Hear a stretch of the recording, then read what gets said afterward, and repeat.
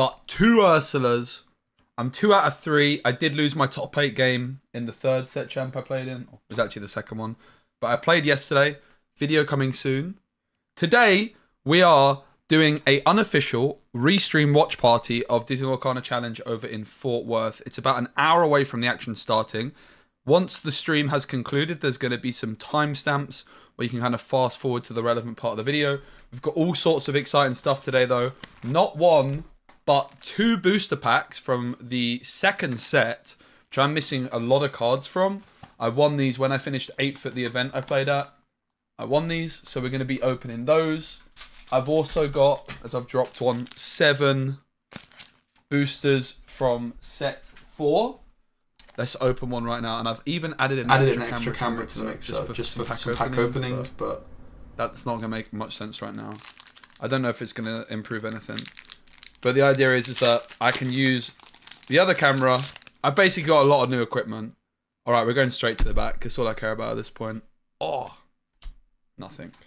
Oh! Oh! Sisu to start off the day, and a Diablo, just for good measure. That's not a bad little start to the day, is it? I'm still missing the Diablos, but we get a Sisu. I really should have come prepared and put some sleeves next to me. What I'll do is I'll put it in my deck box, and I'll sleeve it in a little while. But yeah, hope everyone's good. I haven't actually looked at the chat yesterday yet. The deck that I won my set champs with as I open the chat. Hi everyone, give the stream a like if you're excited. The Lorcana thing, the challenge starts in an hour, and we're going to spend like the next hour looking at deck lists.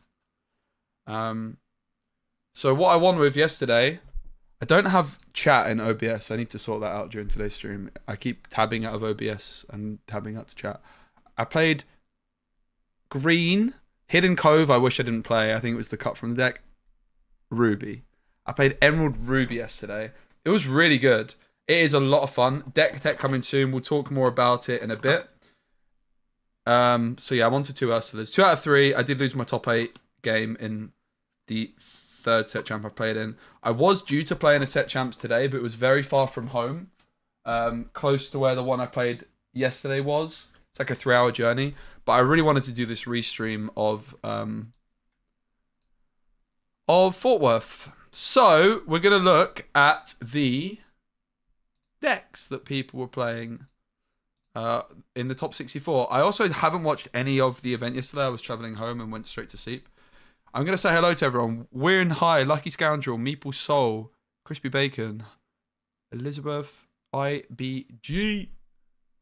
Welcome everyone. Kabooms, Cash in as well. I haven't streamed in so long. It's the least I've streamed since I started doing this. My sub count's at an all-time low. I'm at 15 subscribers, which honestly is 15 more than I deserve.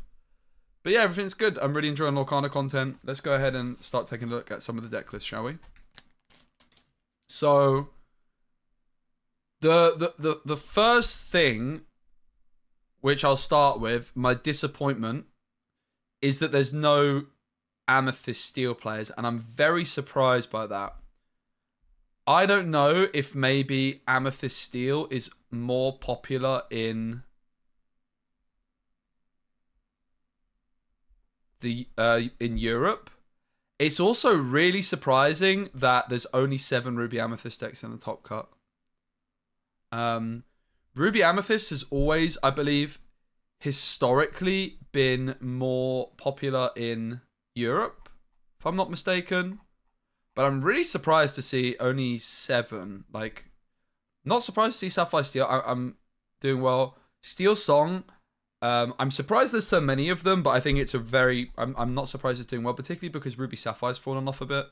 There's a couple... There's 5 Ruby Sapphire decks. These have been paired differently, which they shouldn't be. They're the same deck, probably. I haven't looked at the in and out list.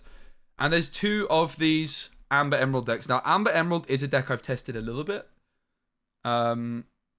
I personally think it's worse than Amethyst Steel, but I do think it's good. The big problem with this deck is I just don't actually like the matchup into Emerald Steel that much.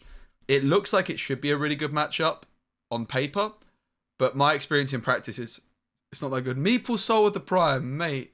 Hey Tampin, great to see you. Yeah, it's been a long time since I've streamed, but I've been really excited. Regular streams are actually on the precipice of returning because with the release of this Lorcana Set 5 Shimmering Skies, which is less than 2 weeks away, I am going to be doing a lot of webcam streams. I've got a new desk arriving. My desk is too small for webcam streams. Let me show you a little bit what I mean.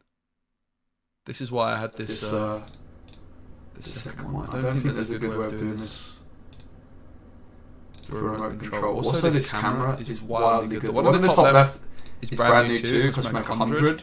But the big one is like 200. It's insane. Oops. No, you weren't supposed to see that. Oops. So desk is too small for flipping webcam streams. As you can see, this is like all the real estate I've got to work with. But yeah, I'm getting a new desk, basically. I'm pretty excited for.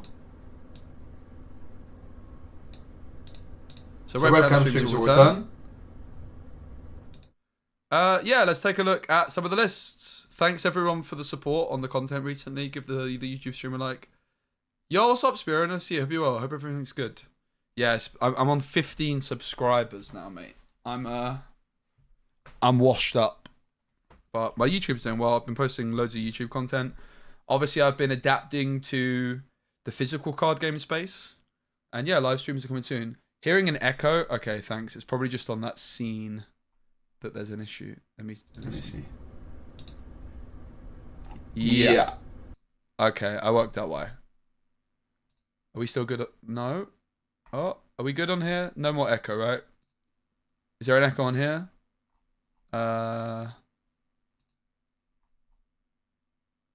Maybe when I first talk and switch scene. My OBS is a mess. I will try and get that sorted. Hopefully there's no echo anymore anyway. My OBS is a bit of a mess. Yeah, it was the camera microphone. Also, when I'm switching scenes, is there a brief echo to start with? Okay, it was just with the second camera. Cool. Yeah, the camera microphone was added automatically. Okay, so I don't really want to look at the Bucky decks that much. Thanks, Holly. The objective is, and I'm very close to being able to do it, so each time I've done physical content, I've added an extra layer. Let me show you a quick screenshot to show you. It's not the best screenshot. A bit of improvement. Haha. So here's a bit of a screenshot sneak peek at the setup from yesterday. This wasn't the full setup because I cropped out my opponent's camera from this screenshot. But you can kind of see I've added the camera face on is much more on me.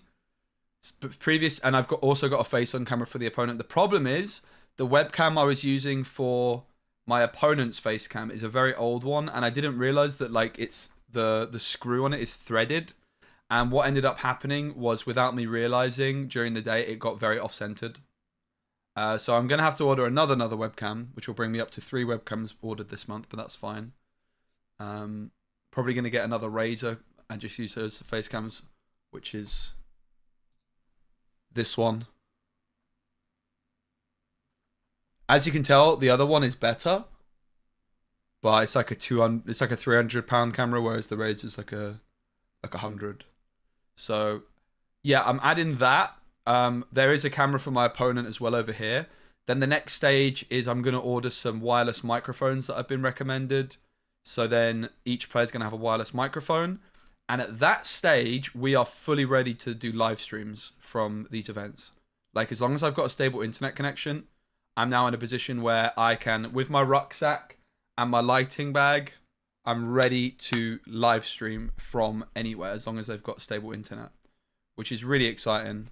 So be on the lookout for all that. And this was moments before disaster. Bit of a spoiler. This is a big important game. My opponent I've whittled down my opponent's hand. They're actually Speci net decking. They have Maleficence in Amethyst Steel. They removed the bells for Smash, which I think is a really good change. But they've just bounced the goat back to their hand, which is their only card in hand. and they end up rushing into my Enchanted Jasmine, which I don't think they realized when they did it that Jasmine is when she is played, your opponent discards a card, but when she's challenged, opponent also discards a card. So I was grimacing at the Fox top deck, but then seconds later they challenge into the Jasmine. I'm like, yep, okay. Jasmine into the discard, Fox into the discard. You discard, go, I draw. GG. It was so good, man. It was such a moment. So this Jasmine, I actually paid money for. This is the first card I ever ordered. And I also received a really awesome note, which I think I have here. I won't pull it up just now, but yeah, they wrote me a note. And it turns out it's actually like a young girl's Jasmine who I'd met at a store championships for the Stitch. She got top cut and lost her top 8 game. And randomly by coincidence, her granddad had listed up for her on Card Market. And it turned out to be hers. And she's using the money to buy some other cards for her deck, which is so cool. So I gave her a little shout out in the video when I played the Jasmine for the first time, which is really cool. But yeah, I really love the deck. I was on Emerald Amethyst, Emerald Ruby. I'll show you the list, talk about it a bit, and then we'll look at the rest of the decks from the top cut. Because I am pretty itching to talk about this deck. It is a pile of cards, but it's pretty good. There's definitely some things I would change from it. Not that many things I would change from it. I was still adjusting things actually on the train. And the changes I made while on the train were very, very good. Like a 3-hour journey. But the changes that I made on the train journey, I was very, very happy with. So I've been a big believer in Ruby Emerald for a long time. I did actually try it quite a bit in set 3, and it wasn't good. But the card which really made me sit up and think that suddenly this deck is good was We Don't Talk About Bruno. We Don't Talk About Bruno is kind of the perfect card for this deck because you have a bunch of 5-cost characters, which, I mean, like singing this with Maui, for example, with Prince John on the board is so good. And you guys know me, I've always been a big, I mean, this is basically my favorite archetype in Disney Lorcana. It is Emerald Discard without the Bucky Diablo stuff. I've never played the Bucky Diablo deck. I've got no interest in ever playing it. It just doesn't interest me. Whereas you guys know me, I love my Merfolks, I love my Friar Tucks. I was also in Nottingham and I got to play my favorite Robin Hood card, Robin Hood Daydreamer. Maybe the most underrated card in the entire game. So many people, when I like play this card, are like, wait, are you joking or something? And they're like, this card's not good. And it's like, pardon? This card is absolutely phenomenal. It is so good. Like, people love their flashy cards, which have like Yu-Gi-Oh text with like millions of words on. But sometimes all you need is a card which quests for 4, you know? Sometimes that's all you need. Obviously, the 4 strength on this guy means it's out of Medusa range. It's just incredible. It's so good. Like, every time I play a Robin Hood, my opponent grimaces. You're like, oh. Like, what a card. So, the thing I would change about the deck, and the main change I actually made, I had Sir Hiss instead of this Pegasus. And I was going to play no Pegasus, Cloud Racer, but then I decided to play 1. And I was like, wait, maybe this card is actually better than I realized. And so I was on 1 or 0 on the train up. I ended up playing 3. So I reduced the count of Hey Hey and the count of Goofy, which I was happy with. And I changed Sir Hiss to Pegasus. The original reason that Sir Hiss came into the deck was because Ruby Flynn Rider causes this deck so many problems. If you don't brawl it, the card will gain like 9 lore on its own. So if you're going second, Flynn Rider's going to be on the board for 2 turns before you can brawl it. And before I had the Sir Hiss, which then turned into Pegasus, all of my 1 and 2 drops couldn't counteract it. So Hidden Cove was kind of in there partly for that because I could move like the Pegasus into Hidden Cove. I also did test Diablo in this deck, and it got removed very, very quickly. It just doesn't fit the deck at all. It's uninkable when I've got Prince John. I'm hard mulliganing for Prince John very often in this deck, so I was getting rid of Diablo. It's just not worth the uninkable slot.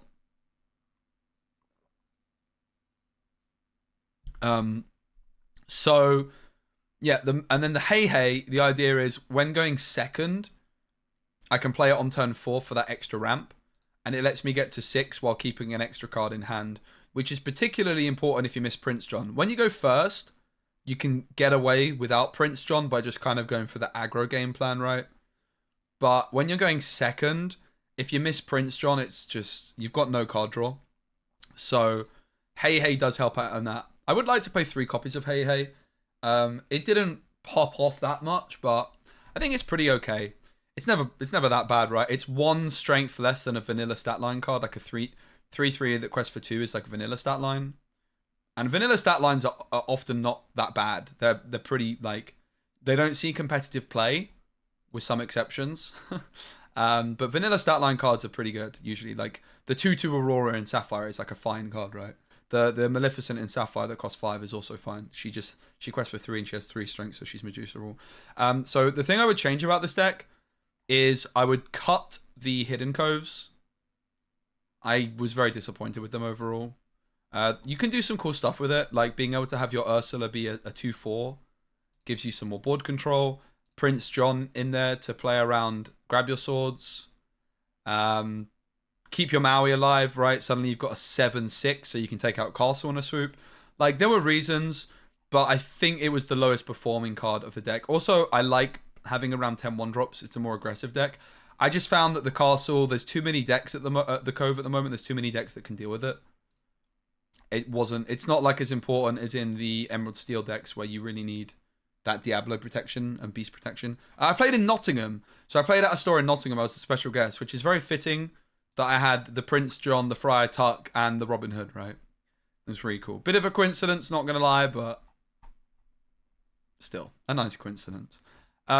So what I discovered, so yeah, basically, in terms of what I would do with the deck, I would definitely remove the 2 Hidden Coves. Super Goof can probably go as well. Super Goof was in there because I felt like in my very limited testing, didn't do much at all, but I was getting to maybe like 17, 18 quite often. I was tempted by like Maui's Fishhook. I was tempted by the Shield of Virtue to just like ready a character to try and cheese some more lore across the line. I probably would remove the Super Goof. It was okay though. It didn't perform badly. It should begin in 40 minutes, Seed Sir. That is my understanding. Day 2 should start in 40 minutes. We're going to take a look at all the top 64 deck lists in a moment. So what I realized, a really insane line with this deck, or maybe a better way of opening this is what the problem is a lot of the time you get to turn 5 with Bruno and you have to hard cast it, which with John down on the board is still good, right? Like you're bouncing a card back to your opponent's hand and you're drawing. But what's much better is obviously if you can sing it, right? And what I discovered, and this was on the train, I realized this line was, wait, I can play Prince John on turn 3, like usual, and then on turn 4, I can shift in Pegasus, sing Bruno on turn 4, which is 2 turns earlier than you're usually able to sing it, and John gets evasive, and any Flynns or Cursed Merfolk also gain evasives for that turn. Bro, that line is so good, I cannot even tell you. It is absolutely filthy. It's so insane. It is just incredible. So I would definitely play 4 copies of Pegasus. I was on 1 on the train up. And the train deck building, man, it never fails. It never fails. It is such... The weather's nice. Weather is pretty nice here. It was hotter a couple days ago, though. It's actually a better temperature for streaming today. So yeah, I would play 4 Pegasus. I think I would also consider, honestly, playing more copies of this Pegasus as well. In part due to the fact that the Flynn Rider is such a problem. The 2-cost Ruby Flynn Rider. And this does just also give you like another shift. Like the shift is very valuable in this deck, right? Getting John evasive, getting Merfolk evasive. Like if you miss Prince John, for example, and you're going first, that Pegasus shift to give you an extra turn of questing out of your cards like Merfolk and Flynn. Because a lot of the time what ends up happening, if I don't have Prince John down, the Merfolk and Flynn, I just don't want to quest with them in case I top deck my Prince John. But then that line is much more rewarded if I then shift in Pegasus, right? So I would play a 4th Pegasus. I would consider a 3rd Hey Hey as well, as maybe one more of the Ruby Pegasus. You could go to 2 more. Then that is, I think Sudden Chill count could also increase. Being able to sing Sudden Chill with this is nice as well, in particular. Singing Sudden Chill with like this card feels bad because then it often gets removed the turn afterwards and you lose out on 2 lore. But Singing Sudden Chill with Ursula Deceiver or Pegasus Flying Steed feels really good. So I would probably drop the Goofy, drop the Hidden Cove, which is 4 slots. I would add a Pegasus. I would add a... Maybe, like, basically, I'd go to 3 Hey Heys, 3 Pegasus, 4 Pegasus, 3 Sudden Chill. I don't think I would add any other cards to the deck. So I was happy with all the cards in the deck. I would just maybe increase the ratios of some of them, or increase the counts of some of them. I was also originally on 4 Medusa, but there are times you don't get to 6.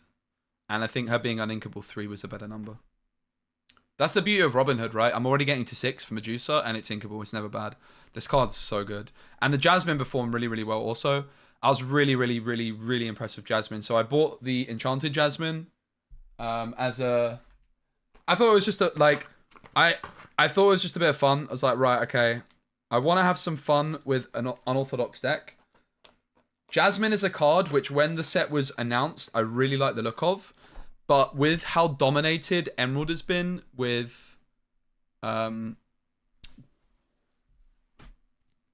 Emerald's been dominated by... what's it called? Flipping... Look at that. That is a card, mate. That is a card. It costs like £70 or so. But yeah, because Emerald's been dominated by Bucky, I think a lot of the Emerald cards are quite underestimated. That came out in set 4, that is. I mean, a lot of the Emerald cards in general, like this Robin Hood Daydreamer, for example, is underrated. But like a lot of the set 4 cards which aren't played in the Bucky decks have been underestimated a bit because Emerald is so skewed by Bucky. So I think Pegasus, for example, doesn't tend to make the cut in the Bucky decks. But the Jasmine in particular is a card I really like the look of when the set released as a big Emerald fan. And I was really very, very impressed by her. Just coming through on turn 5 and giving that instant discard. So in my testing when I was playing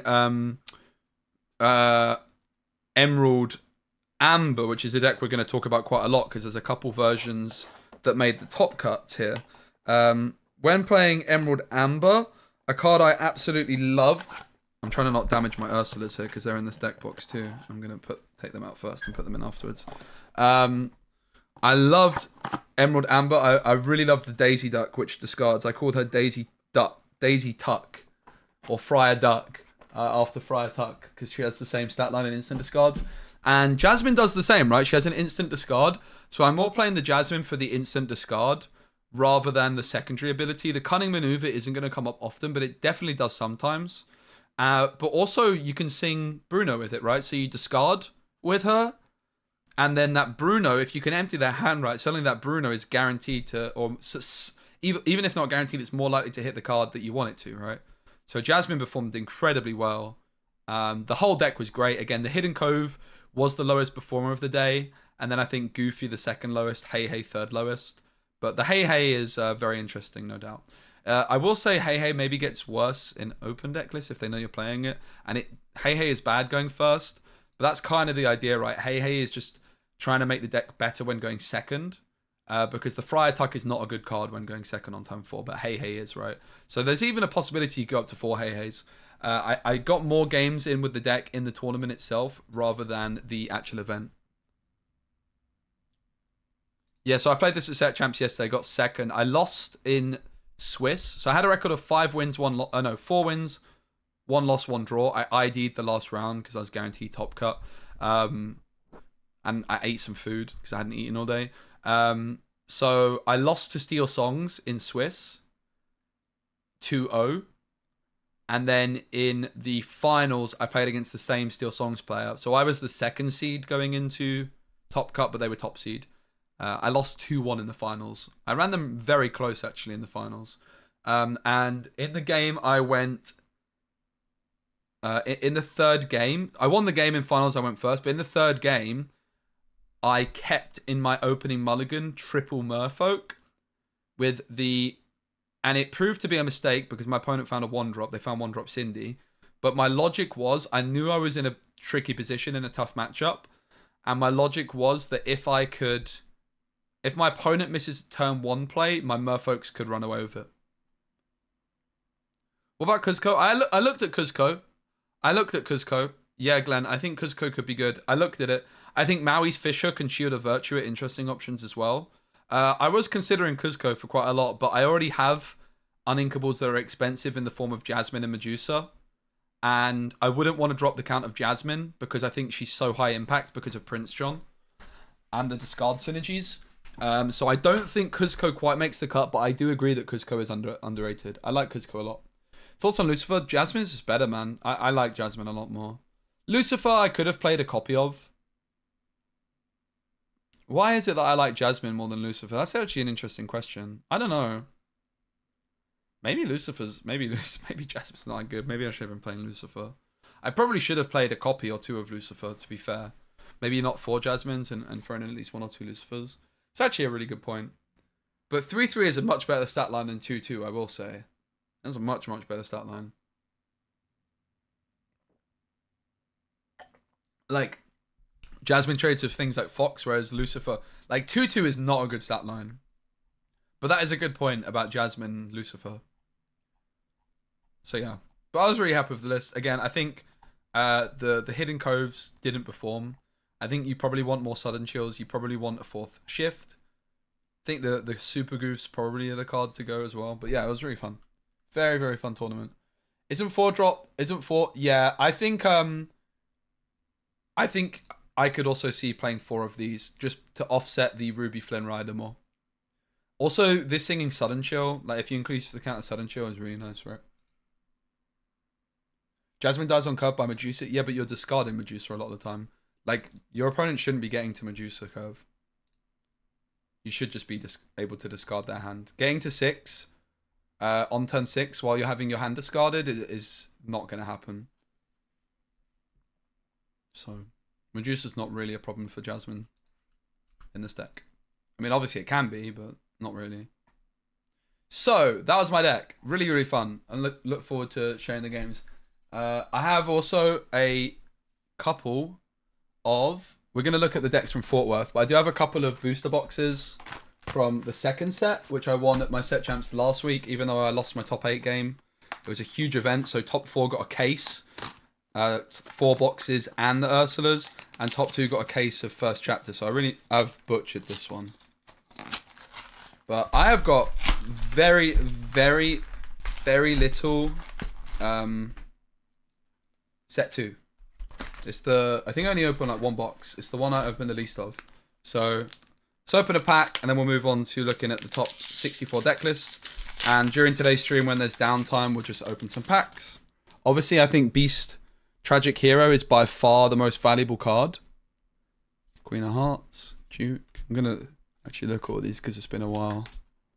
Tigger, Beast, Hey, Rapunzel, Fang Crossbow. A lot of these cards are not very good. Oh, there's a rare. Oh, the Queen! Nice!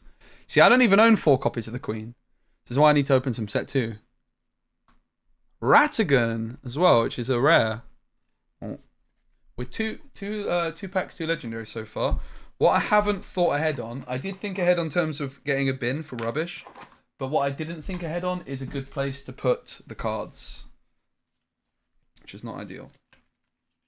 So I'll work that out as we go. I will need a better setup than just throwing everything on the floor. All right, let's take a look now at the top 64 deck lists.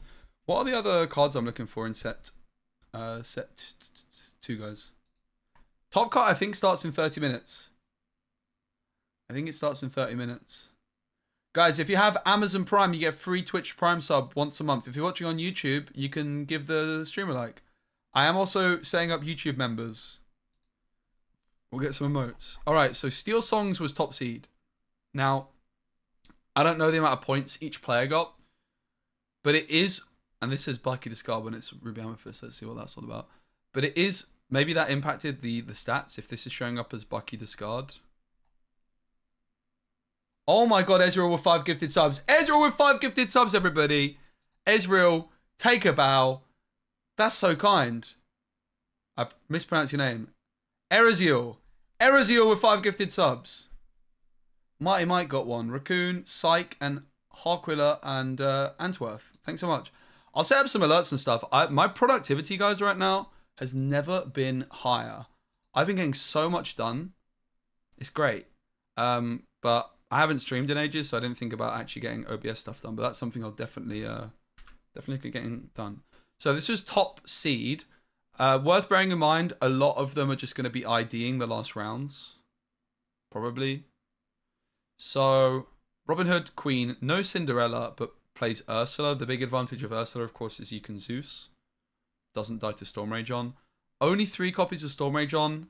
Seems like not a lot, but obviously, in fairness, they don't have the Cinderella. Baloo and Lawrence. I mean, Baloo catches the eye, doesn't it? It's basically like this deck's version of a goat. It's uninkable. That is pretty wild. 4 Whole New World. No Smees. Lawrence instead. I'm going to be honest, guys. I don't really like the list. I'll be honest. I'd rather see Smee than Lawrence, I think. I think Smee is just better than Lawrence in this deck. Because even after you hold New World, being able to get Smee down for 1 ink less is relevant, right? I'm not really sure why Lawrence is being played over Smee when you're playing Rapunzel. Apart from that, it looks good. That's my big criticism. I do also tend to personally prefer Cinderella over Ursula, but obviously you are able to sing Zeus with Ursula, and Zeus is very good right now. This just looks nice. The Baloo is super fascinating. I just think Lawrence instead of Smee seems weird. What do I think of Pride Lands? I don't think it's necessary. I think flutes are better. Like, there's not that much Ruby Sapphire at the moment. Pride Lands before was necessary because there was so much Ruby Sapphire, but it's just not that common anymore. So we have a Ruby Amethyst deck here. Oh, man. Let's go. Oh, baby. Okay, this is a spicy list. I really like this. I really like this. I really, really like it. Brooms and Chernobyls, yes, auto include cards. People that don't play Brooms in their Ruby Amethyst decks are, in my subjective opinion, making a mistake. I was going to say that they're trolling. Why Baloo? Yeah, it's a really good question. I mean, it's guaranteed lore, right? You play it, and even if your opponent has removal, it still gets you lore. I guess that's why it's just guaranteed lore. It's probably also going to help you. Wait, it might be Pavel. You might be right. Oh, Pavel, thank you so much. I think you're right. What a gent.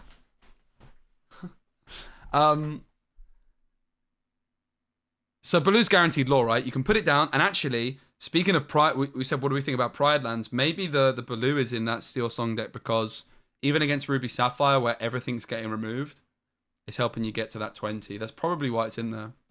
So Baloo instead of Pride Lands. Very interesting. So this is second place. I love this list. Magic Brooms and Chernobyls have to be played in this deck. I find it absolutely mind-blowing people don't play Magic Brooms in Ruby Amethyst. I think it's so ridiculous. I think it is completely and utterly suboptimal not to play 4 copies of Broom and Chernobyls in this deck. 4 Flints, 4 Mims, 4 Maleficents, fine. Personally, I don't love the card, but I definitely like the card a lot more when you're playing Brooms and Chernobyls already. Because a lot of people play Maleficent instead of Broom, and I just think Broom is such a better card. But if you're playing the Chernobyls and the Broom and you still want more draw cards, Maleficent's more than fine. It can sing Friends. Obviously, that means that other stuff is going to have to be cut.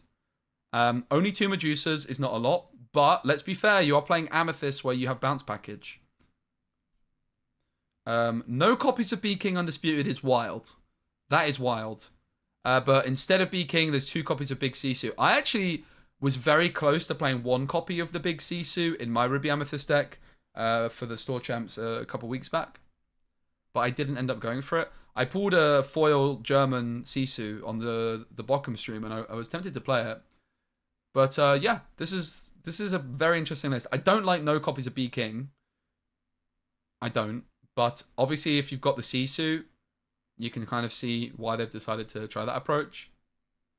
But yeah, it can blindside people, but it's now also open deck list day 2, worth mentioning. No B King is crazy. Agreed. I like the list apart from the lack of B King. Yeah. I agree that no B King is pretty wild. But I mean, at least there's the big Sisu in there, right? It does make more sense with the big Sisu. So Ruby Sapphire coming third. I think this deck is probably the most underrated deck around right now. What's interesting to note instantly is there's 2 copies of Hercules and only 3 Maui. When this card came out, everyone memed on it and was like, this card's terrible. I was like, no, guys, this card is good. Like, yeah, it's a worse Maui, but you can just play 4 Mauis and a 5th Maui, essentially, with Hercules, right? But now, instead, people are actually cutting Mauis in some decks for Hercules. Why? Queen's Castle. The big problem this deck has is Queen's Castle. I also like to see Queen of Hearts in here. In the past, I've recommended people to play the 3-drop Uninkable Sisu to give you some extra staying power in the early game, but it's obviously uninkable, whereas Queen of Hearts is inkable. So I like the Queen of Hearts, 2 Vitalis Spheres, 1 Tremaine, 1 Medusa, 4 B Prep. The Tala's spicy as well. Excuse me, only 1 Sisu, no ice blocks. Yep. I like this list. It's hard to fit everything you want in these decks, right? So like 1 copy of How Far I'll Go has been cut, which doesn't feel great. But yeah, the Tala is definitely spicy.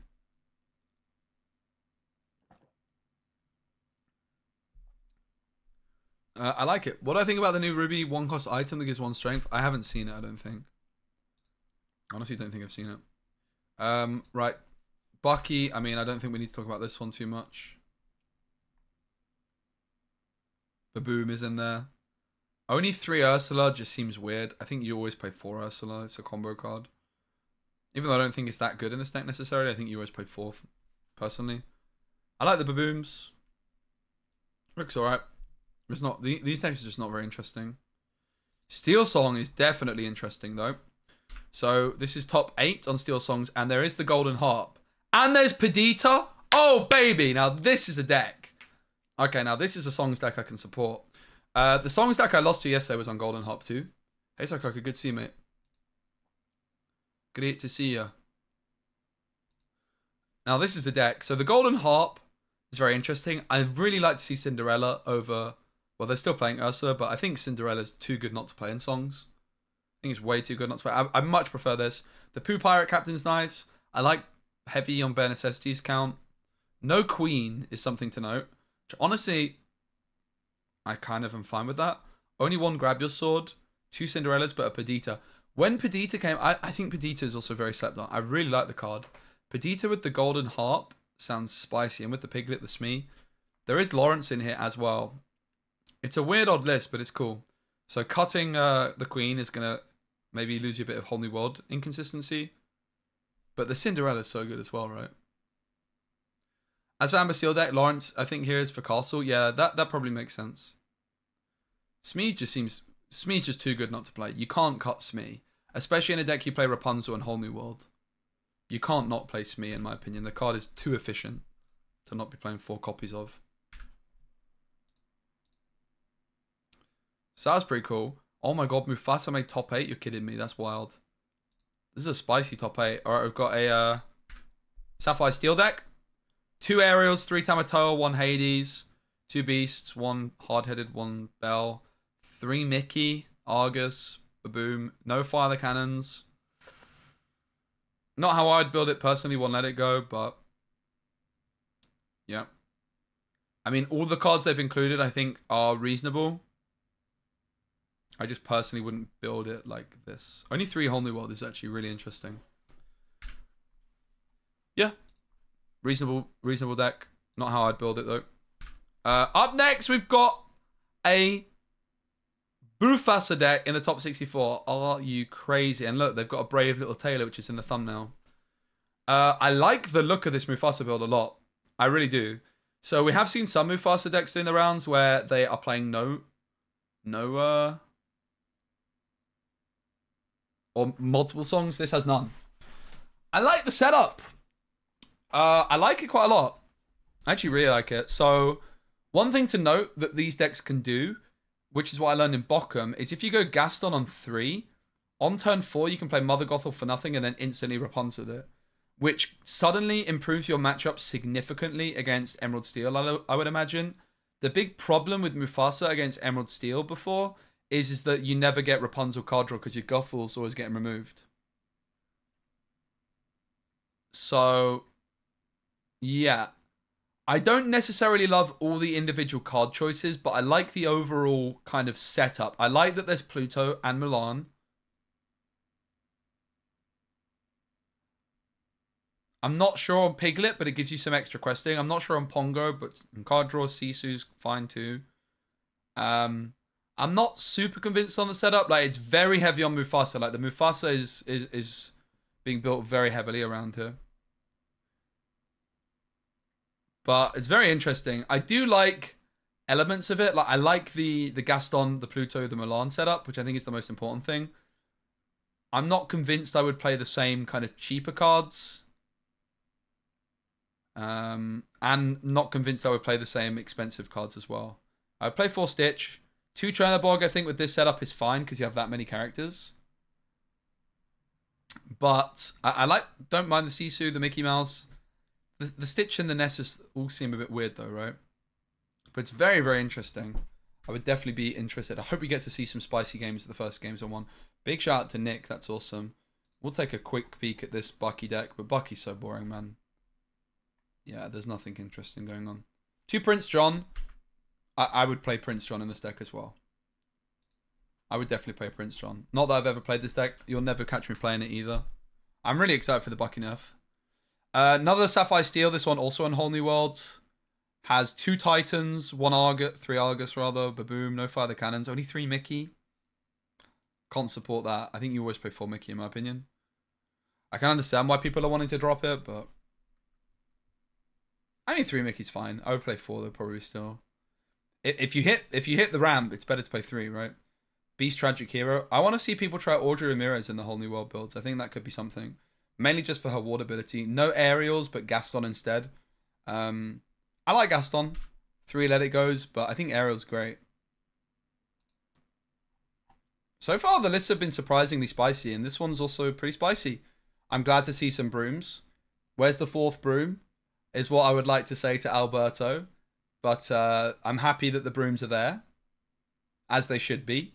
I like this build. I like the spell book. 3 Be Prepared, I respect as well. It's hard to play Audrey. I don't think that's really fair. Because like any 5-drop could die to Be King, right? You're gonna play a 5-drop, so saying like she's bad into Be King is probably not quite fair. I know what you mean though, but another songs. This one on 2 Cindy, on Smee. It is on Queen, 2 Benessessis. Benja I like to see. I personally like this kind of region of Ursula. I would play more Cindy's than Ursula's, but obviously Ursula being able to sing Zeus is nice. Pretty standard this, but it looks good. We've got a Bucky, which we'll scan at in disdain. I'm not going to look at the Bucky decks. Amber Steel. We've got 15 minutes to get through everything. 4 Golden Harps. 4 Smees. 4 Cinderella. 4 Gaston. This is my favorite songs deck so far. This is my favorite songs deck so far by a distance, actually. I really like the Gaston. This is very similar to the deck I lost to yesterday. Very, very similar. The one thing I don't like is maybe only 1 Grab Your Swords. I feel like the Grab Your Sword count should probably be higher.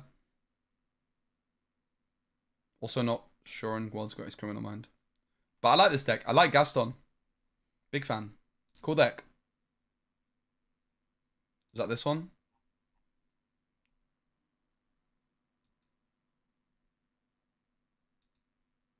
Then the next Steel song. Also on Gaston, also on Lawrence. On Queen, on 3 Cindy's. 2 Ursula, 2 Zeus. Yeah, looks solid. We've got a Sapphire Steel with 3 Tritons Decrees. Oh my giddy. Not sure about that. I mean, I respect it. 3 Hook is going to help to deal with Castle. 2 Aerial. Only 1 Tamatoa. 3 Tritons Decrees. This deck is wild. This is a wild build. That's me being polite about it. But obviously it's working out for them. You have to respect it. It's always nice to see other stuff, even if I don't think it's optimal. They have my respect. 2 Argus, 4 Baboon, 4 Smee, 4 Beast, Tragic Hero, 4 Tamatoa. No Aerial is the only thing I don't like about this list. The rest of it I really like. This looks like a really clean list. I like this build.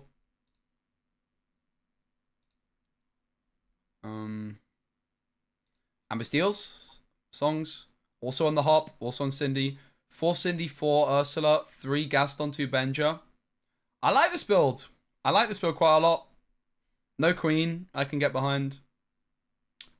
One grab your sword still feels like it's not that much. This looks like a pretty nice setup. I quite like it. Ruby Sapphire. How many Hercules? 1 Hercules, 3 Maui. Dig a little deeper. Sing together 8. That is very interesting. I rate it. 4 Medusa, 4 B Prep, no Tremaine. Only 3 dragons. But on 4, how far I'll go. And 3 Queen of Hearts. Nice to see Queen of Hearts back. Makes sense. Only 3 Fishbone Quill. Bruh. That's wild. Cool deck, though. They're also on Develop Your Brain. I like that setup. Some more Sapphire Steel. This one also on Whole New World. 3 Fire the Cannons. 3 Rise the Titans. I like this list so far a lot. I would like to see that 4th Tamatoa, though. I think only playing 3 Tamatoas is a mistake. The rest of the list I like a lot. Also on Bell instead of Ariel. Sure. This is the closest we've seen to a list that I would play myself. I like it a lot. I think it's a nice setup.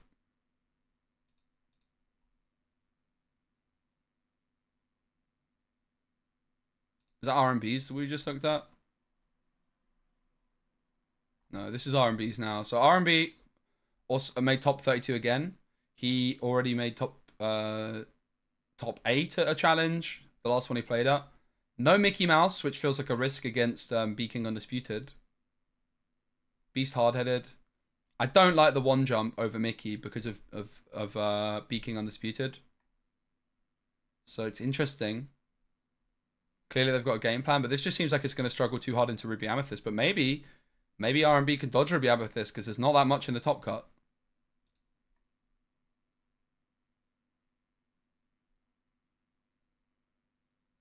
Did I skip ahead there or something?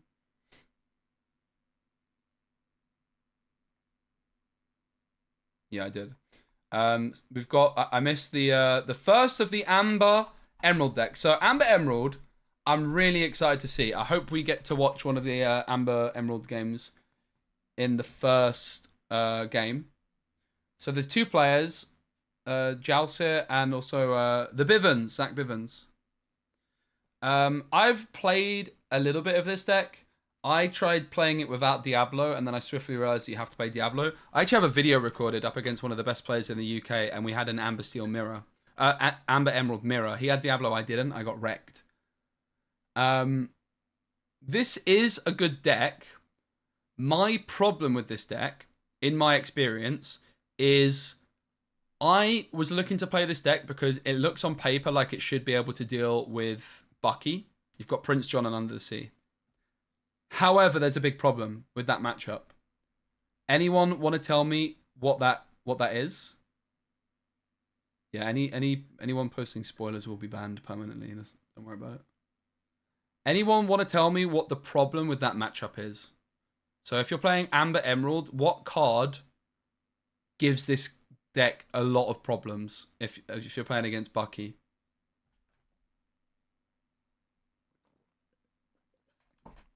I know someone's going to get it. Like, in my experience, the deck basically folds to the card. Not grab your swords, because you can discard it. You can counter grab your swords. Not beast. You can paint in the roses red and bounce it back and whatnot. You can key it and bounce it back. B prep, nope. In Emerald Steel specifically, if you're up against Bucky, you want to try and beat Bucky, you're ready. But there's a card they have, which, in my experience, you almost fold to. No one's got it yet. We'll come back to it. So their setup. Now, Bivens is also only playing 3 copies of Painting the Roses Red. I would love to ask them why. Because I think that is wrong. I would not even ever consider playing less than 4 copies of this card in this deck. The question was, what card does Emerald Steel have which gives this deck a big problem? So my biggest criticism of both Zach's and Jals's deck is only 3 copies of Painting the Roses Red. I feel like it's got to be a 4 of. However, they are almost certainly going to have way more reps of the deck than I do. So I would be really curious to see why they decided to only go for 3. The Surhis I like. Can sing Sudden Chill, can sing Bare Necessities, can help you against the card which I'm referring to, which no one guessed yet. Hidden Cove, yeah, Hidden Cove. Hidden Cove is a real problem for this deck. It is a real problem. You can almost fold to it, and I imagine that's why the Cricky's in here as well, because that's going to help you deal with the Cove. But turn 5 is a bit late to deal with it, maybe, potentially, right? Also, Sir Hiss is helping you deal with it. But yeah, Hidden Cove is a real issue for this deck. Because suddenly, like, the Diablo is very difficult to remove. The other problem is, while you can shift in Diablo and sing Bare Necessities, they can remove your Diablo with early removal and you can't, which is probably why Joust is playing Mother Knows Best. Kida is in here, but there's no shift. So basically, the Kida you're going to play and sing with other stuff, I actually agree without the shift Kida. Broadcast is live, probably with a timer, right? Like a countdown.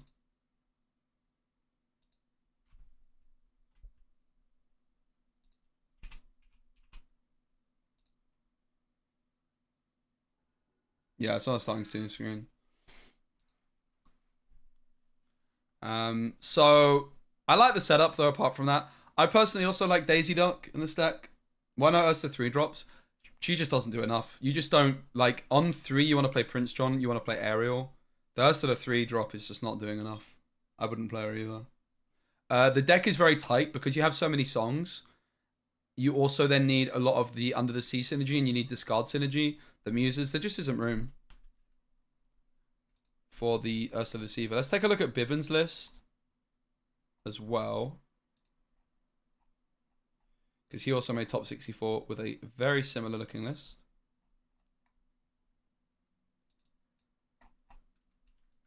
Yeah, does have 2 copies of Kida, only 3 Painting the Roses Red. Lucifer's in there as well. Also in 3. Very similar lists. I don't even know the exact difference. 2 Kida here. And a Lucifer. Instead of some other stuff. But yeah. I do like the lists. I just don't like the 3 Roses Red. I would always play 4, but they probably know more than me. Would really be interested in seeing the maneuver.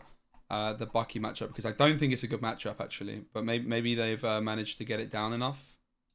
That's what if I felt like the Bucky matchup was good, I would be much more interested in that deck. But I feel like it's actually not amazing. Mufasa Steel with songs. Hello. What a deck. What a deck. Flipping heck. That is something.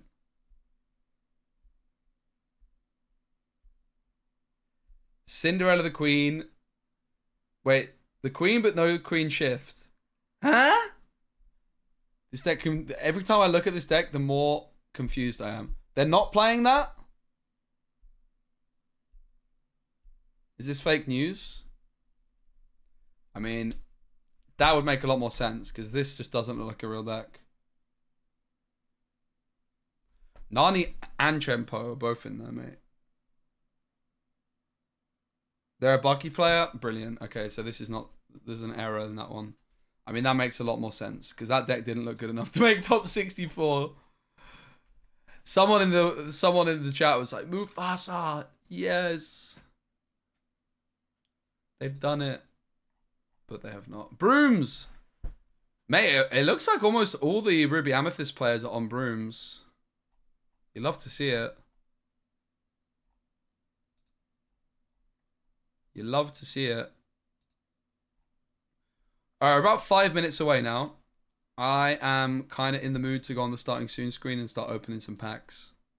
If there's any other decks you guys want me to look at in particular, let me know. Oh, there's a Hyper Aggro deck we need to look at.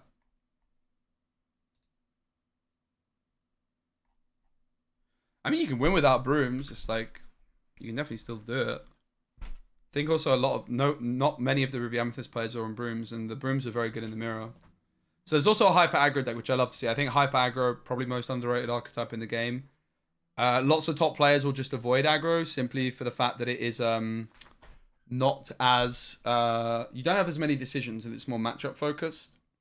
So a lot of the top players will want to avoid playing it for that reason, but it's really good. How do I feel about the build? So first things first, I like that they're only on 2 Pinocchios and they're playing 4 Chonabogs, 4 Brooms, 4 Pascal. I like all the 1-drops. I like the color combo as well. I like all the 1-drops. I like that there is Snake and Piglets. I like 2 Pinocchios. The Simba is interesting. I rate it. I like 2 Arthurs. I like 4 Baloo. I like 4 Donald Duck. I like 4 Fox. The Pongo I'm not sure on. The Pongo and the Castle are my 2 question mark cards. Listen, we know how good Castle is, but in an aggro deck, Castle can be a problem because it's a bad top deck. If you're ever in the moment you're in top deck mode. The Pongo is very interesting. The Pongo and the Queen's Castle are the only 2 things I'm not convinced about in this setup. I actually don't think I would run any castles. And I'm not convinced I would play Pongo. Do you know what card I do like? Lucky. I would have been interested in seeing Lucky in this deck instead of Pongo.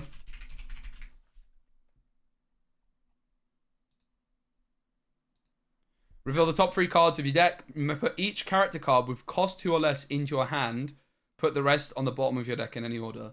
That's the ability I would use it for, with the potential upside of Puppy Love. Whenever this character quests, if you have 4 more other characters or player characters, get +1. It is uninkable, but I would have been interested in seeing a Lucky in here instead of Pongo. And I'm not sure Castle is correct. I think, yeah, Lucky being uninkable is a problem.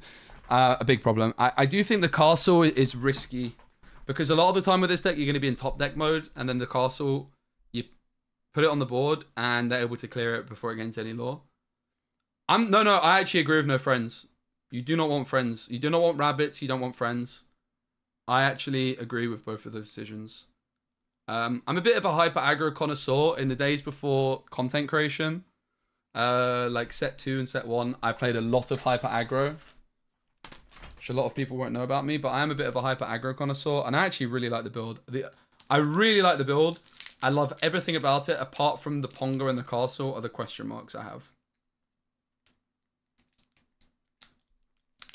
But clearly it's worked out for them. All right, let's get ready for Disney Lorcana. You guys are not missing anything. I'll just go full cam while I'm pack opening, I guess. Let me try and fiddle with this. It's got to be a quick way of doing this. Ooh, little bit of leg.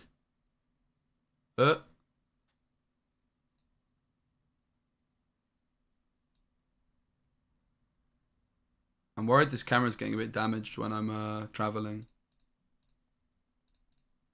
This doesn't really work, does it? I had like this big brain idea that the pack opening would be better with 2 cameras, but we're still on a starting soon screen, by the way, guys. I'm giving you more content. We won't go straight to the back just yet, because it's been a while since I've opened set 2. Porpsicle, painting the roses red, crab, lots of very nice staples in set 2. You've got the bounce package, which is worth a fair bit. Why did that move? Oh! Bro, this camera's insane. Are you crazy? That's wild. Blue Fairy. Oops. You saw nothing. Snow White. Madam Mim. What is that? Dr. Facilier. And Bounce. We're still on starting soon. I really should have thought of a good place to store my cards that I'm opening, to be honest.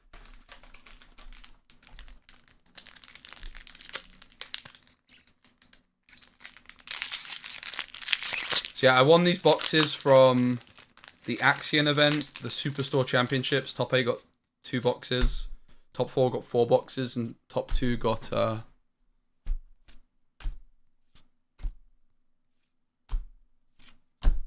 4 boxes of first chapter. That would have been nice. Wait, was that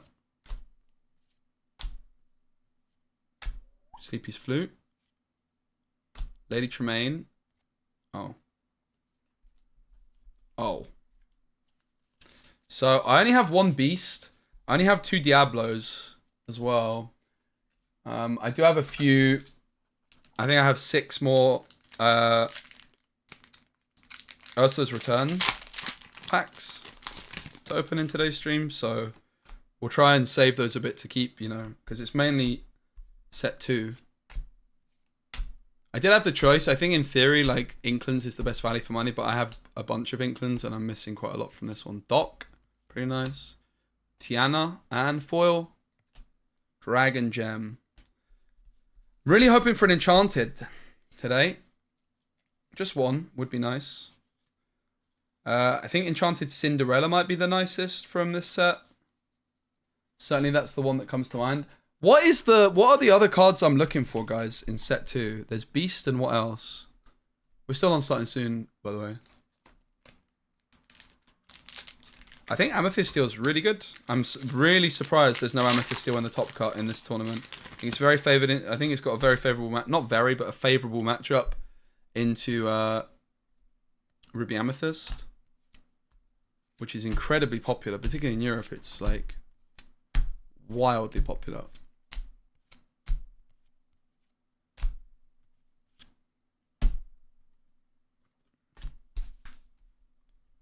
Set 2's not looking too hot, to be honest. Probably the worst set in terms of value. I'm not sure I like that my camera's moving. I mean, it's pretty cool I can definitely do some cool stuff with it, but I'm going straight to the back. Fortosphere? No! It's a flipping... I picked up a set 4-pack without realizing. Oh?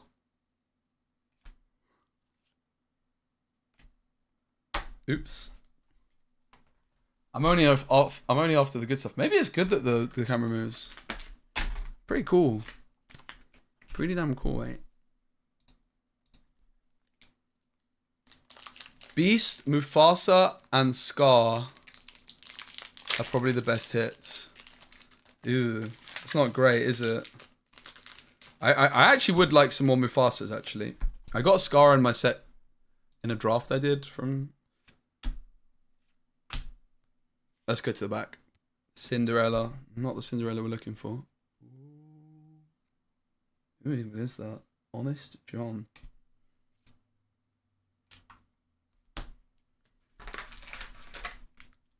We're still on starting soon. You're not missing anything.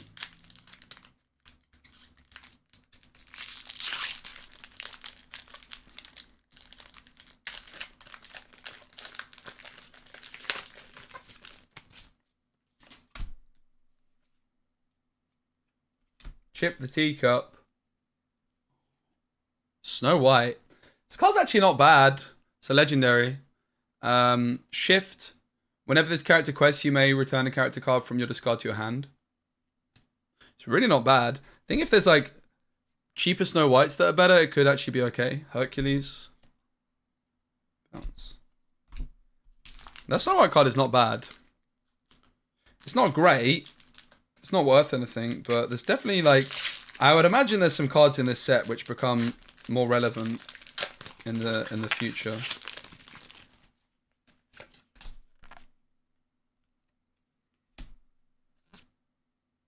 Ooh, Sisu. Yeah, a lot of the legendaries are not good in this one. Have this character quest. Alright, we're in. Oh, we got Brendan. I forgot Brendan's doing it.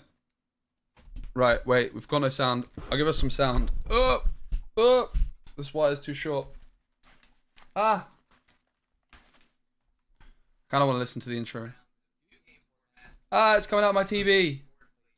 So unprepared, apparently. I thought I was all organised.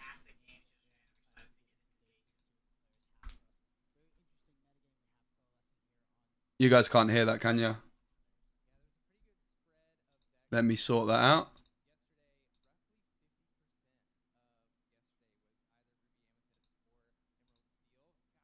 That's sort of expected, and then Emerald Steel ended up doing pretty well converting into day 2. But before we get into much of the weeds for that, I do want to introduce the rest of the casters that we have with us today. We will be joined again by Rebecca, Tannen, and Liam as well. I haven't muted during the Brendan games, and I cast this first game. I've been talking for a long time. And, you know, I'm excited to just continue to work with this team. We'll be rotating off a little bit different, so you'll see some fun pairings today as well. Yeah, absolutely. Exciting to see what we have in the store for our viewers here. Yes, and so if we want to take a look, let's take a step back and see how we got here. There's been 2 DLCs already in North America. We had Chicago and we also had Atlanta, right? There's a couple players from either of those that have actually topped 64 today. Yes, and there's one player that I was watching in particular playing at the feature match table that actually was top 8 Atlanta, top 16 in Chicago, and is now in top 64 of the DFW Lorcana Challenge. Yeah, so it's exciting to see some of these same or familiar faces come up in the top 64 here. I'm excited to watch some of those games. But of course, we also have Las Vegas coming up on sale Monday. Toronto is going to be slightly before that, but it's already sold out. People are trying to play Disney Lorcana. So if you do want to come to a Disney Lorcana Challenge, I highly recommend looking to get those tickets on Monday. Yep, I already have my ticket for This Toronto, camera's and I know I'm going to wild. be waiting eagerly on Monday to try to get my ticket for Vegas. Hitting that refresh button. So we want to go over the tournament structure. I mentioned Yo, earlier Alex, that dude, my guy. yesterday these players had to go through 9 Hope you're well, rounds of mate. 2-game format. Do you want to We are watching, Alex, I hope you're well, my friend. So good to see you. We are watching Disney Lorcana Challenge over in America. I've been doing the official broadcasts over in Europe, but I'm a spectator this weekend, so we were just doing a little watch party watching the action unfold. It's day 2. Hope you're good, mate. Yeah, I switched to Lorcana a little while ago, and so far, so good. Really enjoying it. Haven't been streaming at all. It's my first stream. I think it's like my 3rd stream in 2 months. I've been adapting to YouTube content and recording stuff with physical cards. But I'm actually bringing streams back in a week or 2 because webcam streams where I'm just playing with the physical cards with a webcam is the plan. You've been watching? Dude, that's so awesome. I'll have to get you on the channel at some point if you'd be interested. That would be amazing to have you. I've not been keeping an eye on Snap scene too much. I mean, I've been keeping an eye on the cards, but not the content scene. So, hope everything's going well for you, mate, and everything's good. time because we want these players to have as much time as they need to think about the best plays, consider their options. These are some of the best What's that? players. Someone these are the wants best a players pack? here. They made it all the way up I to want a here, so pack. those will be untimed. But they've already earned a lot of cool prizes. I Yep. think we should look at some of what they've already earned. Anybody that played Can I say, in the Right. tournament How do I yesterday mute this with the received button? this Dragonfire You guys can't hear that, not promo even, card. right? Depending on how Right? many points they were able to accrue, You can still they got hear it, some but I fun can't. prize Rats. tickets for the prize I need to wall sort as my well. settings out, man. And then anybody. My OBS is a mess. It's been too long. I forgot what I was even going to say now. Oh yeah, when I'm on stream at the official events, I can't open the packs. And you know what it is? It's because I get sweaty hands. I'm going to be honest. My hands are too sweaty. And people just think I can't open packs, but it's just because I've got sweaty hands. Grand Pabby. Okay. Mark my words. This will be a card one day. Whenever you remove 1 or more damage from one of your characters, gain 2 lore. There's quite a lot of healing stuff in this set. We get a Lucifer as well. I think it's got to be a card, man. I think it could be good. And earn this foiled promo playmat. Yeah, the prizes are great, but for me, I feel like the real prize, and My I think for OBS a lot is of such a players mess, here I'm on sorry. day 2, they really want to get that invitation to the North American Championship Thank and you, show Alex. that I they really can take their appreciate that. skills to the next level. Yeah, there should be a North American Championship later on. I believe last we heard was close to the holiday season. YouTube content's We've fire, heard thanks. something I'm about a almost last chance ready qualifier, to- but I'm sure it is I'm a gonna try and relief fiddle around for my these OBS players settings who now. already earned their invite. They know they can plan for it. They don't have to go through the whole last chance qualifier shenanigans. And I'm pretty much ready now. I'm in a position where I've been adding a little extra layer of production each time I've done the IRL recording. This card looks so much better in person, by the way. Oh my god, it looks better in person. So yeah, I've been adding a little extra layer of production quality each time. So yesterday when I recorded, I added in an extra face cam. And now the face cam is much more head on, so that's really nice. I'm ordering some microphones, which are lapel microphones with really good background noise cancelling, because obviously a lot of these events is you're in a noisy hall. So now, once those microphones are added, I don't think there's any reason for me not to be, unless internet is an issue at the venue. But I'm now in a position where I'm just going to be able to rock up with my laptop and my bag full of stuff and live stream the events. So that's the plan. Then the third, the step after that in terms of production, which I want to learn, because I've just been wanting to do it one step at a time, because it's quite overwhelming otherwise. The next complication and thing that I want to add to the production of my backpack Lorcana streams is the ability to be a caster, because that requires a lot of extra logistics, because I would need physical space in between myself and the players, or I would require them to have like soundproof headsets, which either way is adding a lot of complication, right? But that is the next step afterwards. So yeah, I don't know if I like that this camera moves. It's pretty sick. All right. You know, sort of hanging around the tables, hanging around the prize wall, and trying to find a way to sneak myself a T-shirt. Actually, I'm very, very jealous of the T-shirt. You know, it's been added to the prize wall since Atlanta, and I feel like I have to have one. I know. I want it more than anything. I'm the same way. We're behind here talking all day. We don't get to go out and earn these prize tickets Please, for the shirts. mind language in since chat. we've known about Lorcana, I've wanted No Lorcana swearing in merch. So I was chat. very I'm a excited family-friendly to see stream. that. So happy that other players have an opportunity to earn that here. And also, Hope you get you the might shit. recognize these promos from earlier. These are the non-foil Rapunzel and Cinderella promos that players can earn as Hey, Glenn, well. great I to see was you, mate. very happy that they are giving other players an opportunity to earn these cards. They're too beautiful to be locked behind a top 16, top 32, Hey, Pretty or Overlord. top 64 wall, because I mean, let's be honest, the best players in the world are going to be the only people gaining those. Absolutely, got a and I love the couple art on these cards, and I Cinderellas, find one when you have Rapunzel. it on something like the prize wall, it's much more accessible to actually acquire 4 of them and then put those in your deck and actually play with them. Yeah, I mean, I definitely am looking to get as many of these as I can for that exact reason. I love playing Amber, and just being able to play one of those Amber promo Rapunzels across the board. I don't know, it feels good to have some extra special cards in your deck. But before we get into this match, like I said, I wanted to take a step back, look at the previous challenges. In Chicago, Emerald Steel took that one, right? We just got done with Bochum last weekend. Ruby Amethyst took that one as well. It was actually the 2 decks in the top in the finals. And we actually have a pretty fun match coming up here that is going to be a Ruby Amethyst and an Emerald Steel match. What are your initial thoughts going into that matchup? So I think that the first player advantage is significant. Bit in of a the Emerald shame of Steel a versus Ruby first game, Amethyst for sure. matchup in rather particular. see It's something not different, overwhelming, but personally. as the Ruby Amethyst player, you really would like to go first, Yeah. because the main thing is there are some threats that the Emerald Steel player can put onto the field that, when you're on the draw, can be particularly hard to deal with. I think about Beast. You know, when we think about Emerald Steel, we're always Bucky, Diablo, but that Beast coming down when the Emerald Steel player is on the draw, it just comes down so early that you don't have access to things like Madame Medusa. I'm gonna go fill my drink up, guys. I'll be right back. To get value, particularly if you've been forced to discard cards before that, you actually will have a hard time inking up. Oh, the 6 camera's to gonna actually follow to me. be able to deal with that card. It feels like No, you can run stop away with the doing game. that. So for this matchup in general, I would say is unfavored for Ruby Amethyst. That being said, all the Ruby Amethyst players that brought that deck to this tournament Camera is knew weird, that man. Emerald Steel was going to be one of the most played, if not the most played deck in the room. So they're absolutely prepared. Yeah, and they need to be, because I think roughly half of the top 64 is actually Emerald Steel, and ended up converting pretty crazy into this day. And actually, Ruby Amethyst, you know, the deck that I think would have been second on most people's list as one of the strongest decks coming into this tournament, didn't convert in the same way that it was day 2.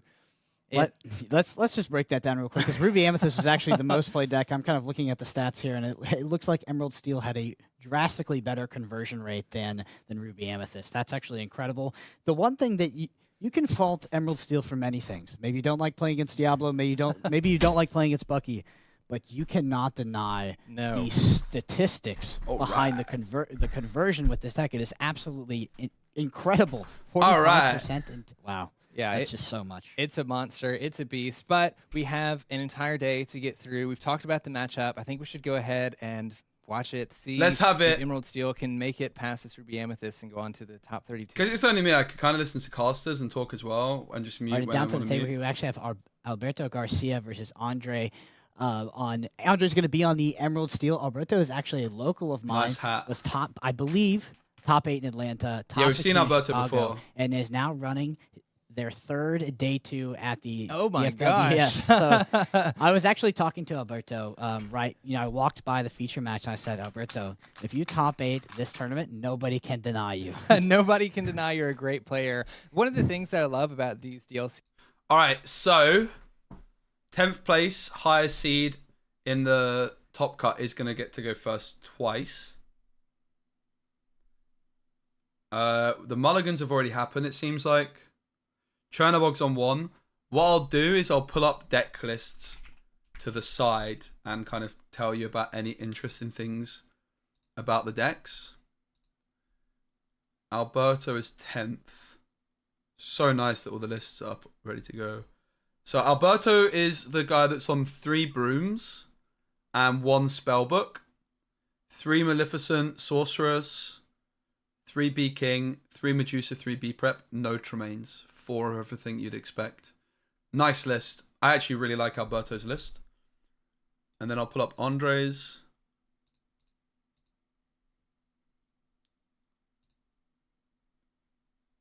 Pretty aggressively.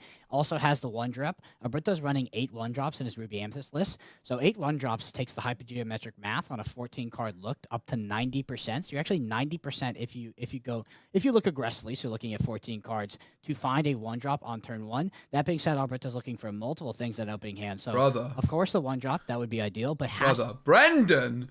Brendan just dropped hypergeometric maths? Brother. That is impressive. I'm impressed. That is impressive stuff. He draws the Diablo and then decides to play it and shift it as well. But instead, we Did do they see ever the Bucky address being the guy that was played, wearing an and, AirPod in his ear? I've there's never that heard squirrel about that that. we've seen all weekend. Promo Absolutely. This is, Bucky. we're looking to set up for I still haven't found it Andre's seems list. to be One a sec. turn 3 shift Robin Hood, which will sort of dominate the board in terms of combat, but likely Alberto will quest with this Turnerbox followers and banish it to draw an additional card. Is looking to get up to that critical sort of ink amount of 6. We can already see. Okay, Andre. 1 Baboon, 1 Morph. 1 Grab Sword. 2 Tinks.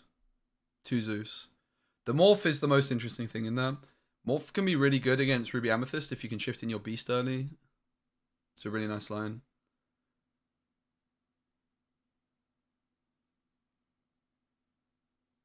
Maleficent comes through. Kind of want to listen to them a bit more. I'm on my own for now. We'll probably get some guests on later. The Robin Hood and questing with it actually says that he does not have the shift Robin Hood. Nevertheless, I do believe it is still correct to trade there. You just don't want that shift target to be sort of sitting on the field because that is a great follow play from Andre. So I think in that case, it is. I want one of those absolutely hats, competitive mate. I to don't get have that one. Box followers. I wanted one off absolutely Moyen, and he So now that- unironically told me €80. I was like, no, just give me it, please. Please. I want the hat. Double Bucky. That is pretty scary. Alberto with the grimace. I can't say I blame them. Diablo. Oh, no. Is Andre going to do it? Is Andre going to do it? Maleficent's obviously on the board. The rest are in hand. So it's double Medusa, Chernobogs, Rabbit, and something else. And a Brawl. Maybe the Brawl puts off Andre from shifting if it's even a possibility.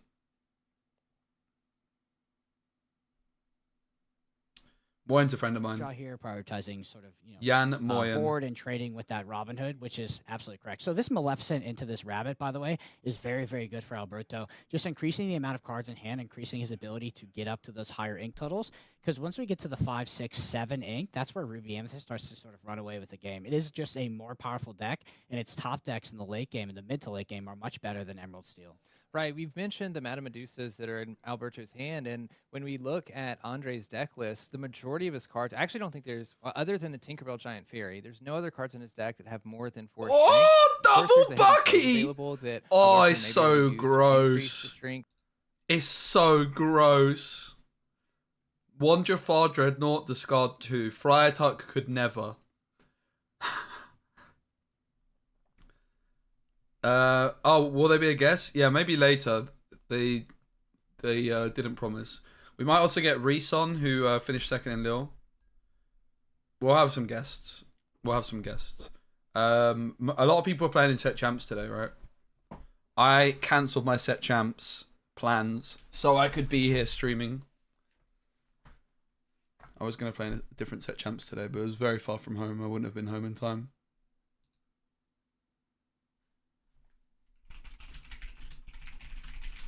Moyen actually asked me, saying, how's the stream going? I said, people are asking for you. Nice. Okay, so friends. Doesn't have any lore right now. It doesn't look like. Yeah, and even if Andre did, it's Guys, not if you super have impactful Amazon at this Prime, you get point. free By the Twitch way, that Prime was an sub. incredible card to come off the top. Just So saying. Alberto does find the friends on the other side, just getting more cards in hand, being able to ink cards, with a higher efficacy, getting up to that Just saying. that 5 ink, and then of course playing the Queen's Castle and attaching it. What are you going to do as the opposing Emerald Steel play? This is one of the most textbook sort of good openings Alberto could have in this situation. And it's really important for what comes off the top here for Andre, and it's probably the worst. Where's your that could as Floodborn, well. It's actually a Andre? Sudden Chill with double Ursula in hand, and we know that Alberto likely doesn't have any songs in hand as well. So this is a tough spot for Andre. Really had actually a pretty Andre, decent where's opener, your and then we Floodborn, kind of mate? peter out here a bit. Yeah, this Queen's He can Castle's draw gonna with allow Jafar, right? Alberto That's got to to be the draw line. next Jafar to the challenge. character that is at the location. So if Andre doesn't have Jafar, bam! Draw, bam! Floodborn, GG. Here we go. Off the top. Show us the Floodborn. Andre challenging the Maleficent Oh! with Jafar, which should allow It's him a to draw the next Bucky! card. Finds See, another Bucky off the top, which is, it Not could be the good in some third situations, but Bucky. Triple Bucky, obviously very threatening, especially at some point in the game. But at this point, really not what you want to see. You really want to find that Floodborn because this is just a tough spot. Is that for another Andre to be, promo especially Bucky? with the 2 Ursulas in hand. And we know that Alberto's probably not going to be holding back any songs because we did take a look at that hand with the Diablo earlier, and we're going to take another look here with the Ursula. And it is just a brawl in hand, of course, with the Broob and the Madame. I want that and hat, the mate. Medusa likely I want coming that down hat. on the next turn, potentially hitting something like this Jafar.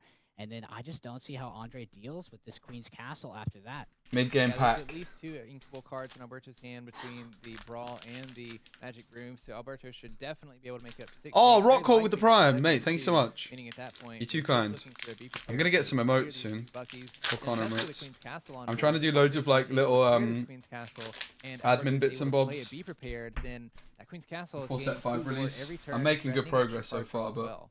emotes. Yeah, it's absolutely going to get the card draw. So I don't know what And cards are going to come whatnot. off the I've not top, been but on I that. can only assume Alberto's follow-up play here is to Straight to the back. play the Madame Medusa Hey, and hey. get rid of that Jafar, and then via with the Merlin actually potentially hit into that Diablo. Just kind of control the board more and more and more because this Queen's Castle is going to run away with the game. Not much All in of the characters on the field right now have one attack, 2 attack, except for that Jafar, which is likely going to get Medusa in this situation because it is actually a relevant threat.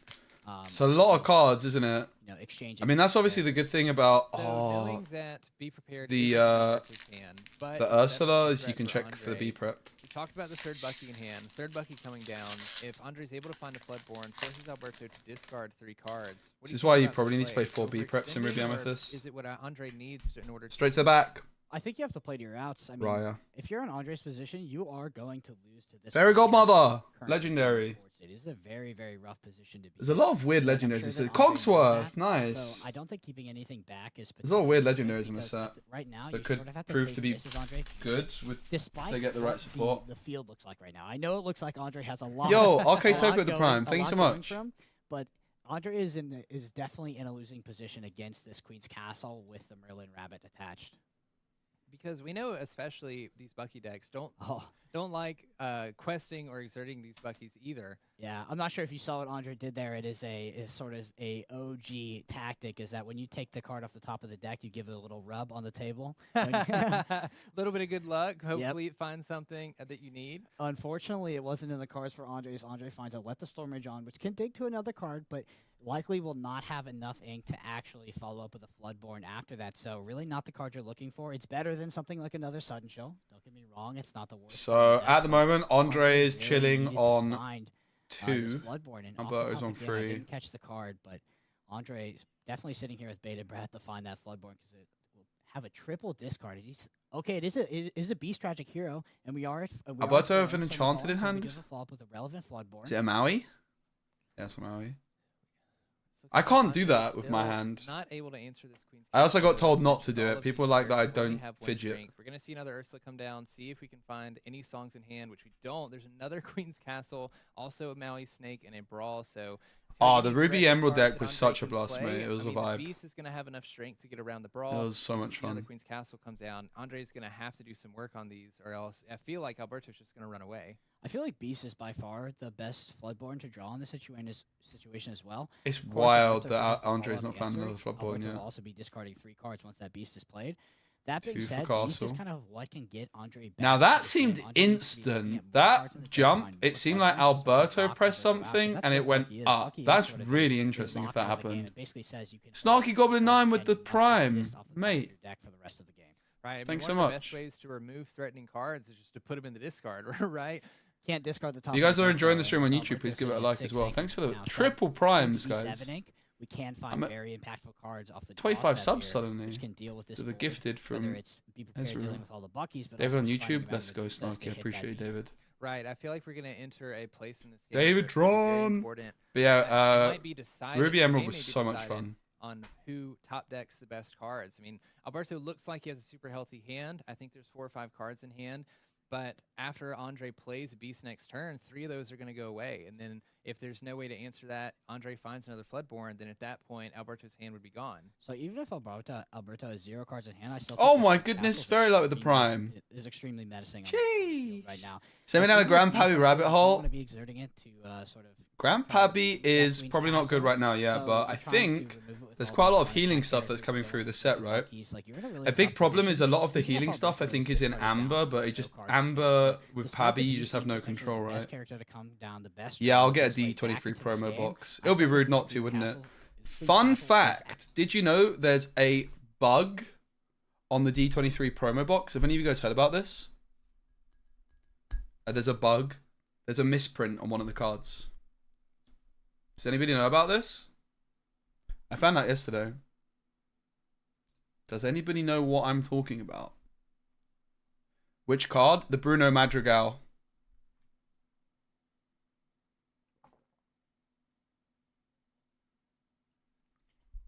There is an error on the Bruno Madrigal in the D23 set. I've been told.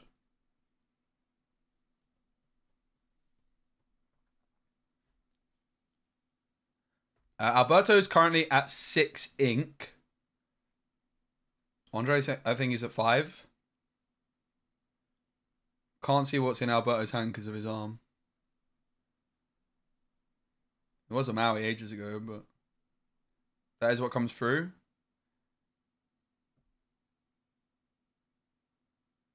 Medusa sings B King. Triple Bucky Boy on the board. We're going to see Alberto move something into the castle, you'd imagine, as well.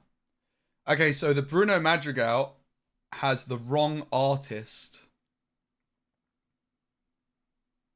Apparently, on the D23 set. Yeah, apparently the artist on the Bruno Madrigal is incorrect in the D23 set. So the artist on the Bruno, I haven't actually checked this myself, I just got told. The artist on the Bruno Madrigal is Juan Diego Leon, but on the D23 set, it's put down as Matthew Robert Davis, who's the guy that does the Elsa Enchanted from set 1, Elsa from set 1, Ursula Deceiver of All from set 3. And speaking of them, I added to my collection yesterday a playset of signed Ursula Deceiver of All by Matthew Robert Davis. And yeah, I was speaking with him about the D23 promo, and apparently his name's on the Bruno card. Pretty interesting. Because it shouldn't be. These aren't doing too much. Yeah, so I've got a full playset of So signed Victor's going to Rapunzels and now a full playset of signed Victor Ursula on his Deceiver of All. sort of Two of Roger my favorite legendary from set Castle. 1 and my favorite legendary from set 3. Spellbook, I believe one of those Maybe Jafar's my favorite from set 3, I don't know. Sorcerer's Spellbook. Ursula Maybe Deceiver of this All is the just got a last special card. place in my heart. Doesn't look to be a Be Prepared or a Madame Medusa, which is relevant. Wonder if it Flex gotta be done, man. If I'm recording my games, right? stack to try to find an answer for the board. So I Beast still is think finally that Alberto's down. in very much a winning The position. good news is Finding that another card, Alberto got Madame Medusa to or Be 7 Prepared would ink. fully cement Doesn't need, just needs to find a B prep off the top and then they stabilize and then So they the probably Sorcerer's win. Spellbook is a card we don't normally see in Ruby Amethyst lists. What do you think of this tech card? I believe it's in there for the mirror and against. They Ruby only have Sapphire, 3 B mirror is a preps, by the very way, impactful Alberto. card. Maybe It is punished for the very deck much building in a this particular negative moment. card, but This is a the mirror situation can be which very, very supports grindy 4. and Science single Spellbook versus is the cool. That's the spellbook. first time I've It's seen that. impactful because opposing Ruby Amethyst decks can do nothing to interact with it. It just exists on the board and basically gains a lore every single turn once you get. So I spent 3 for Sisu, Mid to late game. It 3 is for a, Spellbook, there- you 1 know, for it is a contentious Spellbook. topic in the Ruby Amethyst community. It's like whether most people think Ace that by these are good Sex, there's a cards, couple just of, can there's you one use Hyper it? You need Aggro, tech card there's a like this in your Mufasa deck, there and is a if you're couple of facing a Amber Lord, Emerald you're expecting decks. to Hey face a Raven, Lord great on to see you, the mate. field because How's things? While it might do a job here in this match, it is not a good card for Emerald Steel. I feel like, especially when you're trying to play cards in your deck that are tech cards as well, it being uninkable can be rough too. When I try to build out a Ruby Amethyst list, and depending on the matchup that I'm trying to tech for, I feel like those uninkable slots are so tight already because you're playing the expensive Be Prepared, you're playing the expensive Mana Medusas, some of those that feel very vital and important to the deck as a whole. So playing something like a Sorcerer's Spellbook that's uninkable, Queen's maybe it's not Castle is useful in putting in work. matchups, can be a little bit risky. That's for sure. Absolutely. So you have to look at unequal cards as must-play cards, and the reason why tech cards and unequal tech cards are very expensive to put in your deck is because if they only have a singular, not a non-universal application, you still have to play them out in other matchups where they are not impactful. So in this case, you're putting a Sorcerer's Spellbook on the field, and you're. I still can't believe Brendan dropped. Deck, and, What was it? I already forgot. Actually, being something else, it could be more impactful, but Biometric also you have to spend 3 to put it out there, and it's just not really formula. where you want to be. It's wild. That I being said, respect it. this card can be so. Jacob, good in hi. matchups I love a that bit of I maths. can- There's something I should can- try and I improve can actually in sort my of stomach casting that, is and I bring a can bit more actually precise use maths. Queen's Castle Because a lot of the time I'll Absolutely. say with Ariel, oh, there's a certain, like a That rough 3 card percentage, draw but it'd be better if I knew the exact pretty numbers. powerful, and I actually think that Andre is coming back. Yeah, I next can't week, even remember the what phrase. could happen That's how if impressive it Andre was. was in such a rough position earlier, and Andre has found a way with that Beast Tragic here with the 3. But this spellbook's ticking along. In top deck mode, looks to find a 3 Imagine big Sisu here. I BAM! believe I also It spotted wouldn't clear the Robin Hood of the John Beast, but it would be in his nice. hand as well, which he should be able It to would use make me his happy. turn to clean up some of Alberto's characters. Now he trades into Will inevitably beasts. be challenging into Double quest all of for Andre's 3. characters to clear his board out. Oh, that was another trade actually. Yeah, Full Alberto's trade. still in a good spot, but this No game quest. is actually a lot closer than it was 2 to 3 turns ago. We did see a swing back, back into Andre's favor, and there is that 3-cost Sisu. I wouldn't mind an enchanted Maui in my life. Hyper And that Sorcerer's geometric, Spellbook, right? funny enough, in this super grindy board state that we've sort of Here we go. entered is actually Pack going to be time. pretty impactful. Yeah, that one lore per turn can really make a difference over Pack the course of time. a very long, grindy game. If Andre isn't able to find an answer like Aladdin is the only thing I can think of that he might be playing in his deck, which could be exerted and banish an item, Alberto might just, over the course of the game, gaining this one lore. I feel like this is what Ruby Amethyst is best at, honestly. It's just Okay, finding that suddenly incremental I lore can't as the open game packs goes on again. while Where's trying to Baker? board control and Baker, I need you to eventually open this pack winning for me, long bro. game. Yep, absolutely. Ruby Amethyst is just a very, very good mid-range deck at this point, with a very strong aggressive package, but also one of the best controlling packages in the game in form of things like Queen's Castle, but also the draw package with the rabbits, and of course things like on the other side cards. That kind of card draw just doesn't really. Brendan's exist mic's on the cutting board in and out a bit, innit? outside of Sapphire. Alright, I can't see it. You can. Is it See Andre enchanted? holding on to this, let the Storm Rage on. I imagine we're going to see him play it. It is played on the Maui. He'll get to draw a card. It does find a Ursula. Namiri. Singer off Banish the this top. character, banish chosen character. Go ahead and ink Fox! 6 ink 4. Nice! It's like a Very, $5 very card. close board state here. It's a good one. Andre has one of the best characters in the game that can be on the field in terms of like exerting and trying to banish. other That's a good creatures. one. Robin Hood gonna get 2 lore, and as well as if it is banished in a challenge, it will also draw a card, which is exactly what Andre wants to be doing at this point. We see this match slowly slipping over to Andre. That being So said, currently, the cards that come off of Alberto's off on of 9. Alberto's deck in general are going to be Andre better. is on 2. So let's I see could what not play this Bucky deck, find mate. off You the couldn't top of this deck. get me to play this deck.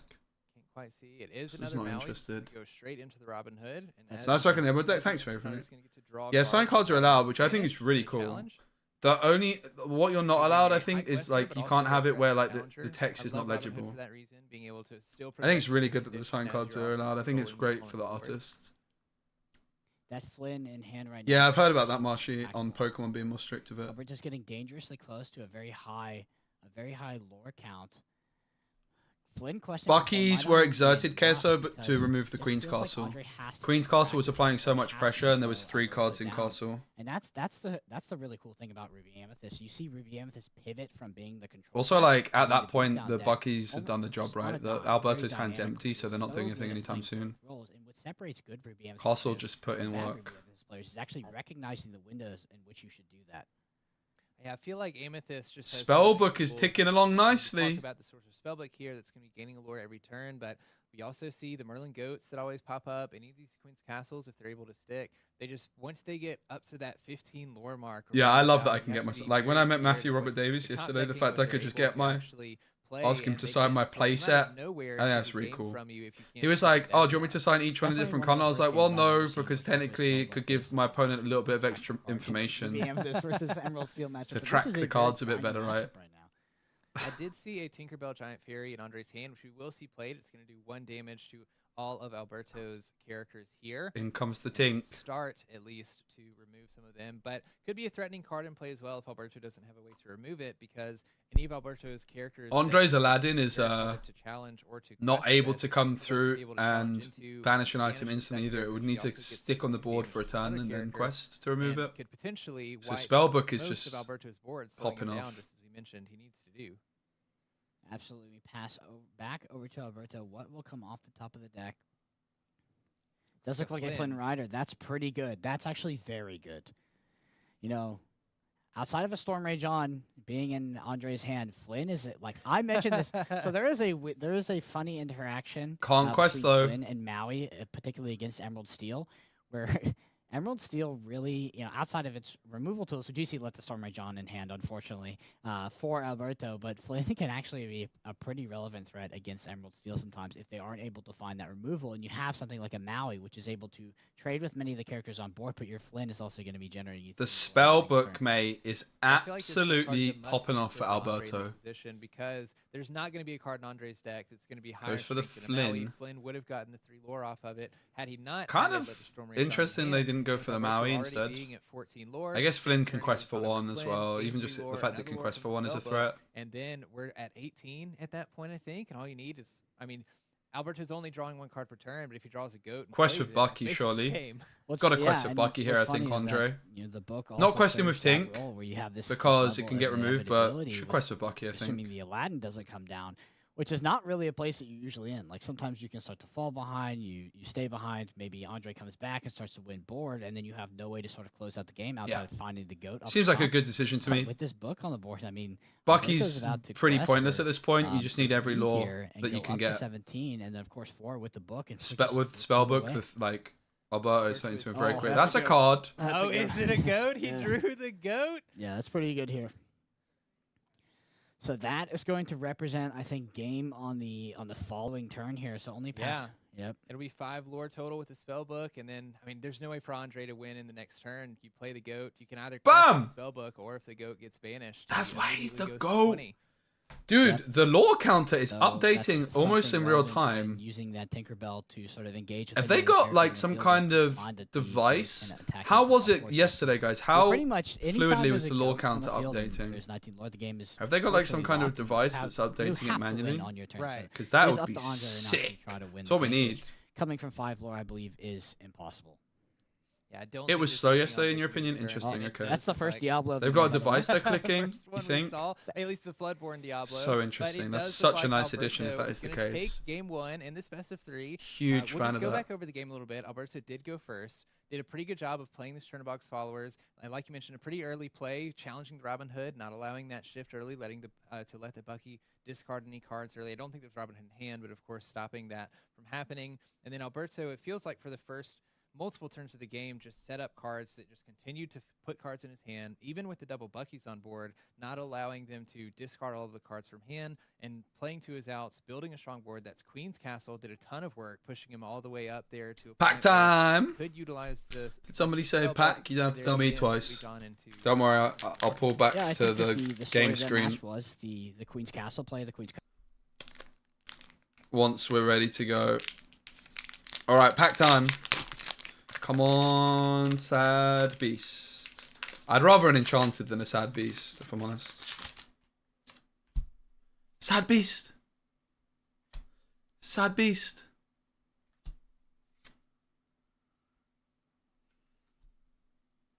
What does this Queen of Hearts even do? When an opposing character is banished, you may ready this character. No wonder I've never heard of this card.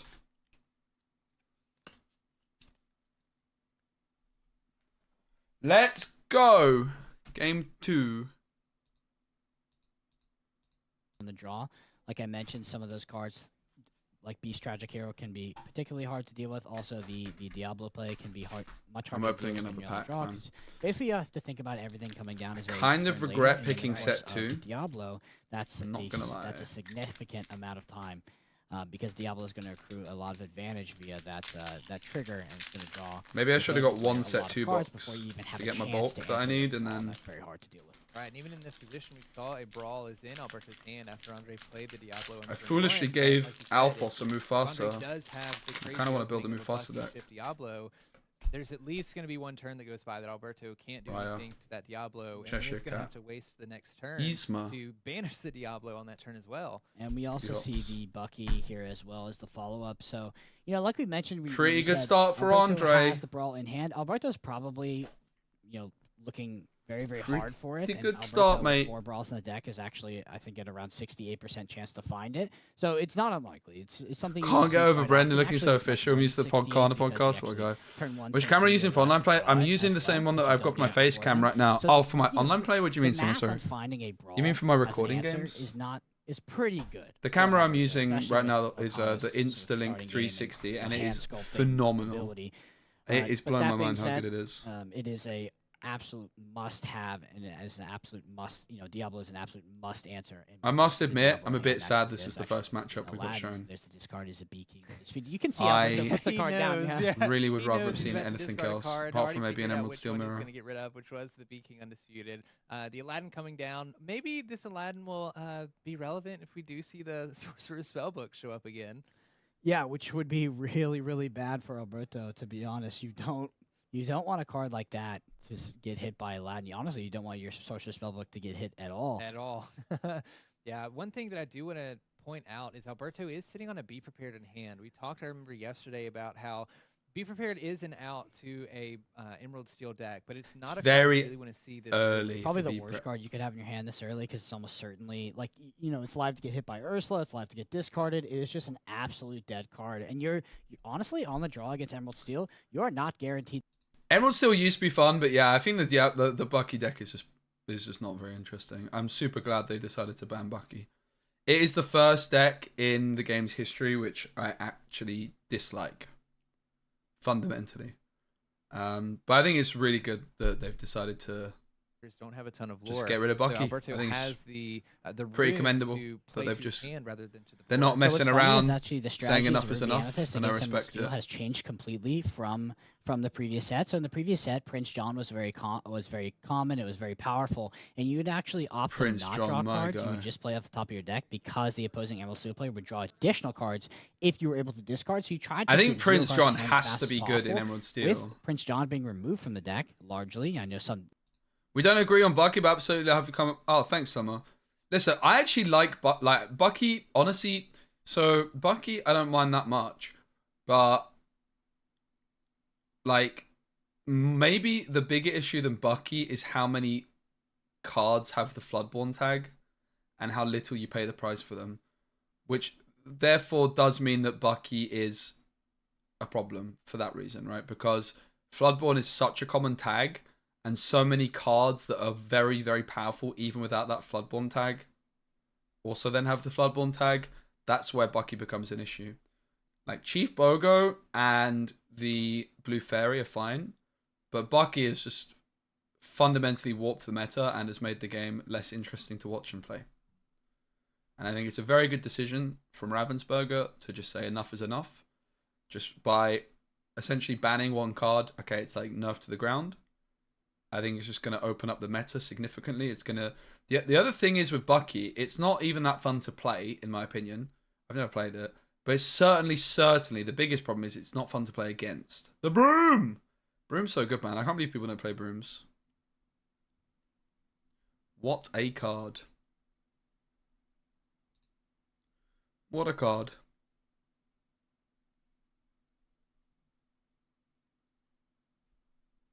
Emerald Steel player can put on you is just immense. It is just immense. It's very, very hard to deal with at this point. Yeah, so yeah, I Bucky's think Alberto's in a just very, very tough spot. a Having net something like a negative for the board game. clear, even if it comes off the top of the deck, is extremely far away. We're talking about. And thing is, like, Bucky, I actually don't mind like that much, but it's Bucky alongside the Diablo, alongside the Beast Tragic Hero. That's where it just becomes obnoxious, right? In particular, Diablo. I think it's great that like Emerald having discard as like a theme is great, but you can Emerald would be good if Bucky didn't exist, right? It just Bucky is so warping that the only deck to play Emerald is Emerald Steel, really. There is this Emerald Amber deck, but I'm not a huge believer. I will be incredibly, incredibly surprised if that deck gets into the top 8. I'd be very impressed. I just don't think it's good enough. I'm really impressed that 2 made the top cut. I think that's really commendable. I am rooting for both of those players on the Emerald Amber to prove me wrong. Sapphire Wheel is also boring to play against once they start wheeling. It's very different though, Summer. It's very different. Because that is like a disruptible game plan and you still get to play your own game out, whereas Bucky is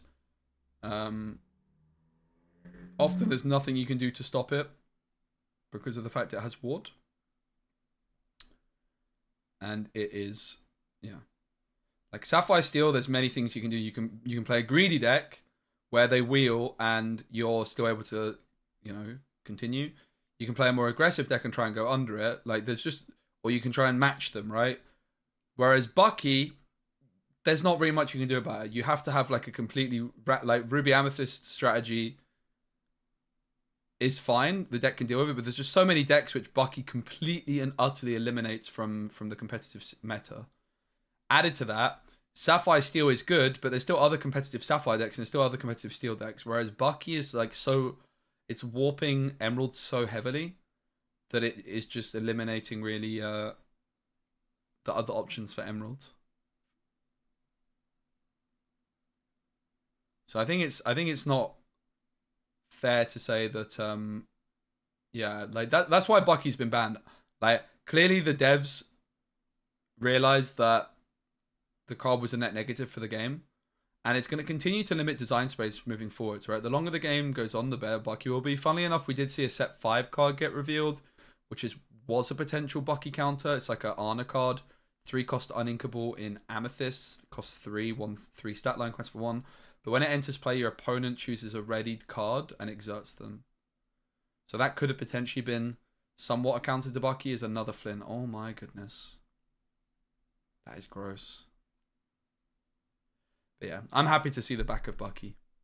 I never had an issue with it before this set.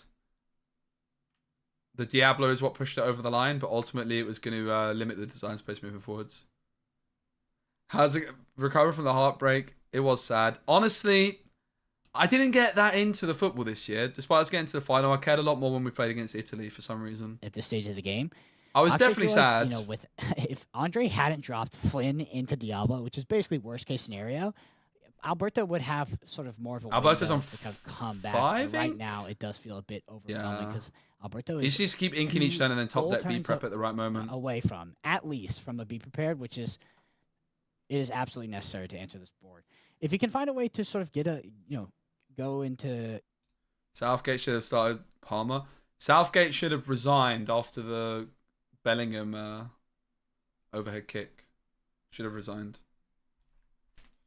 Reimer's on the wall, mate. He had to go.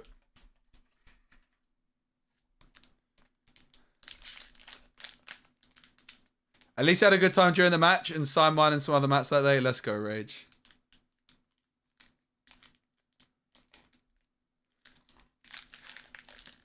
CJ, let's go, CJ. I mean, listen, I wanted to do well. I was into it. I just wasn't as into it. The other thing was, if the game went to extra time, I wouldn't have been able to get the train home in time. I'd have been stuck in Milton Keynes for a night, and nobody wants that. Pack time, straight to the back. Is it a foil? Is it an enchanted? I meant a foil beast. It's a launch. Beast? Maurice's Workshop. That's not a bad card. Bibbidi bobbidi bibbidi bobbidi boo. Starting to think maybe I should have just sold these boxes because they're not really doing too much for me, are they? It's fine. We'll get an enchanted and all will be well. All I care about is one enchanted, alright? I'm just an enchanted hunter. What's your favorite enchanted from set 2, guys? What should I be looking for? Arthur.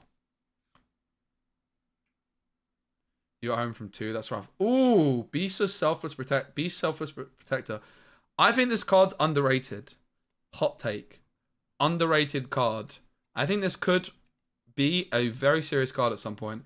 I will say the fact it's a 2/8 is a problem because Medusa and Brawl. Whenever one of your other characters would be dealt damage, put that many damage counters on this character instead. That's a very cool card for like a Jafar deck potentially. I tried it. Yeah, Cinderella set 2. Christopher Robin. Whenever you ready characters, if you have 2 or more of the characters and play Game 2 lore, Christopher Robin's a card which could be worth testing out at some point. An abiding contract. Bit of a hint to the Ursula stuff. Yeah, Cindy set 2. Cinderella's, I think, the one that I had in mind. Alice Enchanted. I don't know what that one looks like.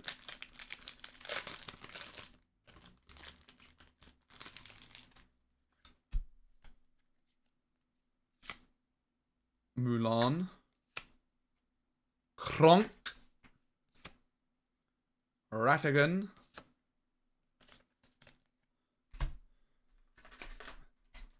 We're getting through these pretty quickly, not gonna lie. Start storing the cards in this empty box though. Alright, here we go. Game number 3. I'd personally like to see Alberto take it down. But that's because I am a bit of a Bucky hater. I'm sure Alberto's looking for those brawls. I don't want Bucky to win this tournament, and I don't want to watch much Super Bucky. happy to see this, by the way, because I was very interested to see how Alberto was going to, do that hand sculpting. Does look like he kept a brawl in hand.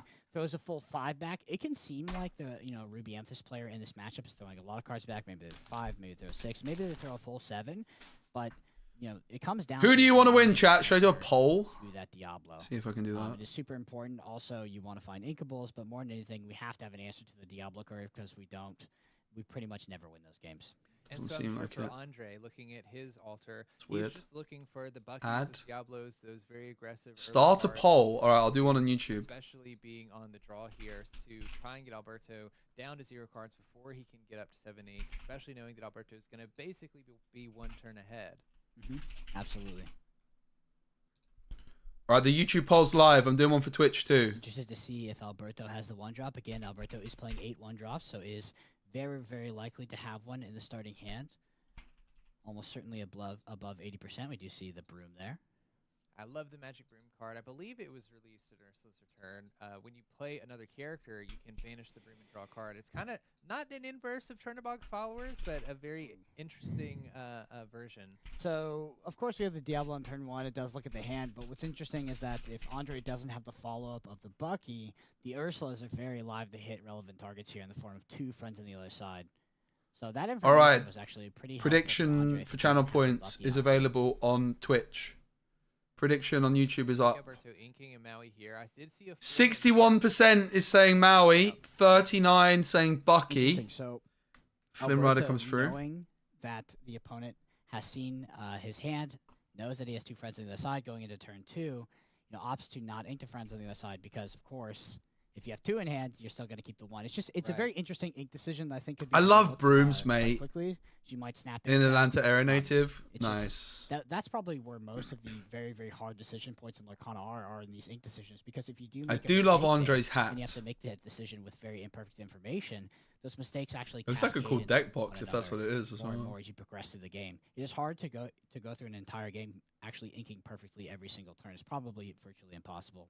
It feels like there's 1,000 micro decisions you have to make in this game, inking being one of the more important ones. Yeah, Maui's first because Alberto's the highest seed. Players in They the lost the last game, but they got to go first a lot twice. Of them said stuff very similar to that of they saw the cards they needed to see, but also there were some games they felt like they had to play perfectly. Yeah, Marshy thinks the things add up. Have Yeah, I do think Bucky's the biggest problem, right? Like, if you remove Bucky from the equation, the deck would still be like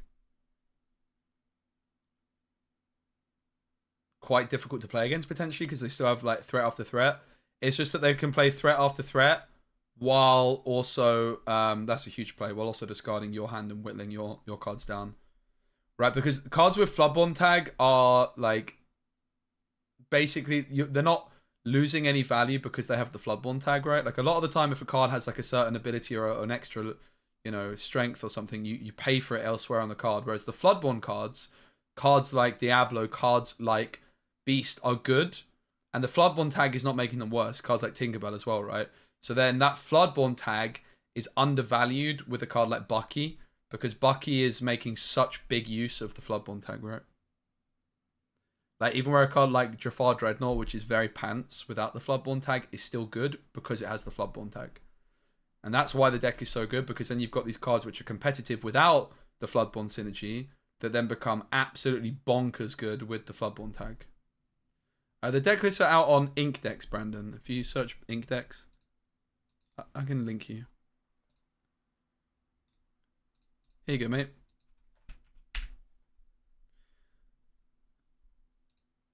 Yo, Johnny, thanks so much for the prime, mate. You're too kind.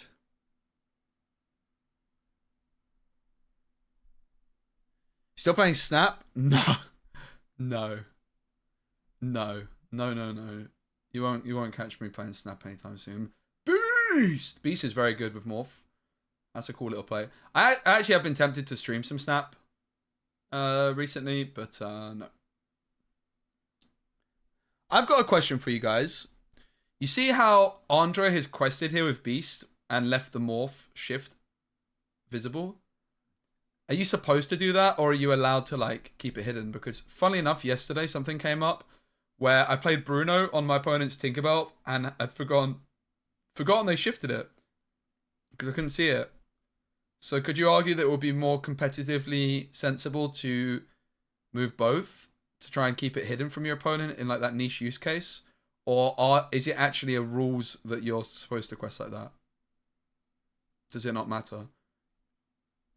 Obviously, friends can get Ursula here.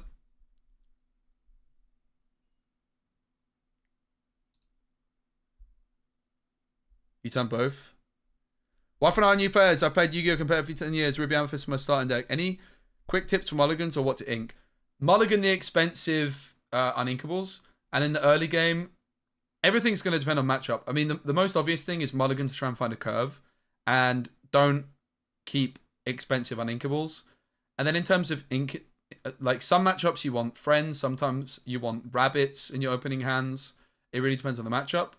My biggest advice for like early inks would be like cards you have 2 copies of, cards which can't come down for a long period of time. So like often Maui, even though it's very good, might be a good decision to ink in some situations because it can't come through for a long time. But it ultimately is very situational. But like the generic answer would be mulligan away expensive uninkables and try and mulligan to find a curve. And just try and think, when you're inking, you need to think ahead like 4, 5, 6 turns, right? What do you think is going to be more value? And sometimes you need to just make a decision where you ink a more expensive card because there's a high chance you want to play like a worse card on curve, for example. Nice, congrats on the Ursa, you Jeremy. The friends got... You say they let them keep friends? I don't think so, right? Surely not. Been watching a lot of your content. It's been helping a lot. Yu-Gi-Oh! Is more do everything with turn 1. Yeah, I've heard. I've never played Yu-Gi-Oh! Well, I have. I played a long time ago. I've actually got some Yu-Gi-Oh! cards tucked away from my childhood. Discarded, but here we go on the gas again for Andre. So Alberto knows the out here. This is a very menacing board. Alberto has to get up to 6 ink and ideally wants to get up to 7 ink to clear this board. Andre still now has 3 cards in hand. Alberto is just playing the controlling role of this matchup. And you can see him prioritizing card draw over everything else. Beast is insane. For that answer that you're talking about. I only have 1 Beast in my collection. Alberto is a good Ruby Amethyst player. Alberto knows how he's going to win this game. And he's focusing on how he wins the game rather than how he he stops himself from losing. They're Kronk. very different things. Playing to not lose and playing to win are vastly Mouse. different things in Lorcana. Merlin. Bucky! Good look on Andre's hand. I do see a sudden chill in Oh there. my god, I got a banned card in my Floodborne will be deck. discarding Nerfed 2 card. cards this turn. Definitely have a Floodborn. There also is a Zeus, so there's removal in hand as well. Along came Zeus, sudden chill. I believe it potentially is something like a Robin Hood. So Can't be Alberto's sure, but a the Storm Rage 6 on. ink right now. Let the So Storm can Rage on ink play next to get turn, rid and of then the is it source be of prepared the range? Top But deck they only card, play top 3 deck's B another preps. Let the Storm Rage on. I do think we also have an Aladdin in hand. That counts for the whole hand. So Let the Storm Rage on, sudden chill. Along came Zeus, Aladdin, and Robin Hood, Champion of Sherwood are in hand for Andre. Lots of options here to consider. Are we starting the campfire with Bucky as kindling? I think I might get in trouble for that. He's flicking through. He was flicking through the Aladdin and the.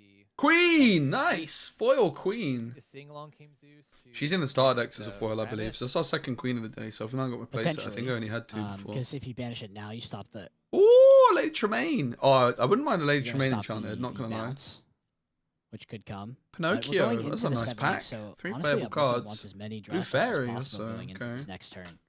Anything else in the commons? Snow White. He This left Snow White trade, card's Alberto cool. already having a card to discard. Because there's some Naught 7 dwarfs now. So I wonder if we could. We looked at that Snow White shift earlier that we packed. Shift 4. You pay 1 less to play 7 dwarf Starting characters. to feel Could like be cool. be prepared or bust on this board. You know, Alberto does have access to multiple draw steps in the form of drawing for turn, and then also, you know, potentially running. Best pack of the this day was the Northern first Rabbit, pack, something they quest, which but I was don't a think Sisu that Andre from, will give him that set 4. opportunity. Because Andre probably also knows that there is one clear way that Alberto comes back into this game. That being said, even a beat pressure hitting this board, we would probably reach parity. But yeah, Because like Andre Tremaine would is still a have card I maybe only cards own 1 again, of, so I think that might be my and second. Alberto would probably be at a similar That's why I outcome decided to to get him, set 2. very I'm missing a empty. lot. But that is best case scenario for Alberto. Score! Let's The go! power of Woo! shifting a beast strategy. It's one of the best pulls in this set. Sorry, Andre has been able to draw multiple cards over the past couple Score. turns, keeping his hand full. Kind of fallen off though, not innit? only But to create a threatening board state, but also, like you mentioned, to help Grand Duke. have Princess something to Kings play get 1 if Alberto strength. does find what he has to find in order to get back into this game. Okay, We'll so see if it's a pretty I pricey- believe what yeah. Alberto is setting up for here was thinking about was actually running into the Ursula, I can banishing see the Ursula, and then playing something I like think Beacon Amethyst Undisputed, staples are a but good one has to go opted for. to think about that play a You bit can get more the because set a 2 Anonymous starter Snake deck is top with deck, Amethyst. and that is more access. And get a to lot of draw the by rabbits. bouncing Or you get 1 rabbit, back 1 up. fox. Also, Maybe you get a couple potentially rabbits. thinking The about rabbits and singing Beacon foxes. Undisputed, but we have to remove that Right. Ursula. That is just a fact. So I think he's also now thinking about Definitely the think that's the Maui, best so play the Maui and staple sing deck Beacon to kind of Beacon invest in is Undisputed. the Amethyst stuff. Because you Very can pair it with interesting. basically Alberto actually anything. has a few plays here. You see him debating those. Alberto needs to get that B prep, mate. This is exactly why in the later Rapunzel. rounds of the game, these players have extra time to The play with. Queen. I'm not really a on- believer in A the lot on Queen. the line for these Exert, guys choose, and in this discard a set, character card, gain law needing equal to the have discarded a little character's extra law. time to make sure they're playing the I most think this could be optimal. better once, if there's like any synergy with cards in your discard. Flaversham! That's a card. Tough play for Alberto here.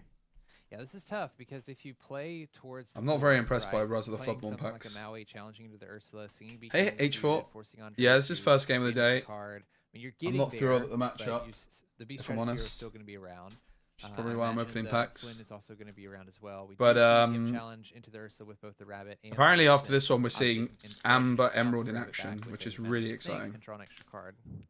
Okay, still the 4 for the potential. Oh, another Merlin Rabbit. So it is very, very clear that Alberto knows there is a almost singular out here and is very much trying to dig deeper into the deck.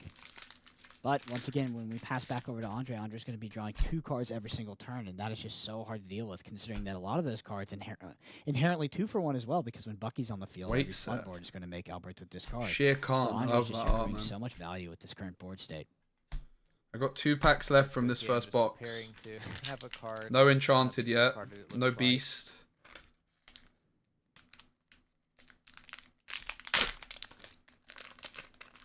Passing it over to Andre. We'll see what he draws, both off the beast and for turn. I was So hoping it was 2 an cards Enchanted for and turn chat was here. going to go crazy before I'd seen it. Ooh, Cindy. Nice. Floodborn plus Floodborn, another Oh, another Flynn. Flynn. Mate, BHG? Yeah, the Flynn pairs can be pretty intense with Bucky on the field. Of course, Alberto does currently have 5 cards in hand, so that Flynn is not yes, doing much. I do plan on doing stuff with that. No, and without any other Yes. Ooh, 1-drop Cindy. I need some of those. This is why I wanted to get set 2. I'm missing cards like that. Any value out of these Flynn riders, 1-drop Cindy and Big Cindy are definitely cards I needed.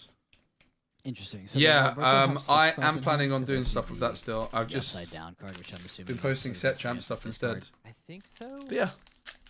Yeah. Steal songs, right? You beat me. I was thinking that. I was like, that doesn't seem. Yeah, I'm planning on doing something with that footage still. But obviously the new set's pretty close. Last pack. We got 4 ink to work with, multiple cards in hand for Andre. We've got some Floodborns that could be played, potentially played Ursula Deceiver of All. We have a couple songs in hand as well that could be double sung. So I got one more box to set 2. Potentially played Ursula Deceiver of All. Look to sing Sudden Chill, force Alberto to discard 2 cards next turn. Turning those Flynns online. And I got a few set 4 packs. I'll open a set 4 pack and then we'll call it a day with packs for a bit and save the rest for a rainy day. Alright, so Andre considering here. That's a lot of cards. How does Alberto have so many cards in hand, guys? I haven't really been watching. You might have noticed. The far that we saw drawn this turn, we see the Flynn Rider go to the Bannerstone for Alberto. Too busy opening packs. I will say, I don't think that there's going to be a time like this in Lorcana where I'm still 4 cards in hand for Alberto, so the Flynn disengaged with the gameplay. I just Noticeably, don't find the Emerald Steel decks having. I just don't think there's interesting play patterns with the deck. It still feels like Alberto's That's why I'm so back happy into this game. He was able to find that board sweeper in the form of Be Prepared. I know we focus on it a lot, but when you get to these board states where Emerald Steel has many characters on board, has the Bucky that's just accruing value, has the threat of the Flynn, and of course the Beast Tragic Hero that's drawing 2 cards a turn, it feels like that board sweeper is just exactly what you need to come back into this game. Because soon enough, I'm just going to start running away with it. Right, and the longer the game goes on, the more time Alberto has to find this Be Prepared as well. So I feel like Andre has to play this balance game of not wanting to... The longer you see this game, like the more you have to question why Alberto's only playing 3 B preps, to be honest. That's why everyone's on 4 for this exact reason. If he overextends too far and Alberto does find to Be Prepared, then it I said I was going to hold fire on more packs. Take over this game. Okay, we do have a B King Undisputed being sung by this Merlin Rabbit. Andre looking to banish the Jafar Dreadnought from the King Undisputed. Taking a moment to think about if that's the right play.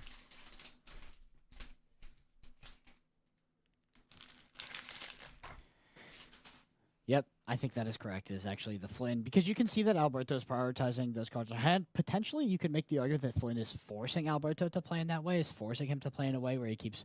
Any good pulls? We got Scar. Originally, because he wants. Scar was the main one we got.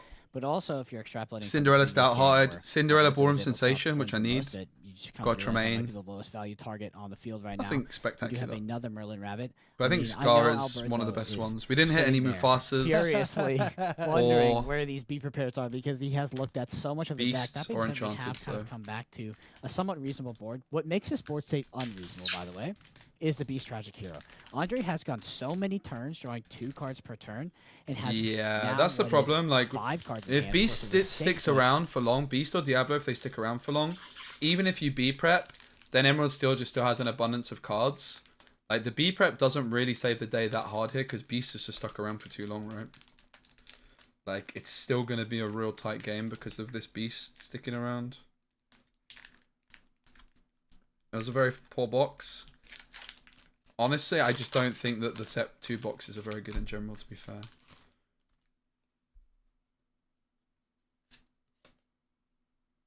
Beast Relentless. I think a lot of the set 2 boxes... I mean, I think it's the worst in terms of EV, right? There's not many good cards, really. But I have so much Inklings. I could have gone for Ursula's return, but I wanted something different. I don't really regret it. Piglet. Merlin. Christopher. Don't get me wrong, I wouldn't have paid money for this, but it was a prize, right? For competing in a tournament. I got 2 boxes of choice and I snapped up the Floodborn pretty quick. I wanted that first chapter, man. If I got first or second, we'd be sat here with first chapter cards right now. That would be sick. Thoughts on them preemptively putting the discarded card face down? I missed it. I'm sorry. Chat, any thoughts? Arthur, nice. Oh, I would like an enchanted Arthur. Arthur's someone's playing Arthur in the top cut as well in the hyper aggro deck. Arthur's got to be underestimated, I think.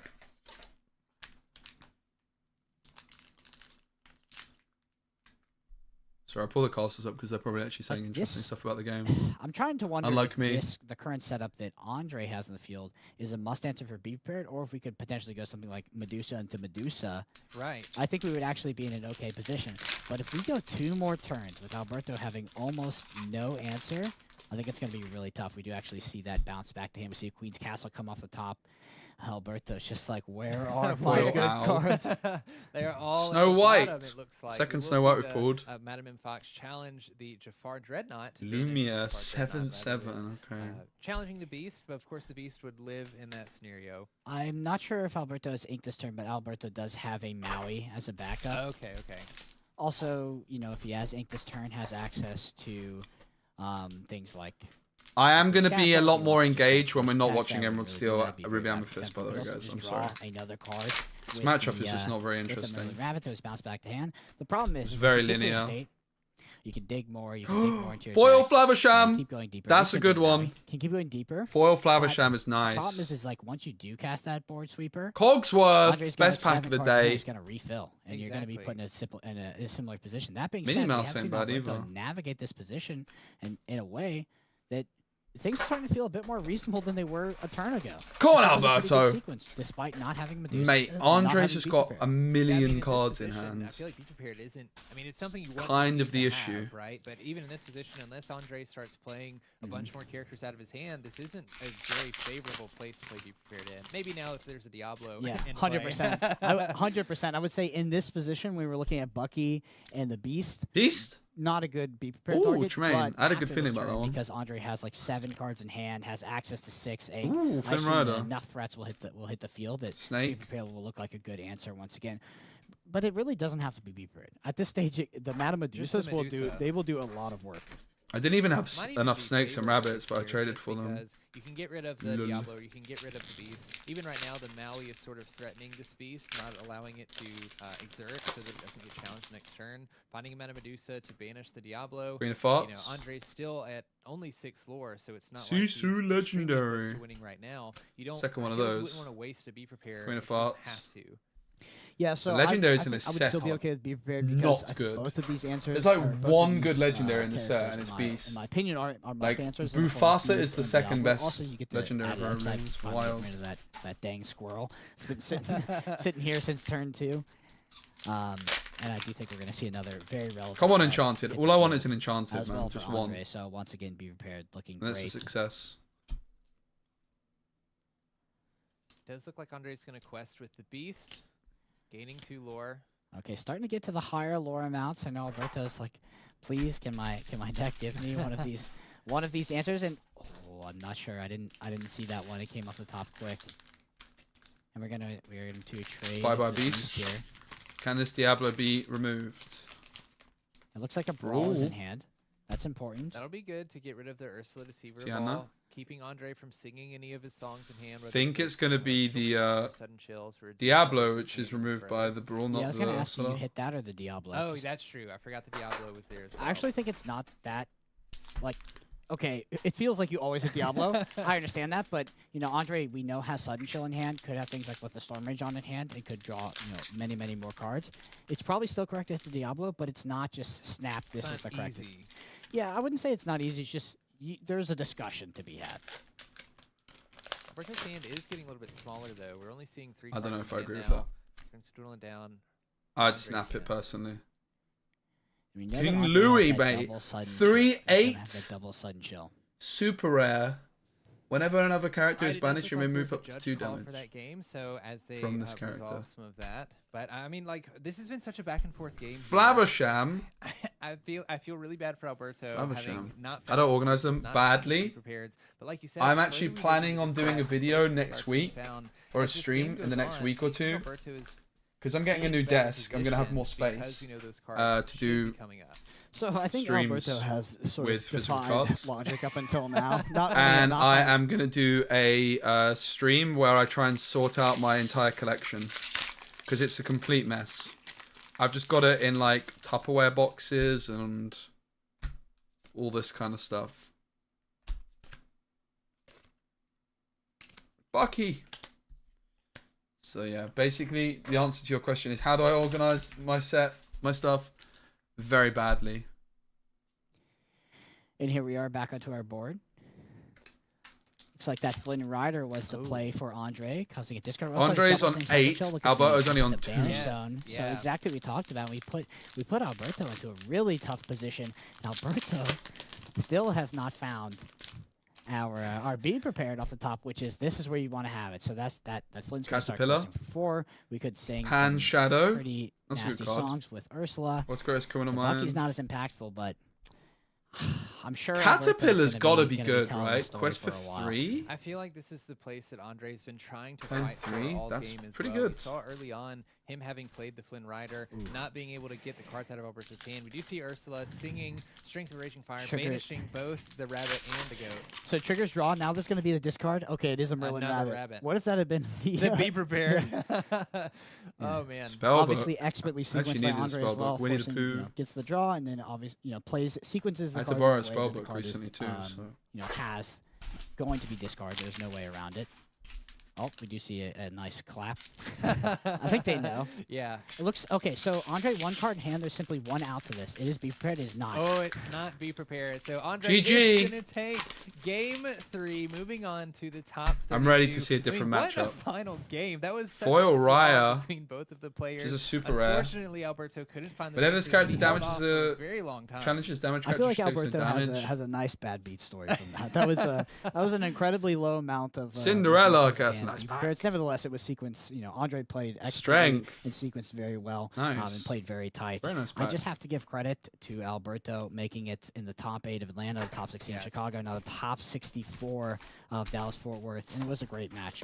I think we saw a great dynamic of the paradigm of Ruby Amethyst versus Emerald Steel. While it is not a favored matchup for Ruby Amethyst, I do believe it is close, and a lot of Ruby Amethyst players that brought that deck to this tournament were prepared for that matchup. Were prepared. to face Alberto it. kind of but got Emerald punished Steel for playing is- only 3 be cannot be prepared there, in my denied. opinion. No. The statistics say with overwhelming clarity that Emerald Steel is, in my opinion, the best deck in the game. It's not a deck that I There play you go, very much. mother. It's not a deck that I gravitate towards. It's actually a deck that I think that I didn't give enough credit, but the data backs ambitions. it up. Yeah, especially after the past couple DLCs, Bucky discard doing so well, you definitely can't argue that it's a strong deck. But as you mentioned, I wish also, in the other decks Bologna, have some game into it. the It's not a Bucky was already a- banned. oh, Not gonna well, lie, it I'm is very sad overpowering that in a it's not. sense, but it Would have been definitely really can be nice. beat. And I'm really looking maybe forward to if Toronto. I will be Alberto doing a solved restream in of that Toronto. game, we would have a totally I'm actually going to different Gamescom, outcome. We and then I have get so much back. more to get to today, I'm though. getting back It's a very early long to do a top restream, so I'm match, going to be doing a I restream of can't Toronto wait on for both you guys to days, see the rest of because this that tournament is tournament, Buckulous, this and I is think that's Las Vegas. fascinating. I'm really excited for that one. Oh, we got a rabbit. First rabbit. Wow. Yo, Kizo, thanks so much for the primer. I'll go full screen. You're not missing anything. There's a Cusco in there as well, so yeah. Guys, I'm almost out of packs, and I didn't really get much today. No Beast, no Enchanted, no, not even a Bufasa. We did get one Scar. It's not done so well.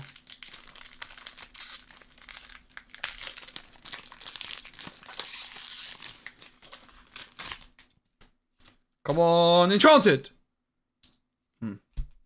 Oh, that can't be. Gaston's nice. Mulan. This Mulan card might be good. Shift 2. Whenever this character quests, you may reveal the top card of your deck. If it's a song card, you may play it for free. Otherwise, put it on top of your deck. With the new Sapphire thing, Sapphire location, which is like letting you see the top card of your deck. Maybe there's some use case. Probably not. Because it's when it quests. If it was like when it's quest and when played, it might have a little bit more legs for it. Hopefully we don't get Bucky for a while now. I wouldn't mind Bucky if it's up against an unorthodox deck, but Bucky against Ruby Amethyst is just Not too exciting. We get Mickey Mouse. This card's actually pretty good. Friendly face. Whenever this character quests, you may pay 3 ink less for the next character you play this turn. It's not bad. Basil the Great Mouse Detective, shift 5. If you use shift to play this character, you may draw 2 cards when it ends play. There's also a new support Basil in Sapphire coming out in the next set. So this is a card to keep an eye on. That is a card to keep an eye on, I think.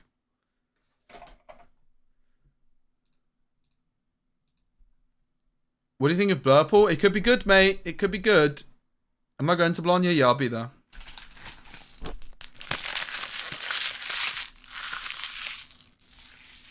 I'll be there. Play whatever makes you comfortable, mate. If you only play Bucky and you're going to Bologna summer, play Bucky. Do it. Do it, do it, do it.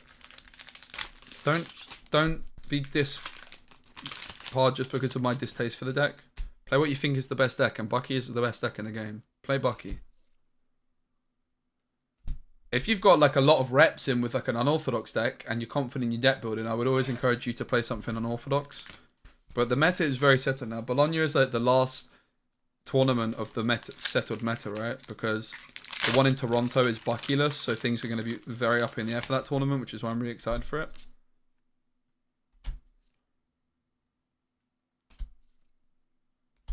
Oh, Cindy, nice. I think I still need 2 more for my playset, honestly. I don't think I had any before.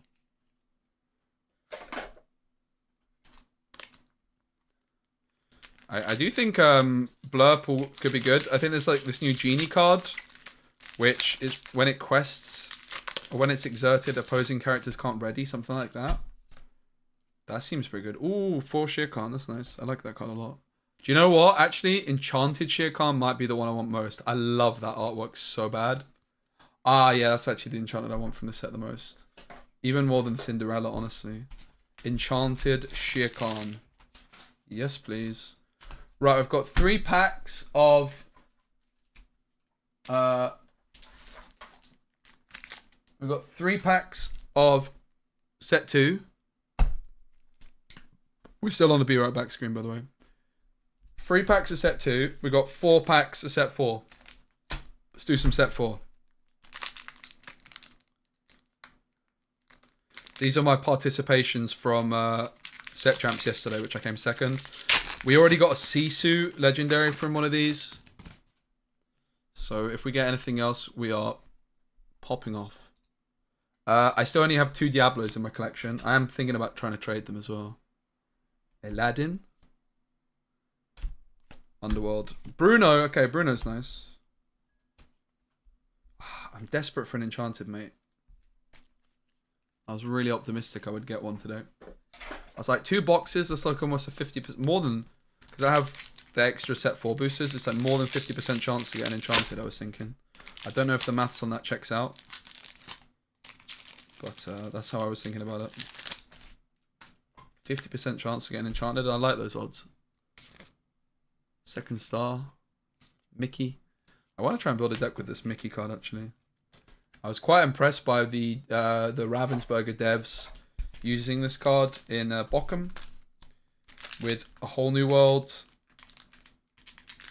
It was pretty cool. All right, bam! Oh!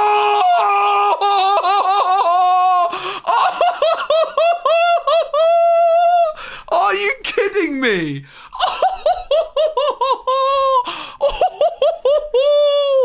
Yes! That's what I'm talking about. I said I only wanted 1 Enchanted. I said I only wanted a Diablo. Oh, stuff. Whoa! Where's the sleeve, mate? Where's the sleeve, bro? Yes! Let's go! Let's go! I need a sleeve, mate. I need a sleeve. I did not come prepared for this. Oh, oh, let's go, man. Don't look at my messy desk. Come on, camera, focus on me. Come on, camera. This camera's doing too much, mate. I didn't even get to see the chat reaction yet. There we go. Oh. Yes. Big shout out to Nottingham, who passed me on this participation pack yesterday. The Illuminauts. Oh my days. I haven't read chat yet. Oh. Let's go. Oh, I'm so chuffed, man. I said I only wanted one enchanted, and we get it. From the the participation. I guess it wasn't just participation. I maybe got some extra because I got second. Oh my days. Well, I'm still one Diablo short of the playset. I don't think I'll keep this, honestly. I think I'll try and trade this. Alright, Rebecca's joined the casting desk with Brandon. Let's go. Oh, let's go. Chuffed to bits. That was a tale as old as time in that last match that you and Brandon casted with that Ruby, Amethyst, Emerald Steel. I know that we're going to see some exciting decks today. Oh, Yeah, my well, God. you said Where's tale as my old as phone? I've time got for a- the last match. This I'm gonna next tell match everyone is about my definitely Enchanted not that, 'cause Diablo. We're going to be watching Zach Bivens. And Zach Bivens, of course, Yes. is on a very spicy deck. Oh. Amber Emerald, a Alright, combo deck. I'm very excited. which is not Good something that I matchup had choice. on my Good radar. job. I don't think anybody I'm did. gonna be right back. This Good was to not Luke. on our Disney Lorcana And, Challenge bingo card. It was not, but Zach has done very, very well in almost every Lorcana challenge and has been a player in the community for a while and has just rattled off so many performances. So Did the incredible camera to break? see. His opponent is The going to camera be broke. playing Oh, no, Emerald it's fine. Steel as well. So it's a great Camera's weird, test, right? Yes. You have the pillar of the format versus the sort of the spicy brew. The spicy brew. Well, let's see how this spicy brew holds up. Let's take a look at game one. So Kevin Barrington is going to be playing that Emerald Steel deck over here on the left, player one, and Zach Bivens on the right with his Spicy Brew Emerald Amber deck. Talk a little bit about this deck. You said the word combo in there. What is really the strategy with this deck that Zach is bringing to the table? So this deck is really centered around a card called Under the Sea, which is an 8-cost uninkable emerald card. It is an action song. It has Sing Together 8. It is one of the only Sing Together cards that we've sort of seen have a lot of play. This was a deck that was actually, when this card was first released, it saw a little bit of play, but it was more kind of like a fun deck. You know, if you can pull off the combo, it's cool, but if not, you know, the deck doesn't really do much outside of that. And it looks like we've kind of seen Zach innovate on this original idea and make it a lot more competitive. But Under the Sea says put all opposing characters with 2 or less attack on the bottom of their player's deck in any order. So Zach has plenty of ways in his deck to actually reduce the values of cards on the field, reduce the attack of these other characters on the field, and put them all on the bottom of the deck. So that's kind of what you're trying to do, is in one sort of swoop, whether it's through Kita or some other effects, you want to sort of be putting all those characters back onto the bottom of the opposing player's library. And by doing that, this is sort of a tempo Okay, deck as well. okay, There's okay, access to okay. other ways to This do is that. the big It's like one. a song in the form of Camera? uses I'm the over music here. says when you play a song, you can do Camera. the same thing, but for an individual I think if I character. tap it, it centers. And then Zach's deck outside of that, outside of the Okay. combo, is also a discard shell. It has access to Prince John, it has access to Diablo, and Camera. you know, we're going to see camera's doing my standard nothing, discard guys. things with It's that. not- Also, is playing a card that's giving me been played more in set problems one, than, was very popular. Hasn't seen much play since then. It's called You Have Forgotten Me, 4-cost Amber action that says each opponent chooses and discards 2 I cards. think I So can just inherent turn 2 for 1 for 4 ink there. the tracking Very, very on and off, good- but I don't a know very, how. very good card back in the day, and looks like it's made its way back into the competitive scene here. Yeah, every Okay, time I I'll- see I'll that sort card, out. I go, Come on, yeah, I'm excited for I this had one. forgotten you. I forgot that this What's this Kevin playing, card guys? was here, Is and it Bucky? I All will right, see I think now this is in going to be Zach's deck. tricky for Both Zach. players have altered their opening hands, and we're getting ready to start. All right, I think it's a tricky matchup for Zach. That is my gut feeling. I'm really, really interested to seeing how they handle this one. Also, question: would you guys like me to have the casters on in the background, or is it too much if I have that? Is it better if I just have it muted? Or would you like the casters in the background quietly?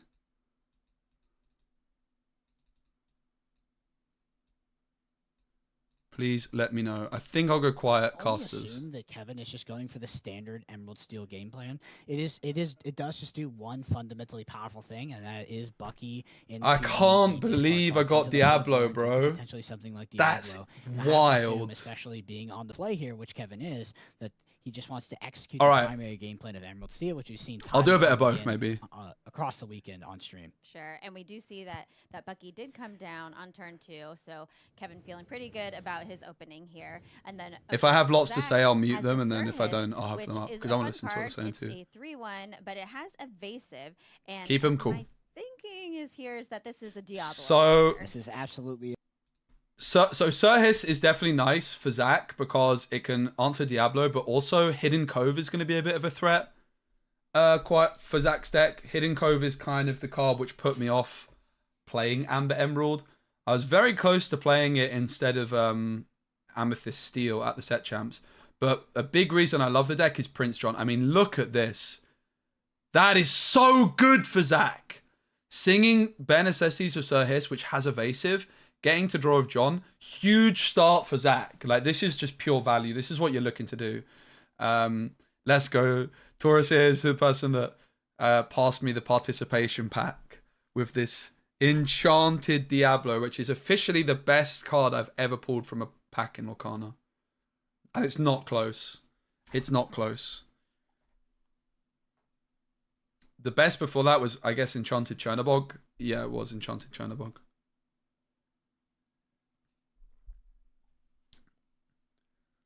It's the best I've opened by a mile. I'm so chuffed. We were like running low on packs because I have my set 4 boosters as well. So I opened 2 boxes of set 2. Very little. And I was like, all I want is one enchanted. And then we got the nut. Surhis is putting in so much work. So what I will say when I tested the deck is I didn't play Diablo, I didn't play Surhis, but in the video I'm planning on still posting against Tengmar. You have forgotten me. Bam! Huge! Zach's drawing for days. What Tengmar was on Surhis and was on the Diablo, and that just showed me, okay, this deck needs to be a Diablo deck. And I very specifically wanted to post budget-friendly decks, and I've not played Amber Emerald since. But it is a deck which I was actually tempted in my predictions for Bochum to put down as a winning deck. Speaking with Tengmar, one of the best players in the UK, he has got a lot of reps in with this deck, and he decided it wasn't good enough in this matchup. So that's really interesting. No, Teng beat me. Everybody's talking so much about Bucky being the discard. Teng's beat me deck, both times but I've played here against we're him, actually. seeing a completely different deck that's kind of doing a similar thing. This is definitely more. I can't of a believe we got discard deck, I Enchanted would even Diablo, say. mate. Has access to, things like You Have Forgotten Me, which is just an inherent 2-for-1. It's so hard to deal with. And You Have actually, Forgotten Me is Prince John, such I a feel good like card. Prince I John love is it. more the quintessential discard card than Bucky, because Prince John, if you have a discard pack. So obviously now what Zach is looking to do is get 7 Singers worth on the board. So then a top deck of Under the Sea is going to be able to clean up. So the Muses is 4. This is an example of why I think not playing 4 copies of Painting the Roses Red is a very odd choice. It just replaces itself. You can sing it with Sir Hiss. And it would be great here. You can bounce back the Ursula. And it's replacing itself with a draw. Obviously, the Sudden Chill's great too. But, yeah. I would love to have seen 4 copies of... I'm very surprised. Both Amber Emerald players aren't playing 4 copies of Under the Sea. Not Under the Sea. 3 copies of Under the Sea makes sense, because if you have 2 copies of Under the Sea in hand, it is really bad. But I was surprised not to see more Painting the Roses Red. Obviously, at this moment in time, it's not that good anyway, because there's not 3 strength characters. But imagine there's a beast on Kevin's side of the board, right? Painting the Roses Red will be able to lower its health, its strength to 2. Bounce it back to their hand, and then you get to just draw a card because it's replacing. So Sudden Chill is being sung. So no discard happens. But then the Muses is bouncing Donald back into Kevin's hand. And then John sings Sudden Chill. And then the Muses can trigger again. And bounce something back. Zach, don't forget about it. The Muses can trigger again, and you can bounce the Ursula back to hand now, right? Oh, Zach seems to have forgotten that was a possibility. Either that or it was a conscious decision, but that seems odd. The Muses didn't trigger the second time, right? Looked like this Amber Emerald deck has a very good matchup into Emerald Steel. Seems like Zach forgot about the second Muses trigger, unless I'm missing something there. I don't see why Zach would not have bounced that back. Because this is obviously, like, even just bounce your own Prince John back, right? I am right there, guys, right? The second Muses trigger with the second sudden chill wasn't done by Zach. Painted the Roses Red, great draw. Card I've been talking about a lot. Sir Hiss is putting in serious work in this deck as well. Yeah, it does look like that Harley Quinn. I would expect it to be more popular in Europe, in Bochum. I think the deck's great. I also think the Ruby Amethyst is more common in Europe, which makes Amethyst Steel better because that's a really good matchup. But yeah, this does seem like a really big misplay from Zach not to have taken that second Muses trigger to bounce the Ursula back into Kevin's hand. Trying to build the advantage. But I really love the Sir Hiss. I love the build Zach has. This is very similar to what Teng Ma had and is much better. The video that, if I do post it, I was also playing Amber Emerald. I'd never tested it really before, and I took it to a locals, and I queue into Teng Ma round 1, and he absolutely wiped the floor with me with his setup. Like, he under the seed my whole board twice. And his list was on Sir Hiss, it was on Diablo, and it was that match I realized Diablo is actually very good for this deck, even without Bucky, because the 1-cost Diablo is just presenting the threat of Singer 3 at all times.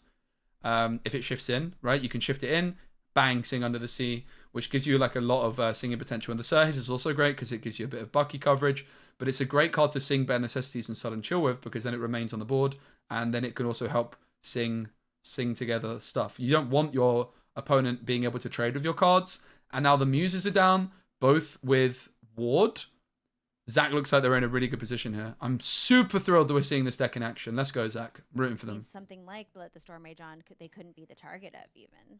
You see, Yeah, you see the absolutely. difference So in my actually demeanor, being guys? able to hit the Sir Hiss and As soon as we see a bit of probably spice. far with Let the Storm Rage On. We'd still I can't, and maybe because I got this. Unreal. Who wants it? How much is this worth, guys? How much is this worth? How many boxes can I trade this for? Because this is just going towards set 5 boxes, to be honest. Cards and Yeah, Zach does run decks 3 that copies of you Cricky. have to take care of those Muses though, and besides challenging, and that Bucky's not there to challenge. It is not. So we do see Zach get rid of that Ursula, send it to the Banish Zone to stop that potential top deck on what could be a song. Diablo comes through. It's going to be a discard. Bruno, the card that Zach goes for, probably because they're unable to sing it. It's an interesting decision, though. They are a little bit short on cards. This Prince John getting gotten rid of was a really, really, really big deal in this game. Like, Zach had a huge misplay to forget the Muses trigger there. And I do want to like really point out and go back to that decision because Prince John would have been on the board, and suddenly this Bruno not only represents removal, but card draw for Zach as well. Bruno with John down on the board is ridiculously good, right? You can sing it on the Diablo. It gets discarded because it's only card in hand. John draws you a card. Muses can bounce another card back to hand. So Painting the Roses Red comes through. Card I've been singing the praises of. So Jafar and Diablo now have 2 strength under the sea. Oh my goodness. This is why I think you have to play 4 copies of Painting the Roses Red. Under the Sea sung by Double Muses. And Kevin's board is on the bottom of their deck. No cards in hand. The Bivens. Handful of cards that have that, but Under the Sea The is the one that Bivens. we've seen make it into the more competitive decks. Yo, what's up, Yeah, Luke? What are your thoughts on how that The sequence Bivens. works? Well, some of the other ones are very. The Bivens. That was so good. Also, look what I got.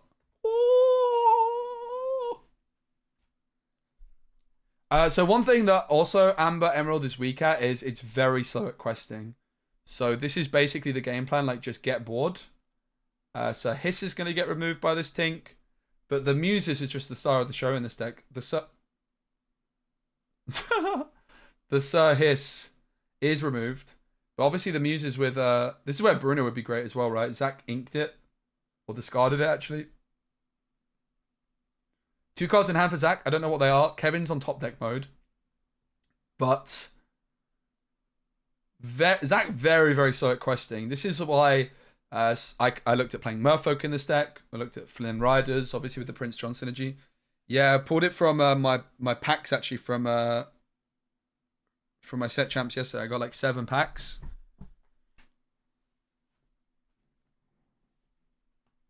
I tried and the 4th Muses, the playset. I don't think we're going to see a 5th. And the Muses are going to quest out, which makes sense, only for 1. But Tinkerbell, with all of the characters on the board having ward, is not going to be able to do too much to the rest. Hidden Cove is going to be played. 1 Muses is gone, and then the Tinkerbell just won't use its ability, because otherwise it would have to damage itself. Sir Hiss and an Aerial, big moment. Not sure how many songs Zach's on with Aerial, but the Bruno, game changer. Huge moment in this game. Huge moment. But again, imagine if this Prince John was down, right? Like the amount of card draw the Bivens would have been able to get would have been huge. These were not exerted. Kevin, of course, knows as well that it is Bruno. So what Zach is probably going to decide here is that Tinkerbell off the top could cost him the game. So might decide not to quest with Muses for that reason. Trades into the Tinkerbell instead and then quest. I think that's a really interesting decision. I wasn't expecting that. Instead of questing for 1 with Muses, deals 2 damage to the Cove. That's a really fascinating decision. I actually like it quite a bit. Because if they quested with things and then Tinkerbell was drawn off the top, the Aerial could be removed. Diablo comes through. I mean, Kevin knows that Zach has the ability to bounce this back with Bruno because they saw the Bruno. But any other song could also bounce the Diablo back into Kevin's hand to just stall out. Sir Hiss can answer Diablo as well. It's going to be another Aerial. Does miss this time, it seems. Which Aerial misses quite a lot. She misses like 80% of the time. I'm not sure on the amount of songs that... Sorry, not 80, 20% of the time. It's like 1 in 5, which is still a lot, right? And that's even if you're at like 20 songs or so. Zach decides to remove the Cove. I guess just to enable like the Muses to bounce lots of stuff back moving forwards. Let the Storm Rage onto Sir Hiss. Gonna draw. 3 ink left. You can see how slow Zach's deck is. This Prince John being removed. This is not game. This is not Zach's game yet. It is far from over. Like Zach's questing is so slow, and losing this Prince John on that turn where they forgot the Muses trigger was huge. Finds bare necessities. Kevin didn't play the second card, so Zach probably has the read that it's probably not going to be a song. If I'm honest, I would be surprised if they go for it. They're more likely to try and use the bare necessities, just a Muses trigger to bounce something back. Can even bounce back their own Aerial to replay Aerial. That's definitely a play to look out for in this deck. This is a really good time for Zach to just look through what has been played, and it's probably like doing the maths on... It's open deck list as well, right? So like, if like has Grab Your Swords been seen? Could it be Grab Your Swords that is the card in hand? Should I go for this bare necessity? Should I wait? Things like that. I would imagine they're going to hold on to it, but if they do go for it, they might just bounce back one of their own Aerials. Because obviously then you can replay that. That's a really nice combo with this deck. Hey Aldo, good to see you, mate. I'm good. This game's great. You should get into it. It's a phenomenal game. Yeah, I also really like Zach's deck. I like the list a lot too. The one thing I don't like about it is that they only have 4 copies of Painting... 3 copies of Painting the Roses Red. I would love to have seen a 4th copy of that. Robin Hood comes through. This is another example of where Painting the Roses Red could be good, right? Painting the Roses Red puts Robin Hood to 2, and then you can bounce it back, and you draw a card. I just think it's a non-negotiable 4 of, but both Emerald Amber players only on 3 copies. Kida, hello! And now Robin Hood has 0 strength for this turn, as does all of Zach's side of the board. Tinker Smells. Going to deal 1 to everything. Robin Hood can, of course, challenge, but it's got 0 strength. Kevin doesn't make that mistake and quests. Zach's on a few cards in hand. There's the Painting the Roses Red. It's come at a pretty good time. It is 1 card in hand still for Kevin. This is the kind of moment in time where we might see Zach wanting to try and bounce back an Aerial to replay it as well. Another Kida. That's 5. Tinkerbell has 1 strength right now, so if Zach sings a song, they could bounce the Tinkerbell back, which would allow them to quest out. But then again, Tinkerbell only has 1 strength. Can Tinkerbell even remove anything on this board? Not right now. The cards face down are the ink or the mana. The face down cards are cards, once per turn you put a card face down into your inkwell and you gain 1 ink for it. So it's like a mana curve, right? So all the face down cards, one of the cards that's face down on Kevin's side of the board here is actually the card they have in hand. They've just put it down. But this is how much mana they have to work with. Yeah, exactly, Aldo. On Inkdeck's website, Lewin, you can find it. I'll be posting a video tomorrow morning covering all the best decks. I was actually going to post it before today's stream, but I figured it's better to just wait it out and see. Wait it out and see what is what ends up winning.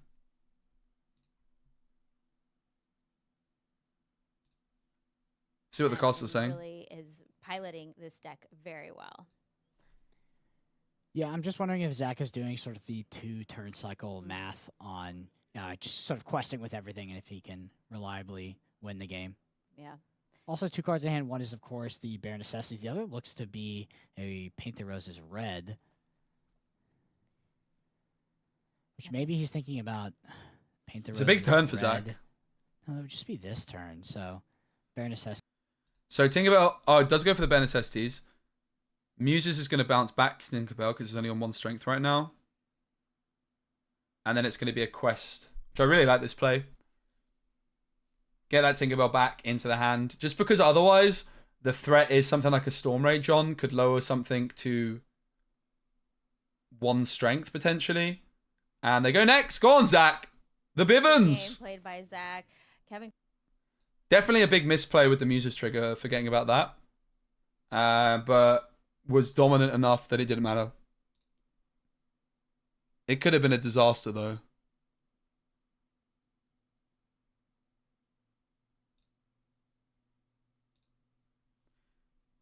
Does. Emerald Steel is a linear deck. Like, it wants to do one thing every single game. I can't believe I got Enchanted Diablo. Has secondary win conditions, has tertiary win conditions. I'm so and chuffed. that can sort of grind value over the long sort of mid to late game. That being said, you have a specific opener that you want to hit every single time. And I'd I'm be so surprised chuffed.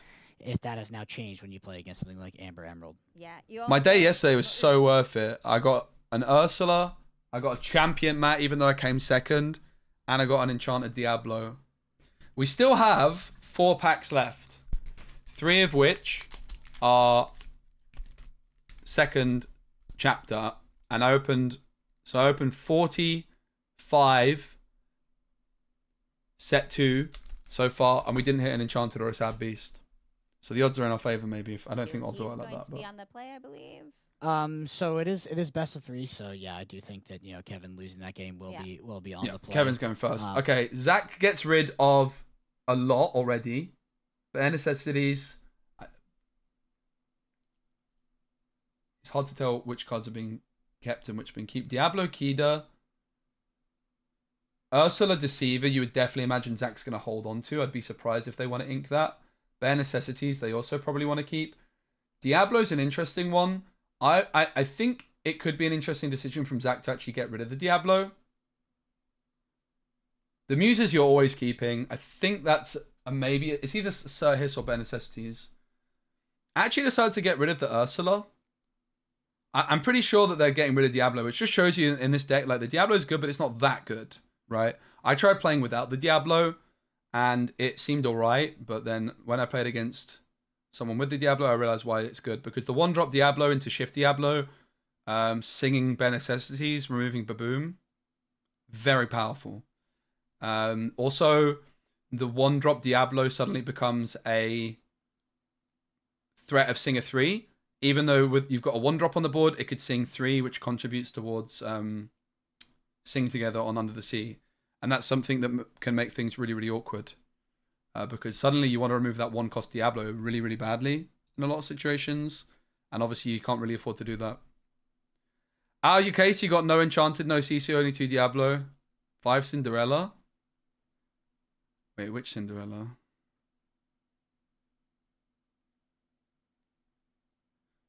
Set 4 Cinderella. I can't even think. Okay, Under the Sea and opening hand for Zach is not what you want to have, because it's more of like a card you want to top deck, because Kevin's obviously going to be able to Ursula these away. Double Aerial's good. The Muses is good. The hand is good with the exception. The Prince John's great. The hand is great with the exception of Under the Sea. It's just not something you want right now.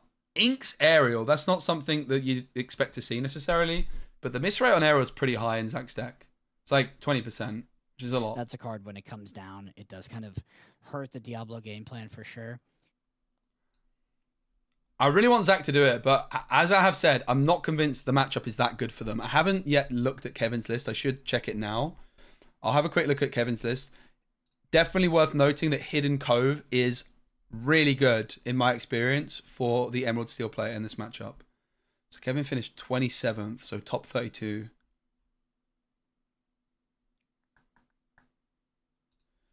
So Kevin is on 4 copies of Hidden Cove. Oh my goodness, what? That's wild. 4 copies of Hidden Cove. I've never seen anyone play 4 copies of Hidden Cove before. I respect it. 4 Babooms as well. Can I see comments from Restream? But I can not, yeah. I can see everything.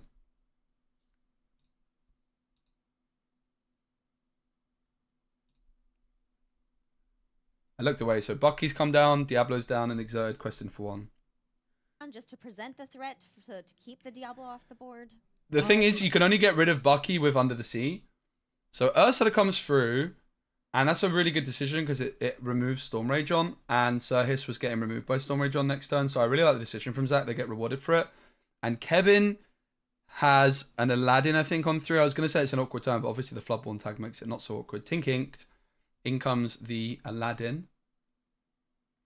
Decision for Zach on what to ink. Zach at this point is still holding on to hope that Kevin doesn't draw Ursula Deceiver. The 2-drop Ursula for Kevin is going to be huge. And what Zach is looking to do is they're looking to get Singer 8 on the board, Sing Under the Sea, get rid of Bucky. But this Aladdin is on 3 strength, which is another example of where Painting the Roses Red is a great card and could help. And why I would have really liked to have seen Zach on 4 copies.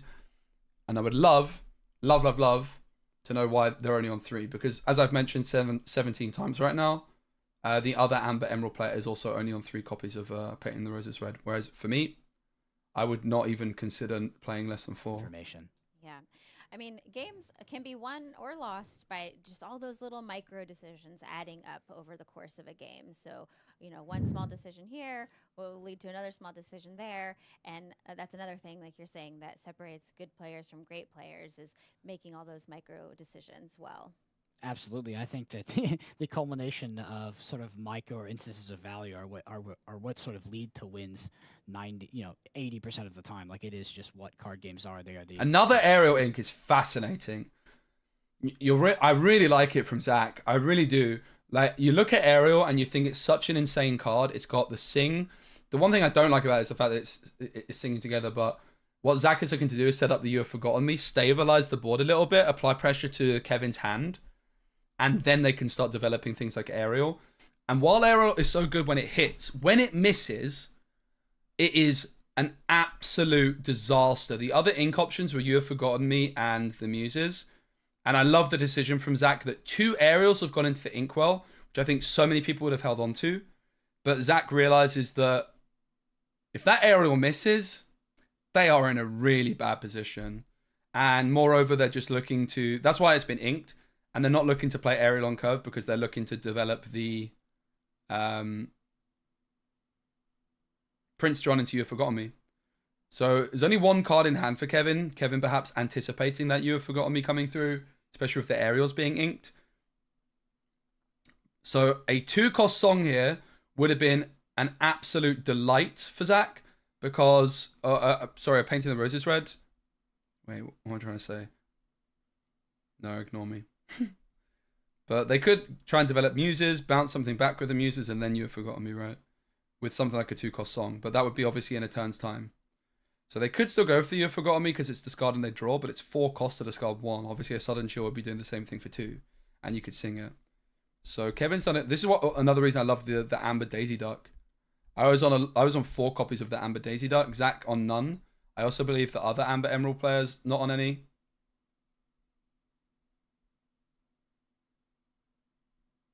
Zach Inks plays a Muses. The Muses, I do believe, is a song, not an action. So, like, when You've Forgotten Me's played, it's not going to be doing any bouncing. Yeah, it's on Ink Decks, Cheesehead. You can check it here. It's also, I'm going to be covering it on my YouTube channel tomorrow. Excuse me. So, Kevin with Ursula. There it is! Zach was hoping amongst hope that that was not going to come through anytime soon. But Kevin finds the Ursula. And it was just in time at the right moment as well. Because, my goodness, Zach had the Singer 8 down on the board. So this top deck from Kevin keeps them in the game. However, now Zach with the top deck of Under the Sea is firmly in the driver's seat right now. Top deck of Under the Sea. Here we go. Big moment. Under the Sea. Come on. Will it. Under the Sea. Bucky's ability, and Zach was forced to discard. Why is he under the sea, Zach? So he won't be able to under play the that sea here and get the card draw under off the of sea. Prince John. Zach's Well, game the plan thing at is this with the point. I You've mean, Forgotten Kevin's Me here, questing for a Kevin's lot. actually- Kevin's questing for a lot, but Zach's out is probably just top deck Under the Sea next turn. But they might also just decide that they have to take some trades. But then if they take trades, they're not going to ever be able to Under the Sea. The Muses does allow them, obviously as a 4-cost character, to take a trade with one of the Muses. Because they still are going to have Singer 8. Donald's going to draw for both players. I don't think Kevin should have done that, if I'm honest. I think that is a mistake. Maybe I'm being proven wrong by the Bucky. Nah, I think this is a mistake by Kevin. I don't like the decision to draw with Donald there because it's for both. How does Donald work? It is both players, right? Like Donald is both players draw or neither player draws, or is it like both players can draw and each player decides? Is it one or like is it both players? If it's both players, then I don't think Kevin should have drawn because it increases the odds of Zach finding the one out to keep them in the game, which is Under the Sea. Doesn't find it, they can go next. GG. Cricky is a card though. Cricky can come through and make some trades really efficiently. Prince John's suddenly going to have 4 strength. Ursula's going to have 5. Or is it? No, it's +3. Prince John's going to have 4. Ursula will have 4 as well. Hope or don't. This is a 1-3-2. Or a 1-3. And you can kind of see my point on this matchup. It is a good matchup. It looks like it's a good matchup for Zach. But then the reality of the situation is that your Under the Sea can get discarded. And then this happens.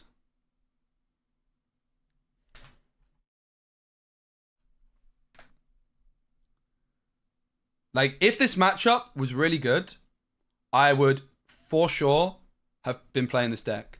But I came to the conclusion that it wasn't that good.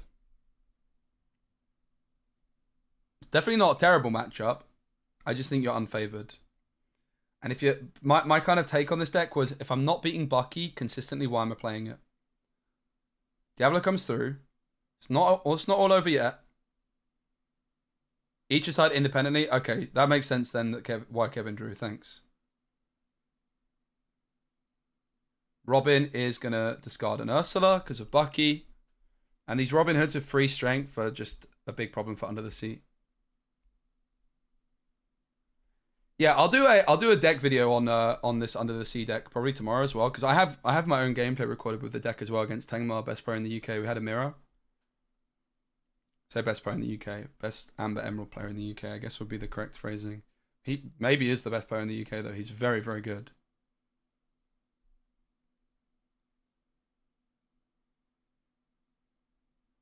Yeah, exactly. So if Kevin didn't draw, Zach still can. So of course Kevin drew. Yeah. Okay, we go next. Zach is going to be going first for the first time in this series. The mirror is brutal. Yes, it is. And I got 2-0'd. I wasn't playing Diablo. Welcome everyone. If you're just joining us, if you're on YouTube, give the stream a like. If you're on Twitch and you've got a Twitch Prime, give me a Twitch Prime. It's free. I got an Enchanted Diablo. No cap. We were like 45 packs in. I had 4 packs remaining. Bam. I was opening set 2 predominantly, but for my 7 set 4, boosters, which I got for playing in set champs yesterday. I got a Sisu, and then bam! Diablo. I have 4 packs left, including 3 set 4 and 3 set 2 and 1 set 4. We didn't hit any beasts. All right, come on. Mulligans. Prince John is a great start. Sudden Chill is nice. Couple of Sudden Chills. The Muses is in there as well. Obviously, Zach going to be wanting to be careful about overkeeping songs. Ariel might have been in there too. The Muses and Prince John are always being kept. Ariel's a tricky decision. Under the Sea, probably not going to be getting kept. I'd be very surprised if Zach keeps Under the Sea. The Sudden Chills are more of an interesting option, as is the Ariel. Zach's game plan is most likely not Ariel on 3, which is probably why they're going to end up getting rid of it. It looks like they're keeping... Is that You Have Forgotten Me as well? Makes sense to me. So 4 being kicked. It was You Have Forgotten Me, Muses, and Prince John. I would probably have taken the same mulligan, although if I'm honest, I would probably have kept Ariel. But I think that would be a mistake. I think Zach knows that they're not planning on playing the Ariel. Oh, look at that shuffle from the Bivens. Yeah, very nice. Very nice, Austin. I'm very chuffed. The packs were not good, but all it takes is one. I was saying the whole time, all I want is 1 enchanted. It's the best pull I've ever hit. Never hit such a good pack in all my days. Very, very chuffed. I can't stop looking at it. So pretty. I won't keep it though, I don't think, because I don't really like Diablo, as you probably know. I still don't have the playset of Diablo. I'm still 1 off. I got 1. Should we see if we can get the final Ursula Returns pack? See if I can get the playset of Diablo. So I'm still 1 off.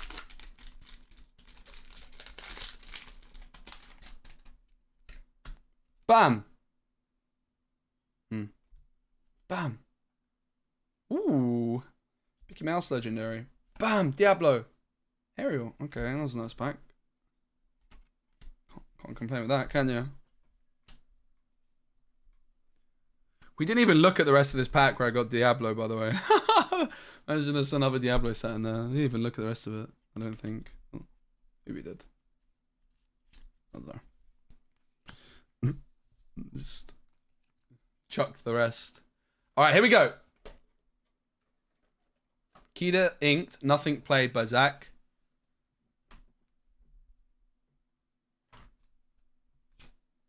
And I got 3 set 2 packs left. Diablo. Double draw. It's not a great hand, I have to say, for Zach. I don't really like the look of it. They need a Sir Hiss off the top pretty desperately. No turn 2 is a nightmare. Sir Hiss is needed for Zach. It's Bruno.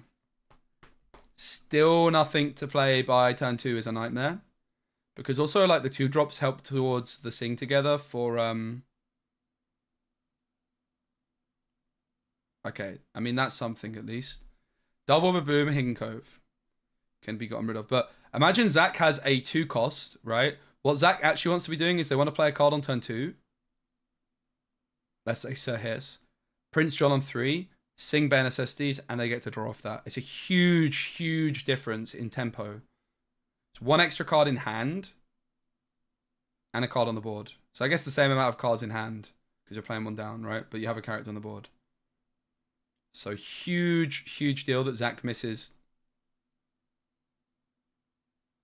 Of course, the risk would have been if they go for a 2-drop, then Kevin could have played an Ursula 2-drop on turn 2 and discarded the Bare Necessities, but I think that's a risk you're willing to take because it means that they don't play Bucky. Bucky is in and Diablo shifted, and this is a big problem that Zach has. They just don't have a clean way of dealing with this Diablo, and this is exactly what I'm talking about in this matchup and why I am not... Unfortunately, I was very close to being a believer in Amber Emerald. I tested it a fair old bit. Spoke to Tenmar about it, and it's this matchup which just isn't quite good enough, I think. Sir Hiss comes to return later, which is really fascinating.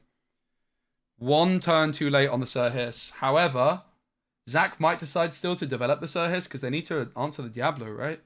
They can get Muses down on turn 4 and sing a song, maybe, on 4 to bounce the Diablo back. Yeah, this is still happening. We are restreaming it unofficially.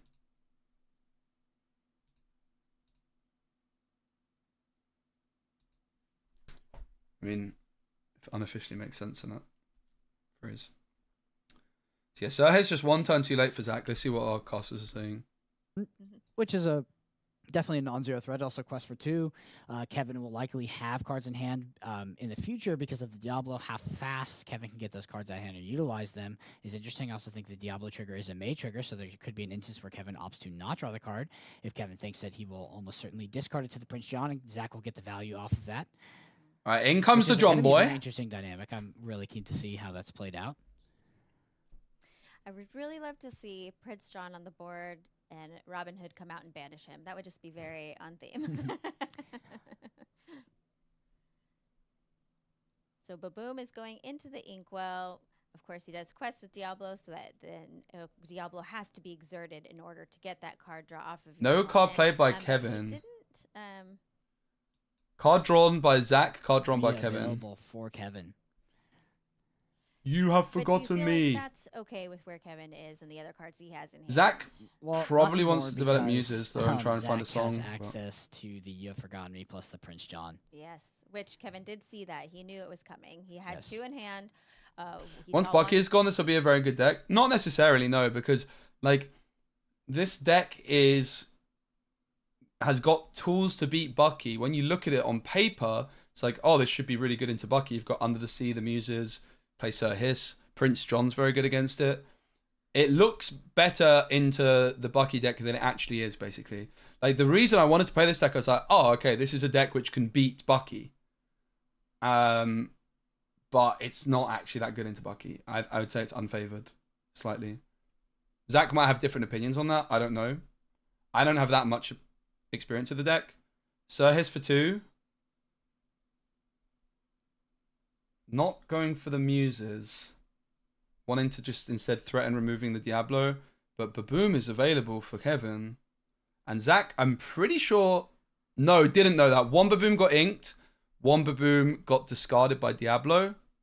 And I think when Zach saw the hand, there was... I think that's an extra Baboom. Hidden Cove comes through. This is probably why Zach went for the Sir Hiss, because of the Cove. And the Hidden Cove is what I was talking about as well. It's a huge problem for Zach's deck. We talked about this before the game started. When I played again, when I stopped believing in Amber Emerald was when I realized that Hidden Cove nearly single-handedly beat my deck. Again, if I'm playing Amber Emerald and I'm not beating Bucky, why are you playing the deck? That's basically where I'm at with the deck. But I fully respect Zach bringing it. I think it's still a really respectable pick, and I'd love to see it. But it's why you haven't seen me playing it at any of my set champs. Also, I realized I had to play Diablo, and I wanted to do budget decks. Not necessarily budget decks, but all 3 set champs decks I've played have been cheap. I did Ruby Amethyst, Amethyst Steel, and then yesterday I did my favorite of all, Ruby Emerald, which I got Ursa with, and also, coincidentally, packed a Diablo from. I dropped it. No.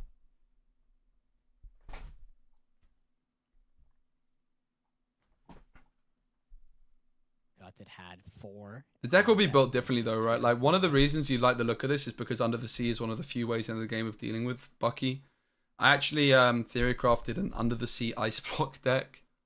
It was not good. It stayed in theorycraft. It was with Hidden Inkcaster as well. It's like 40 uninkables. It was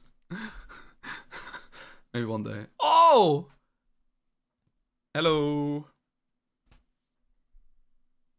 Diablo hitting here, triggering Bucky. It'll be interesting to see how Diablo does next set. So the thing is even though Diablo's getting worse because of Bucky nerf, there's an argument to say it's going to get better in some situations as well, because there's going to be less Diablo answers in the metagame, which therefore means that Diablo will become more popular, and then it'll, stop being more answers, and it'll be that kind of cycle. So it'll be interesting to see where it eventually settles. Diablo is definitely a decent card, but it is my kind of opinion on Diablo before the set was released. It was the most overrated card of the set. I just underestimated the Bucky synergy. But without Bucky, I'm not convinced Diablo is going to be all that. Obviously, there's Blue Fairy synergy still, which is kind of interesting. Chief Bogo, not so much. Chief Bogo looks like a really interesting card next set, though. One to keep an eye on. Bam. Come on, Zach. You can do it. You have forgotten me comes through. Double discard. Double card draw. Come on, Zach. I really want him to do it. Donald Duck that just got discarded from You Have The Forgotten Muses Me. does not trigger because it's So only the songs. Diablo triggers as well there off But- of the Prince John. So Yes. yes, so we have a. Oh, I Prince John forgot dodging for about that. Zach. The Zach Diablo needs triggers to of Prince exercise in John. order to Gross. see more cards and try to dig through Gross. the deck, but Funnily Diablo. enough, sudden chill in hand for Zach. Could sing it with the Muses. Bounce back a Diablo. Kevin has to discard. Prince John draws. It's double sudden chill. Could even sing it with Prince John and bounce both back. I think it's only Bucky. I think the Muses is cleaning up here, right? The Muses bounce back a character to either player's like you choose a character of 2 strength or less to bounce back to your hand after you sing a powerful song, thing to after do. you play a song. Now, I don't know how this. Oh, I'm surprised. I don't know how the rules works on that. So if you sing Sudden Chill with the Muses, right? You bounce Diablo back to hand. Kevin discards, Prince John draws. I'm fairly certain the Diablo wouldn't draw, right, off of that. That would be very, very odd. Because it's no longer on the board exerted when the draw happens, I think. Intuitively, the Diablo doesn't draw. Hey, Lon, how good to see you? Bruno's inked. Is it in the cove, though? I mean, that's the question. Is it in the cove? I guess it is. You remember what I said to you? Like, I liked the look of Amber Emerald until I realized that Hidden Cove completely shuts the deck down. I didn't realize it was in Cove. My mistake. Okay, that makes a lot more sense then. But yeah, I did say this before the stream started, right? I was like, before the game started, I was like, what card causes Zach's deck more problems than any other? And the answer is Hidden Cove. And you're seeing it here, right? It was when I realized that my deck almost folds to Hidden Cove that I stopped believing in Amber Emerald as a deck. I still think it's decent. I just don't think it's good enough.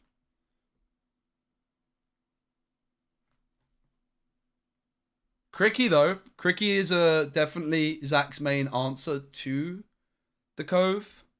So that's really interesting. But of course, the problem is with Cricky is you're then slamming in with the Muses and the Prince John. You're not going to be able to sing any songs. The Diablos are still on the board, and then suddenly your Muses is exerted.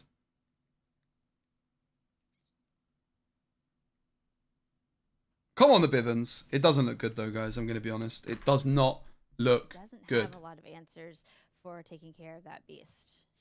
no, he does not. He does have access to things like we don't talk about Bruno, but you know, with 4 cards in hand, I'm not sure if that's gonna hit the beast. It looks like Zach has a couple of his own Diablos. Is it? Definitely has the one Diablo. and definitely looks has So the like a one. so sudden far, chill. 2 Okay. Diablo decks. It looks like 2 Diablo wins. It's not all over, But but Kevin has been able to fill his hand up. this so Hidden he does Cove is the sudden difference. What is wild is Kevin is on 4 Hidden Coves, which honestly I respect a lot. I bet Zach was absolutely heartbroken when they saw that. There's the Cricky. So the Muses now has 5 strength, Prince John has 4. Just doesn't do anything. Oof. Oof. Oh, Beast Base draws both 2. Diablos have Diablo's access. about to draw I one mean, each it's, as well. It's non-zero, right? The Cricky does count as a singer for that potential sing together play that we talked about, but yeah, ultimately these Diablos are just sort of they're kind of running away with the game. Obviously, it's in combination with the Cove, it's in combination with the Bucky, and the Beast is doing work as well. But Cricky What's this Robin Hood not doing over here? I'm a bit super confused. great on this board state. Yeah. So we I saw guess 7 an ink was Ursula spent come on down, Robin Hood and Ursula. Kevin got to take a look at Zach's hand. He only had 1 card in hand, his Diablo, but Yeah, then it's not looking good for immediately Amber, discard that Amber because of Emerald. Robin Hood. Missing the turn 2 was a Bloodborne big character deal was for played, sure. Triggering Bucky's ability. Like this Hidden Zach Cove got out of is hand. Out of cards, he did just draw 1 off the top of his deck. I don't know if there's one single card here though that could get him out of this situation. There is not. I wish there was, but I don't think the way the Zach deck is constructed that there is. Unfortunately, I do think that Yep. This is why I don't believe in Amber Emerald. Hidden Cove. That is the card. Hidden Cove didn't exist, I think Amber Emerald would have a very good matchup into Bucky and would therefore be a very, very, very, very serious deck. But yeah. You gotta respect Zach making top 64 though with a deck like this. Is super impressive. There is also one other Amber Emerald deck that made the top cut. Okay, that is a really nice card to have if it gets a discard, and it does. Obviously, Prince John's gonna draw, and the Muses is able to bounce a card back. But it's only the Ursula Deceiver that Zach can target on Kevin's side of the board. Doesn't do it though. Oh, it does do it, okay. It's because of the Diablos that Kevin was drawing. Absolutely gross. So yeah, missing the Sir Hiss on turn 2 was the big thing here. Sir Hiss on turn 2 for Zach would have made a big difference because they go Prince John on 3. And then if Kevin goes Bucky still on 2 and not Ursula Deceiver, then Zach can sing the Bare Necessities on 3 with the Sir Hiss. Get the discard, which they did get, but then they get a card draw off Prince John, and then they have a Sir Hiss on the board. They can remove the Diablo quicker. They can try and remove the Cove quicker. Yo, Rabbi, it's because we're watching in the American broadcasts, unlike European broadcasts, they have 2 show matches per round. So this game was like basically pre-recorded slightly. So the top 32 games are basically recorded a little bit and shown to the casters on a slight delay. But what that enables is it enables way less. It enables us to see twice as much Lorcana and less starting soon screens. So it's definitely a really good idea. I hope we could add it to the European broadcast actually, although I guess we would need more casters to do that. But yeah, I think it's a really nice addition. So the casters are watching it live for them. Like they're watching it, for the first time at the same time we are. But it's basically on a slight delay, which enables, as I say, even more games to be shown to the audience, which I think is really good.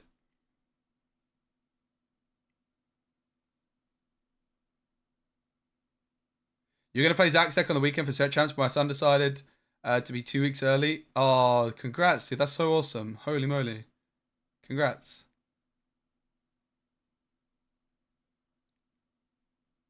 Tink. Bye-bye, Sir Hiss. We saw Zach with the 1 damage counter earlier on Sir Hiss, not removing it from the board, but I think this time they're going to remember. Well, it was a good performance from Zach. Let's hope the other Amber Emerald player made it. There was also a Hyper Aggro player. There was a Mufasa player as well. What's happening here? Would love to see one of those on the stream next. That would be fantastic. Well, it's such a great card. I'm so glad that she's made her way back. I enjoy playing with her in my deck, and great art. She's also has been made into a play mat. I think she was like a fan favorite art, has been around since set 1, but we didn't see the play mat until just this last set, and those things sold Right, out. I am going to go grab my food, guys, and I'll be right back. I'm going to eat up here, but I'll just go grab it now. GG to Zach. That's game. I'm going to go grab my Fist food. bump there at the end. I'll be right back. Zach conceded. Congratulations to Kevin, who is moving on to the top 32. That was a tough match up there in that last game. Absolutely, we talked about it. We've talked about it for a lot on stream, which is like, what is Emerald Steel trying to do? What are they looking for? Pretty much, yep. It's pretty much the same thing. You want to hit that turn 1 Diablo, turn 2 Bucky, turn 2 Shift Diablo, and if your opponent does have an answer, it's just so hard to deal with. I think that if there's anything to take away from that match, it's the power of the Cove, particularly against Amber Emerald, which is probably not what Kevin was expecting, was not playing to play against that, but the Cove really shined there. It just turned off almost everything that Zach's deck was trying to do. Absolutely. Yeah, the Hidden Cove was the MVP of that game 3 for sure. Congrats again to Kevin. Well played to Zach. And we are going to take a quick break, and we'll be back with more games for you.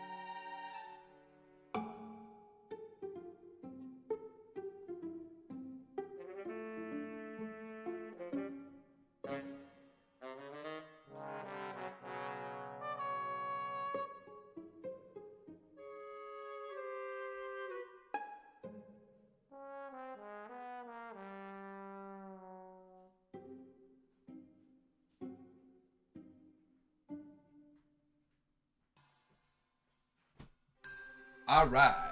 I got my food.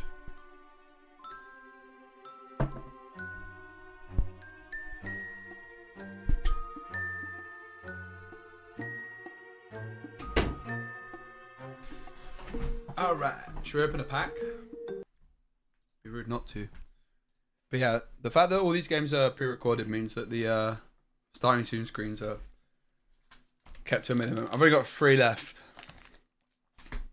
But who cares? Because this is all I care about. But we've got 3 packs.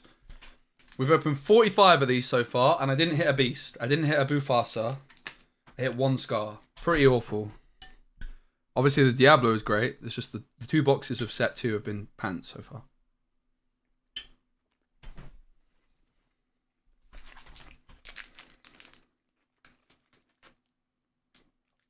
Right, chat. Do we open the Beast pack, the Raya, or the Queen of Farts? Let me know in the chat. Which one first? Raya. Also, here's the grub, if you're wondering. Oh man, did me a solid. Look at that. So what's in here? We've got mushrooms, lots of chicken, peppers, pak choy, bit of chili, bit of garlic, onion, some kind of sauce. Rice? No, I'm doing keto. Peppers have got quite a lot of carbs in, but it's all I ate. What did I eat earlier? I ate spinach, eggs, and bacon. And now this. Cheers.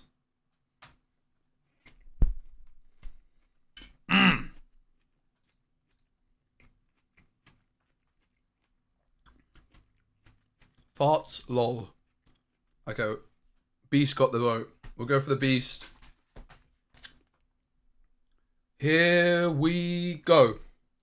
The last Beast pack of the day. Show us the Beast. I only have 1 Beast in my collection, and we've got 3 packs to complete the playset.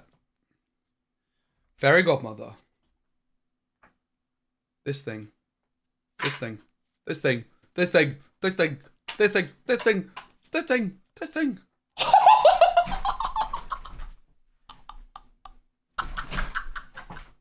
Yes! Beast with the Beast. Let's go. And there's still a foil. I'm joking. Oh, Beast. Double Beast. Beast. Double Beast in the Beast pack. Don't mind if I do. Alright, and I have 2 Beasts in my collection. Okay. Dude, we're really getting the good stuff at the end of these packs. The start of the packs was awful, but we've got a Diablo and a Beast in a couple of... Enchanted Diablo and then a Beast. Go put the lot... I mean, to be fair, I opened 45 of these, and that's the first Beast we've hit. And we didn't hit a Mufasa. But yeah, we've definitely done well. That's it. All it takes is like 1 pack, and your fortunes change, right? The Diablo was the difference maker, and the Beast is now the best second best pull by a mile. I got a sleeve for it.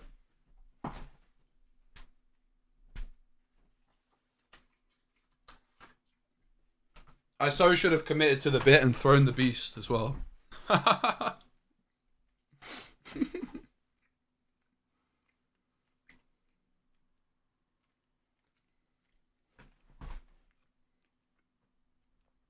Let's go. All right. What pack next? Queen of Hearts or Raya? Vote now. The last 2 packs. Queen of Hearts or Raya?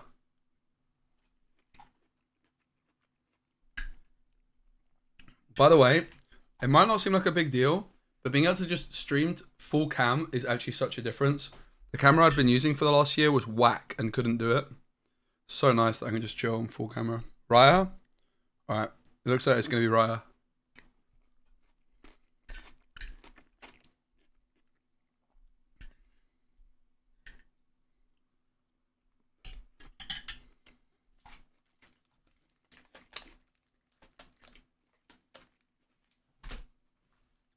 Alright, we're still on.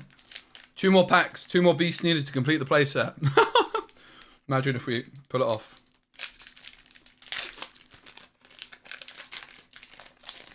I also have like a slight hunch I might have dropped a pack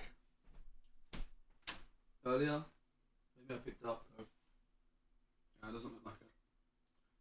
I was thinking that there's a small chance there's like one other set 4 pack, but I probably picked it up.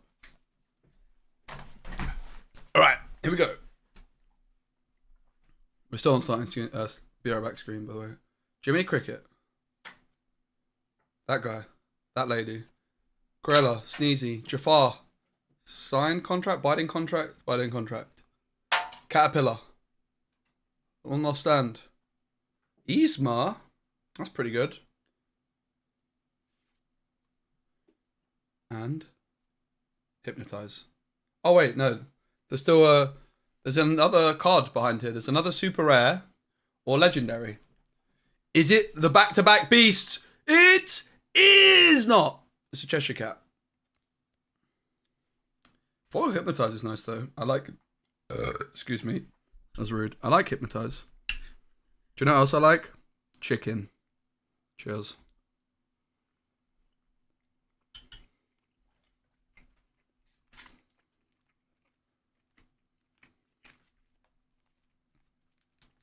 All right, the last pack.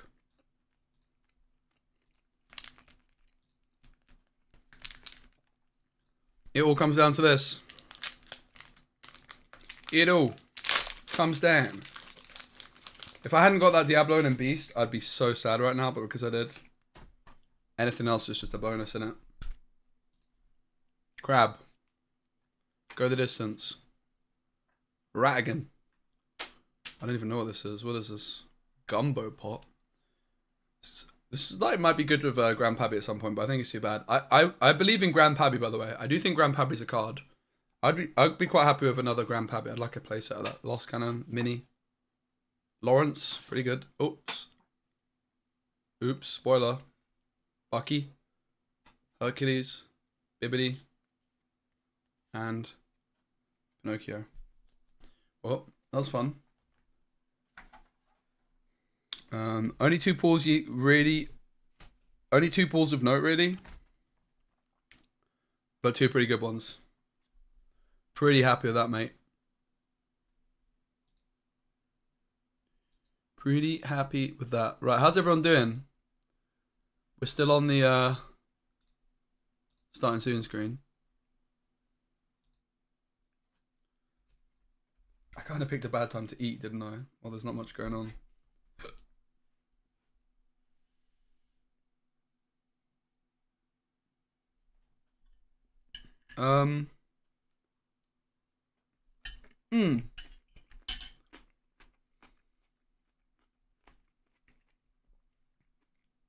What we'll definitely do at some point in today's stream, probably just not right now because I'm eating. Sorry, it's a bad time to be eating. We'll look at a lot of the set 5 cards and maybe start doing some set 5 deck building. Yeah, I am going to be doing webcam games with set 5. I've got a new desk coming, a bigger desk, which will enable me to do that. This desk is simply not big enough to do webcam games. It's possible I might leave this desk in here and have 2 desks. So I can have 1 desk for like normal stuff, and then if I want to do webcam games, I like sit at a different desk. So I have even more space. That might be what I end up doing. We'll see. I don't have much space in this room, but I'm going to move like the chest of drawers where my clothes are kept out and see if that can enable it. But yeah, I plan on basically doing daily live streams. Maybe like 5 live streams a week with webcam games with set 5 release. Oh, we're back. Gotta be kind of walking on clouds right now, right? Yeah, no, it's been fantastic. I always wanted a day 2, and this is amazing. Well, you got a lot more ahead of you. You know, this isn't the end of the road. You got to keep winning, and you've done so well. You've done well so far today. And let's talk a little bit about that match. I respect this guy's deck. Going in, 4 you're hidden on the play, cloves. great for best of 3, and you lose game 1. What's kind of going through your head there? Oh, game 1, in general, this matchup is very close, and have to make a lot of really tough decisions. In game 1, there was a turn 3 where I did nothing, and I could have baboomed his Sir Hiss, and I thought for a long time that I need a hedge against killing Diablo if it comes down on turn 3.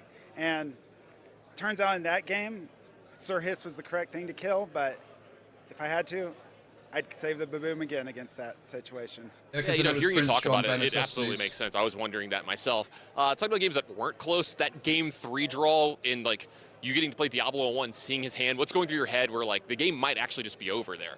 Yeah, no. When I got my opening hand after altering in game 3, I was very happy. It had everything I was looking for. I only had to send back 2 cards, which for the most part, I almost thought of just keeping them to make sure I had ink. Yeah. And then seeing his hand after playing Diablo, I knew that it was going to be a very good game for me. Unless he drew very well after that, I figured this game was probably over, and I just had to have clean, crisp play and make sure I got all my triggers in. Well, it looked like you had some good, clean, crisp play there. Got those triggers in. Kevin, thanks for the time, and best of luck the rest of the day. All right, thank you very much.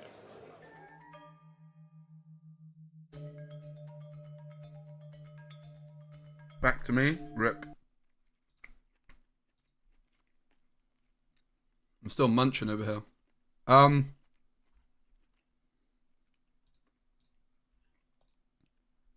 We'll probably just chill while I'm eating. Finishing my blue steel deck this week. What cards are you most excited for? Hey Maurice, you can see them on ink decks. What set 5 cards are you lot most excited for? Let me know.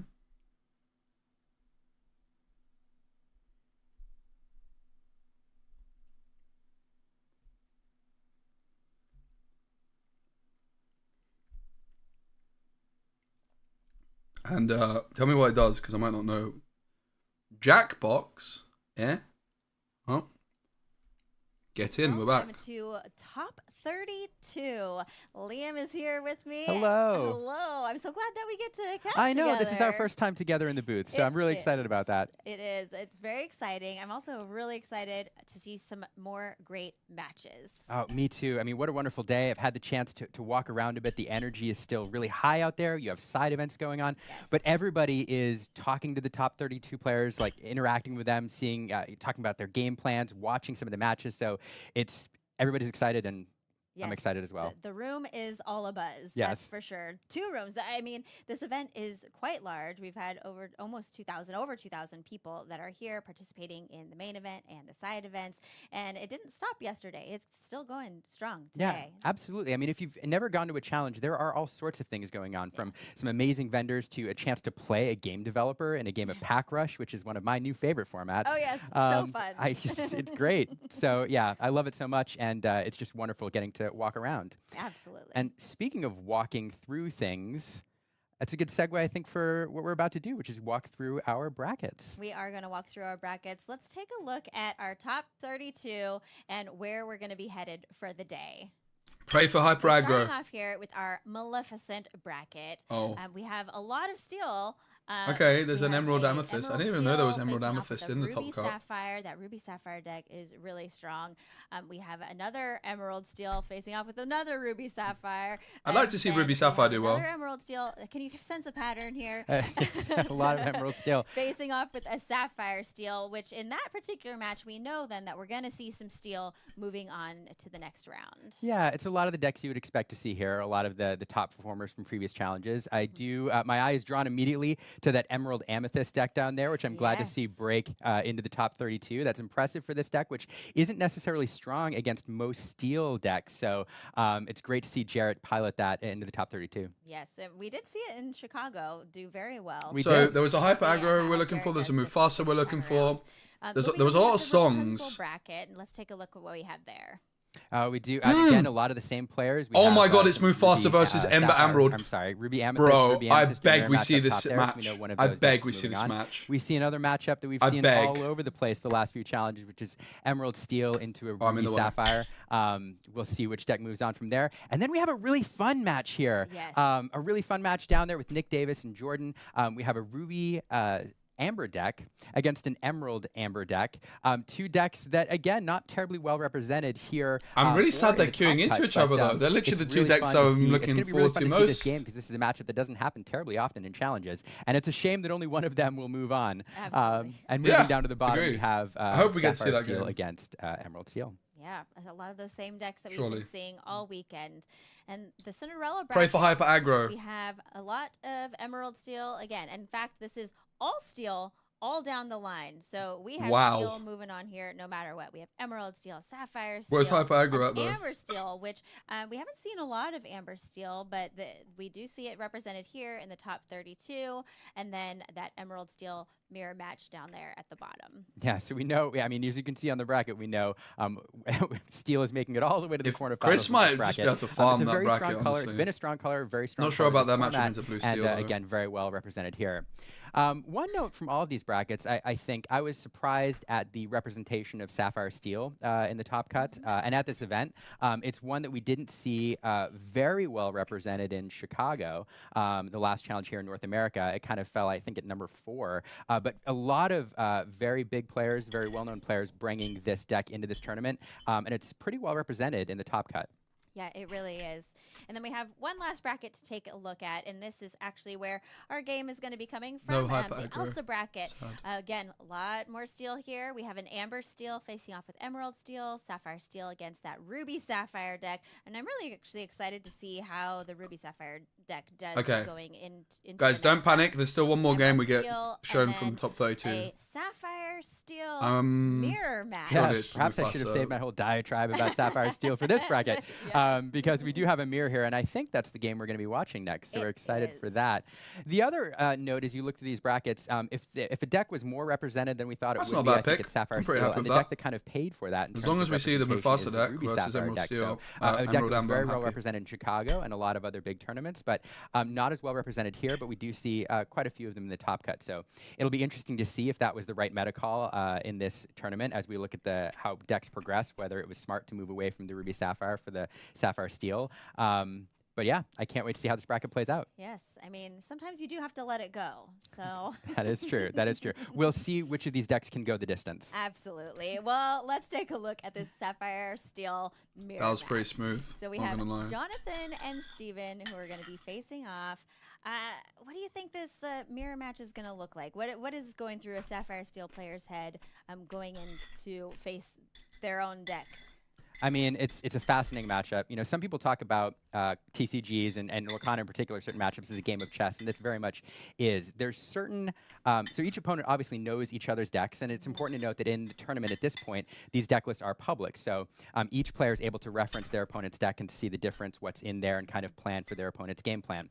There are certain key cards in this deck that a player needs to win to execute their game plan, and so a lot of this game is about which of these players can Sapphire Steel find Mirror. those cards first.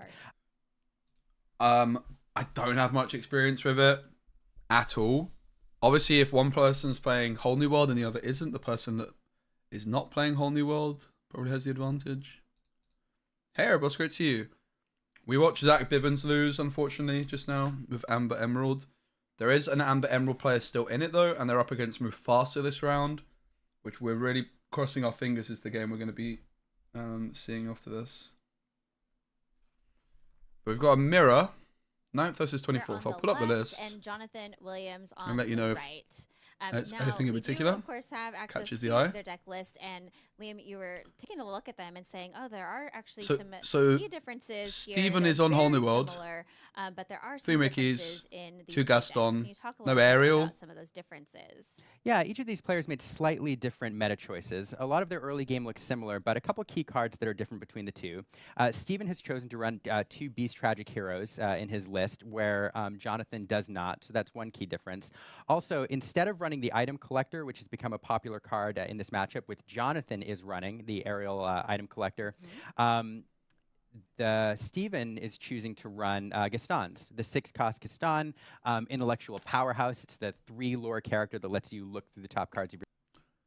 Yeah, so lists are very similar. Only 1 Aerial for Jonathan. I feel like people really underestimate this card, man. I don't know. 2 Gaston for Steven instead.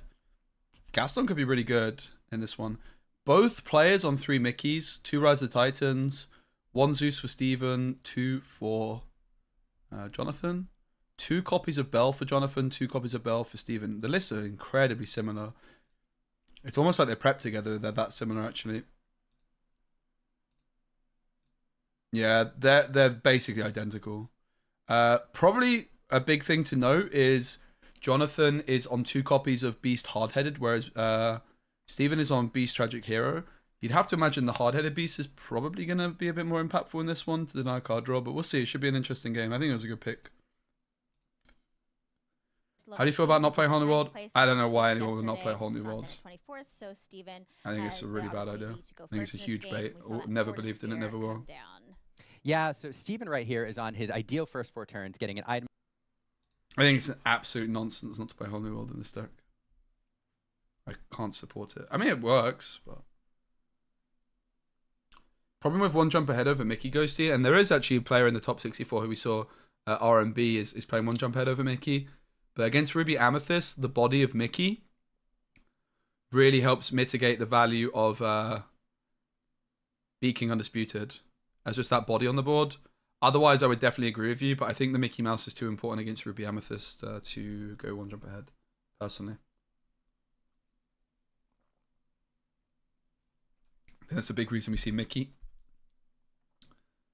Also, the 1 damage for Castle is not completely irrelevant in the right situation, I guess. Cute, but in general, they're there because they're very well statted for a turn 2 character, which allows you to do some things. And they also have 2 lore. So worst case scenario, you're questing for 4. Smee's pretty good. Perhaps 6 lore and getting a... So obviously Steven found Ramp. Jonathan's looking at Inky and Hard-Headed. Doesn't look like they found Ramp, which is not ideal. This is where I mentioned the fact that Jonathan's only playing 3 copies of Mickey, by the way. And this is why I would never play less than 4 copies of Mickey. Steven's also playing 3 copies of Mickey, by the way. But yeah, I did make that comment earlier on the stream. I would personally always play 4. And you get a character on the board. You kind of see why here, right? It's that important to find. Decks want to be doing on turn 2, especially. Obviously, the reward is if you find Ramp, you find the Ramp. It's better that you are playing less Mickeys. But yeah. Also, don't like what's not being inked. Okay, so that's actually a really interesting point. And I think that's like a it does look like this is updating manually, which is really good. Automatically rather. The card that's being inked off Mickey, if you go into like quantum mechanics theory, I think is the right kind of way of looking at it, is it doesn't matter because you don't know. So it could be anything, so it literally doesn't matter. Like the card that's inked off Mickey, you can just assume is nothing, almost, because you don't know. So it's actually irrelevant what Mickey hits. Now, the logic, the natural logic to that point is, well, that's not true because I was going to draw that card off the top. But I think the reality of it is that it actually doesn't matter. I've had a lot of debates with people about this in the past, where I was more on the side of like it definitely does matter what card is off the top. But when you actually do the maths on it, it doesn't. But then the counter argument to that is, well, in this particular situation, it was the card on top of my deck, and therefore it did make a difference.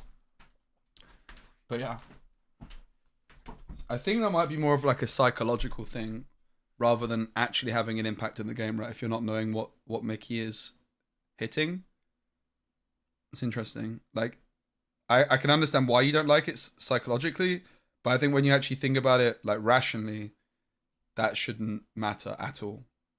I think. What do you guys think about that? It's a really interesting discussion. So Smee would have been able to quest in perpetuity unless, and not subject to removal from Jonathan Smee, because again, the resist 1 would mean they wouldn't trade. So at that point, that Smee was going to continue what does perpetuity every single mean? Turn. And so Jonathan choosing to get it off the board. Yeah. And of course, Cogsworth also has Ward, so very difficult to get around. Dime for Jonathan is pretty good. Is nice because it does do some damage there on Cogsworth. I said it well. Get in. How many players are... is there anything like quantum mechanics linked in there? But like if you knew that Mickey inked Dime, not many. True. Any character with Ward that you can there with a step. Oops. Feel like if you knew that Mickey had inked Dime, for example, you'd lean more into a board win. Yeah, I mean, if you knew what Mickey hit, it would give your opponent a lot of information as well. It's probably a worse card if you know what it hits. Actually, it's almost definitely. I think. What do you guys think about that? If Mickey showed what card is inked, is that better or worse? It's got to be worse, right? Obviously, if it shows just you, it's better. But assuming it shows both players, it would be worse. What do you think about the Poo over Mickey? I don't like it because Poo, you can't ramp into a 4. And it could be removed. Don't give themselves resist, it's really but they bad. can give each other especially in a resist brawl for meta. sure. I think it's a 2-3, right? Never liked it, but especially now Brawl Yeah, exists. so this is it's a even worse. challenge. Now, Jonathan, has to be thinking. Mickey gets the ramp instantly, whereas Pooh is delayed, right? So on turn 4 with Pooh, you can only play a 4 cost. And that's even if it gets to quest, which it Be might happy not. to keep questing for 2, 4, perhaps even 6, Yeah. unless John. So Steven has the lead, unsurprisingly, with them going first. The double Cogsworth is pretty spooky, though. Jonathan could challenge Beast, and it would stick on the board because it has resist 2, but instead decides to leave Beast where it is. Neither player with a Fishbone cooldown yet, but Steven has found one. And also has a Flaversham Man. 5 on the Flaversham Man. Sorry, 4. It looked like 5 to me somehow. Obviously, Cogsworth has Ward, so the Let It Go can't be targeting them.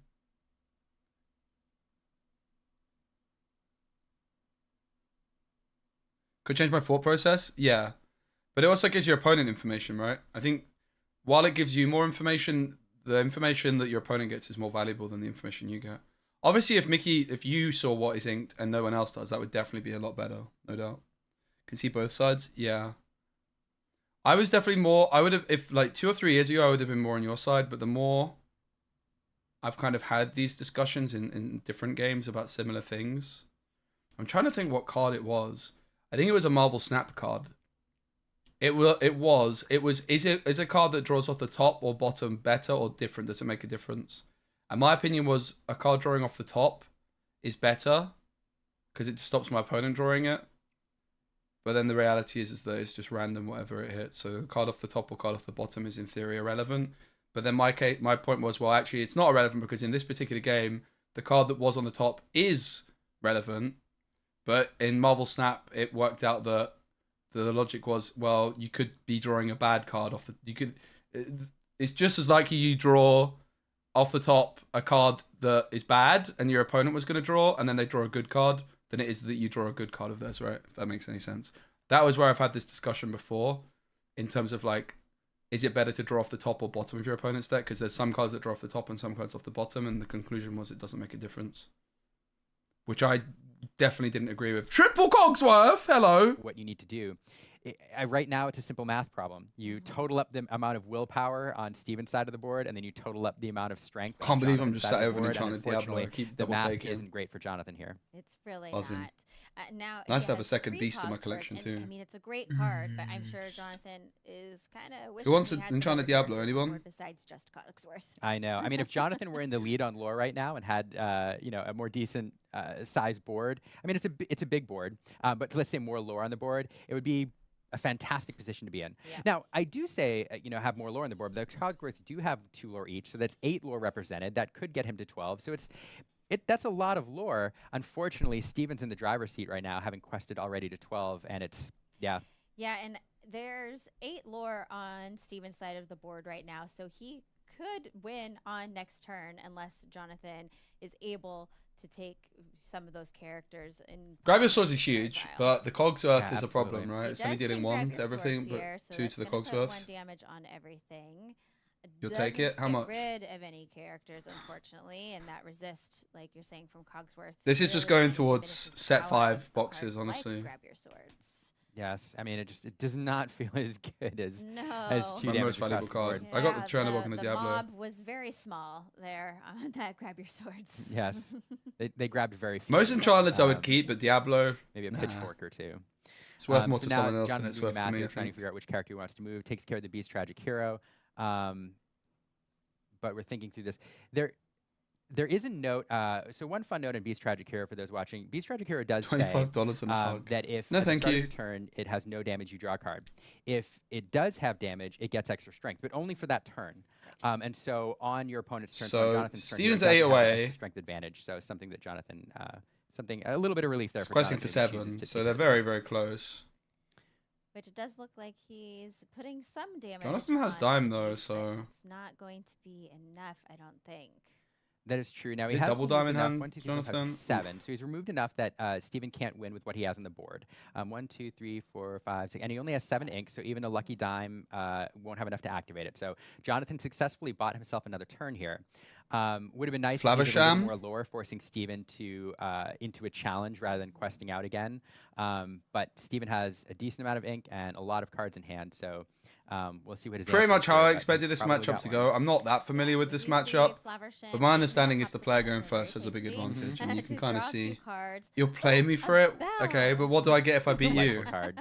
I would be So down for something like delightful. that. Strange but special. But what do I get if I beat you? Sorry, when I beat you. Really special here because Belle normally you only quest for 1, but when you have at least 10 ink in your inkwell, she quests for 5. I'll play Bucky, bro. Which, Come at me. Yeah, I mean, Steven already I only have had 2 a sad strong beasts and 3 board, Diablos. I and, can't even play why Bucky. not put down another Belle? Yeah, so lots going on here. Bell Strange but Special is a great card. Not Didn't only be- does it okay, actually more when you go okay, up to okay, I 10 didn't realize ink, it was but you. It allows you to ink an extra card. There from is hand a per turn. Stefan. So, I need to VIP combo after here you beat where me. Steven played the Bell and then played an extra ink. Did you and see then I used got that extra Diablo to play the from next card, which my, allowed him to ink another card, which allowed participation? him to play a Smee. So I need to just delete flooding the board VIPs. right now. So Right to Jonathan has to VIP. have I'll mod all you. the There you go. answers. Yes, and Jonathan doesn't have any answers and concedes and said, Steven, this one's yours. Yeah, Could be lying to absolutely. me, Just but- too much of a board to deal with.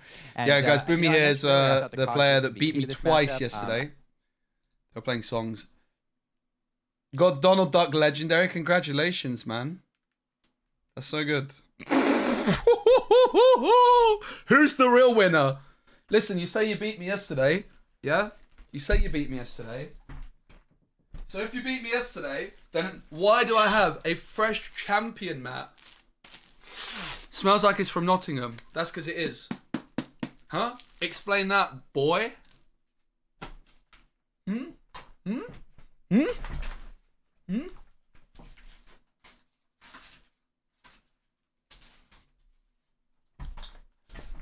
It's because he didn't want the champion mat, guys. That's why. He asked before the game if like the winner could choose which mat they get. I actually have a couple. I'm pretty happy with this. I'm actually really happy to have gotten the champion. I'm not gonna lie, it worked out because now I have 2 like mats I've played with, and now I've got a sealed mat of each as well, each champion. Bam, pretty cool. I don't know if I can even play in any set champs next weekend. I'm gonna try, but I don't think there's really any near me. And I played 3 set champs this rotation so far. I lost my Now- top 8 game in Now 1. that they've seen each other's decks, One and got second. do you think Very happy with that. they are changing their strategy? Very happy with up? that. Jonathan's going to be going first this Straight into set time. 5 What boxes. are they both thinking going into And I got a the sad second beast, game? but I did have 48 You know, it's a great packs, so question. I think I one do sad think they beast both is about generally have the expected. same or similar game plans. They've probably studied their opponent's decks at this point. They know the differences, and more importantly, they're mirrors Double of their whole own new decks, world and for so Steven. they- This is the going mulligan, into this, right? They kind of knew what they wanted to do. So obviously and Jonathan's I going don't think That will first. change. I think both of these players are very, very smart, and so they knew kind of their 2 outlets to victory were pursue the end game combo or kind of mid game. So how do you flood win the going board. second at Sapphire Steel? Find ramp, which Jonathan didn't do last game.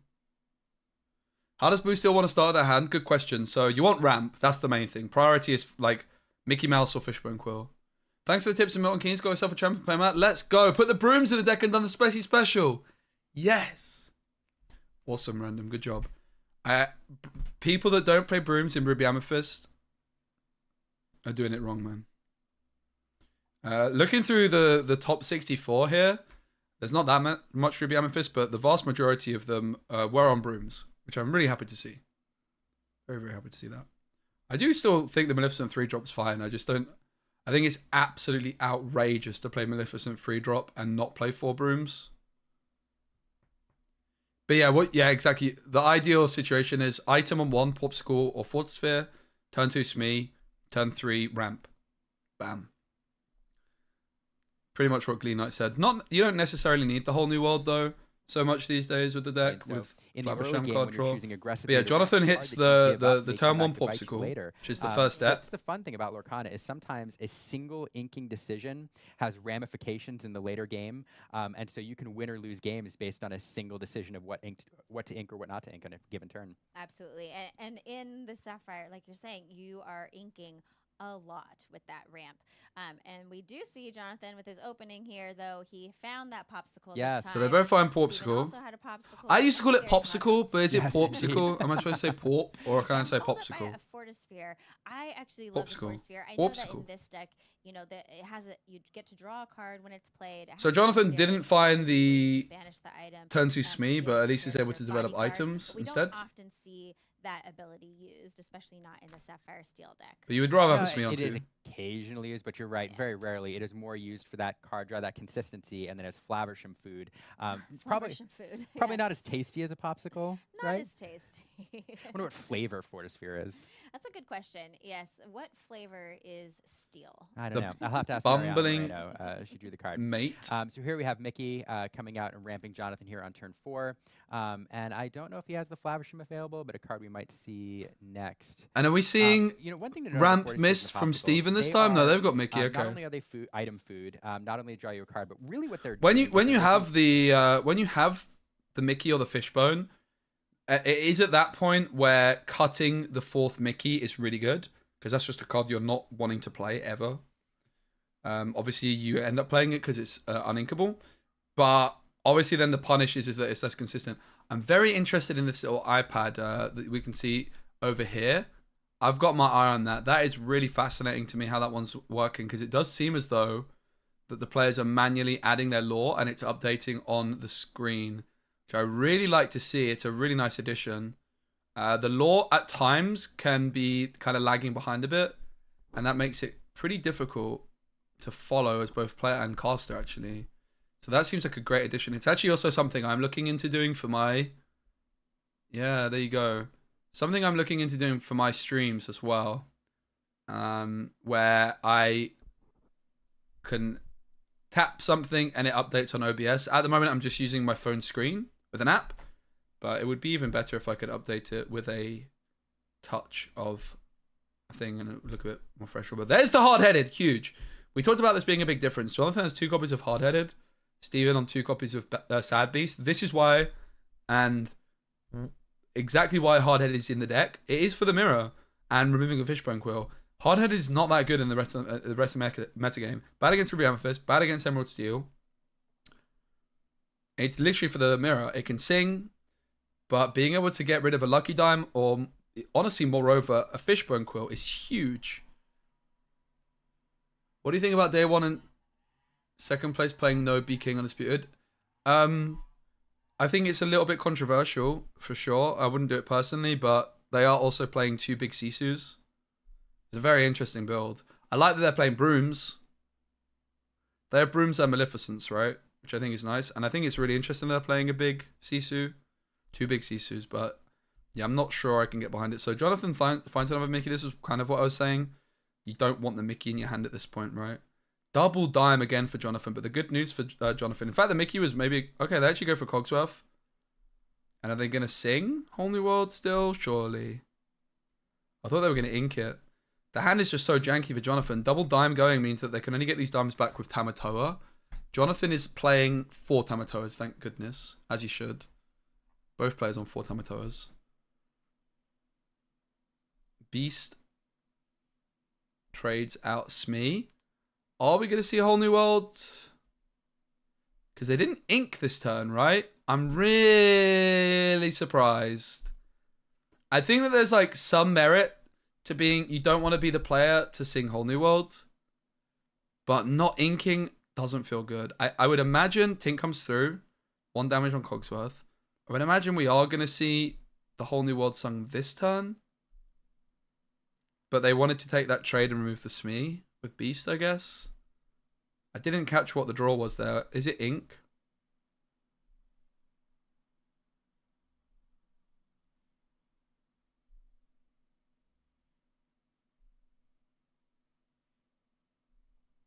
It is. It's Smee. But I think are there 6? It's almost like a bluff of what they were doing with their ink. They're like, oh, I'm thinking about exerting 3, when clearly they're not. It's like, yeah, I'm thinking about exerting 3. Eh? Is there some kind of bluff tactic? Oh, there's a Mickey. I knew that. I definitely knew that, guys. All right. Smee comes through. All right. New channel or just rename? This is the rename. I'm planning on rebranding probably to Joe Curley and dropping Speci at some point. Kind of hard to spell. People don't know how to say it properly. Joe Curley's my actual name, innit?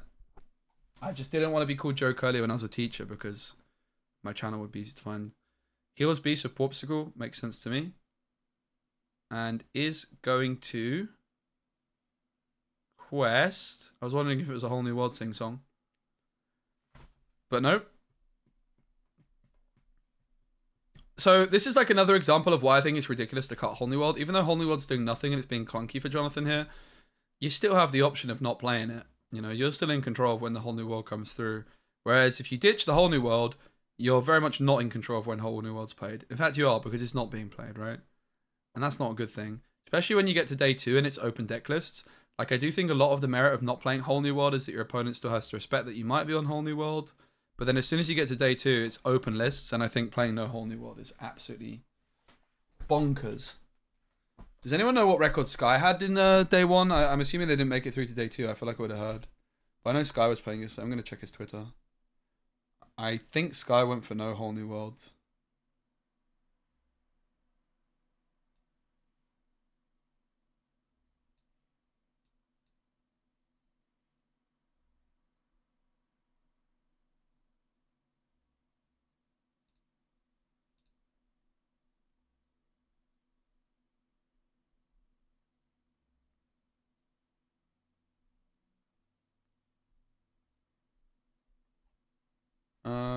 Let me see.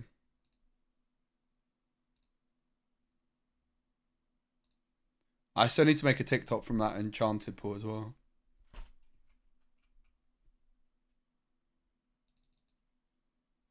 I don't know what Sky's Twitter is.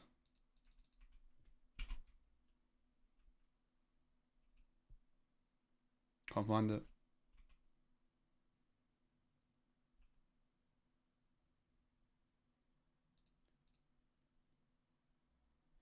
What are you looking to do in Steve's position? Have in these Whole New World decks, Clear the board. Then one of your little sub games is maximizing your Inkwell as your clear the board. Get board control. New World. So ink twice per turn, and then by the time you Whole New World, you. I think this beast was just so big on the fishbone. Hopefully more than your opponent. That's why it's in the deck. Hand of cards.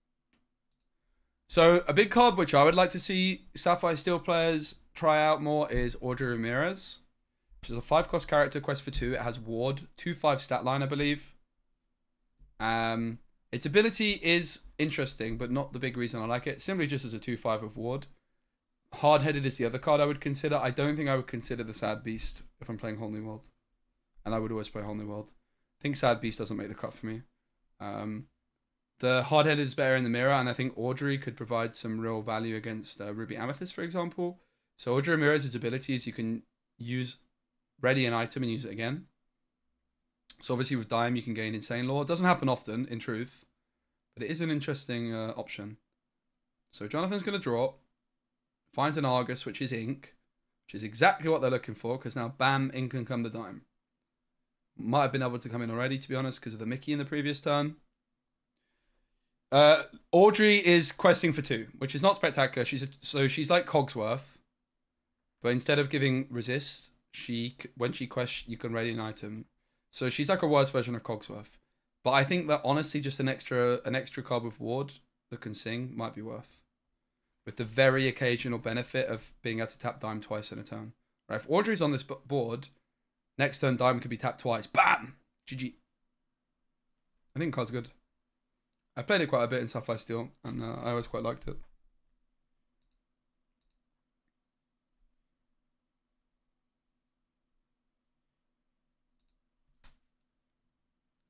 Full quest. With the exception of Cogsworth, and it looks like Smee is also staying put, which is interesting. Tinkerbell does get Smee pretty nicely. Obviously, with the Cogsworth still ready, that can't be challenged, and Tinkerbell is only going to deal 1 to Cogsworth if that comes through. Tinkerbell's like second damage is only going to deal 1 as well. What about the blue kit Tinkerbell? Yeah, it's an interesting card. It's Inkable, I think, right? I don't mind it. I think it's nice if you can shift it in, it will be good. But the problem is that the shift options are not good, unless you're wanting to play Sapphire, Emerald, and turn 3 with Sapphire. You obviously want to be playing ramp. There's a 1 cost kit, but it's a 0/1 with ward that quests for 1. It's really bad. But being able to shift that in early is interesting. I like Aerial significantly more though because of the 4 strength. Whereas 3 kits on 2, so it can be Sisu'd. But big Sisu's not as meta relevant right now, I suppose. It's gone out of the meta a bit.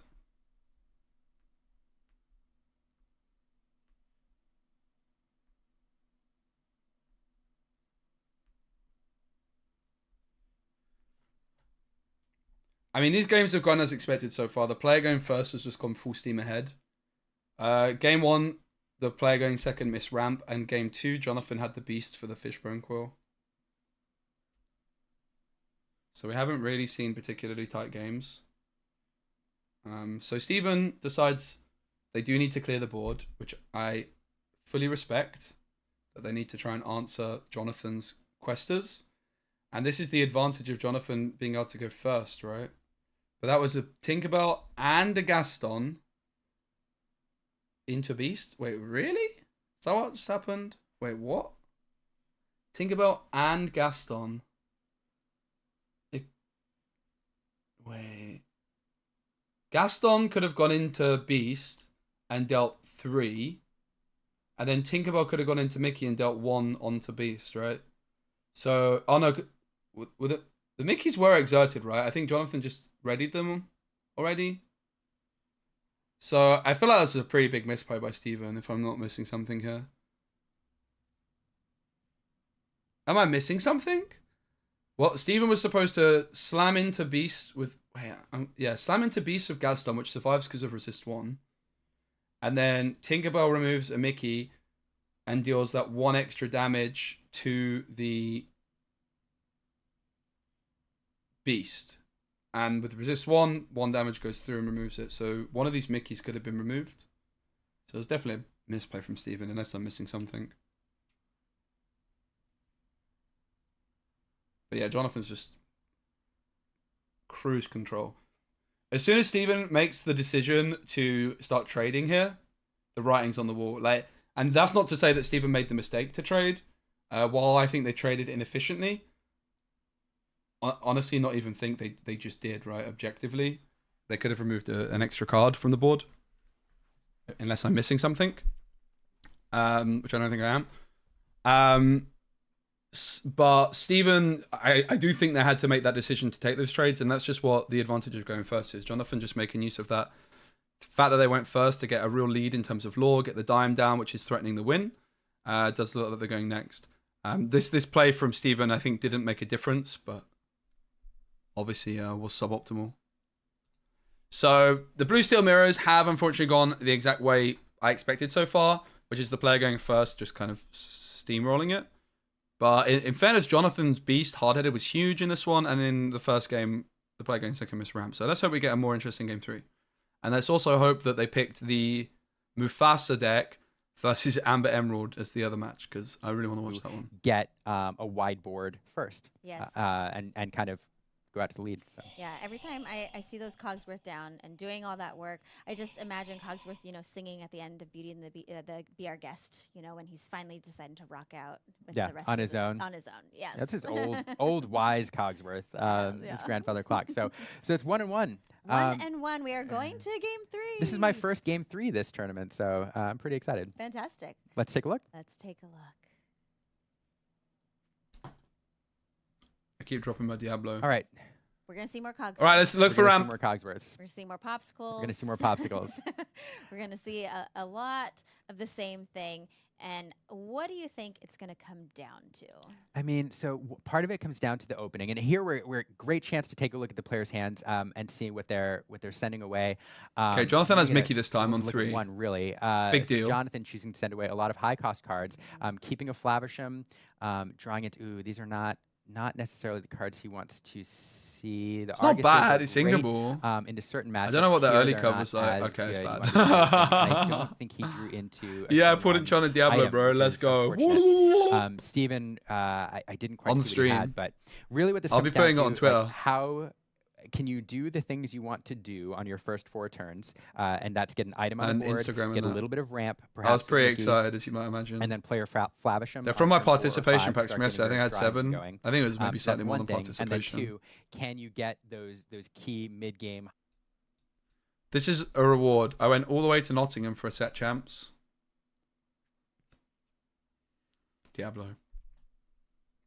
Very epic. It's the best card I've pulled from the Bot pack by engine far. with Flaversham and the Popsicles By and far. I also got one Force sad beast. and other items, but I had 7 really packs see of a whole set lot 4. that going on in either Got a of the previous Sisu 2 and Enchanted games. Diablo. No, that engine never really. we saw a 48 little bit, packs but you're of, right, not much. That set engine 2, I never got a beast. really got going. And the other thing we didn't see, to point out, is a whole new world. We didn't. Yeah, all that talk about when are they going to play a whole new world, and then they never did. They said we're fine with the world we have. Well, it's such a tough position. Okay, in Force this Fizz is a matchup nice because find there. when you That's have a deck really that's big designed deal for around a whole new world Jonathan. as part of your strategy, but your opponent's is also Still has no playing turn whole new 2. world. Can set your opponent up for success. And when But you're Steven missed expending turn more 1. resources to do something, your Flavisham Man opponent wants to inked. do. Argus in. Argus is a better card for Jonathan than Smee.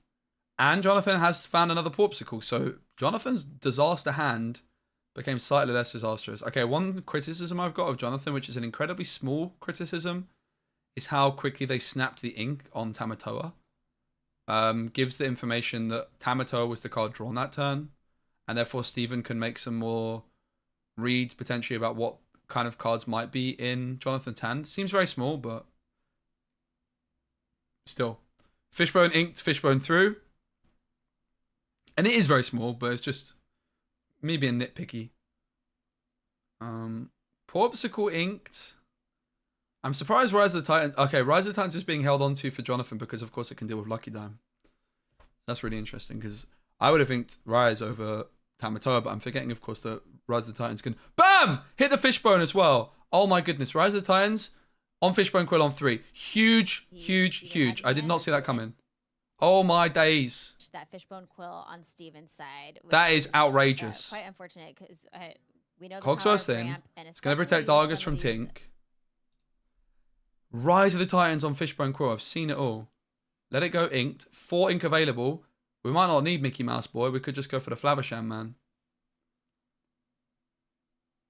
Jonathan is applying some pressure here. Does obviously need to try and get back control of the board, but a Grab Your Swords will clear this Argus.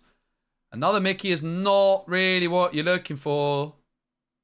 If your name's Jonathan Williams, 2 Mickeys in hand, as well as a whole new world, is not what you want at all. Smee Boy. Okay, Jonathan's going to be happy with that. Whole new world sung by Cogsworth. And that means a bunch of new cards for Jonathan. I think Jonathan's going to be quite happy with that. And again, the Rise of the Titans on the Fishbone Quill, huge deal, disrupting this potential for Fishbone to really, really benefit off the whole new world. But the Flavisham value has been negated somewhat as well by the whole new world. But obviously Cogsworth is protected. There's no threat of rush characters coming through this turn and being able to remove it. Jonathan's hand, and also a Grab Your Swords, which again we already do have that Cogsworth down, so Grab Your Swords not as effective as you would like it to be. And now we have a Bell. Steven's board is becoming. Bell's going to allow very Steven to strong ink an over extra here. card per turn as well, Yeah, if they so we're seeing desire. that So go 2 cards in wide, the inkwell. phase of the game here. Steven is the one in this particular game able to find the characters he needs early, also on the play, starting to go wide, and Jonathan's going to have to find. So answer Jonathan here. at this point is going to be looking to get Grab Your Swords to clear the Argus, but before they can do that, they really need to develop some threats. They can't play their own Argus because they don't have Cogsworth. They're fearful of Tinkerbell. The Mickey's a very interesting decision. Is it possible? We see Smee as well. They don't really have much to quest with, and 1 damage into Cogsworth with Flavisham is not great, is it? Yo, Burgle, I have not streamed. I haven't streamed. That's why I've not been around, mate. Thank you so much. putting 1 damage I'm on sorry there. that your streak got ruined by me not streaming. Thank you for the Prime, mate. I really appreciate you. How's things? I have streamed 3 times in 2 months. Um, I've been focused on YouTube stuff. But streams are going to be... Oh my goodness, Stealthy Llama with the Prime as well. Thank you. I'm planning on doing lots of webcam streams with the release of the 5th Lorcana set in a couple of weeks. Getting a new desk. More space. Should be good.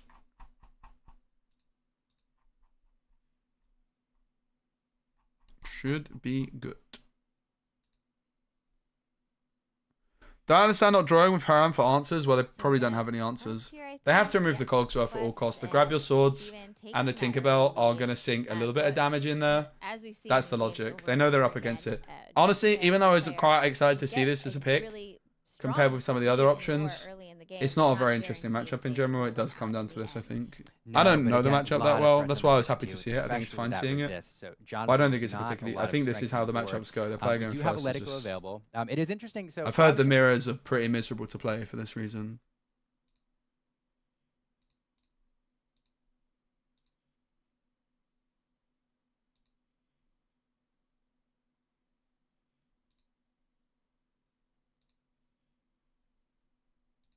It really kind of makes Grab Your Swords irrelevant. Getting married, mate. That's unreal. Yeah, that's it quite just an won't do update. as much. Congrats. I mean, it definitely would remove a character. It would put a damage on the beast, so that's not nothing. But it also costs 5, and without a character to sing it, you know, Jonathan's going to have to spend all of his resources on it. So it is just a challenge. Steven representing 1, 2, 3, 4, 5, 6, 7, 8, 9, 10 lore on the board. 1, 2, 3, 4, 5, 6, 7. The most 8 interesting game by well. far So today was here's the Amber challenge. Emerald, and I can't say I'm surprised. Right? 10 lore on the Well, board. I think it's just like really nice to We are see the 8 deck ink, variety. inking an extra card with Bell Strange but special. And the instead of stream's a so 10 ink, big, we giving get to Bell see +4. Mufasa Amber So we're Emerald actually next. representing, I think, 14 And I feel lore on the board. I really, I'm gonna be so sad if we don't see it.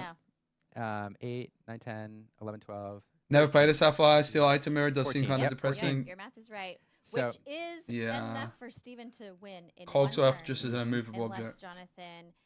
he does have 2 characters that are exerted. There's Mr. Smee and Argus. So Jonathan could... 5. so there it is. Okay, You have to nice. let it go. Bell in the inkwell. Jonathan doing the math over there and saying that Belle's about to get a lot more lore. You know, and Belle on her own, you know, without that amount of ink is a pretty innocuous card. The beast is probably feels like a better target, but representing 10 lore next turn. We'll say as well, the Jonathan difference just between got that 9th there. and 24th place in Swiss is very small. So Steven definitely getting rewarded for the better Swiss performance. Probably a point or 2. Feel bad for being... Yo, let's go. Thank you so much for Prime, Boomy. 3 months. Oh, dude, that's awesome. Feel bad for beating you yesterday twice. Wow. Wait, you subscribed for 3 months at once? Or 3 months total? I'm confused. Can you subscribe for Prime for multiple months? You can't, right? Dude, thank you so much for the 3 months. What a legend. Guys, Boomy is pretty good at the game, I'm going to be honest.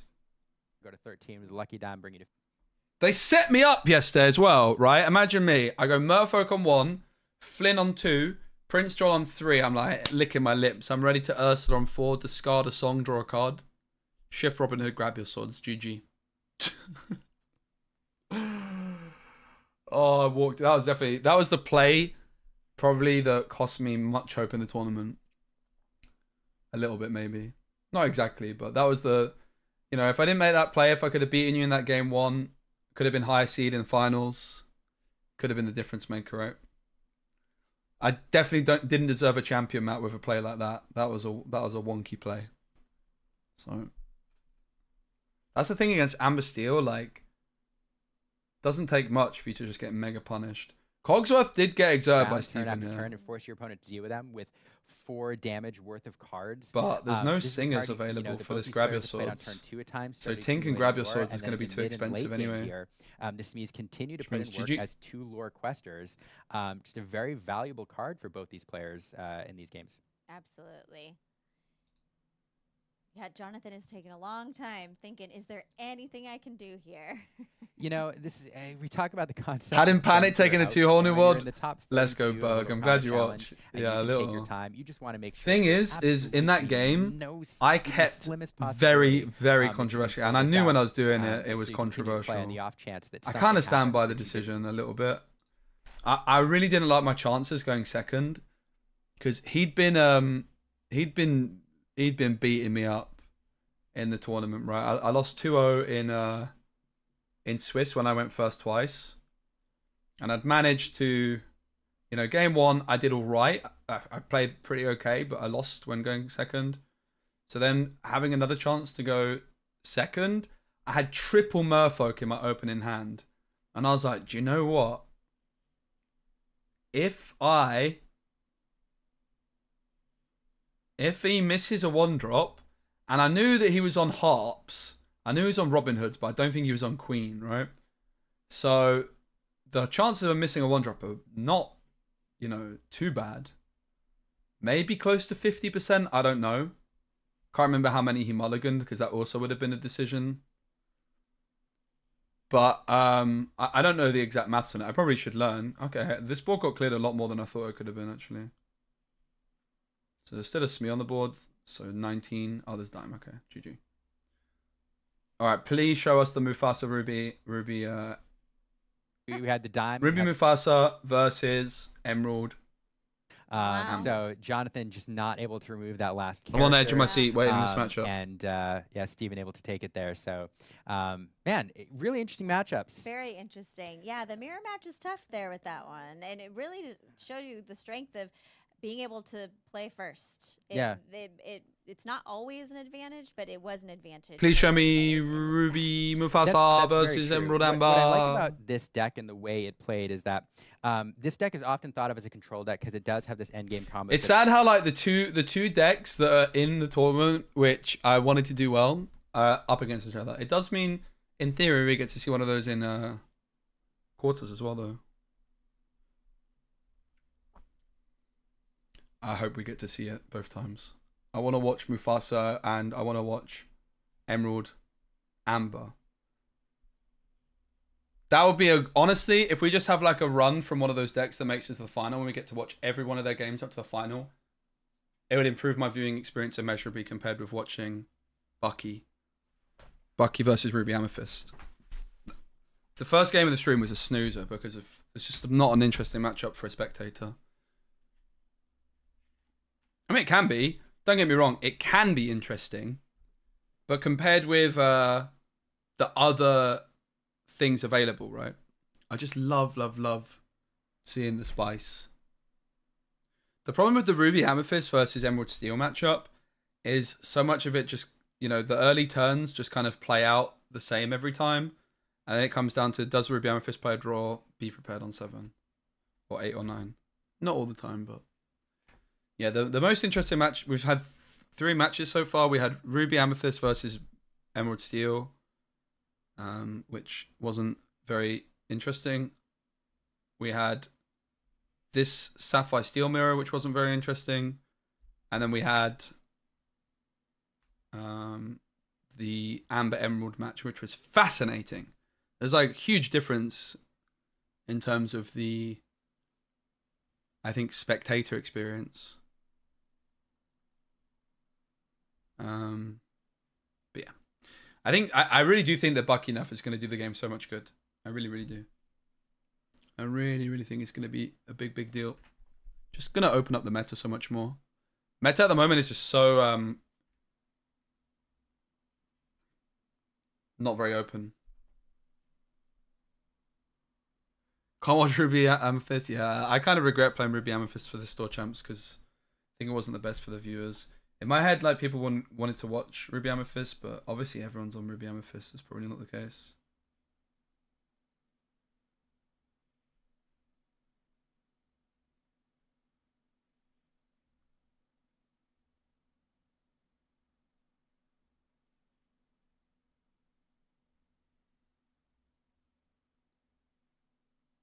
Huh?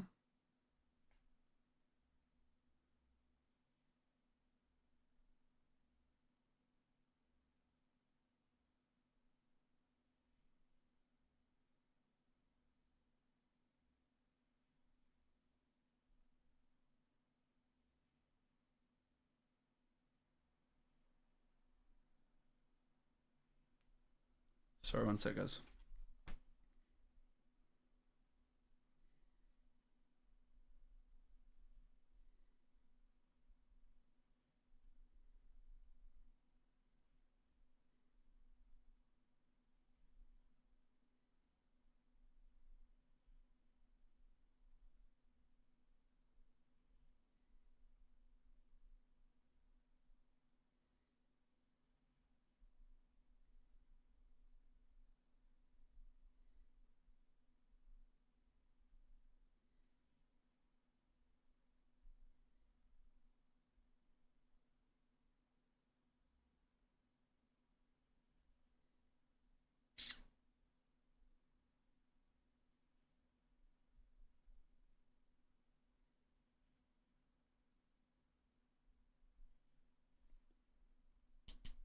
All right.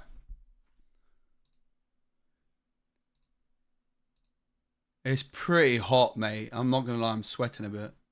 Feeling a bit disheveled. It's very warm. It's a warm evening. Do you want to see my my folder of cards? It's very disorganized. I'm gonna do a big organizing stream in next week once I get my desk. Welcome to my folder of cards. Wait, I need to make sure I don't leak one thing. Something in here which I need to get rid of. It's a business card. Okay,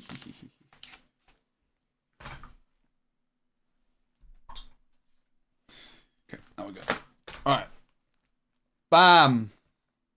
Oh, the two Ursulas I took out. Wait, we need to add the Diablo in as well. Diablo, mate.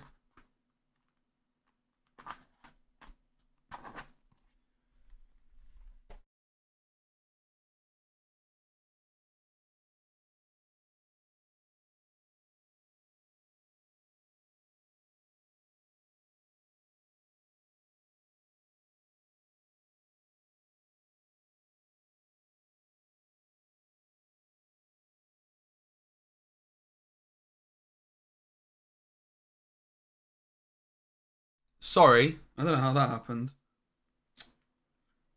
Hopefully you can still hear me. Alright. Here is my front page of my folder. Bam! Wah! So, I've got, let me tell you a little bit about what I've got. I've got my first ever enchanted pool, China Bog. First ever. I did that live on stream. Cusco's Palace is my second enchanted pool, which I also did on stream, I think in the same stream.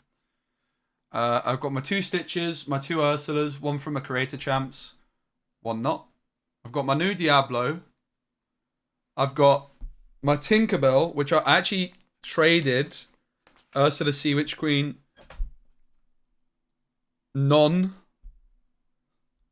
Ursula Sea Witch Queen non-promo, which I got from a booster in draft. So I would have liked to have kept that, but I traded it for a Tinkerbell, which was owned and played by Tim from Ravensburger, who was also kind enough to sign it. We've got an interview. Like coming into this, are you, a big time competitive player? Do you have experience in this kind of realm?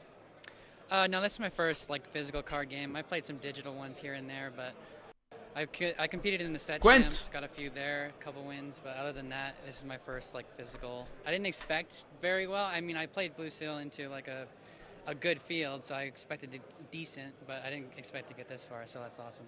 Yeah, I think it's a really good call for this week, and some of the other challenges in the past. And speaking of Blue Steel, you had a really sweet mirror match here in this round, and your decks were pretty similar, but there were definitely some differences. And you were telling me you thought that his build might have actually been a little bit better for the mirror. Absolutely, yeah. I decided to drop any tech for blue decks and just go solidify green steel and red purple as best as I can. He had Hard-Headed Beast, the 5-drop, and the Ward Aerial, which are both very good in the mirror. Seems like a pretty I wise didn't have decision, either of actually, those. I to think the biggest not tech for the mirrors. You see going first or second is the determining thing. factor in the here mirror. was probably being on the play, the higher seed. Yeah, really helped I me out a like lot, the and logic, at bro. that point, I was just going I respect aggressive it. as fast as Good I deck could. building. Do you have that top 8 in your sights, or are you just kind of trying to take it like one game at a time?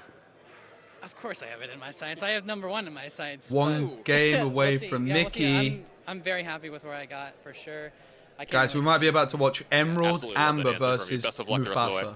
Appreciate it. Cross your fingers. Hey, welcome back to the booth. We're here in Please. Lorcana Challenge at DFW, Dallas-Fort Worth. Brandon, thanks for joining me again. Yeah, I'm excited to be casting along you, Liam. Like I said yesterday, that going back to the OG, The roots. the roots, back to back. It feels like Atlanta, going back casting together for the first time. Yeah. So we have a really, really interesting matchup next. It's one that we're very Yes. excited for. And while I was casting the last Yes. game, you spent a lot of time studying these decks, and Yeah. I'm really excited for you to tell our audience what they can expect to see. Yeah, so we have Nick and Jordan coming up for the top 32. Both of them are going to be battling to get that North American International Championship qualifier, which is a big thing. And I think this match is going to be a bit of a Hawaiian roller coaster ride. I'm not going to lie. Okay. We have two Okay. very fun decks here playing. Yes! Nick is playing the Amber Ruby Mufasa Yes! deck, and Jordan is Get playing an in. Amber Emerald. Oh, Songs okay, deck. everybody, Similar it's to Yeah. what time. we saw Zach Bivens Who's play hyped? yesterday. So there's a Let's very, go. very This is what I'm talking about. This is what interesting Lorcana's thing going on about, with mate. these decks Let's where go. Mufasa deck isn't playing Let's go. anything other than All right, I'll pull the character decks. cards, but there's a couple cards in the Amber Emerald deck that wants to I'll pull 'em discard up. songs and other non-character cards as well. There's a big Whoever drama wins event this revolving around is the discard. fan favorite for the So it's going to event. be really interesting to see which deck can sort of do their thing and get their thing running, because the Amber Emerald deck can still force discard cannot out of find Amber either. Ruby. Amber Ruby historically has had a little bit of It shouldn't be that trouble hard when because it they're the comes only to people card on draw each if they deck. don't find their Rapunzels Right, I along found with their the Amber Rapunzels to Emerald. heal some of that damage off. So it's They gonna both be did well. really interesting Mufasa's the to top see. seed, which I also think is quite interesting. Okay, here are the lists. So, Mufasa, Mulan, Pluto, Piglet, Gaston. Look for Pluto on 1, Gaston on 2, Mother Gothel, Rapunzel on 3 is possible if the Pluto sticks around. They're on Pongo, Piglets, Nessus, Double Chernabog. They've got a BLT Mickey Mouse. They've got a Sisu ×2. They've got Nessus and Stitch. Nessus is really cool to see. I actually rate it a lot. I'm very excited. Okay, we're in. Oh, I'm excited, guys. I'm very excited. Let's go. Good luck.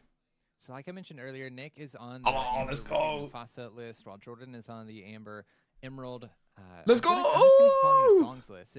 I feel like it hasn't quite been defined. There's a bit of a discard synergy here, specifically towards. It says 1-1. I'm assuming this is game 1. I think they're looking We can to ignore that. play a relatively aggressive. Lovely early hat, by the opening. way. You've got cards like the Diablo. I missed what got We inked also there. have some evasive Sir Hisses that could potentially be played. We see Jordan inking a You Have Forgotten Me, playing a Diablo, getting a good look at Nick's hand. We do see a Rapunzel, Mother Gothel. Yeah, and a it's me. Don't Gaston worry. It's opening, my night which I bot. think Yeah. is very important. I am the The Nightbot reason that's boss. important is because if we can get That the is a Gaston foil played You in Forgot Me, and that and looked the Gaston nice. stays in I want one play, of them. then we can ramp up to 6ing. All right, playing the Mother Nessus, Gothel also and the foil. Rapunzel at the same time. Gothel comes See through. Mother Gothel being played Jordan here, probably so doesn't have any Jordan being damage in to play, deal with that Rapunzel being either. in So play, Jordan's Mother Gothel- Jordan's deck has no damage, but it does have 3 Mother Knows Best. That's the biggest difference between Jordan's list and the one we saw Zach playing.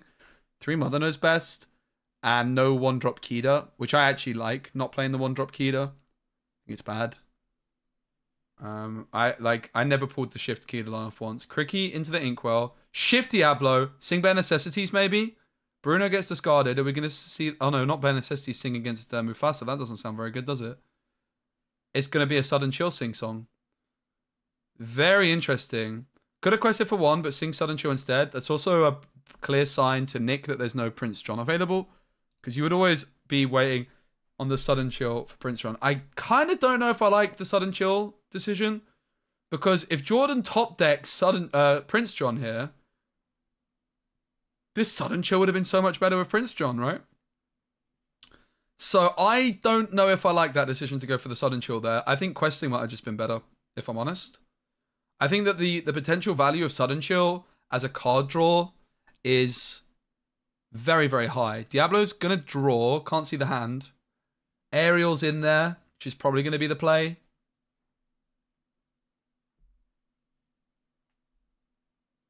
Sisu is nice and big, but the evasive threat of Diablo is going to be a huge problem. Unsurprisingly. I'm just going to pull the Ruby Amber up. So the Ruby Amber player, the Mufasa player, has no evasives, apart from the Mickey Mouse BLT, but they do have Tremaines and Medusas. So this Diablo is a huge issue for Nick. Huge issue. Yeah. They do also play... Okay, they do play Sisu though, right? They play shift Sisu, so on 6, they could shift in Sisu. Bam. Diablo. Gonzo. So, shift Sisu is probably their main line into Diablo. Okay, it was Maui inked on one, that makes sense. Painting the Roses Red is drawn. Diablo quest for 1. I still stand by. I think that the sudden chill sing was a mistake. Diablo's going to draw for Jordan. Surfer Stitch gets inked. Nick's going to play the Rapunzel here, I'm sure. And is going to be digging for that big, fat, legendary Sisu. That is the out that they have at this point. They quest. And Jordan, it is open list, right? It is open list, so Jordan's going to know that there's 2... Yo, Reese, what's up? There's 2 Sisus available. Reese, if you want to hop on a call, let me know, mate. Oh, you Prime subbed as well. What a gent. Thanks, mate. Okay, it's now back on over to Jordan. Can't see the hand, unfortunately. I am assuming it's 0-0 and not 1-1. Call you on Discord. Okay, but Reese, remember, no swearing, no toxic behavior. Deal? 1 strike and you're out. All right? I might need to fiddle with my settings on OBS. Give me a moment. Let me finish watching this game. No, actually, my settings should be fine. I got it sorted. Okay, we're gonna get Reese in the call. We've upgraded. We've gone from Moyen to Reese. It's the biggest upgrade you've ever seen. Yo, hello. Hello, mate. You okay? Yeah, cool. How's it going? Okay. I saw you on a... I just need to get your audio correct. I saw you on a Ursula today, right? Yeah. What, Ruby Amethyst? Oh no, Bucky. I'm now putting the Bucky deck in the folder. Never touched again. Okay. Did you see what I pulled? No, I didn't see what you pulled. What did you pull? 1 sec. Let me show you. Yeah, I have your stream while watching this game. I got it from my 7 packs that I got for participation yesterday. Holy. No, I saw that you won a second Ursa, but I didn't see what you pulled. Yeah, I pulled it on stream. Oh. Oh! Yeah. That is spicy. That is spicy. To be honest. Do you want it? No, I don't want it. So, Reese, for people that don't know you, do you have a channel where you're going to start posting Lorcana content that they can find? Not at this moment. Oh. You have a Twitter, though, right? Yeah, I do. We'll get that linked. And have you got any Lorcana cards in your collection that are particularly rare? Yeah, the Golden Mickey. Okay. But that is rare, though. Yeah, no, that's what I was setting you up for. Yeah, Reese finished second in Lille. He got Frank Carsten in the final. No. But that's still a pretty good effort, second. And we've played against each other a couple times. Do you remember when I beat you with Purple Steel? Yeah. You know what? I might play Purple Steel for my last set champ. Yeah? Yeah. It's a good deck. Yeah, Tangma was playing the control version. I might play the control version. Okay, here's something I will say about this counter on the Piglet. I don't think it should be there, because it actually is part of the skill of the game to recognize that it's there. So it makes, in theory, the Piglet worse that there's a... I'm sure at this level, Jordan wouldn't forget about the Piglet, but I don't know. I don't think it should be there, personally. It's similar like if you shift in Pegasus and all your characters gain evasive. Here's a question for you, Reese. If I shift in my Pegasus and all my characters gain evasive, do I actually need to announce that or?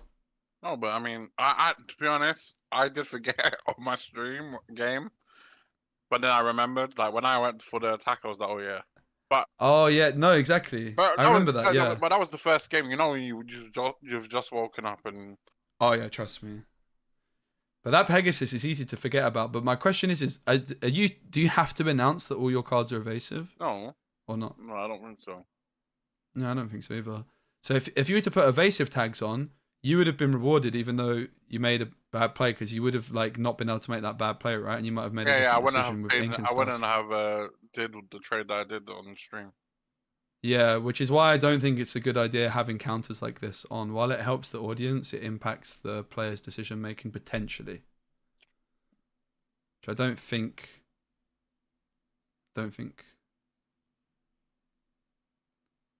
Like I think that one's kind of alright. That one's fine. Where's that +1 strength? What? -1. Oh, -1 strength. On the Gothel and Piglet from Painting the Roses Red. But yeah. Prince John. That's a good card. Oh, your favorite card. Yeah, it's spicy, man.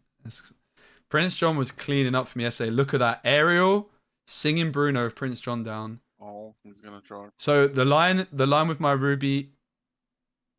They're not going to roll a dice for it? Okay, they are. So 1 to the left, 4 is there. Gets discarded. It's a Sisu.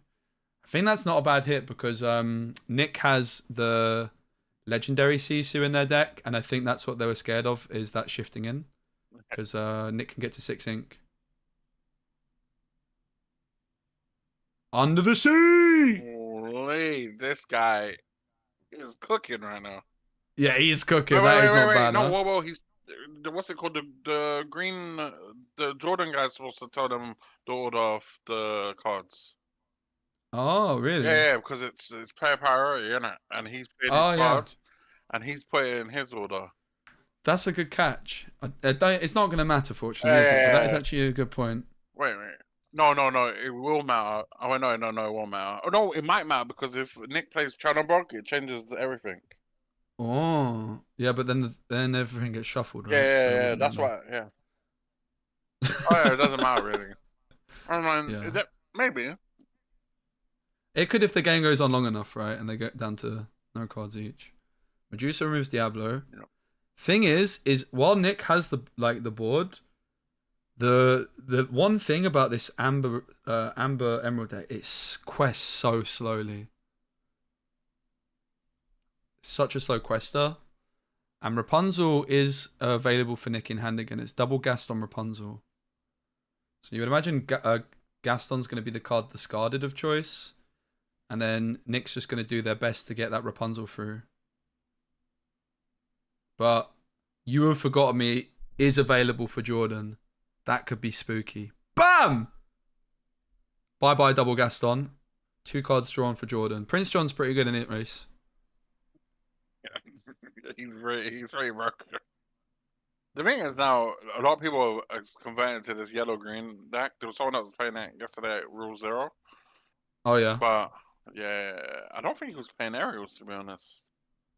Oh, the sudden chill as well. This is your type of deck, by the way. The Bruno. It is my type of deck. I played it at Brotherhood when then Tang Ma beat me in a mirror, and I was like, I'll play location deck then instead. No, Tang Ma's really good at playing decks. Yes. He's beaten me both times I've played him. I do like this deck though, but for me, the reason I stopped believing in the deck was when I realized that Hidden Cove is such a problem. Yeah. Pluto. But you're right, it is my kind of deck. I definitely think it's good. We saw Zach Bivens earlier on in the stream lose to Bucky in a pretty close game. That top 64. With his, top 64 He's lost top 64 so many times. He has qualified though for the American regionals because he got top 32 in one of them and lost that game, but someone else had already qualified and he was the top seed. Like the one when he was Amber Steel Songs, he got top seed. He won his top 64 game, lost his top 32 game. So because he was top seed, he ended up finishing 17th, which got him into regional. So he has qualified for that, which I think is nice.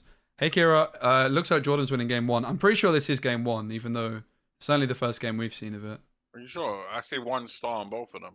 Yeah, but it started like that. I think it's just a graphical issue, but maybe we just joined the game late. I don't know. I don't know. As soon as I saw you streaming, I clicked join.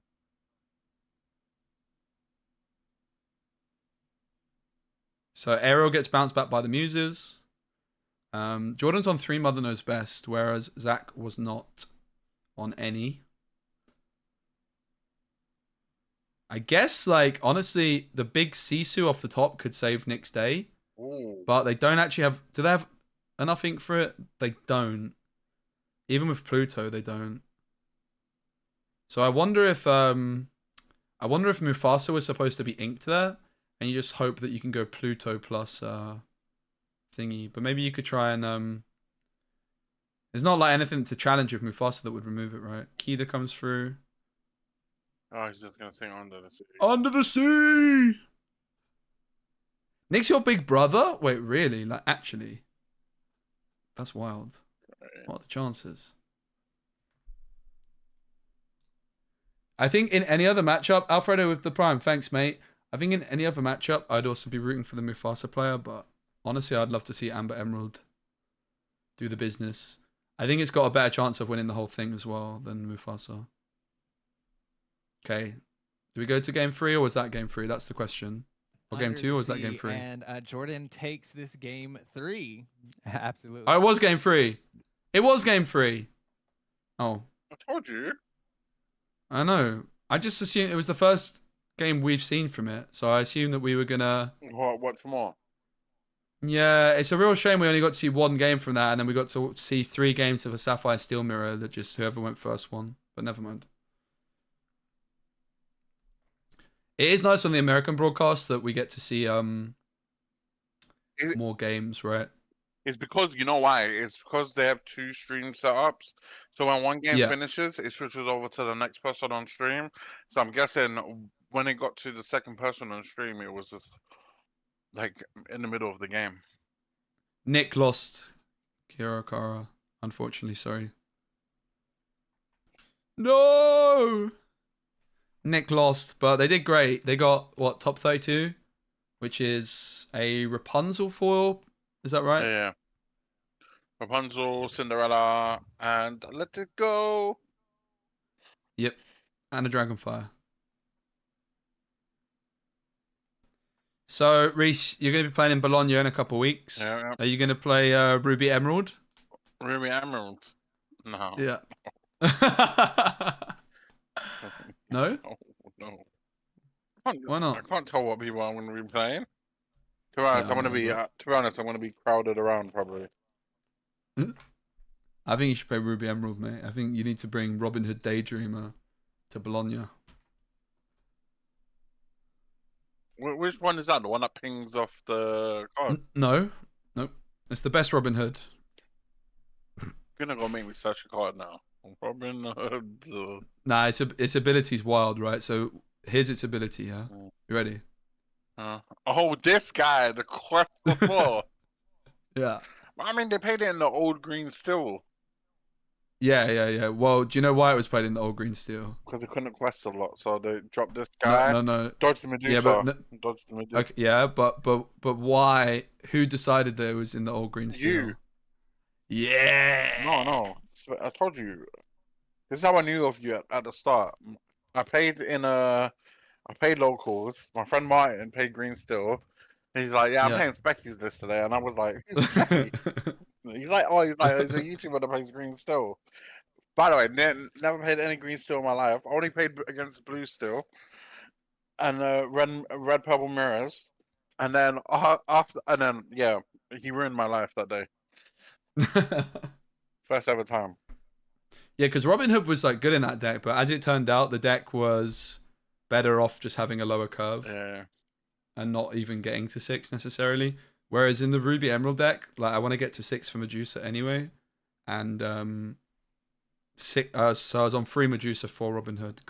every time I play the card, like my opponent grimaces. It's so scary. I think people really underestimate, like, obviously in Lorcana you win by questing, right? So having an inkable card, which is out of Medusa range, it's also got like 5 willpower, so it's not even that easy to challenge into with 4 strength, right? It makes trades Oh, you know what card? pretty nice. You know what card I was playing in my green steel deck today? No. Sign contract. Oh, the one that's like draw whenever your opponent sings a song or something? Plays a song? Yeah, it plays a song. Oh my god, that card was so good. Was it actually? Yeah, it was popping on. It actually won me a whole game. Okay. Is it good in the mirror? Yeah, it's so good in the mirror. Like I didn't have Bucky's, so I played 2 sign contracts, and then he was actually just scared to play songs. I think Prince John might be good in the Bucky decks.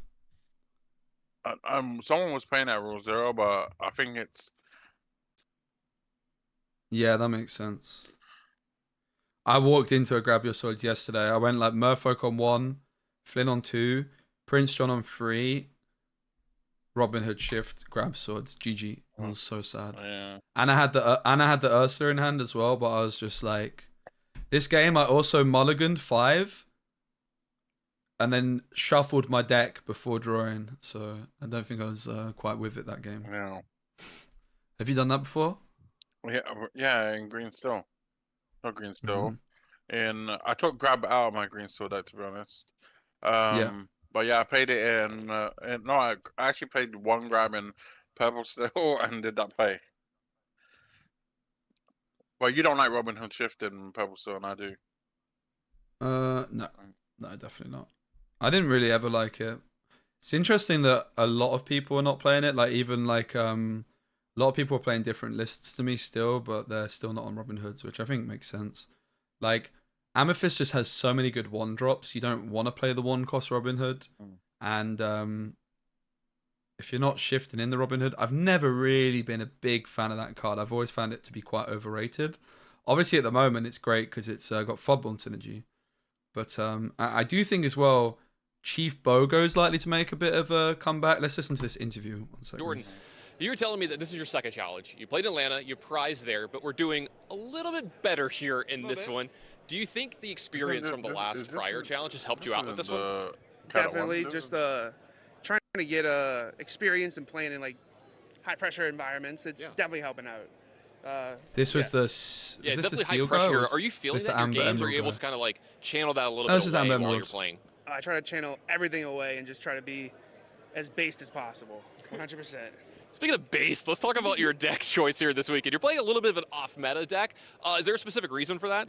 I wasn't really happy with any of the decks in the format. I'm not a Bucky guy. I'm not a blue guy at all. And I found this deck, and it seems like it's good against everything, so I play it. Well, it looks like you're playing it pretty great, so best of luck the rest of the tournament. Thank you. Welcome back, Illumineers. We've officially moved on to the top 16. Top 16 time, Reese. Ooh. Do you want Amber Emerald to win it? Yeah, to be honest, yeah. And a different deck needs to win every challenge. True. Hey, Matteo, great to see you, mate. Ciao. Both my mics keep cutting out. Are you sure? That would be a little bit alarming. Anyone else having sound issues? Do I have a list that you used yesterday at Dice Cup? It's on my Twitter. I'll put it up on stream quickly. Have you seen it, Reese? Oh, yeah, I sent it to Reese like 100 times actually in the week leading up, but I kept making changes on the train. Oh no, yeah, you sent me like 100. You're like, yeah, I'm cutting one of these. I'm adding one of these. Reese is like, cool, bro. No, oh wait, you know what's crazy? You know your updated list. You actually removed 2 sudden chills after it all. I know. But do you know what? I cut the sudden chill. The cards I cut sudden chills for ended up popping off. I saw Goofy was in your thing before. I would still sudden chill is like the Cove has to go. The Cove underperformed massively for me, and I didn't really like Super Goofs that much. But do you know what turned out to be MVP? Pegasus Shift. It was so good. Oh shit! This guy's got Maui Enchanted in his hand. It looks like okay. This guy's rocking. This is actually a really interesting one. So we've got Ruby Amethyst for Edmund, second seed. This list, I've not pulled it up, but I remember it. Guess how many copies of Beaking Undisputed? 0. Oh, correct. Guess how many copies of Legendary Sisu? Legendary Sisu. Probably 2. Yeah. Correct. You're good at this. To be honest, I haven't seen this thing, but it makes sense. Guess how many copies of Magic Broom? Probably 0. 4, as there should be. Oh, you're actually playing the Magic Room. But you know why? You know why some lists are taking Legendary Sisu? Because you can drop it at 3, and then it's a shift 5, and it's usually the clear. Shift 6. Yeah, shift 6, and it's 1 turn quicker to be prepared. Yeah. And also, I almost played one in my deck as well. Actually, when at the event in Axion, I had like a German. Do you remember I said to you I had like a German 4 Sisu? Yeah. I was like, I kind of want to put it in the deck, but it didn't end up going. Yeah, but what's it called? And you can shift it, and the thing is, it can't be discarded from your hand. Like with like be prepared. Exactly. Yeah. And it wipes the board as well. And then you have a. Yeah, I like Edmund's list. Apart from the lack of Beaking is definitely controversial. Bro, I should have said he had a broom in his hand. I can see the broom right now. So Din on the other side is on Ruby Sapphire, which is considered a very tricky matchup for Ruby Sapphire, but their deck is teched pretty heavily for matchups like this. They've got Queen of Hearts 2-drop, which I really like to see making a comeback. Obviously, there's like the Sisu 3-drop, but that's uninkable. So Queen of Hearts is like an inkable option to rush in. It is open list, so you would imagine that Edmund is not going to walk into a Queen of Hearts on 2. That would be very surprising. So Broom draws. Broom's so good, man. Look at that value. Just like 1 lore for free, and now you're playing a 59 card deck. I wouldn't have sacked the Broom though. Yeah, but it's open list, and he knows there's Queen of Hearts. Oh, no, but still. Does he have Queen of Hearts? He actually has it in his hand. Crazy. But the thing is, I don't know. Is it even worth still? Yeah, you can't let the Queen of Hearts remove your card draw. Well, he's got 1 jump ahead. Yeah, but that's fine. Now, like the Queen of Hearts is just going to get inked, but it's actually that's an interesting point. So you're saying that maybe there's a consideration to just let them? Yeah, I'll let them. Yeah. Interesting. No, but I would have. I mean, I wouldn't have. I would have inked Queen of Hearts there and paid 1 jump, and then next time pay Fishbone Quill, and then you have a draw engine for Haram. But he did it. He inked Fishbone, paid 1 jump, and then he's probably gonna ink Queen now. This is what makes sense. Yeah, it's interesting. So that's a good point. The decision to ink Fishbone instead of or he'll pay Grandma Tala here. Okay. Be prep to the bottom. Yeah, this is definitely a matchup which the Ruby Sapphire player is going to know the ins and outs of, right? They will have played it a whole bunch because it's probably the matchup they need to tech for most. Chernobogs and Brooms, man. I can't believe Ruby Amethyst players play without Brooms. Glad to see Edmund doing it proper on the big stage. I'm not going to lie, I would play Castle here. Even with Maui or Hercules threat? Yeah, well, let him play it. And then on turn 5, we already know that he's Darcy's turn 5. Interesting. I would definitely not have played Castle here. Maybe because we can see what the person's hand is. I mean, they have the Maui, right? Well, imagine, alright, imagine he didn't, imagine he didn't rabbit and he did this play. Probably this is the play he was going to do anyways because, oh my god, Grandma Tyler singing half hour ago is just 290. That is so good, yeah. Oh, wow, so as well, crazy. Did you ever try Sapphire Steel with Grandma Tyler's and how far ago? Yeah, I played it against Red. I actually liked it in certain matchups, but I end up just playing the Mickeys.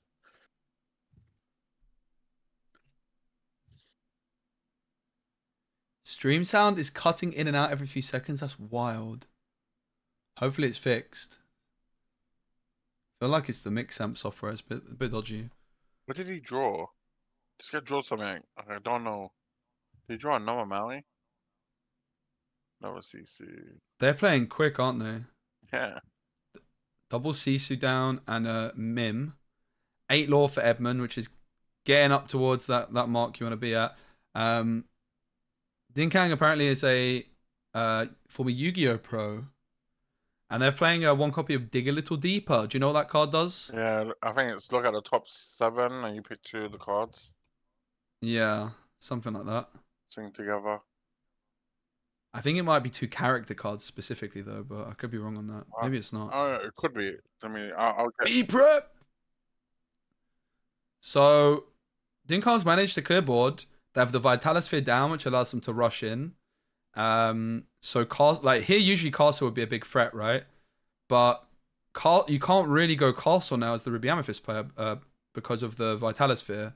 Because Vitalis Sphere plus Maui is going to clean that Castle out in a single swoop. All right. So the Vitalis Sphere is definitely a big tech. The other thing with Vitalis Sphere is you can use it again later with Tamatoa.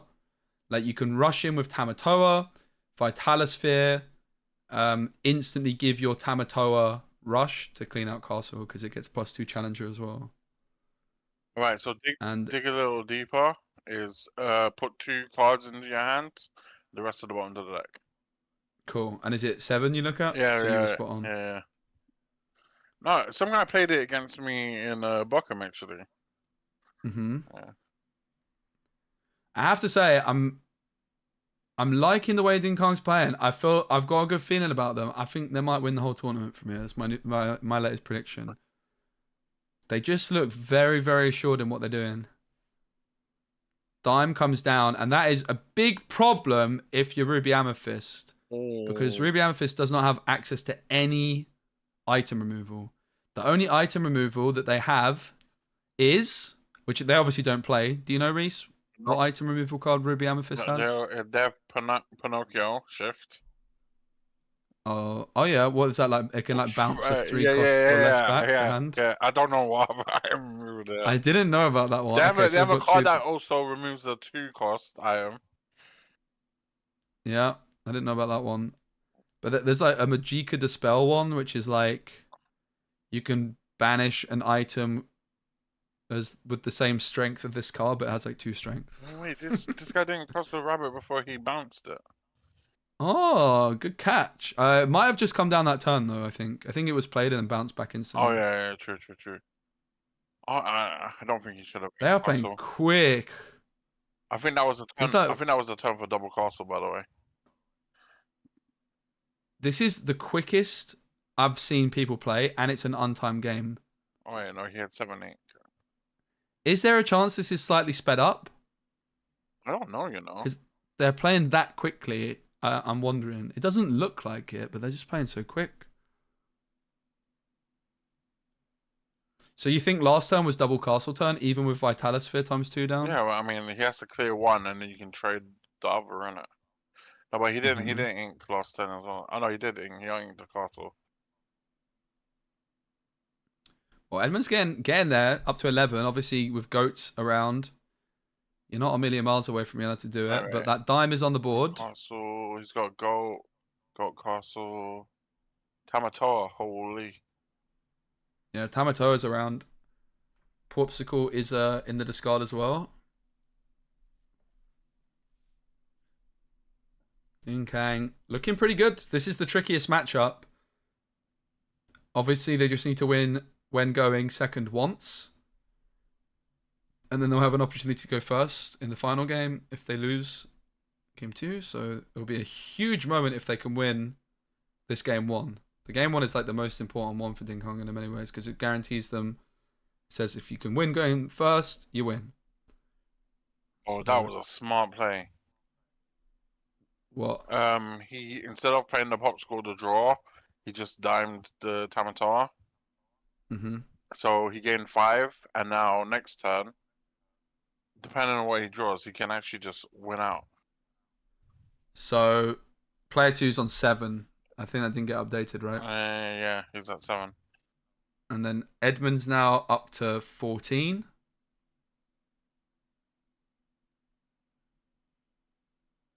So Edmund's 6 away.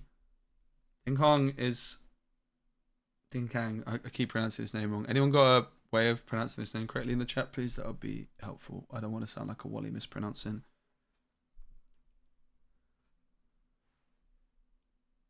If I was this player, I'd just play Castle and go. Seems like they've got a bit of a sore neck. Right, so wait, so he gets, so he can quest for 10. He just needs 2 items per game. Wow, so 2 items per game, and Edmund doesn't play any copies of B King either, right? He might, Not one. This is wait, what? Oh, he's checking the graveyard. He might actually have to prep his board. Oh, wait, he doesn't have an item in graveyard. Oh no, he's actually thinking because the thing is, he's 2 items from a game. And he knows there's a popsicle in hand as well, right? Wait, before I fail maths here. No, he's actually, he's 2 items from game. 14, 21. And he has the popsicle in hand, so we already know 1 card. And Edmund knows that as well, right? Yeah, so he's thinking if he needs to prep his own board.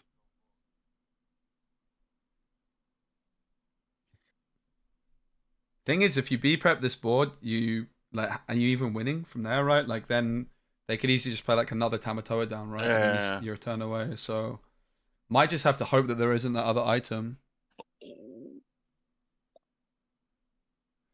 Boomy with the moderation. Let's go.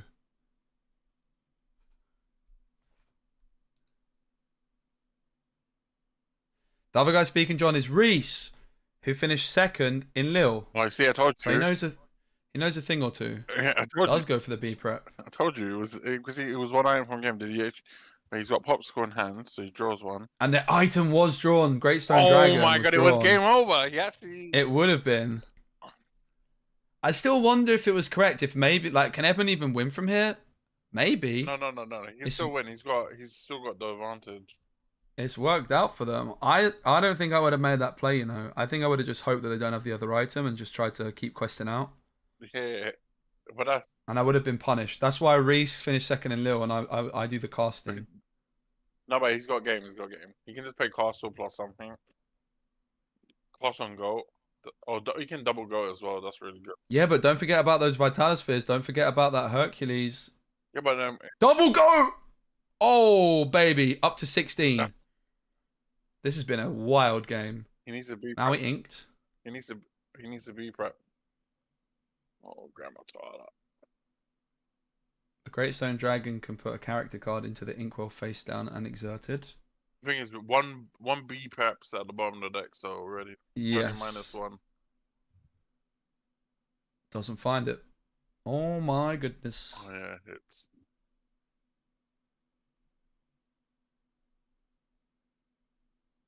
The thing is, it's not over. It's not over. Wait, he wins. He just B preps his own board for game. He quests the board with him on B prep. Oh my days. That's a respend special, by the way. No, that's the Edmund special now, mate. Sorry. No, I won like that. Nah, you can't be taking my credit. That's the Edmund special. Alright guys, let it be known. That is the into folklore. Double goat quest B prep is the Edmund line. Have you actually did you do it on camera? Yeah, I did it in the finals against Frank Carsten. I don't remember. Oh my god, it was the 2nd game. I quested a goal and then I B prepped the game. Love it. Maybe that does actually ring a bell. It was that was a long day of casting for me. I haven't watched the final back actually. Oh.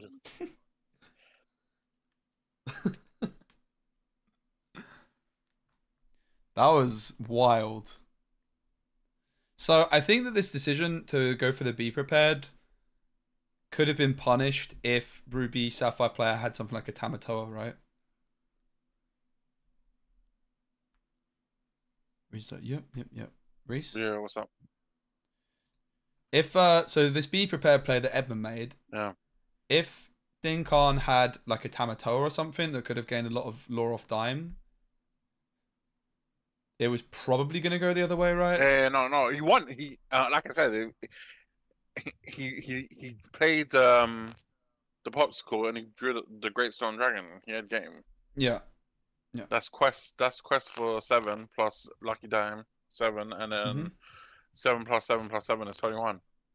So my question then is, let's say they go for the Be Prepared still. Yeah. but Dinkan finds off the top another Tamatoa and can play the Tamatoa and tap the dime.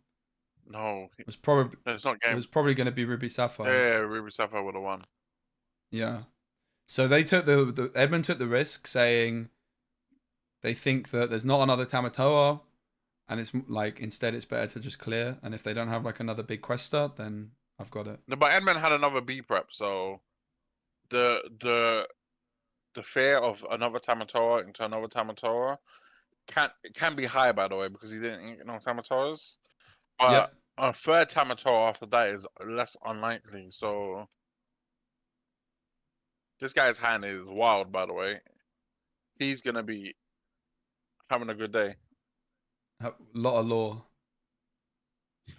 He's gonna A lot of ink, rather. He's gonna have a lot of ink. Yeah. Just hopefully he draws the inkable. So, how do you feel as Ruby Amethyst in this matchup going second? Like going first, confident. How are you feeling going second? Do you still feel like you're favored? Yeah. I feel like if you draw your same like curve, like Flynn here isn't that great because they can just play like by the time he played Flynn, he drops Grammatala and then the other player will play Sisu, but this guy's gonna be. It depends because we know what his hand is, and his hand is kind of busted for Grammatala. So, yeah, he's gonna quest. Draws with Chernobyls. What do you think about that? I actually dislike Chernobyls, but I think it needs to be played. To be honest, if I was him, I would quest with the Flynn. This forces the Grammatala to trade. And not sing. Yeah. Interesting.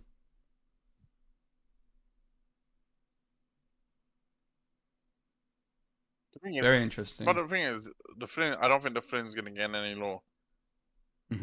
What do you think the Flynn's gonna do? Probably not gain any lore. Yeah, exactly. And then look, he could add one extra lore, so he would be. I can see it. I think it would have been a very impressive play, but it's not. It's certainly not one I would have made. But I can certainly see your reasoning. Yeah. Ink, bro. Top score draw.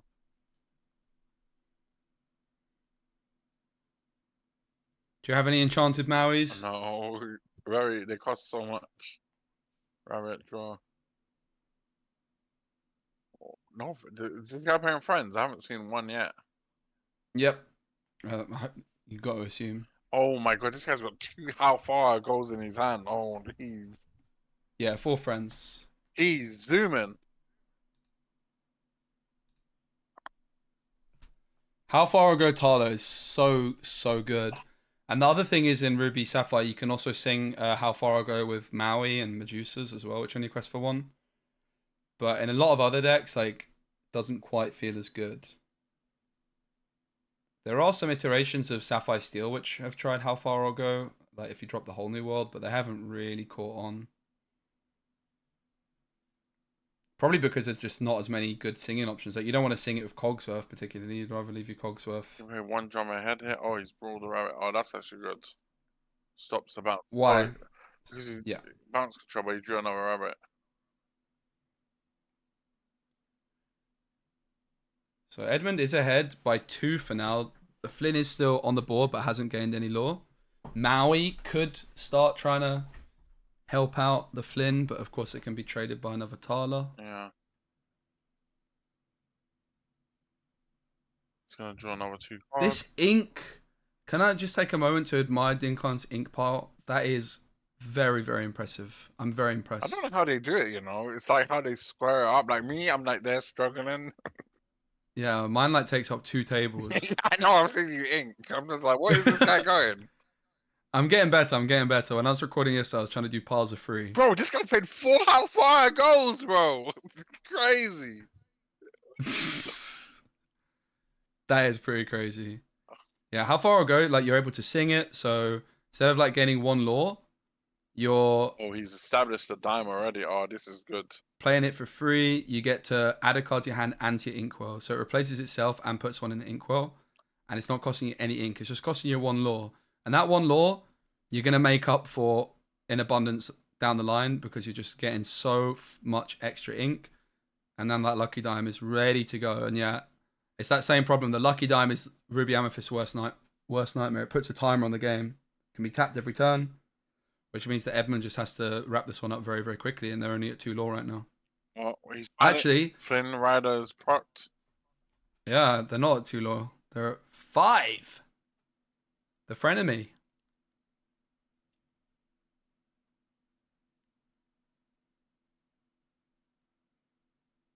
Can't imagine this Flynn Rider's going to stick around for too much longer, mind you. Could remove the Flaversham with Maui as well. Do you think... I don't know what's in Dinkan's hand, but are you predicting like a Sisu or a Be Prepared next turn from them? Yeah, I mean, the red blue pair is going to be prep the board for sure. So you think Edmund is going to be inclined to maybe develop Queen's Castle here? And he should, but what he might do is probably ink something, quest, and then replay Magnificent and draw extra cards. I would Maui. I don't know if they have Castle even, but No, they have Castle. Okay. So he's inked. He's inking Fox 4/4. Oh, another Maui. So here maybe the idea is that they just say, okay, B prep is a real big problem for me. If you have it, I'm doomed. But if you don't have it, I've got a chance. Which honestly could be an idea, but it's not going to work out. But now maybe the castle's still not bad after the B prep, right? Yeah. I mean, depends on what he plays. Fishbone Quill comes through. And cards. Yeah, 13 away is a lot when your opponent's able to basically remove every card you play as you play it before it can quest. By the way, Reese, can I just say that since you've joined the stream, my viewership has like doubled. Oh, dream. I think people interested. People appreciating the insight. Hi, Frenchie. Fishbone Quill's gonna put one into. That is such a glorious ink pile. I might try and use that. I don't think I've got the facilities for it though. I don't think I've got that in me. This guy needs to draw So one. organized. This guy needs one Tamatoa. 4, draw 2. Got another B pair. He's got develop. Queen of Hearts, and I didn't see what the other card was. He almost put it into his inkwell, but obviously he's so used to playing the how far I'll go, but of course it doesn't go into the inkwell. Lucky Dime's just going to get one on the Flaversham man, the toy maker.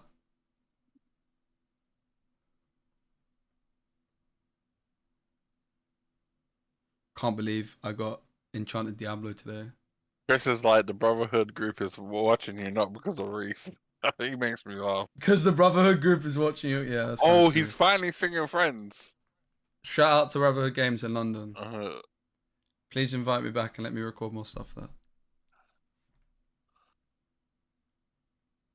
Double Sisu! Oh, Sisu. Oh, man. You know what? When he tapped 4, I was like, oh, finally he's playing Castle. B prep. What do you think about the big Sisu and Ruby Amethyst? Think it's a good idea? It's a tech choice. Could work, you know? Yep, I like it too. I said I was very close to playing one myself, but didn't happen. Play the castle. This guy's like anti-castle or something. The Vitality is such a threat though. Even a Tamatoa can remove the castle. Yeah, but that means Tamatoa's not questing. I mean... Yeah, but it wouldn't quest anyway because it would be... You'd have Rush, right? Yeah, but I mean, that's him... Oh, he dropped for the boy Flynn. The frenemy's back. In comes Medusa. Goes for the snake over the Flynn. Are you surprised by that? No, because Medusa is stronger than... Okay, bro. And the thing is, if he starts back... Oh, yeah, he just removed both of them. Yeah, Dime onto Medusa for 1 law.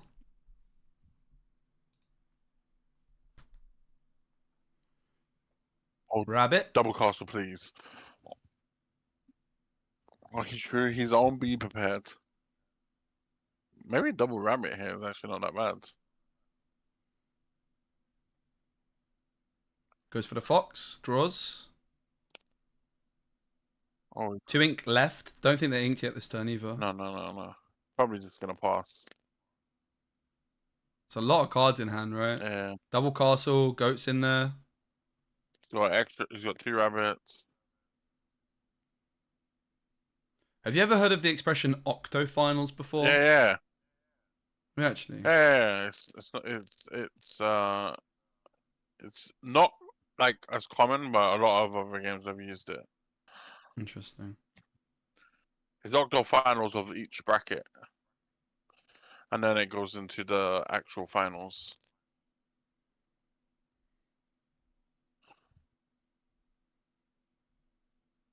Yeah, in football, to be fair, in like soccer, we just call it the round of 16. I think Octo finals does sound a bit cooler. Queen's Castle inked. Thoughts? Are you happy about that? Oh man, you know how good Queen's Castle is against Red Blue? Yeah, but not against the Vitalis Sphere and someone that's playing Hercules ×2. Does he even have it in his hand? I can barely see his hand. There's no Hercules in hand, though. He's playing but there is so a fast. Vitalis Sphere on the board. I know. These are untimed rounds, and it is kind of like pre-recorded a bit, so it is possible that they're, playing it on like 1.1 speed. I don't know.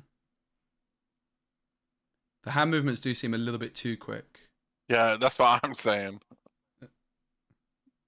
Honestly, I'm here for it. I think that is He actually played Ink the Thunderbug, and then play a Sisu. Or he probably bounced actually. Makes sense. Quest with the fox, bounce the fox. Or trade. He can just trade the fox actually. Makes sense. Edmund's still only on 7. Sisu comes through. Yeah. Goes for the quest over the trade. 7. Gets up to 8. Is that Tamatoa? Oh no, it's developed. We look like Tamatoa.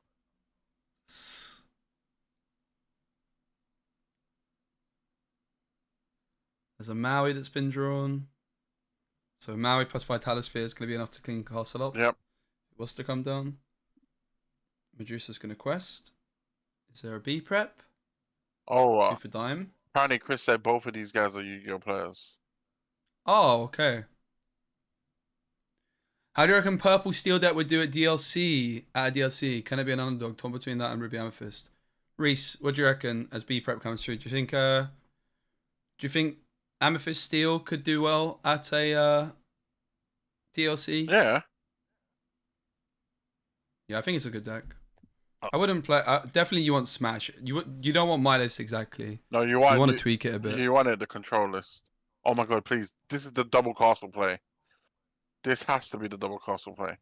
Well, we saw Castle Inked not too long ago, No, but double castle, triple castle. Oh my days! Triple castle. Oh my days! You're slightly behind me, but triple castle on the board. How is that even fair? It's a wrap. Triple castle. I will say there's a Queen of Hearts, there's a Maui. He's thinking if we can do the full trader. I don't think dig a little deep is what you're looking for if you're the Dinkan here, though.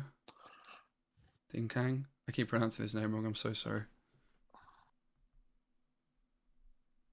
Alright, so you can trade one. He can get some damage on another one, but the thing is, what the admin guy would just probably do is just be-prep the board.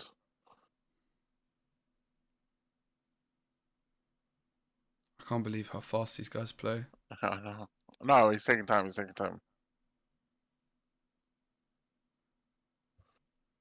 Okay, Maui and Queen into castle, leaves Vitalis Sphere where it is, saves it for a rainy day.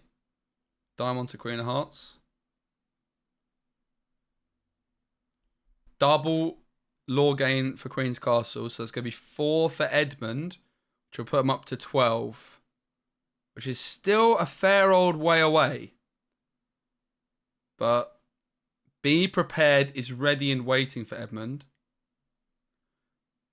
Boomy took Purple Steel to Bockham and bubbled on 44. Changed my list slightly. I'm confident if I ran it back, I'd make top 64. Yeah, I think the deck's great too. And I do think it's a list which is like less optimized than a lot of the other decks, right? Because it's just been played less.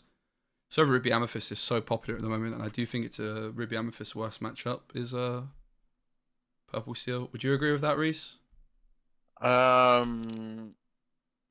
if you can keep the bouncers in purple red, then I think it beats it. But it depends on. I think it's player diff for that deck, because I feel like a sub decent purple steel player will always be like an average red purple player. Yeah. Like, but then you have to know that. There's the Yeah, deep you have to actually know. See, this is what I told you was gonna happen. He's gonna beat. Go. Move it to your castle. One of the castles. Bounce. Oh wait, even crazier. That's even better. And then move.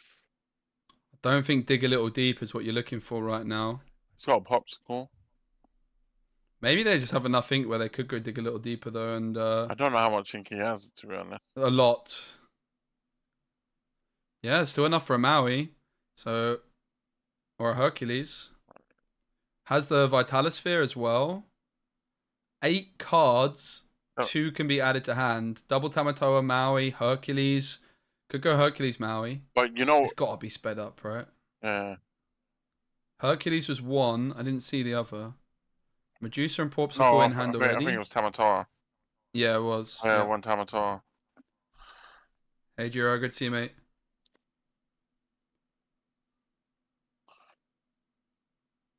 Yeah, he's just gonna Hercules one of The the. hook!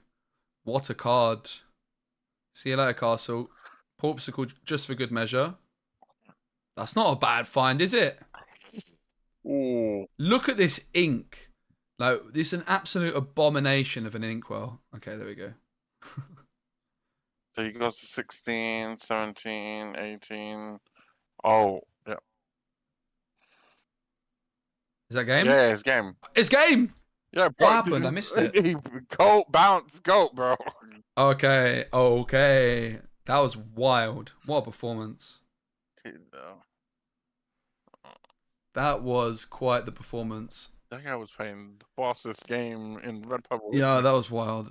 I think this is a good example of why Ruby Sapphire's gone out of the meta quite a bit. Even with the text of the Vitalisphere and the Hercules, Ruby Sapphire was not able to get across the line either game. I'm not gonna lie, this guy opened up with the God Hand. Man, he played 4 how far ago? I'm actually shocked. And they were going first. Yeah, I'm shocked how he. Oh my god. I'm gonna run to the Luris. Don't do anything I wouldn't do when I'm done. I'm leaving my stream in your very capable hands. Okay, thank you, boss. Hello, friends. This is a good time to shout out your Twitter, Reese. Go on. Oh, my Twitter is. Actually, wait. Let me get my Twitter.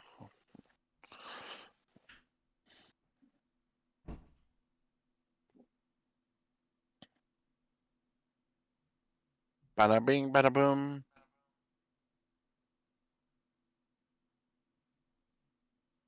To be honest, I rarely use Twitter these days. No, actually, I kind of use it a little bit more now. It is called El Kyoko the Great. ELKYOKOTHEGREAT.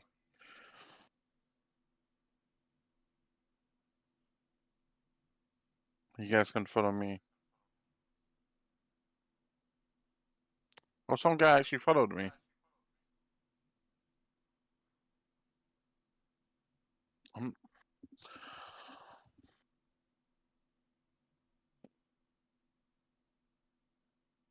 Hello, Colby. How you doing today?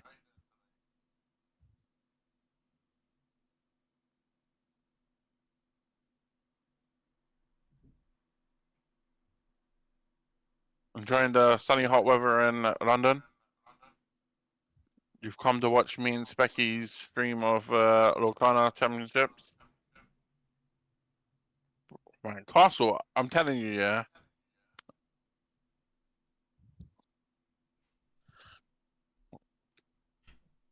Castles are actually too crazy. I'm actually thinking about it. It's actually too crazy.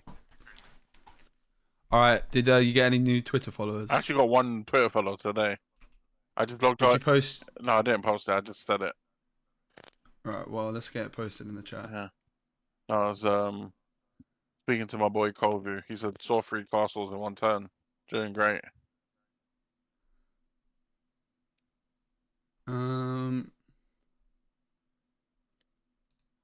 I can't even find your Twitter, mate. Oh my god, this guy, no love. Oh, I already follow you. Time to unfollow. Oh, someone I've got 2 followers. Crazy. All right, here you go, guys. Go follow Reese on Twitter. Thank you, guys. No, but what's it called? Like thinking about it, I think Castle. I'm pretty sure that card's gonna be errated. Nah, do you know? Funny enough, I did make the. I don't know if you know this, but I was the biggest Castle hater. This card, because I was just an Emerald Steel guy. Yeah. I just couldn't touch the Castle. It made me so angry. Yeah. But I think it's a necessary evil. Yo, Pain TV, thanks for the Prime.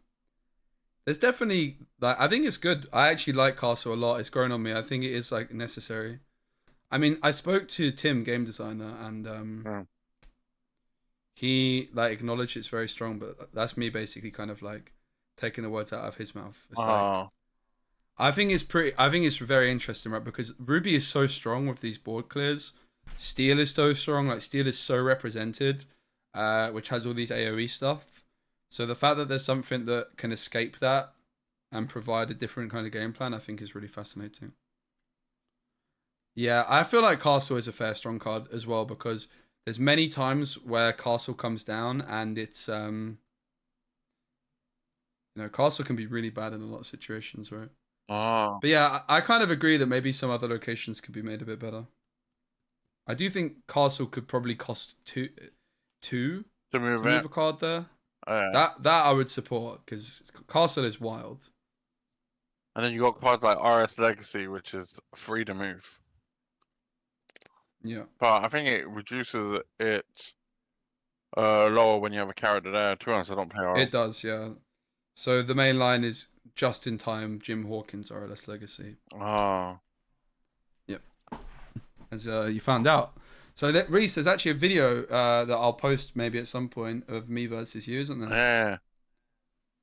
But I've improved my setup a lot since then. There wasn't a face cam for Reese, unfortunately, but we had the camera microphone came out really clean from that. Oh yeah.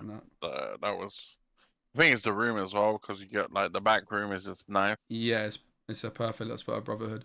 So Brotherhood Games in London's your go-to spot. The food there's good, right? Yeah, the food there is banging. Best.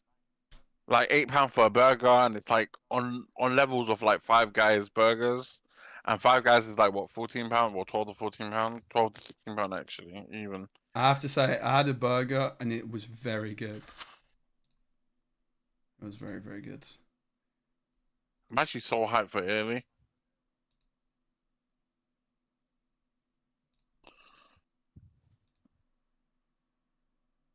I mean, Speci needs to ask Mike to use the room in it, so he's definitely saying hello to him.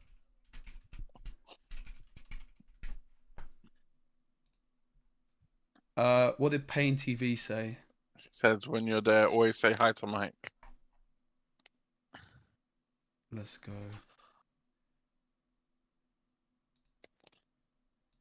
Let's go, Pain TV in the building. Thanks for the sub. Yes, Reese, come to the Seattle challenge. I'm thinking about going to Seattle.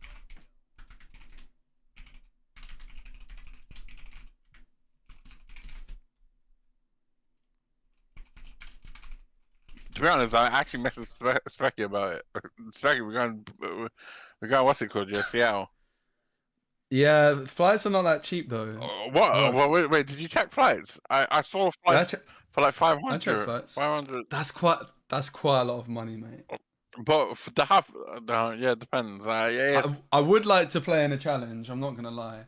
It's a set 5 one, right? Yeah. The thing is, if I was gonna play in a challenge, I would very much want it to be right at the start of a set release. Because I think like deck building advantage is where I don't think I'd be able to outplay the very best necessarily, but out deck build, I would back myself.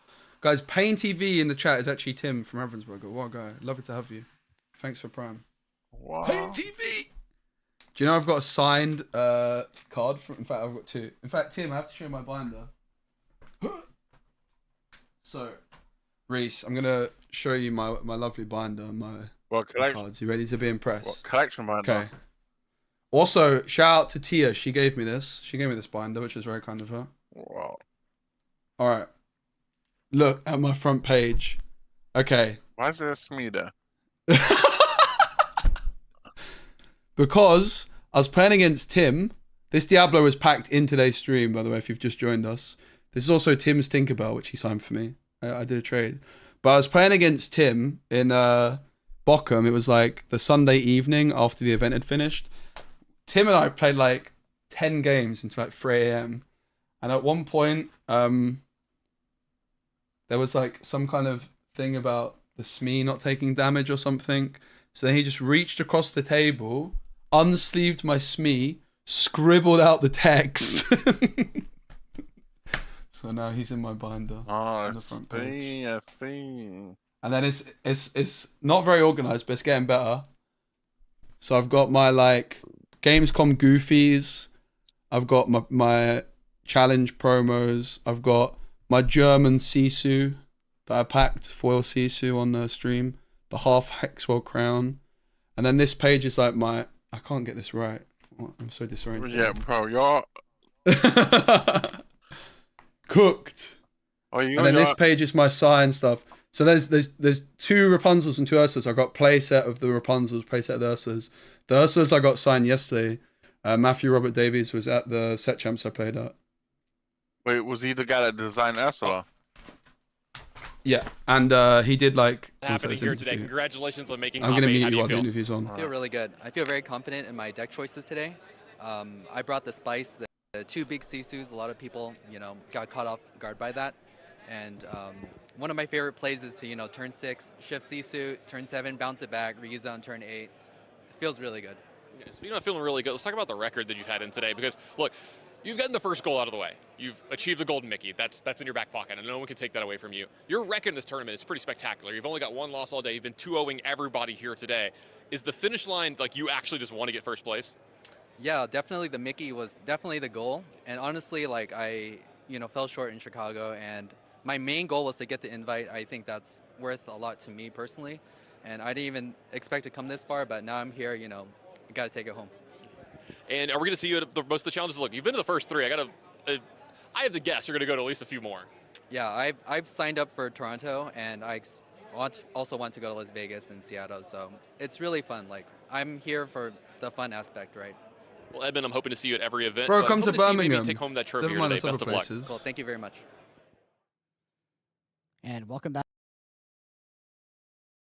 All right.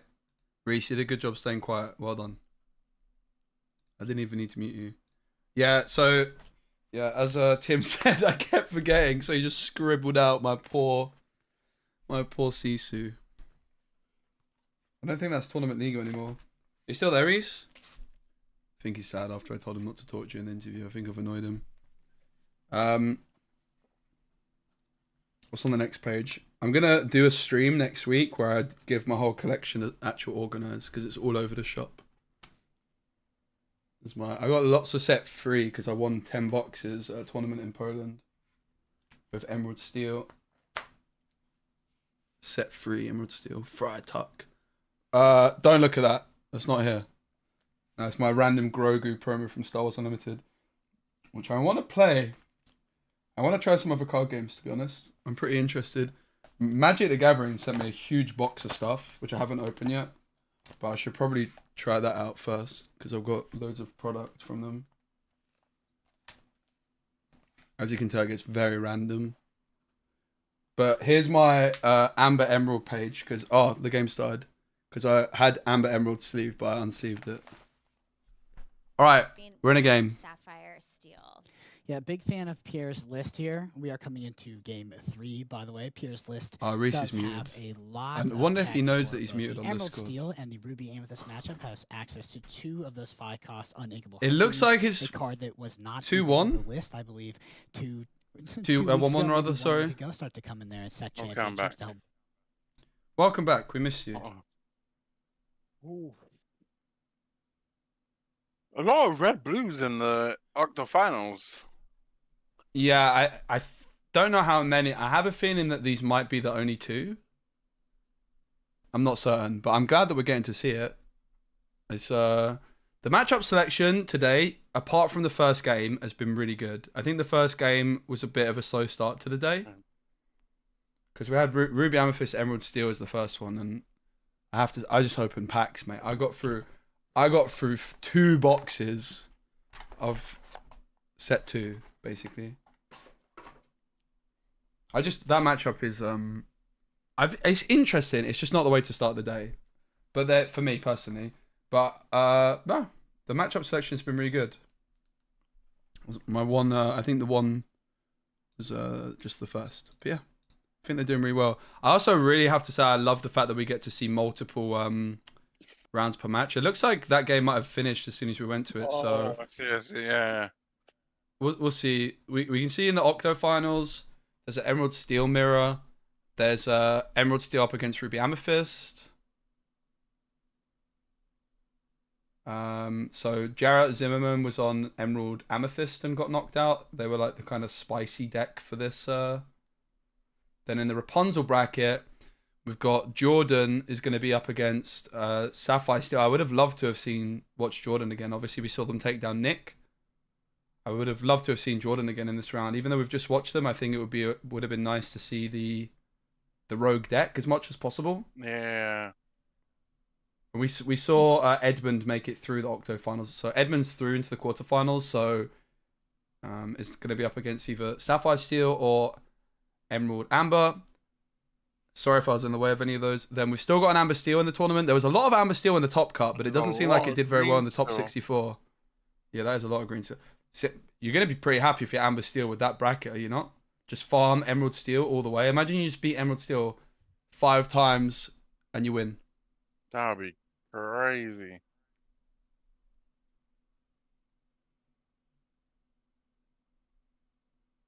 Blue Steel Mirror was the worst game. That's probably a fair point. The Blue Steel Mirror wasn't the best. Yeah. Brotherhood do have a Facebook page, so you can just follow them. And then they have a website as well, so you can just go to the website. Okay. And that shows all the tournaments on the website for every card game. And then look. So there's a. Go on. Yeah, there's a Lorcana. So Lorcana is Wednesday and Fridays every week, and then sometimes they do it on Sundays. Yeah, Brotherhood's a really good place. I don't play there super often because it's kind of far, but I'm coming down more often now. Yeah. I've been recording a bit in the back after early, of course. Yeah, so we've got a couple Amber Steels still sticking around. There was, I think, 8 or 9 that made day 2. So it's nice to see there's still a couple in the mix. There's more red blues. Holy. There is not much Ruby Amethyst in the top cut either, by the way. The split, like Ruby Amethyst was, I think, the 4th most popular deck in the top cut. Let me double check that. So there was 47. Okay, we're back into this one. There was 47 Emerald Steel decks. No, 47%. There was 30 Emerald Steel decks. There was 10 Sapphire Steel, 7 Steel Song, and 7 Ruby Amethyst. Although it's possible it was actually 8 Ruby Amethyst. I think one of them was miss. Well, this is the third game. Oh, this is gonna be juicy. So what is this matchup we're watching? Sapphire Steel versus Ruby Sapphire. Yeah. Is this Will Blue Steel or do you know? Do you know? I can check. Steven, yeah, they're playing Whole New World. Yeah, we watched them earlier. Steven won the Sapphire Steel mirror earlier.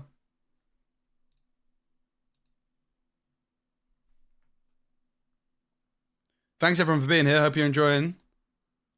Fun weekend of Lorcana. It's very warm, I have to say. Yeah, I'm actually cooking in my. Yes. It's humid, mate. I've got a fan like in the distance, so hopefully. Hopefully my mic's not picking it up. No, it's not. You're fine. Yeah. So it looks like this is game 3. Yeah, UK does hit different. I also got a Beast Tragic Hero today. Hey, wait! Did you open your 2 boxes already? I opened them. Yeah, mate. It was in the Ruby. It was in the Ruby Amethyst against Emerald Steel match. Oh wait! Start of the day. I just ended up opening all my packs. Huh? Is it hollow? No. But I didn't get anything good. I was down to like 3 boosters from set 4 and like 5 from set 2. Yeah. I I got the Enchanted Diablo, and then I think the next pack I opened, I got the Beast. Oh, that's Save the day. Oh yeah. I think the Enchanted Diablo saved the day. It certainly did. I was saying that as well. I was like, all I want is one Enchanted, and I'm happy. To be That's all it honest, takes. Rule 0 was actually crazy because Madame Lady Tremaine got pulled, and then in the winner box, Queen Enchanted got pulled. Oh, Yes, Queen Enchanted? Yeah, the Queen Enchanted, yeah, from set 4. Set 4? Queen. Yeah, the one that gets the items. Oh, of course, yeah. That's a nice Enchanted, actually. It's very nice Enchanted, to be honest. I feel like that card, like these kind of item decks are likely to get better the more cards get printed. Yeah. Like, because I'm not really sure, I never really believed in, like, people were trying some Sapphire builds with steel items, and then people did, like I know Savage had one. People tried it with Ruby, but I could definitely see at some point it making sense in, like, a color combination which lacks card draw. Like, Ruby Sapphire, like, I think How Far I'll Go is too strong to not go for it, but I could see, like, Sapphire, I don't know, Amber making use of items at some point. Do you know which card I'm super excited for at some point? Grand Pabby. What's that? I think that's a card. What do you think of that? What's that? What do you think of that new blue card that you've got? If you second ink, you draw a card. That seems, yeah, isn't it? It's like 2 cost or something. Yeah. What do you think of that card? Because I'm thinking, Seems pretty good, I'm doesn't thinking it? like on the play you play it, you can play one jump ahead and then ink a card and draw a card, and then It seems very good. yeah, and then you can play Fishbone Quill in the next turn, and you can just quill. I think his stat line's not even that bad, right? What was it like? Is it No, a 2-1 yeah, quest for 1 or something? Yeah. It's not the worst stats. It's not good. But... yeah, this seems pretty good. I haven't properly evaluated it because I only briefly saw it, but it does look good. So How Far Ago is hard cast. What this matchup is actually a really interesting one. So Sapphire Steel is going to be looking to get the dime down and then be using it on things like Aerial if possible. I don't think Steven plays Aerial. I think it's Gaston they're on. 2 copies of Gaston. Obviously, the longer the game goes on, the more you're going to favor Pierre.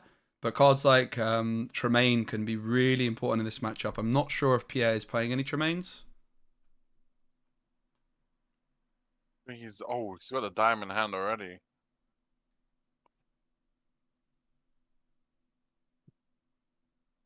I'm really happy to see Ruby Sapphire making a bit of a comeback this weekend. It struggled a lot in Bochum, especially. Whole New World can't feel too good in this matchup because Pierre's going to, struggle for card draw a little bit. And that's obviously just going to replenish the whole hand. So it wouldn't be too surprised. I'd be surprised if Whole New World goes through. Like, Fishbone Quill into Whole New World might be an interesting option, but I thought I was about to eat my words. I certainly am. Whole New World does come through. Oh no, he has the Cogsworth. Makes sense. Yeah, Cogsworth and then Whole New World. Might be worth if you refresh your stream, you're like ever so slightly behind me. It might help. To be honest, because I'm watching your stream, I should actually watch the Lorcana stream. You definitely should, yeah. Yeah, that would make sense.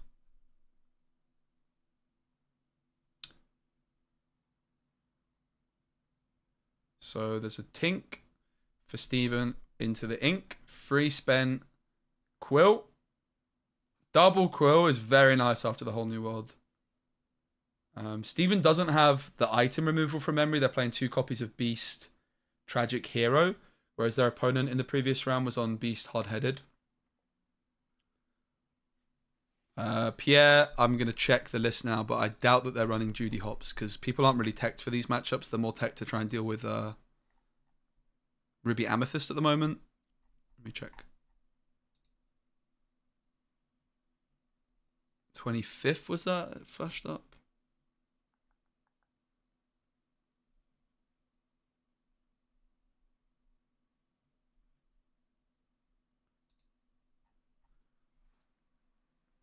Yeah, Pierre, no Judy Hops.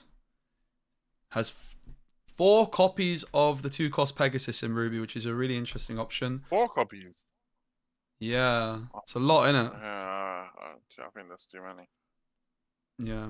I do like the card though. It can help you with dealing with castle. Gives you a bit of an early game. Nice way of singing one jump ahead without being removed easily. We are seeing. We saw Sir Hiss in the Amber Emerald decks as well from Zach and the other player. Oh, yeah.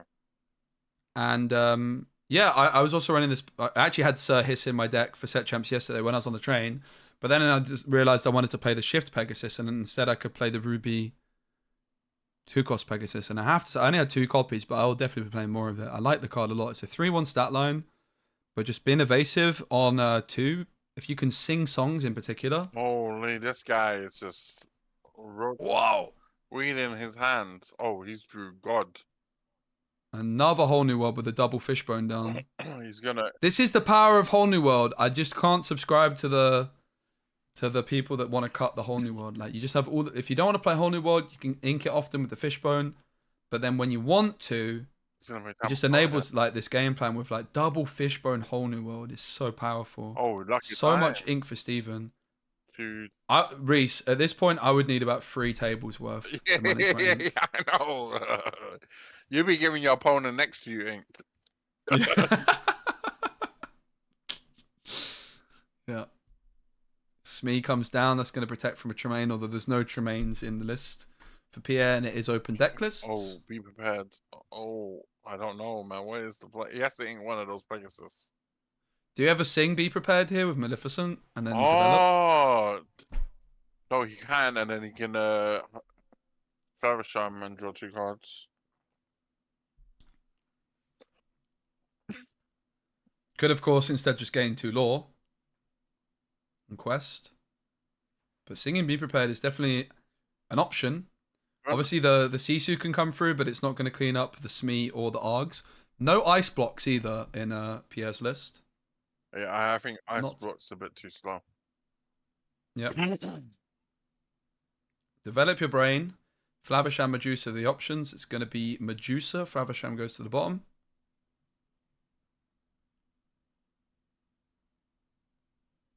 Nine ink available right now, if I'm not mistaken.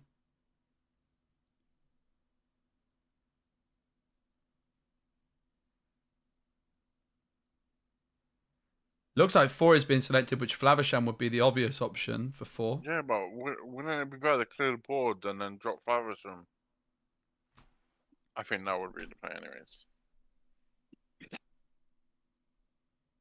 Fishbone, Pegasus into the Inkwell.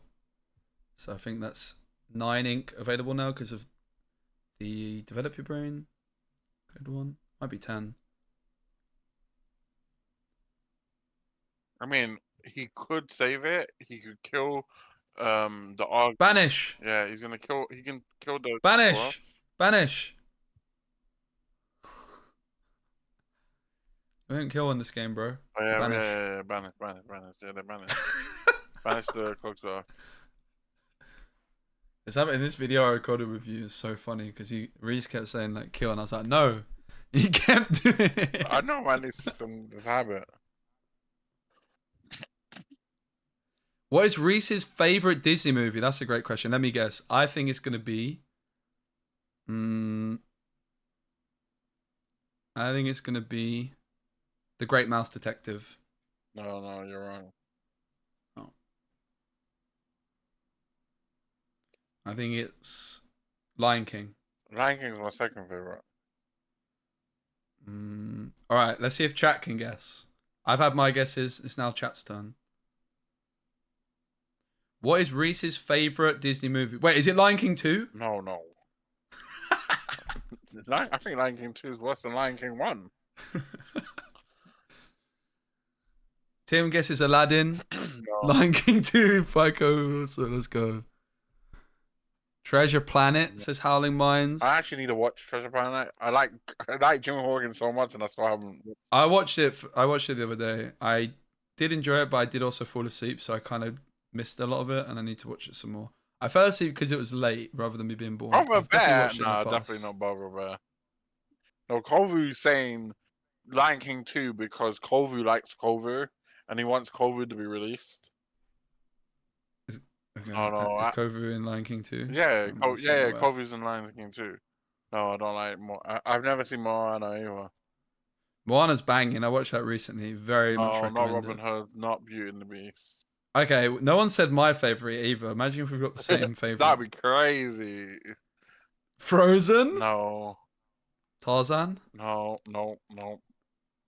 All right. If it's the same as mine, I'll go for it. Is it Atlantis? No. Oh. That's a banger. Tarzan is my third favorite. Okay, let's take a pause while people keep guessing. I'll update everyone on the sitch. Steven's on 13, Lord. Pierre's trailing behind on 0, and there's a lucky dime on the board for Steven, which is very much putting a timer on it. Halaman says Tangled. Great choice. Is it Tangled? Fox and Hound? No. Are you sure it's a Disney film? Yeah. None of that Pixar nonsense. No, it's a Disney film. There's cards in the game. No. Robin Hood for Friar Tuck? No. Yeah. No. My favorite part of Robin Hood is Bro, when Friar Tuck says, "Get out of my church." No. Imagine the movie. Imagine the cards are like. No. It's not Raya. No one's guessed Raya. It's not Raya. No. Oh my god. I can't believe everyone is like said every movie but this movie. Do I have to give everyone a hint? No hints. Oh my god. No hints. Yes, Yeah. yes, it's Mulan. Oh, my Zoe got it right. Oh, it's Mulan. Really? Yeah, Mulan 1, banging. I watched it the other day for the first time, and every time that Mushu talked, all I could think of was Donkey from Shrek, because it's the same voice actor. Eddie Murphy. Strength of the shish kebab. Look. Zoe knows me too well. Oh, sorry. Yeah. Hi, I'm Jaffa, Zoe.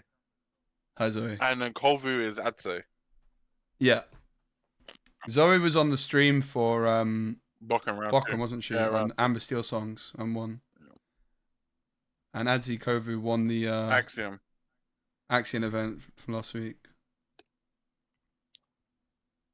So why is Mulan your favorite? Bro, Mushu actually just carried the movie for me. No, to be honest, the songs are banging. It's a nice. The songs are banging. Like, well, by the way, yeah. What did Zoe write? Zoe wrote. What did she say? No, man, it's Strength of the Rise and Shish. What is it? Strength of Rage and Fire. Yeah, Strength of the Rage and Shish Kebab.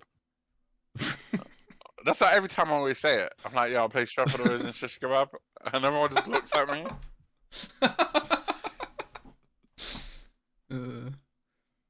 Yeah, because a lot of the films I'm watching for the first time after Lorcana, when the song comes on, I'm like the Leonardo DiCaprio meme, like pointing at the screen. That was like the big moment when I watched Moana and How Far I'll Go came on. And that song is banging, and the card is banging too. To be honest, I need to watch the one where Space Planet. Treasure Planet. Yeah, Treasure Planet. Space Planet, Treasure Planet. Yeah, that one. Yeah, I need to watch it again. So apparently, so in set 5, yeah. So I've been told. By the way, Steven is 2 away and has dime on the board. Yeah, right.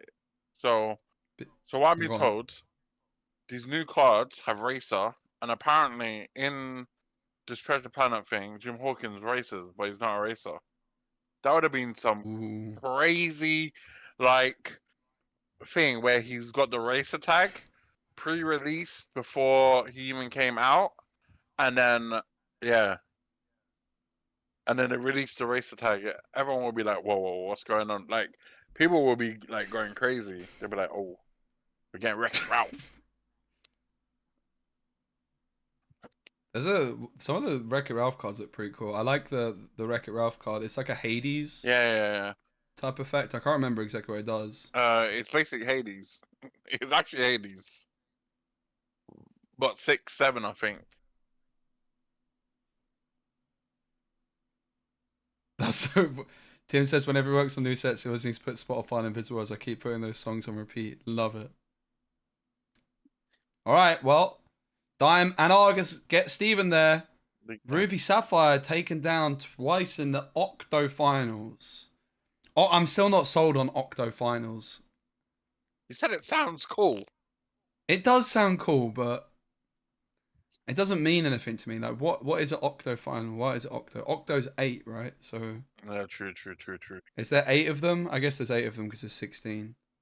And then quarterfinal, there's 4. I suppose it does make sense. It does. It is a bit better than round of 16, but it's just round of 16. I'm just a call it the acti finale. That was probably bad. Damn it! I shouldn't have said that out loud. You can do German. I know it. 9 speakish the Deutsch. Oh wait, they released the card. Return an item card from your to your hand. Oh! Wait, no. Merlin's carpet bag exerts. This was a nice surprise. Spend 1 ink, return an item card from your discard to your hand. I guess we got free, and we had a 3-day thing, so. Spend 1, return an item card from your discard to your hand. I mean,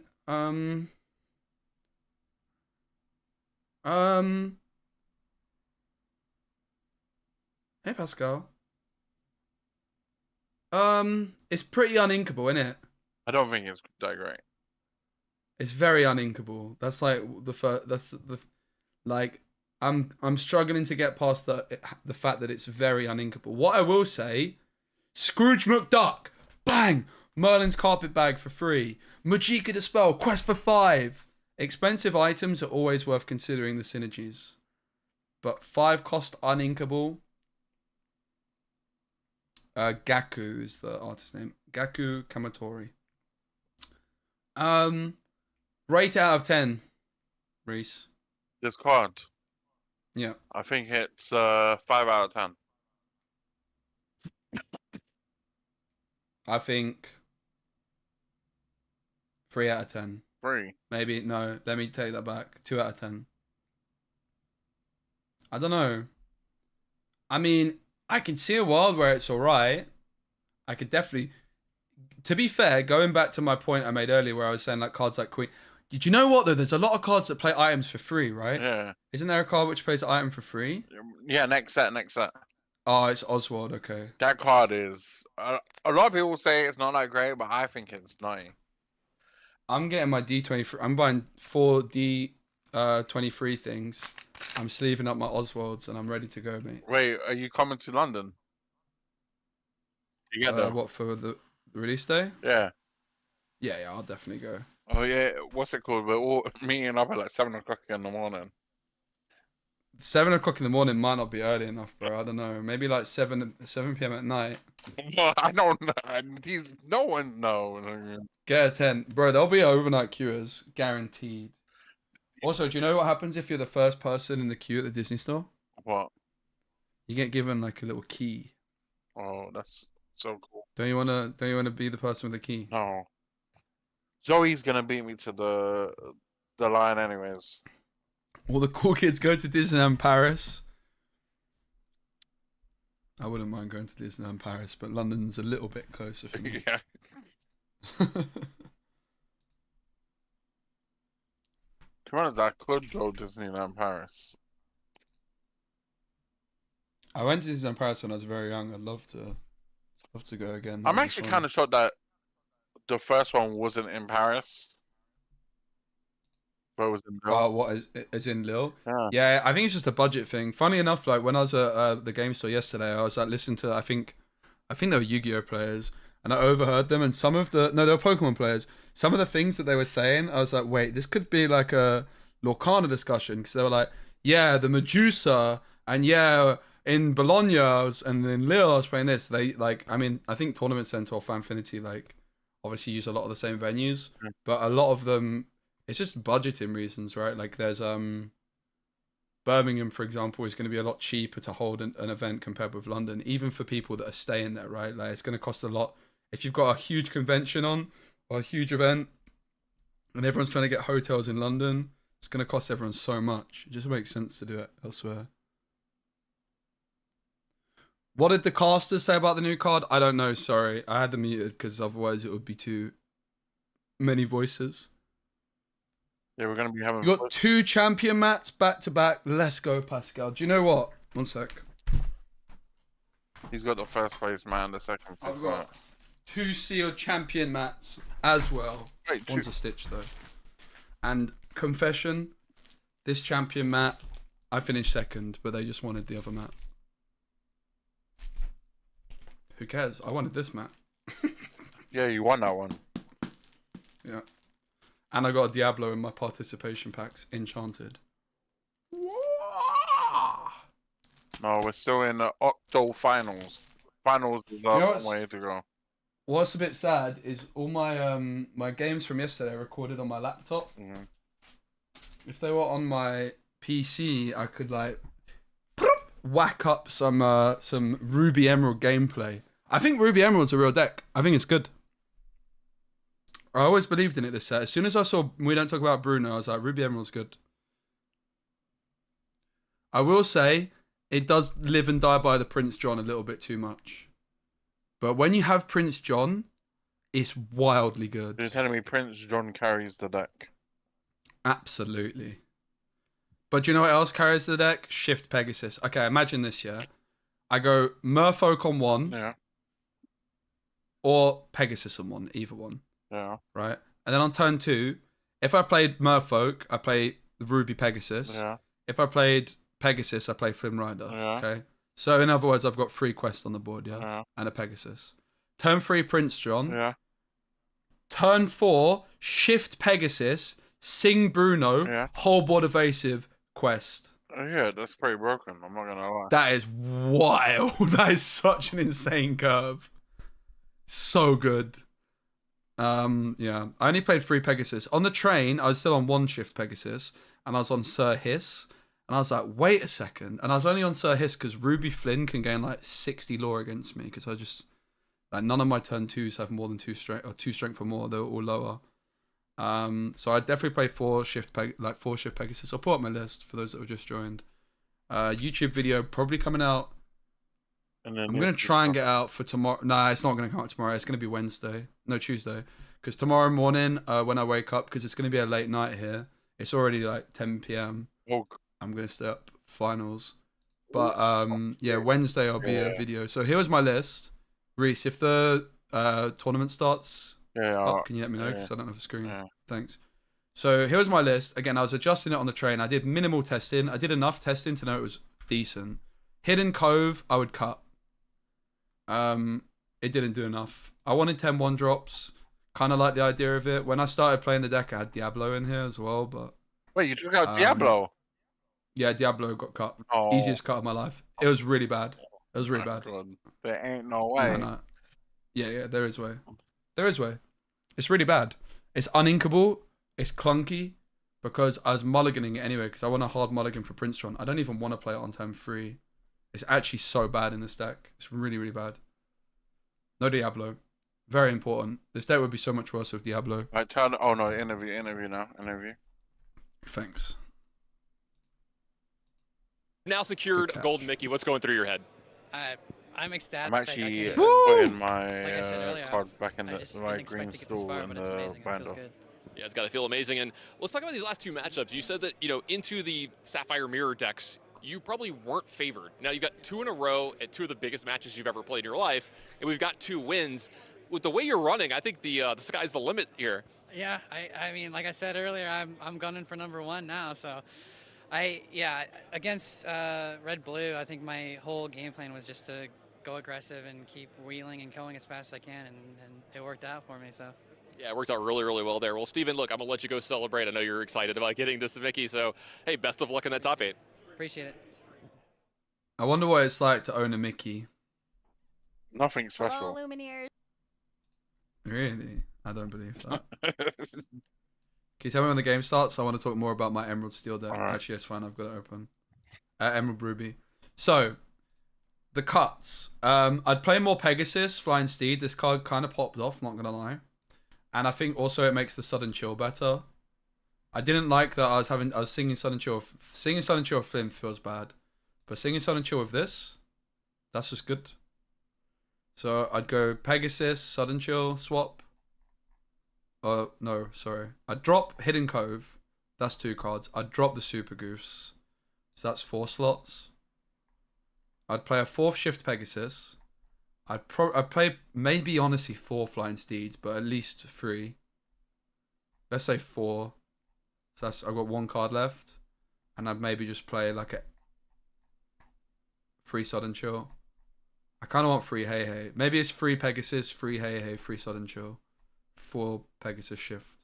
So basically drop Hidden Cove, drop Goof, and just play like extra Pegasus, extra Hey Hey, extra Pegasus, extra Sudden Chill. Yeah. Got that. You know what? Also, I probably should play 1 Lucifer. And maybe 3 Jasmine.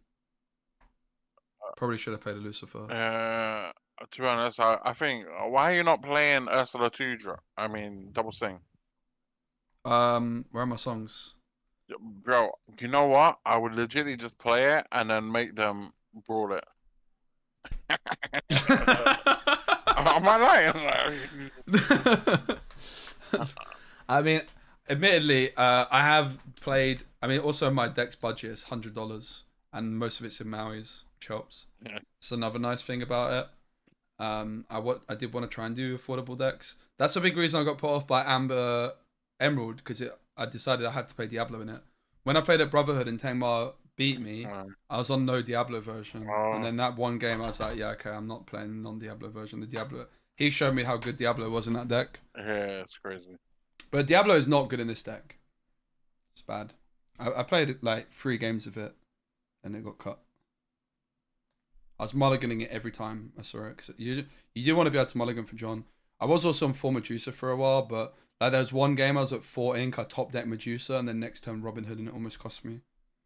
To be honest, I did scrape through like all my games that I won. I think every single one was 2-1. I almost lost to Madrigal aggro. Bro, Bruno Madrigal is a nice card. Wait, John Luca plays Bruno. One of the guys, bro. He's so good at playing the deck. It's crazy. I think it's not bad. I think this Bruno Madrigal card is going to be good. Speci, when will I be uploading the last of the Axiom top 8? Good question. I want to get it soon. I've just got so much to do, bro. I've got like the Axiom semi-finals and finals, which is like requiring a voiceover. I've got my set champs from yesterday, which I really want to get out because it's Ruby Emerald. And to be honest, all the videos from Axiom have not been doing well the longer it's been going on. I learned a lot. Like, I'm not going to post as many videos from this set champs, even though it's Ruby Emerald. It's just kind of a bit too much. I'm going to try like put more games in per video and more edited. And then I'll put the full games on Patreon probably if people want to watch them. So the answer is I don't know, but hopefully I'm going to try and get it as soon as possible. Oh, let's go! Let's go! Oh, Amber Emerald's still in the mixer, bro. This is going to be juicy. This is Let's go! Okay, this tournament turned very good thanks to this one man and his amazing hat. Is this like... I was like, this is like almost like a Real Madrid shirt. It's like some kind of like... Oh, they've got a badge on over the badge, I think. What is that? What is it? What kind of jersey is that? That's so interesting.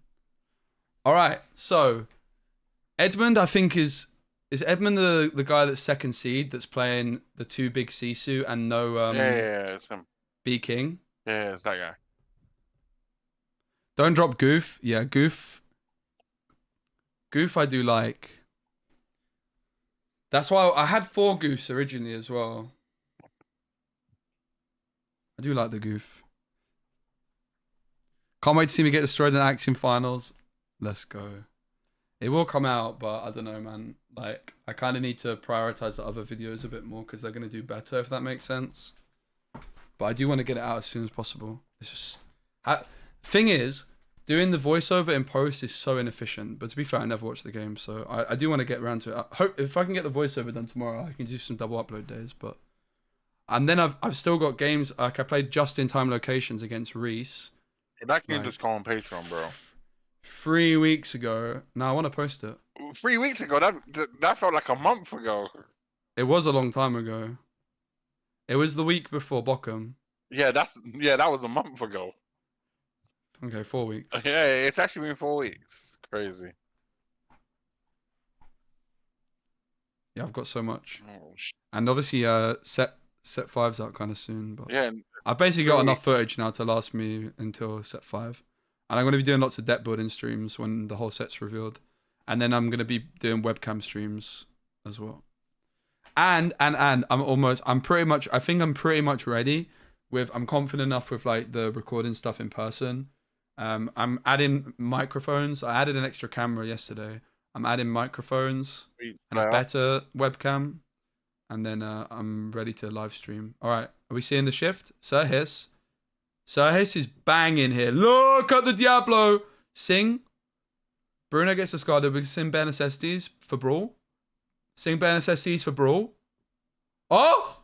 Oh! Oh! This is why you play Diablo in this deck. Singing bare necessities. Discard Brawl. Wow. Wow. Oh my gosh. See, this is why when I realized that I couldn't play the deck without Diablo, when Tengmar started doing plays like that against me. Oh my goodness. Oh no, this might be a rapper-rooney, bro. Okay, it's going to be Aerial. Aerial can miss quite often in this game, about 20% of the time. That's not a miss, though. Under the Sea is the card here. It's the only one. Under the Sea cannot be discarded by Edmund either. SMP's thinking that maybe they should have quested with Flynn. I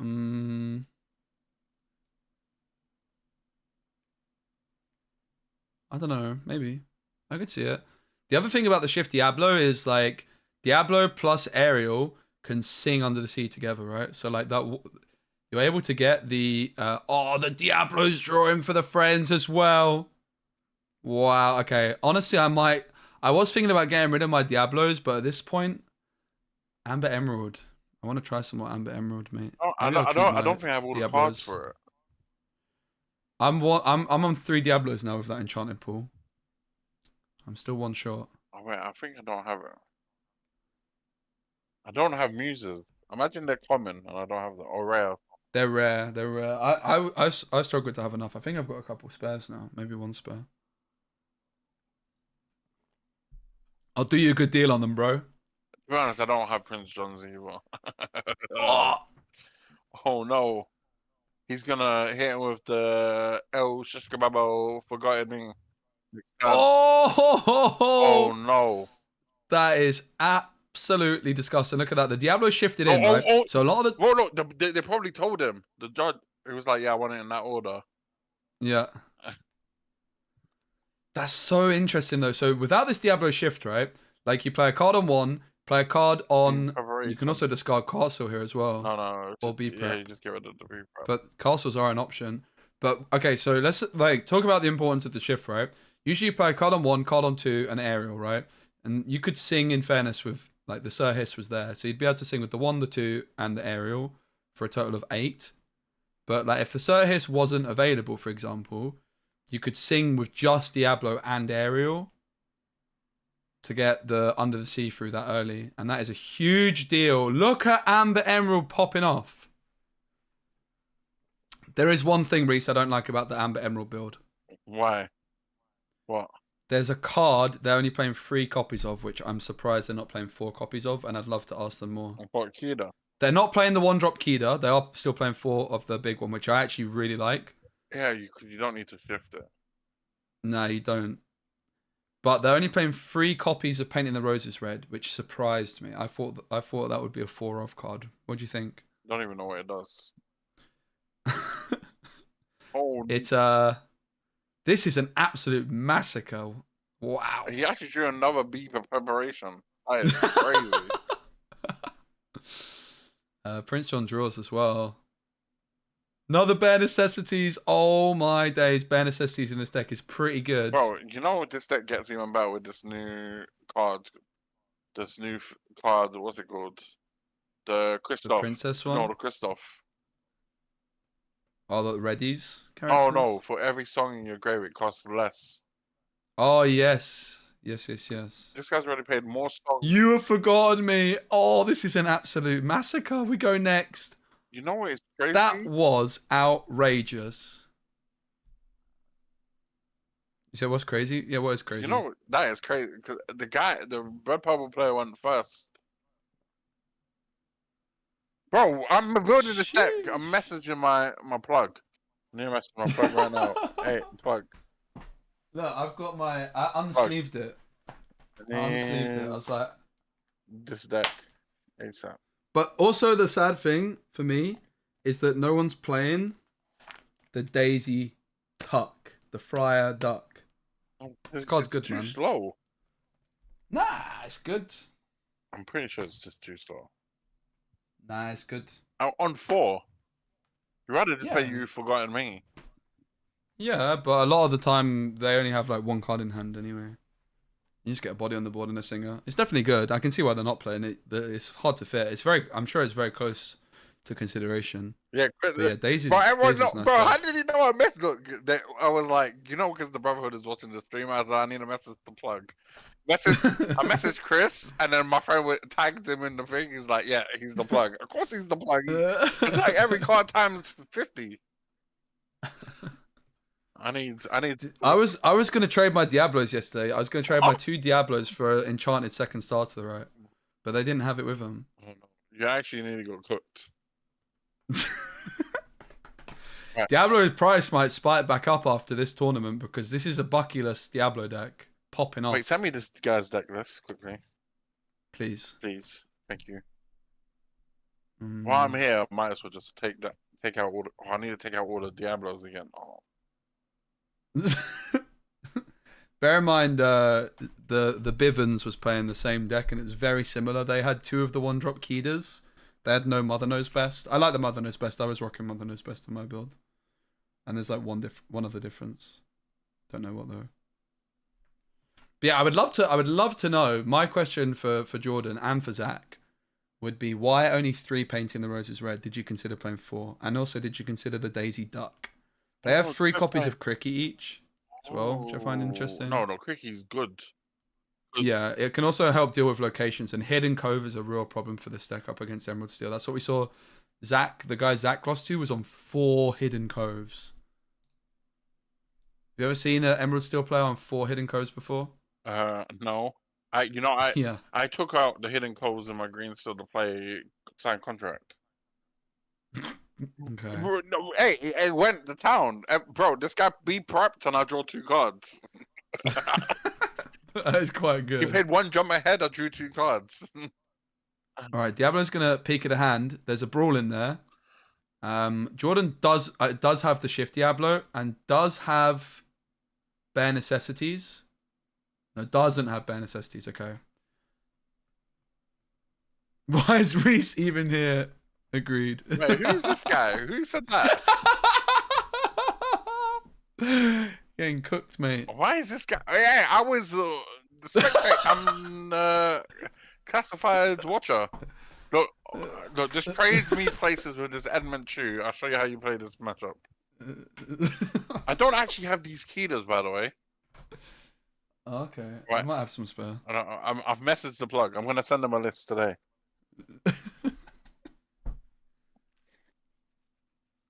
So, I mean, the other thing to think about, if this deck does well, I think it's doing well enough that it's going to make a splash in Bologna, how that might change the meta. Sir Hiss comes through.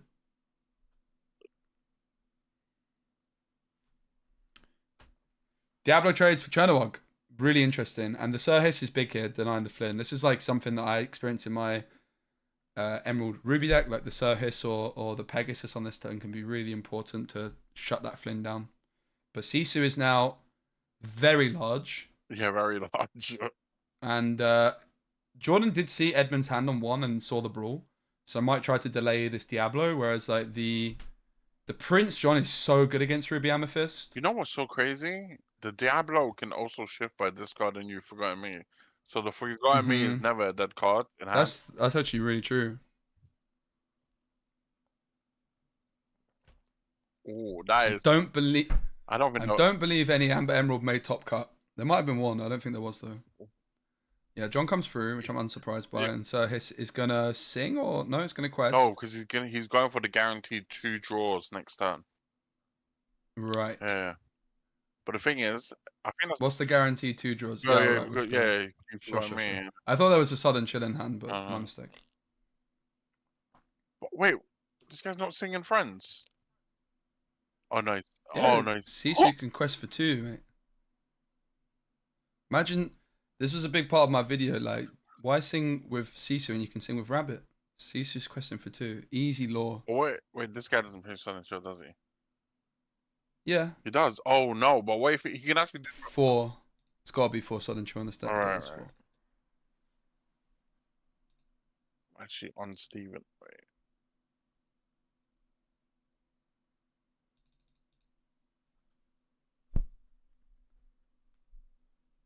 Yeah, I'm going to have to agree with Tim here that removing Hidden Cove for Sign the Contract, whatever it's called, or Sign the Scroll, is outrageous. Wait, no. Aerial Inked. Something we're seeing a lot of these Amber Ruby players do is not overestimate how Sign powerful the Contract aerial is is. so It does good. miss a lot. It's so good in the mirror match as well. This guy Hidden Cove is pretty good, though. This guy didn't see... Imagine this guy... I was in the mirror match. I was just drawing cards every time he tried to kill a cards. Banish. Yeah, banish.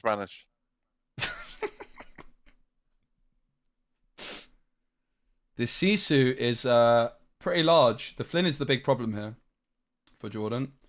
And currently on the board they have Singer 5, so that Under the Sea can't come through just yet. So they're going to try get Muses down next turn potentially, and a Song through, which is going to bounce the Flynn back into hand. But Flynn is continuing to tick along. There's the friends. Look at that gameplay from Edmund. Saves 1 law. Could have sung it with Sisu. There's a fly on the table. Get out of here. Wait, your table or the game table? The game table. I can't even see it. Yeah, it got swatted away. Oh. Sir Hiss got it, mate. Don't worry. So he's got, yeah, he knock it in him. Brawl gets inked and it's on over to Jordan. Looks like a Rabbit and Medusa in hand. Do they have the song? They don't have the song. Big moment. If they had a Sudden Chill or something here, they can go Muses, sing Sudden Chill with Sir Hiss. Bounce the Flynn back, but Flynn is just putting in work. Don't even have Cricky. So, looks like Flynn is going to tick along yet again. Having said, no, I was going to say you could like challenge Sisu with Sir Hiss, Prince John and with Kida, but obviously Kida hits your own stuff too. Yeah. Flynn is a menace, mate.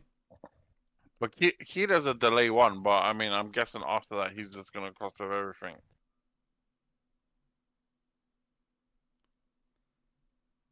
Yeah, I think for Jordan, they're going to look to set up Under the Sea for the next turn. So go like Kida Under the Sea next turn and then just try and control the whole board. But it's going to be really tricky. Are they actually considering just challenging Sisu?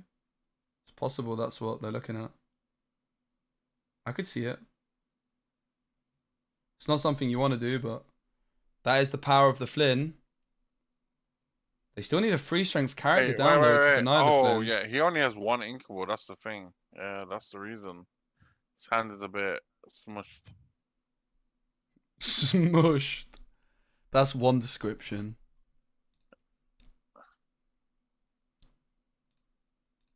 Personally, I wouldn't have traded, and I would have just played Kida. But I can see, I can see the reason. Especially against Goat, right? It's a big concern, but I do agree that this is looking pretty precarious. The Sisu is also going to quest for 2, right? So it's like 5 lore you've saved by removing that Sisu because it denies the Flynn and the quest for 2. I mean, he was Kida denies. So you've saved 5 lore. I think it had to. I think the trade had to come through. It's obviously not ideal, but Jordan just needed a cheap song. Oh, he got Bruno. This is that. That's a card. That is definitely a card. Don't think they have a Prince John in hand. They do. They could go Prince John. Sing. Get the Diablo down. That's going to be enough for Sing if they draw an uninkable. No. An inkable. Yeah, they need the Bruno to draw them a inkable. They can go both Prince John and Diablo, and that's enough for the Sing to give it 8 as well. I guess they, yeah. Because He needs to hit the. what do you go for here, Flynn? Yeah, he needs to hit the Medusa here though. Yeah, Medusa would be a big. So 1 in 4 Medusa. Oh my days! He needs an Inkable here. Oh, okay. You're slightly ahead of me now. That's a moment. Okay. And the Inkable. He And the Inkable as well. needs So they can develop Diablo if they want. But the Kida is also an interesting option to hold on to. Oh no, he's But got nah, another mate. Medusa in hand. Oh, it doesn't change anything. Oh no. But the guy, he might just, what's it called? He might just Medusa the Diablo because he might think that's more of a threat than the key that are currently on board. But he's thinking. I'm going to refresh my stream after this game because you're slightly ahead of me now.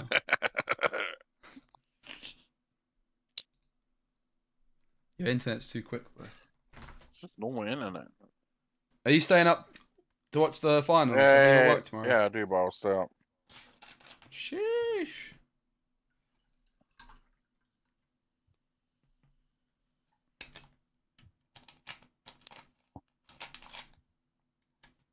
I'm very glad this Amber Emerald deck's still in the mixer. It's been very fun to watch. Yeah. Right, I'm messaging the plug what cards I need so I can play it. Oh, it hits big! Friends discarded. Card drawn. I love Prince John. Prince John is so good. Oh, Sudden Chill. Sudden Chill's not bad either. Yeah, I mean, I would just hard cast it. Could sing it with John, but that would be probably not ideal. Draw cards. Or the Muses. Do you already want to sing together? No, it's not worth it. Probably not. Edmund is 8 away, rabbit in hand. Are we ever going to see the challenge on the rabbit? Yeah, I think the times for Jordan are tough because of the slower start. They have to just remove as much as they can. Wait. I thought, to be honest, Castle, great. Cool. Another rabbit. Cricky off the top could be a big deal. Yeah. Another rabbit, an option for Edmund. Triple rabbit on the board. That is pretty impressive.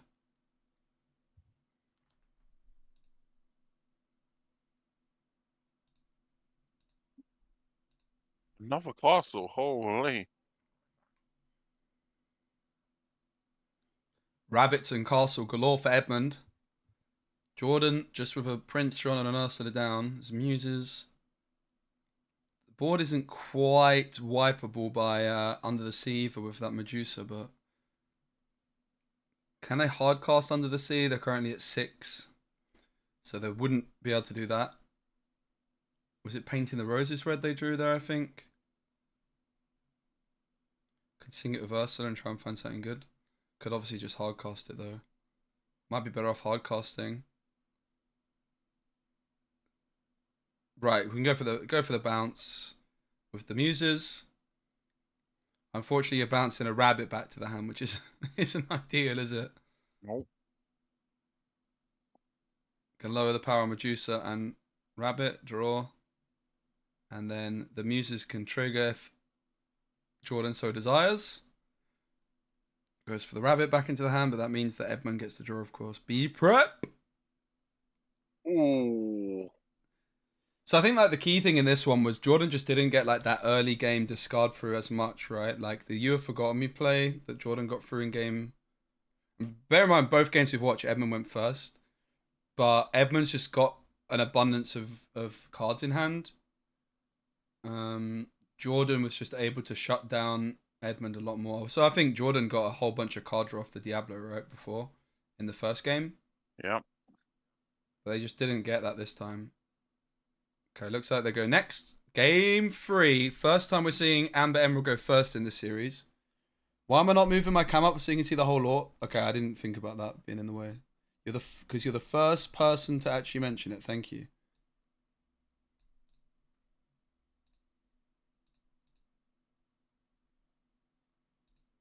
I will definitely do that. Thanks. That's wild that no one's told me that until now. Thanks, Tim. I'm usually green screening it as well. I probably should put my green screen up. It's probably gonna help stuff.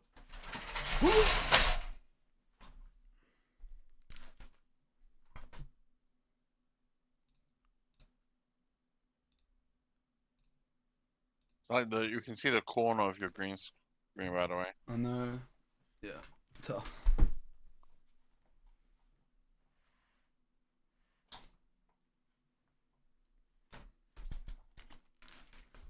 Oosh. I didn't realize I was covering the law. That's actually a stinker.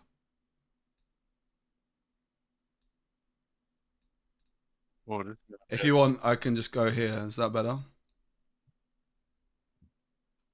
No.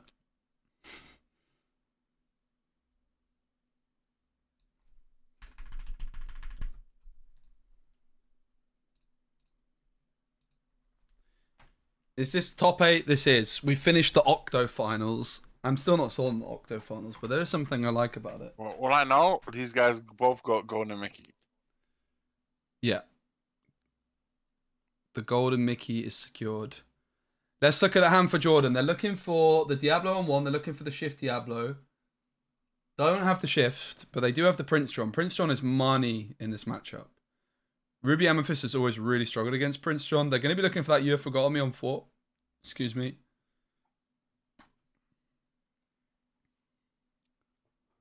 On the other side, there's a Chernobog's, there's a Flynn.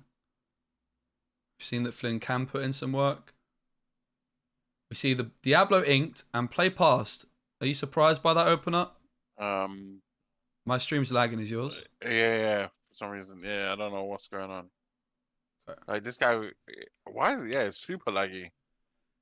Yeah, I'm sure it'll get resolved. So inks Diablo, which is very curious, but it's an extra card in hand. I think it's because he didn't have the shift. But yeah, personally, I would always play the Diablo because knowing what your opponent has in the hand. But I mean, there's an argument because he has Ursa, so he's 100% going to check the hand with Ursula. Maybe that's the reason. Yeah, gonna check the hand with Ursula instead. No song. Hoping to attend Seattle. Reese is trying to convince me to go to Seattle with him. Should I go, guys? I would like to go to an American Challenge. It'll be fun. I'd like to play in one. When is it? October, I think it's like October 24th or something.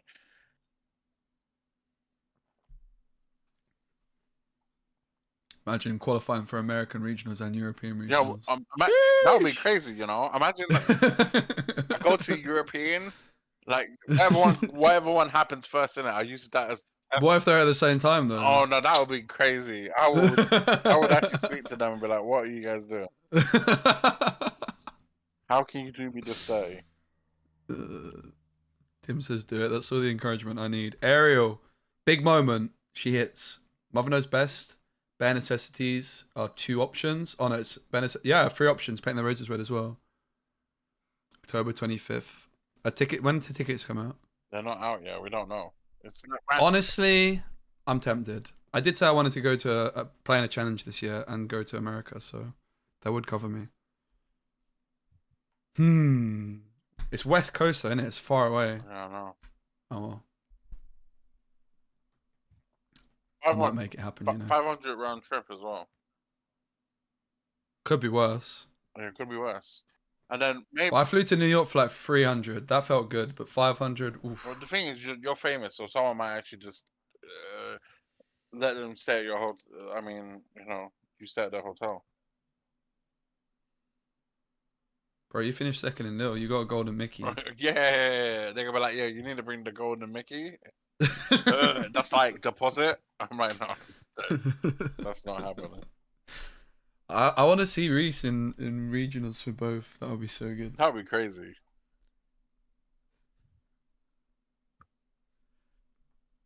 I'm starting to think that I should start saving up for Seattle suddenly. All my money that I earn just goes on equipment and traveling. It's not good. I mean, it is good. It's the best thing to spend money on. But also now I'm like going to events. Like yesterday, my train to Nottingham was like 50 quid, mate, just to record some videos. It's, I mean, you got to try Diablo, bro. You actually got your money back. That's true. And I got an Ocelot Yeah. and a playmat. Yeah. So we see Ariel singing Bruno. This is like a big reason the color combo is just juiced. Like Prince John drawing. I think they didn't. I don't know. Maybe they said to reroll. Rabbit doesn't draw a card because even though it enters the discard, it's when it leaves the board that it draws. We're going to see the Sudden Chill sung by Ursula as well. The Bruno plus Ariel is just such a nice combo. It is Sudden Chill, not the bare necessities it's gone for. Prince John doing the business. This is what I was saying. Like the Prince John in this matchup is just historically been incredible against Ruby Amethyst. Imagine playing this. I'm actually going to play this yellow-green deck for my last set jumps. To be fair, Mahomes, it's pounds, so it's more like $650. Yeah. Golden Mickey gets you free business class flight upgrade. Let's go. Last time, so I've only flown in States twice. I flew for a Marvel Snap tournament like January last year that Kawa organized and Raven. Wait, no, it wasn't Raven on that one. It was just Kawa. It was Kawa and Super Tech God. That was like pretty cheap. But then I went to San Diego Comic Con last year on like a sponsored thing with DC Dual Force. Does anyone remember that game? No. There was Jeff Hoogland, who's like this former like Magic guy, and that was Marvel Snap. When the game like announced that the servers were shut down, he was like, "Yeah, I'm hardly surprised when they were spending money on flying out influencers to Comic Con, thinking that was a good use of their money." I was sat there like, "Oh." Oh, but that is good for the money. I mean, the thing is, they don't understand that influencers publish their game for more people to play their game. Yeah. Nah, DC Dual Force like had big problems with the engine. I actually scripted a really long video on it before I pivoted to Lorcana. I was gonna do like a video essay on DC Dual Force and what went wrong. Bottom line is the game had complete spaghetti code. Every time they tried to change something went wrong. But it was an awesome trip. The team there were really lovely. I was very sad. They had a really nice team of people, and it was like dream trip for me. That was, to be honest, that was like my how it peaked of Marvel Snap. I was like, yeah, I don't think I'm going to top that, and I'm kind of miserable playing this game. Maybe it's time to stop. I also found out about that trip. I was actually at another Marvel Snap event on my birthday.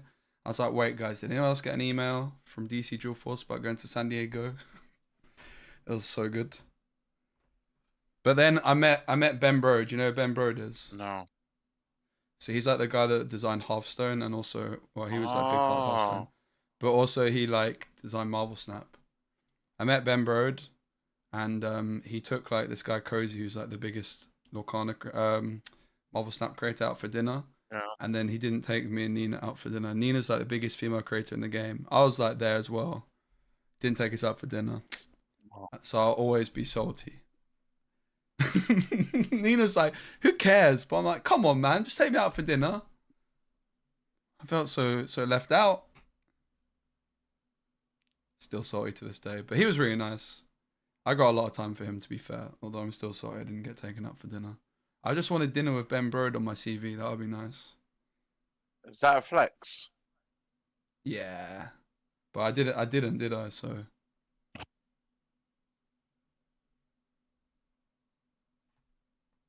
Oh my goodness.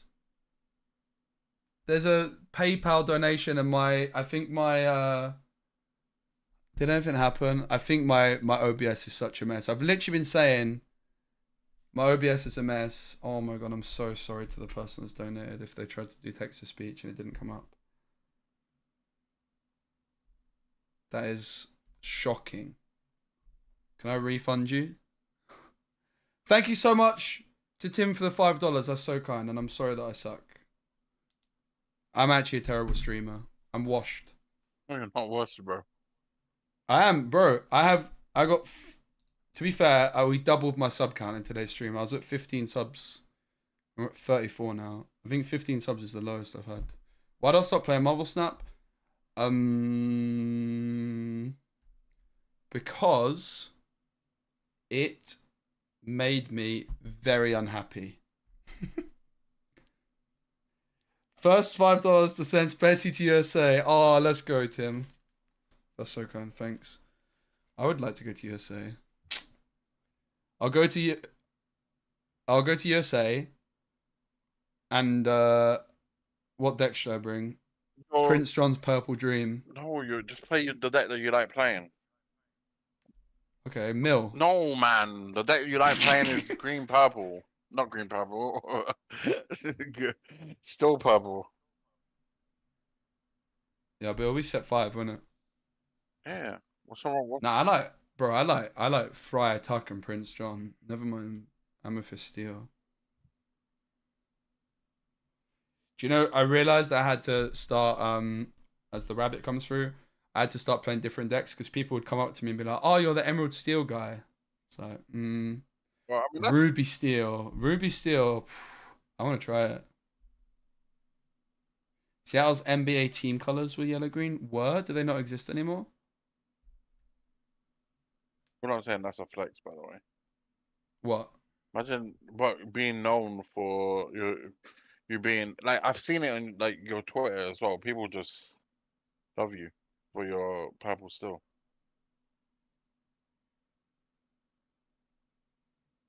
I think that's the other thing though. Like Marvel Snap, the deck building was so restricted with Gwent, and now there's Under the Sea. Like the deck building skill ceiling is very high, which suits me much more as a content creator. Whereas Marvel Snap, everyone was making the same decks. Marvel Snap content was so oversaturated. There's so many amazing creators in that game. Sir, his trades because of Cricky. What a turn. Whereas Lorcana's just much more my kind of game, man. Like the deck building, I could just spend hours doing. And the gameplay is like more deep than Marvel Snap. Marvel Snap gameplay loop is just not for me. It's a great game. Marvel Snap is best design game I've played. I'm not going to include Lorcana in that discussion. But it's a toilet game. Not a stream. Oh yeah, you can sound. It's designed to be played on the toilet. It's not designed to be streamed for 8 hours a day, you know. Yeah, I've seen that there's a lot of RNG going on with Snap with Arsham and Loki.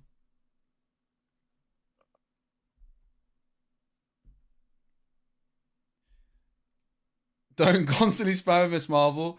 Yeah, I have to say I'm loving Lorcana, like the different elements of it, like the whole physical card game thing is something I'm really loving. Bare necessities. Prince John did get rushed in. It had to be exerted to sing Under the Sea. But losing that Prince John is definitely a blow for Jordan with the Fox clearing it. Friends is not a bad option. It could have been a Brawl. There was 2 available, but Friends instead is selected. Without the Prince John, you're going to run out of cards very, very quickly.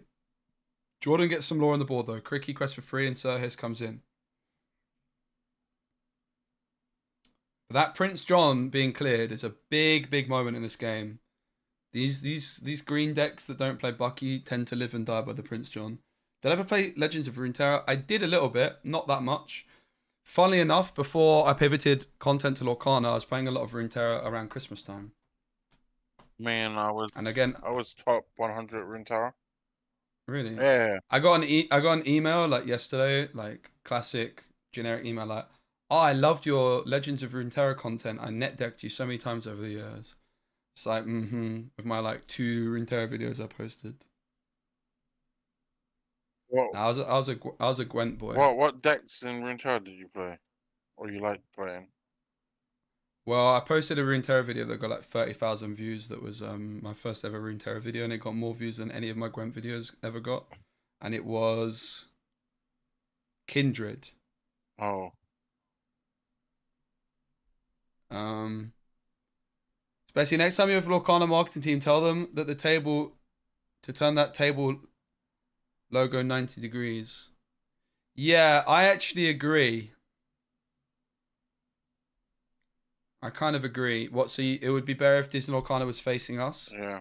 Yeah, I think I agree. I'll tell them. Remember what happened when you played against this? Oh yeah. So I missed that one from the random. Yeah, I played against Tim playing Blurple, which included 2 enchanted Elsas. And yeah, Tim had Mama Odie down on the board, started singing Friends and One Jump Ahead, and they were at like, and then they put Bell down. They were at like 12 ink after 5 turns. Unironically, it was something wild. Maybe like 9 ink. It was actually wild. Mama Odie is a really nice card. Maui Enchanted. Yeah. Cricky gets removed. Who's winning this? The Prince John getting taken out was the big moment in this one, I think. Yeah. I think that was the moment. Because the Amber Emerald deck Emerald in general relies on Prince John for draw a lot. Yeah. And Edmund had that card plus Fox Rush ready to go to answer the John. So I wonder if there was like, if the Under the Sea when it came through could have been delayed by a turn to try and sing with something else that wasn't John. I don't know. But that could have been an option. Like this You Have Forgotten Me with John down is absolutely popping off, but without it, it looks like this might be the end for Jordan. Rabbit's going to get removed. Oh, that was clean. That You Have Forgotten Me 4 is looking pretty saucy. Oh So they challenged the Rabbit. Edmund didn't have to, but drew, and then the You Have Forgotten Me value comes through. But of course, with Maui in the Queen's Castle and Flynn on the board, that's 3 lore, 2 card draw as well. And I have to say, it's great to see Ruby Amethyst with brooms. Yeah. Like, look at how insane this card is. Good. I can't believe people don't play it. GG. What a showing by Jordan. Give yourself a pat on the back. Unlucky. Wait, it wasn't even like a game, but I'm guessing he was like, yeah, I'm just drawing for days now. No, it was Jova. The magic broom was too much, mate. You know, as soon as they saw that magic broom, they knew it was over.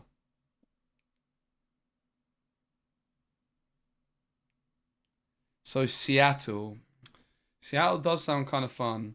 Unfortunately, you know the famous Shin Miri line. Yeah.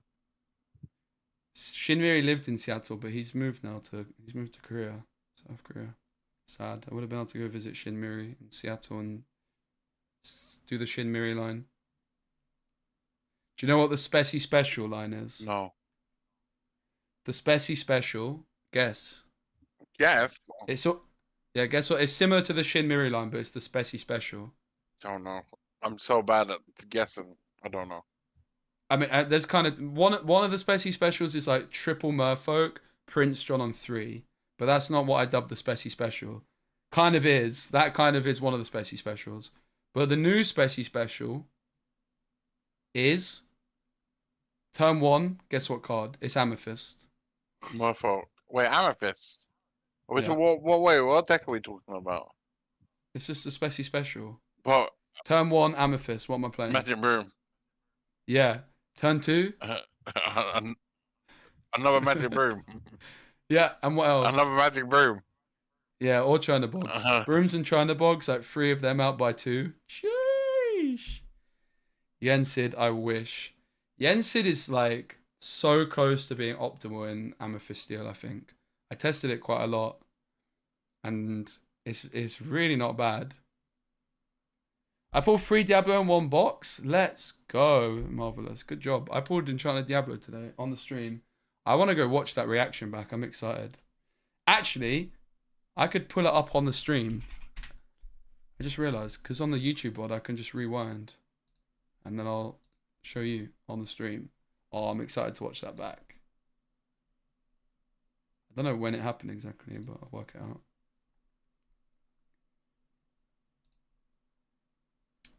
It was in between games. I reckon it was after. It was after game 1, maybe. All right, if the stream comes back on, let us know. Yeah. No worries. Please. All right, it was after this. How's the stream going? I said people are asking for you.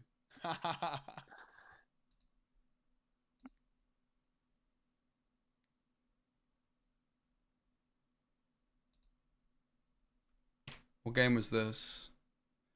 Yeah, this Emerald Steel, this Ruby Amethyst Emerald Steel match went for so long. Okay, I found it. I found it. Burger devs using this card. I don't know if this in Bochum with a whole new world. I don't know why my camera was moving around so much early on. It had like some AI tracking stuff going on. Bam!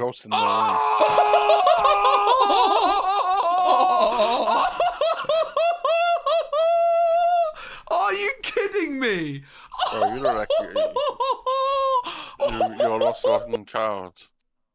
What? You look like you're a long lost child. Don't you just need one more now? Yeah, I need one more. Underworld. Straight to the back. OP strategy. Whole new world. It was pretty cool. Right. I was so nearly out of packs as well.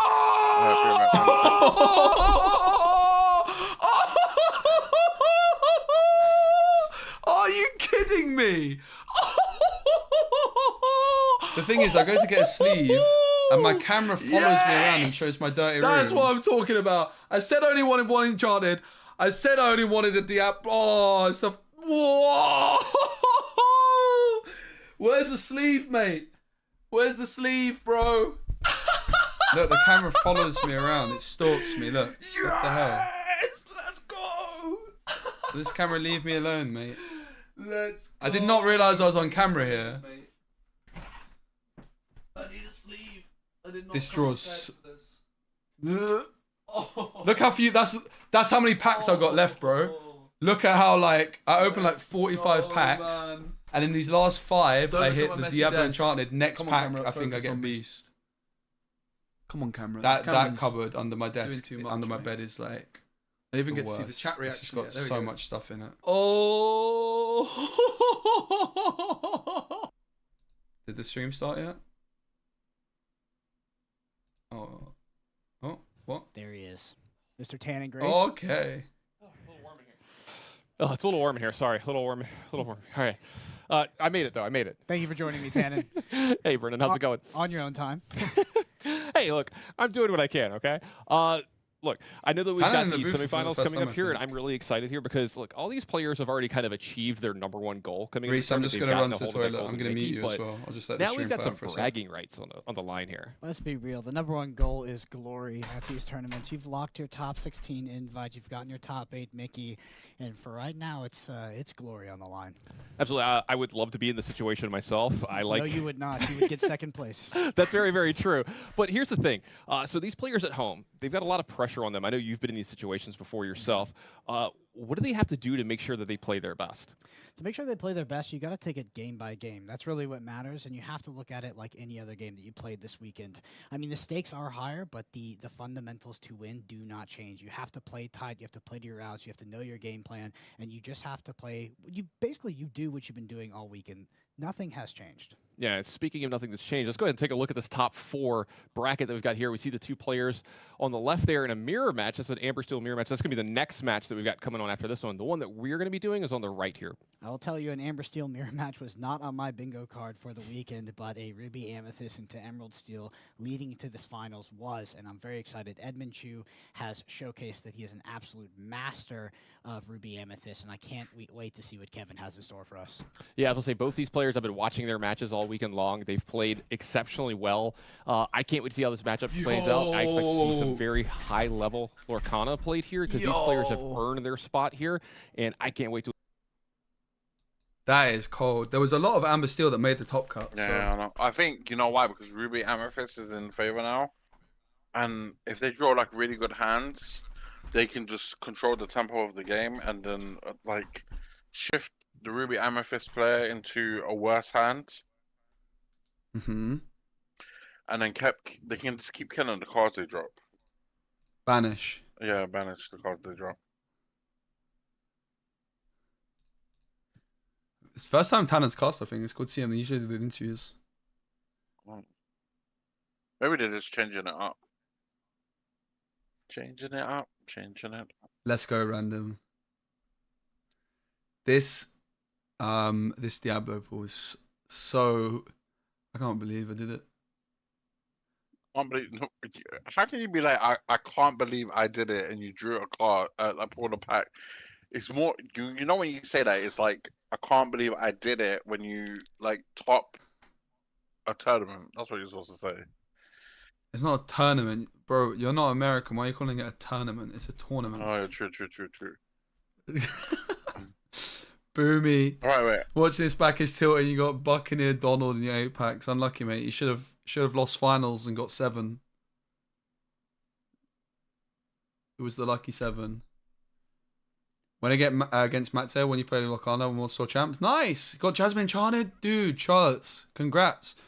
Jasmine Enchanted was, look, I bought Jasmine Enchanted. It's my first card I ever bought. The last card he's ever gonna buy. Nah, bro, I need to buy Enchanted. I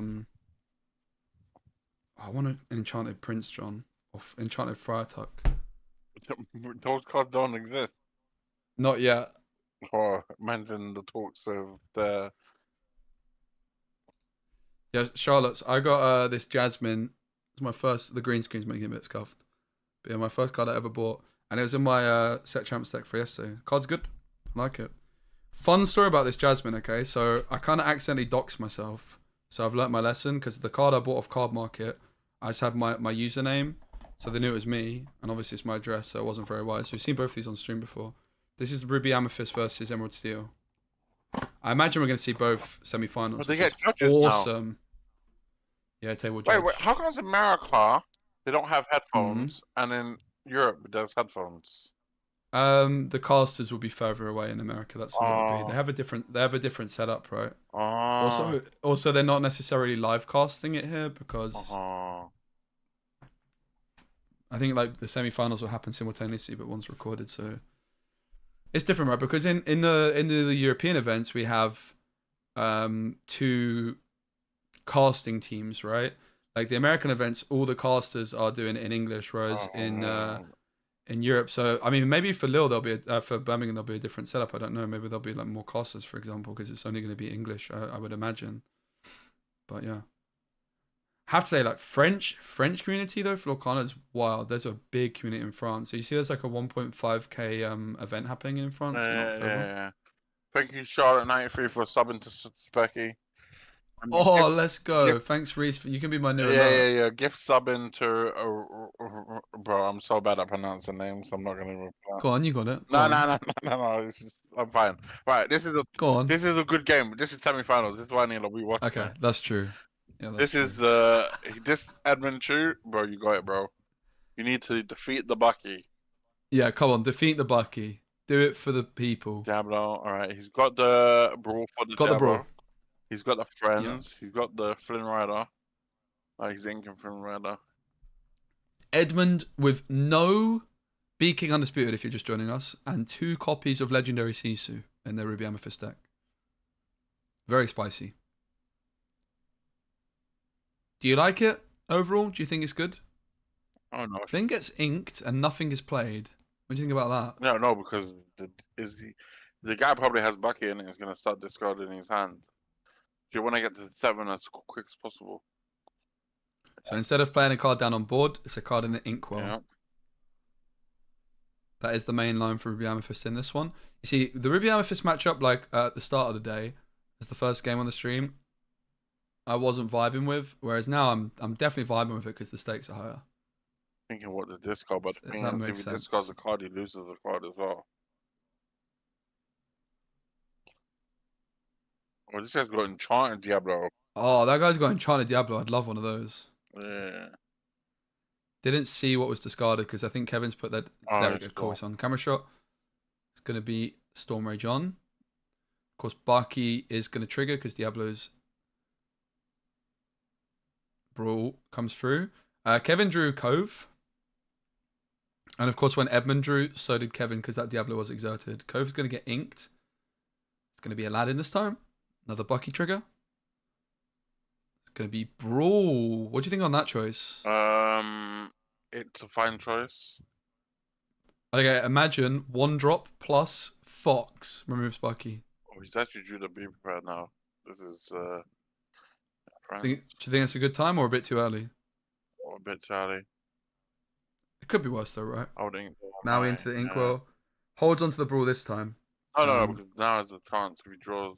No, he's going for the raid. Yeah, so the previous turn, like Edmund inked the brawl, but then was because it was either that or friends, and obviously the friends is really good value potentially. It's a Donald that comes through. It's also. By the way, this was a worse. This is a terrible card to draw, but I play. Now, what I'm just surprised about is Edmund gets rid of the brawl when the brawl was able to remove the Donald, but you think that Edmund actually wants the Donald up there because it allows them to draw? Yeah, it's extra card. Holy. Yeah. No, the B prep. Oh, yeah. So do you think that the Donald was just a bad play, even though it got the discard? But wait, did he ink the other brawl? He discarded brawl. Oh no, he should have discarded the. Another discard trigger. Gonna get rid of the fox this time. Oh, he needs to. Wanted to hold on to that double B sing prep. friends and get Medusa the Diablo. Please, man, I believe. Not far away from B prep though, to be fair. No, but. Alright, sing friends. Can't play it yet. Yeah. If they had a smaller Sisu though, sheesh. Oh, yeah. Are you ever playing Chernobog just into the Inkwell? Yeah, no, we're playing it. He needs Ursula. But if double Ursula is needed because there's 2 B preps in hand. Double draw because of Robin Hood. Sorry, because of Donald Duck. Robin Hood was drawn. Oh. But this is Edmund's game plan. Just get to 7 and clear the board with a B prep. Yeah, this is the last Bucky deck. So it's Ruby Amethyst versus Emerald Steel, and the semi-final is Amber Steel Songs Mirror. So there's an Amber Steel Songs in the finals, which is really exciting. I'm going to be having flashbacks if it's Ruby Amethyst versus Amber Steel. Yeah, for those unaware, that was the final that Reese played in as the Ruby Amethyst player. They got Frank Carsten and lost to the Amber Steel. Remember the Piglet Poo Pirate Captains just woof swarming the board. I think they were the higher seed than you, right? No, I was higher seed. Oh, really? Yeah, I was 16 and he was like 50 something. Well, that's crazy. All right, it's back on over to Edmund. I think we know what's coming. It's going to be an ink and a brawl, an ink. Chernobog's or brawl the options. Double quest. Don't forget about that. This is easily good done for him as well. You know why? He gets to draw 2 extra cards. Wait. Yeah. Yeah, this Donald is just not put in work, has it, for Kevin? You called it, Reese, when it came down that it didn't seem very good. It was obviously a Floodborn. 7. Be prepared! Bam! Clears the board. That's what you're looking to do for Ruby Amethyst. And this comes back to that turn 2 play as well, Reese, where they inked Flynn instead of playing it. Just to make sure that they could get to 7 ink reliably, right? It's an inkable card. Otherwise, they would have had to have inked Friends and things like that, and then the hand could have been whittled down.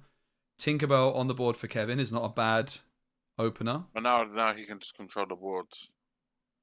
Do we ever see a second Be Prepared come through yet? No.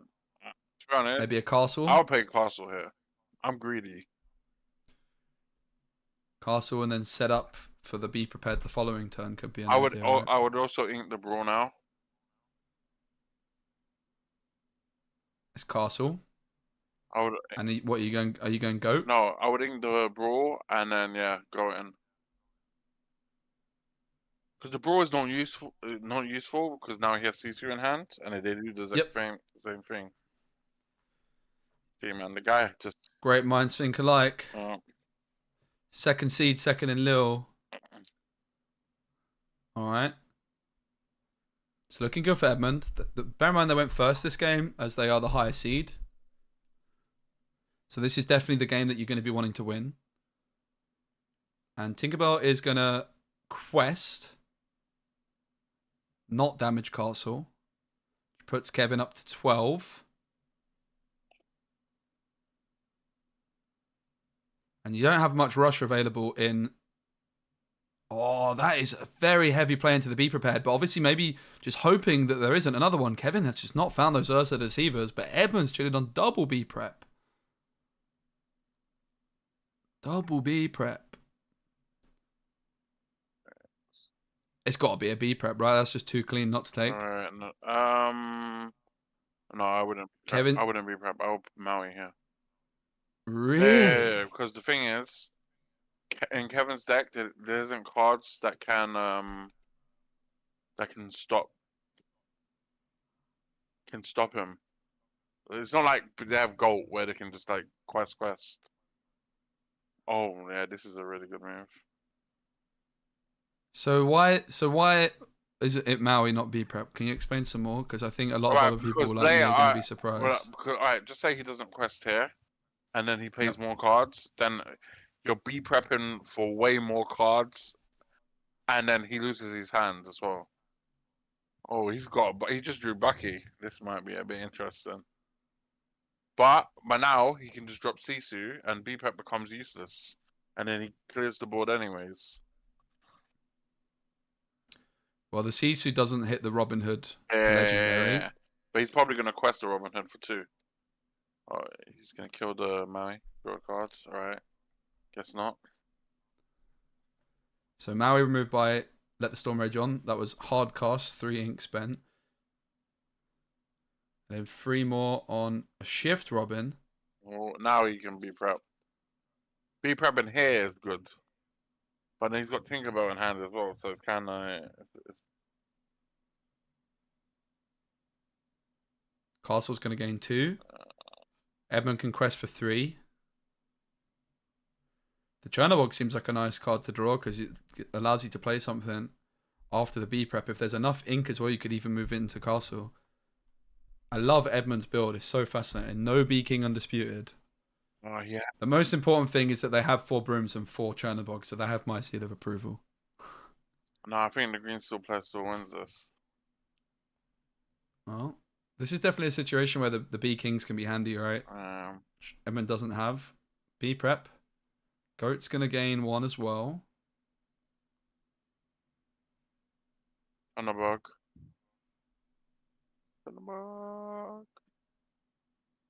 Do you ever ink the Fox to get the Chernobog down? Yeah, you need to. And the problem is that Kevin is ready and waiting for this Chernobog. Imagine a Magic Broom here. The Magic Broom would be so much better. It's not even close. Bomb by Sisu. Okay, is there... Magic Broom survives. Draw 2. Or draw 1 extra. What did he draw? What is that? Can't tell. Oh, it might be bounce. Kevin's to 19. It was a snake, yeah. Oh, he needs B prep. B prep top. Saves him. Friends? Oh, he can actually still friends and B prep. Sisu?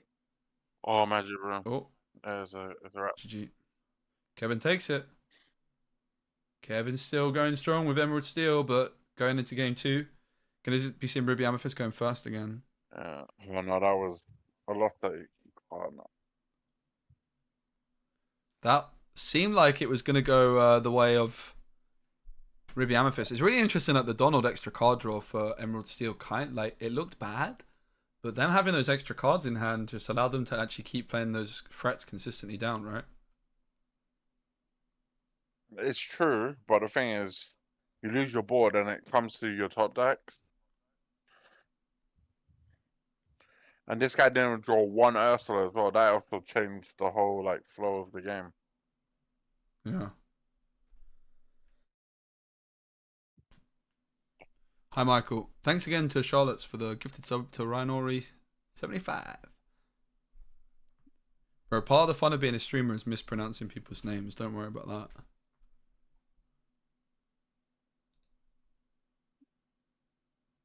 So when can we expect to see Reese streams? To be fair, we should do some webcam games against each other when set 5 comes out. Oh, true. Well, you said you have a sub, so you can stream and record now. Huh? Are you going to stream in real life? Yeah, I can do it. If Brotherhood let me connect to the internet, I can. Yeah, but I probably would. To be fair, I can hotspot myself. I just don't think hotspot's going to be good enough to I'm pretty sure live stream. I'm pretty sure. But yeah, I can. I need to order the microphones, but then I'm pretty much good to live stream. Yep, on the road if I've got internet. Microphones are getting ordered tomorrow. I got recommended some. I got 2 face cams now. I need to order a better cam actually. I'm gonna order one more face cam because I have 2 face cams, but the threading on my old Logitech is gone, so it was off center for some of the games because it got knocked and I didn't realize. It's kind of sad. Punted that game, yeah, but Wergul, that's the problem.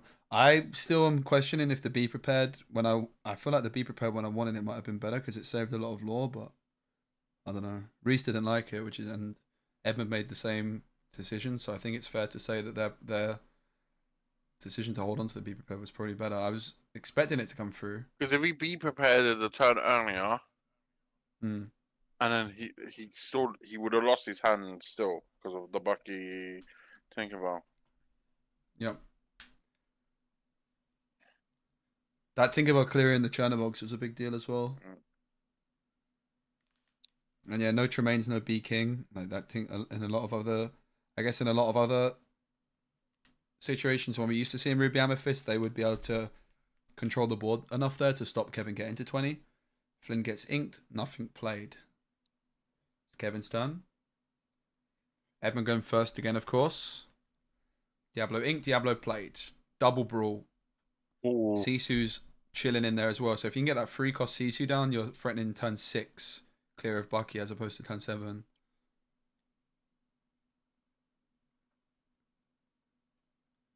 Nothing played again by Edmund, and it's Bucky Boy for Kevin. A quest for 1. Does he not have Diablo? Oh, he doesn't have Diablo shift. Flynn gets inked. Maleficent played. Back on to Kevin. I like the speed at which these are playing. I mean, I've been here before in this matchup. Yeah, no, I mean the first 4 turns is always going to be the same. Yeah, it's not quite like, if you play against Amber Steel, those first few turns can be where the game is won or lost. This matchup is not really like that. Unless maybe Diablo gets shifted in super early. Maleficent's going to sing Friends. Broom has been drawn. Water card. It gets inked. Another Friends drawn off the Rabbit. Hand looking pretty nice for Edmund. Didn't manage to get a Sisu down though. Hey, Lolo, great to see you, mate. Hope things are well. Aladdin's going to remove Maleficent and has 1 willpower remaining with that 2 damage counters.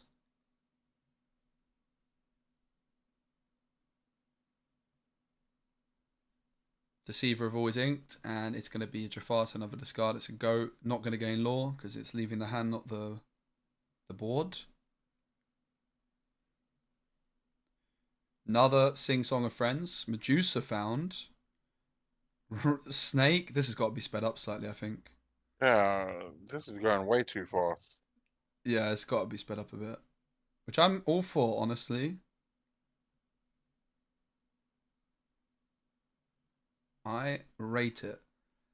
But so far it's been Bucky on 2, Floodborn on 3, Floodborn on 4, and it's looking like a Floodborn on 5 with Robin Hood. But Edmund with so many cards in hand. And does have that Sisu for turn 8. Can't see a small... Is there a small... No, it's double brawl. There's no smaller Sisus in there. No, I can't see it unless it's at the back. No, it's not. It's double brawl. Sisu. Oh, the front is... Oh, it is. Yeah, he's got double Maui in hand as well. Crazy. Double enchanted. Maui. What do you want? I'll trade my enchanted Diablo for something you've got. What have you got? What do you want? Hey, I'll give you my my Ursula enchanted. So you can have 3. I'm actually kind of tempted by that. Wait, you want Ursula enchanted? Yeah. Crazy. Problem is I've got the Ursula place. I just got my Ursula playset signed. And now you want Ursula enchanted. So the Ursula enchanted is not really as appealing anymore because I'd have to drop one of my signed Ursulas. No, not Ursula double sing enchanted. Ursula championship one. Eh? Wait, this is What are you on about? The set champion Ursula. Oh. Yeah, no thanks. I need to sell my one.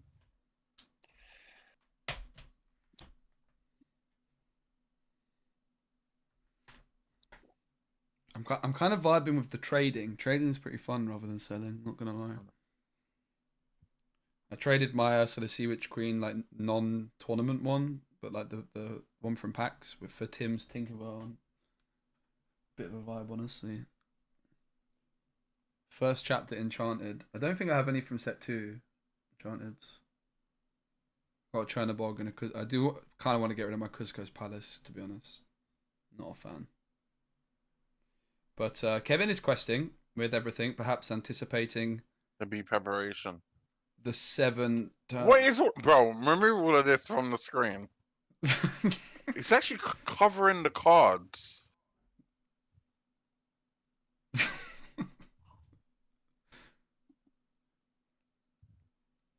The rabbit, you would imagine, is going to quest rather than damage the cove. Bam! B prep. Rabbit's going to draw for Edmund as well, but of course Cove remains on the board as a location. It's only characters banished by Be Prepared. Tinkerbell and Jafar and a Bucky available. Another Bucky.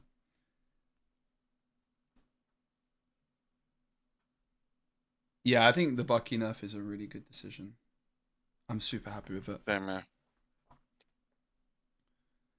Like, honestly, the fact that it's taken this long for us to have a card which needs to be changed is pretty wild. I think it's, like, very, very commendable. And I'm glad they went heavy on the nerf, to be honest. I do think a ban might have been a bit more suited, but they said this is a unique case. I think because, like, we've just heard the game's coming out to Japan and China next month. It would be kind of weird if you're, like, releasing a banned card in Oh, but right? they did it before. No, I'm talking about in different games. Ravensburger. No. Ravensburger haven't though. No, yeah. I think releasing a ban card is not a great look. Probably, I think that's probably the logic. Holy, Sisu has dropped. Sisu cleans up the Diablo. He's got another one in hand. Yep, and there's a Bucky. Is it still? No, did they ink Bucky, Kevin? They must have done. They had Bucky in hand. I was expecting it to come down still. That is going to peak and get rid of the B prep. Oh no, it's not. The B prep's gone already. You used it. You're like 2 games ahead away. Bro, it's 20 past 11. I'm usually in bed by like 10. Okay, that's not quite true, but I am usually in bed by now. I've rise with the sun, you know. I'm 28, mate. I'm pretty mature now. None of that like up all night gamer stuff. I've grown past that. Apart from when Lorcana challenges are on, of course. Sisu popping off. Quest for free. So the other thing that's interesting for Ruby Amethyst, even though you're going second, like traditionally you'd rather go, obviously, it's rare that you think that you'd rather go second in a matchup. And I don't think you'd rather go second. But Ruby Amethyst, obviously, is kind of game plan in this, is ink and get to 7. But you do get that extra card in hand when you go second, right? Yeah. But I guess Kevin also gets an extra turn to discard stuff. Definitely would be really excited to see Edmund shift in that Sisu on turn 6. Goat comes through, Castle's in. Yeah, Bucky was inked, thanks. I thought it must have been because it disappeared. Kevin's going to draw. Storm Ray John. Jafar Dreadnought. A lot of the Floodborn cards are just very good within their own right and would be played regardless of Bucky, but Jafar Dreadnought is not a card like that. Funnily enough, Jafar Dreadnought, I was like, look at this card and compare it to Friar Tuck, and I was like, Friar Tuck is leagues ahead of Dreadnought, and that's what inspired the Friar Tuck Prince John Steel deck set 3. It was all about Friar Tuck, man. I hated Jafar Dreadnought, and I was like, look at this Friar Tuck guy. I love Friar Tuck. Do you know what's great about Friar Tuck is when you play it, yell, get out of my church at your opponent. Whoa.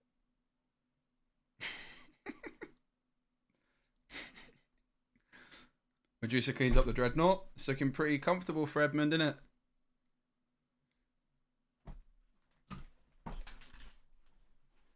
The Magic Broom.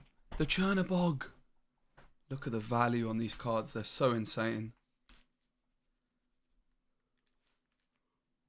Here Cove. GG.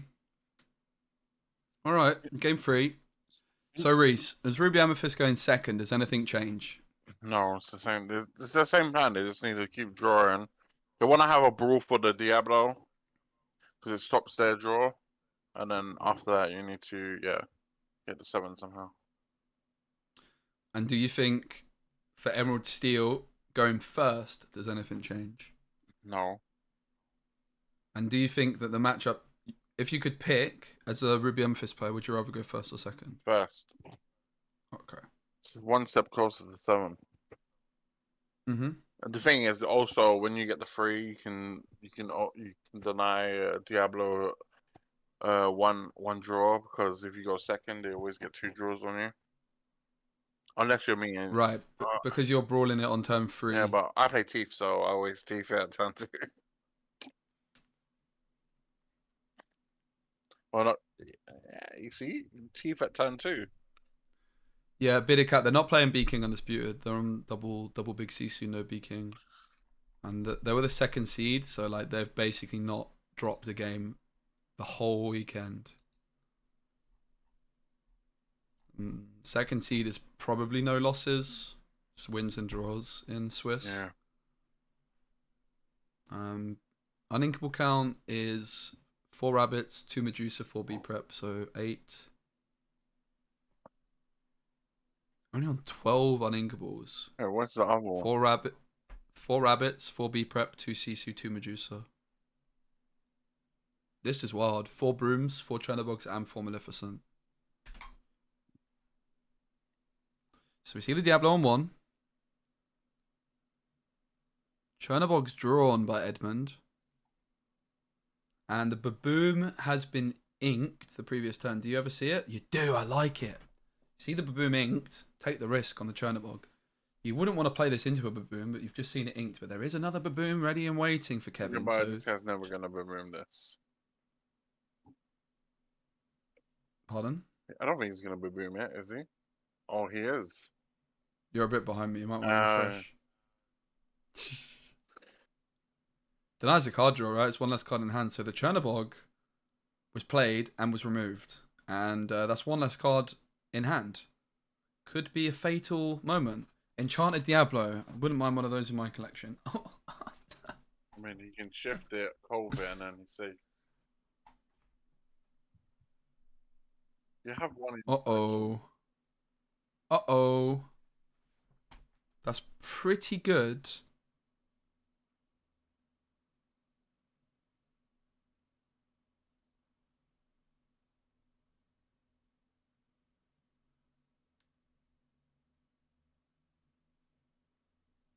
Oh, the Sisu.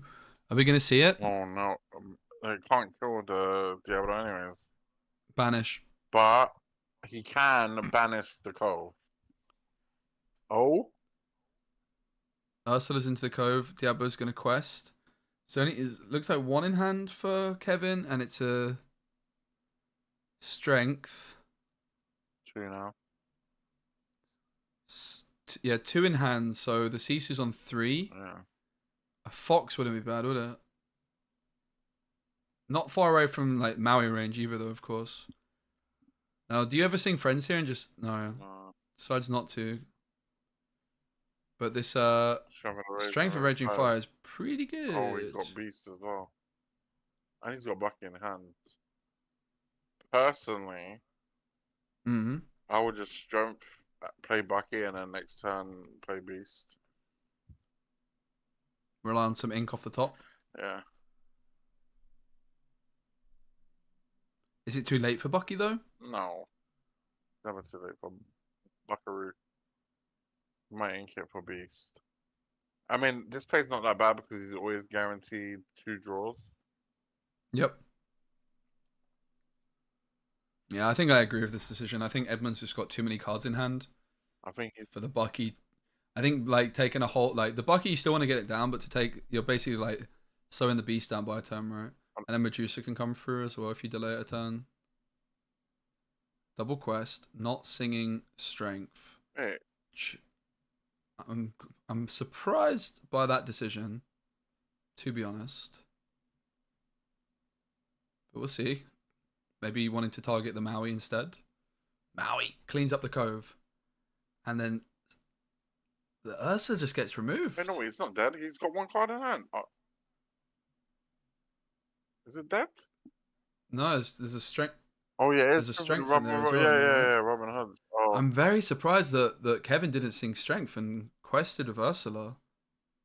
I'm really surprised by that decision. Are you? I'm. What?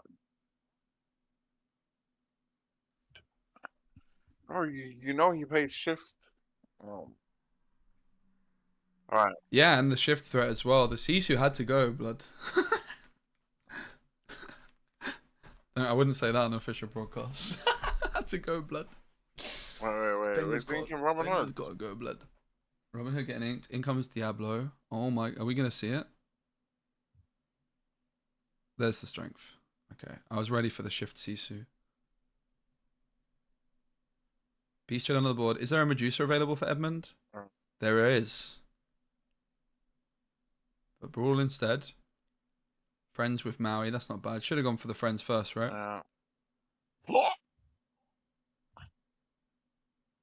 Another friends. Finds B prep. Is there an Ursula available? Oh. Nope. Another Diablo. Oh my god. Bucky. Oh my god. If he plays Bucky Diablo here and gets B prepped, is Jova.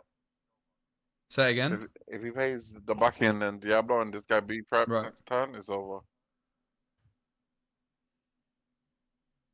Holds on to Bucky. Goes Diablo. Quests. No, this is a mistake. He's lost. Oh no. He needs to sing friends here first. Inks the goat. Sing friends. B preps. Oh. Wasn't Diablo exerted though? Why? Oh yeah, true. Oh yeah. Oh now Ursula returned late. Look at that. Oh, he's still gonna pay to get rid of one of the friends. Bucky, Robin Hood. All right. Oh my god, he's got the Medusa. Oh my god, this guy is fucking. Kevin's on 7. Edmund's chilling on 0. But they've stabilized and they've got the Medusa for the Robin Hood. They're going to be looking for that Sisu to clear Bucky now, right? There's one more Sisu in there. I think, did they discard a Sisu already? Yeah. I don't know. You know. Ursula. Oh, gets a friends. That's not bad. But there's another where that came from. He's got Beast. Beast forces to discard. It's going to be Maleficent. Strength in hand for Kevin is the only card. I might draw another B prep. Imagine a bounce. B prep. Oh, finds B prep. Oh my days. Oh my days. Do you ever see? Oh no. Do you ever see Snake instead? Oh no. Wait. To bounce the Medusa. Oh no. He's actually thinking. There, it's got to be done. Oh. The B prep for Edmund. It's late here. I've got to be quiet. Yeah. You're Ducky. Could see you. Holy, this is some spice game. This is a spice game. Oh no, his hand is in shambles. Oh, the churner boy. Oh no, bro, if this guy Ursula. Oh my god, he's gonna sit. Can go strength though to deny the card draw. No, he's got Baboom in hand. Go strength instead. I think that was a misplay, to be honest. Maybe. Sisu finds let the storm rage on and it was a Robin Hood. My mistake. Oh, the rabbit! Oh, Big. It's game over now. Are we about to see the end of Bucky for this tournament? And this is Bucky's last ever showing at a Disney Lorcana challenge in North America. Of course, we've got Bologna, but Bucky's getting banished to the Shadow Realm after this one, right? Another cove. In America, because Toronto is Bucky is legal, but it's going to be a free cost without ward that only discards when you shift a card on. You can Baboom, kill the Sisu, trade with Ursula, and banish. Yeah. This needs to be removed. Hey, Ducky. I actually don't like this plus one. I can't even see what card he has on the field. Baboom on Snake. Huh? That's maybe just hoping for a top deck of Tinkerbell.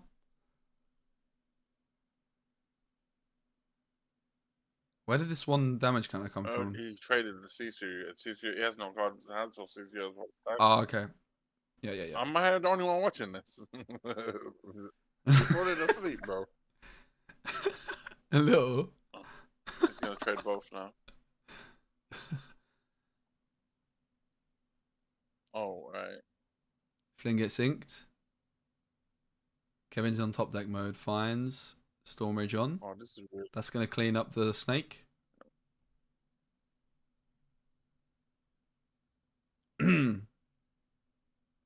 Banking on Tinkerbell top deck. Ursula finds a B prep. Don't think you're too sad to discard B prep at this stage. No, he's sad. He's sad. He's sad. Yeah, I guess you're more sad when you don't play B Kings. Rabbits found. He's got 2 rabbits in hand. 3 rabbits in hand. Oh, Keep up. No, don't ink the Maui, bro. Yeah, why do you reckon Maui's the ink there? Because there's nothing to trade. Medusa's available though. Edmund only plays 2 Medusas. Wait, is there Medusa available? No, it's gone. Oh. It's Maui. Edmund only plays 2 Medusas. Ursula's removed. Why is he trading the board, by the way? I don't get it. I kind of like it. They're just trying to keep Kevin as far away from 20 as possible. thing Like is- they think the longer the game goes on, the better. I actually respect trading the board though, honestly. I rate it. Oh, the 4th B preparation. Maui's inked. 4 for 8. Rabbit. Triple rabbit on the board. Oh, Top deck mode for Kevin. Need a miracle. Robin Hood's going to move a rabbit. Edmund's going to draw. It's a Jafar Dreadnought. One of those Floodborns that you're only playing for the Floodborn tag. You'd never play without Bucky. And that's just not doing much. Edmund's got an abundance of ink. oh, there's Is that a Medusa to add insult to injury? It certainly is. I would be kind of interested in just taking the... I was going to say the Maui, but then the Robin Hood draws, right? And the thing is, now the Medusa's down, it's a really good bounce target as well. Castle.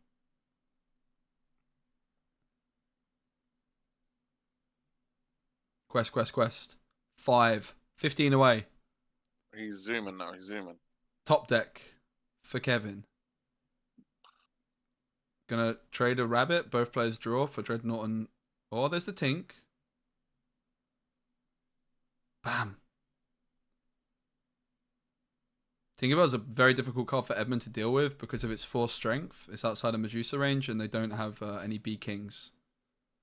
And the Tinkerbell is applying some pressure, but I think Edmund's just going to have enough cards in hand to be able to deal with it still. Castle gains 2 lore, draws a card because Medusa's the queen of the Oh, castle. he's got a broom. He drew broom this game.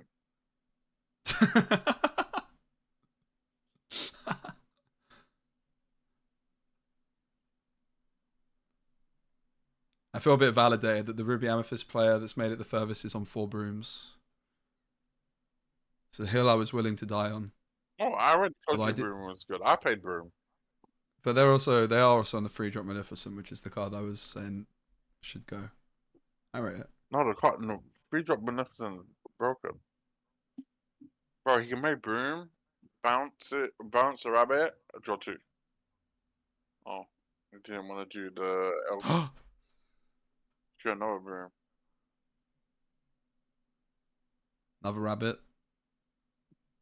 Is that Fox? It certainly is. That's a pretty nice way of dealing with Tink. Potentially.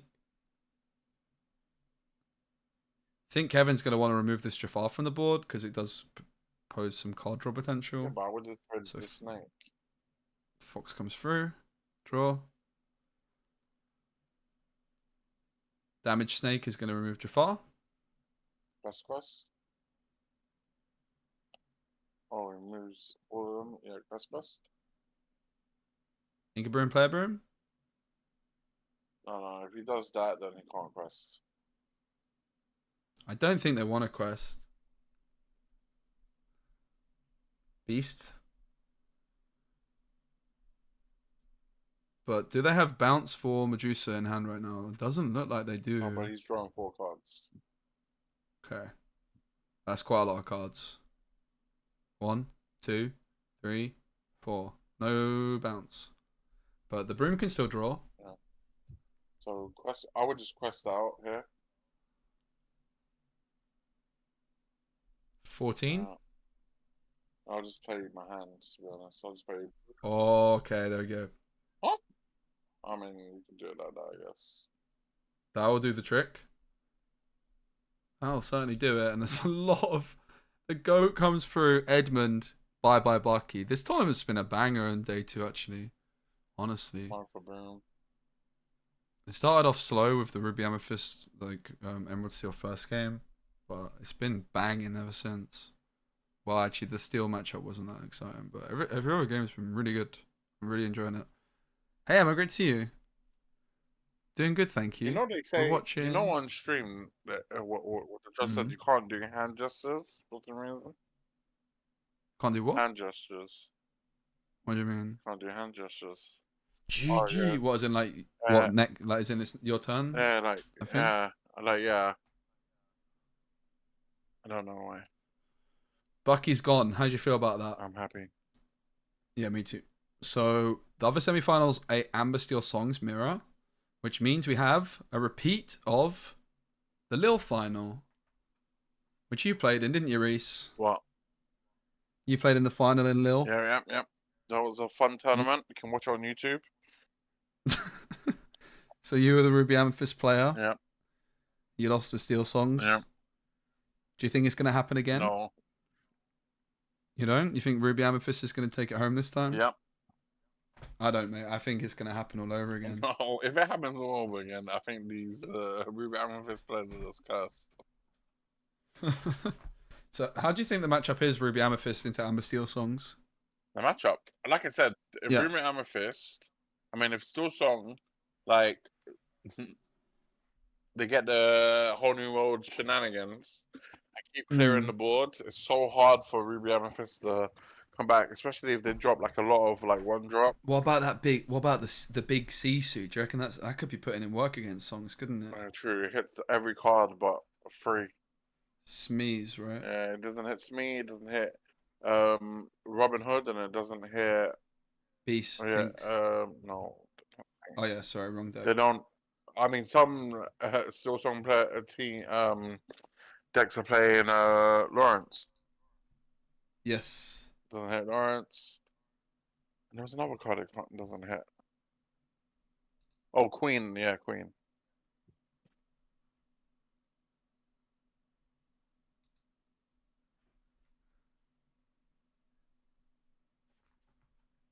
I'll try and pull up the Amber Steel Songs decks that I don't know the names of the players. No, one is called Chris. The other one's called Chris. Wait, really? Yeah, it's Chris versus Chris. Okay, so one of the Chris's was top seed. The guy that's made finals is with Ruby Amethyst is second seed. So Chris is top seed. I imagine we're watching the semi-final. They're the guy that's on 4 copies of Baloo.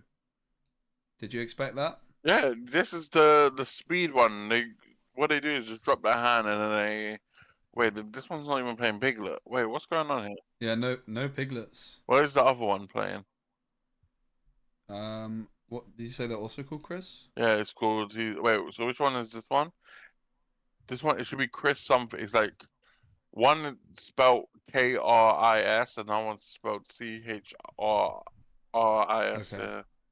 I personally am more of a fan of Chris with a CH. How about you? Yeah, and I like the Kris Chris because he's my boy from Brotherhood. Okay, not the person that's playing. It's Chris versus Chris, man. It's actually okay. So the other Chris, and by the way, both of these were in top 8 as well. So that's just showing you that the players that have done well in Swiss are popping off in the single elimination, which is really impressive. This geezer's on Golden Harp and Perdita. Yeah, because it's broken. Perdita's wildly good. Oh, we're in Chris versus Chris. So you prefer Chris with a K? I prefer Chris with a C, just on a pure spelling point of view. Yeah. So top seed versus 5th seed, and the winner will be playing the 2nd seed. This is out of 2,000 people. I think that's pretty wild. Yeah, I know. That the players of these seeds from Swiss have done so well day 2. It shows you that Lorcana really is a game of big skill, and I think, in particular, I think there's a huge skill ceiling in the deck builder. So we've got Amber Steel Songs versus Amber Steel Songs and Cinderella versus Ursula Vanessa on the board. Ursula Vanessa, do you know who revealed that card? You. I did. I certainly did. Pretty cool card. Pretty cool card. So Chris is the highest seed. Chris is the lowest seed. So Chris is going first. Chris is going second in this one. Do you like my jokes? Let the storm rage on to Vanessa. You don't like my jokes. I was laughing. It was a good joke.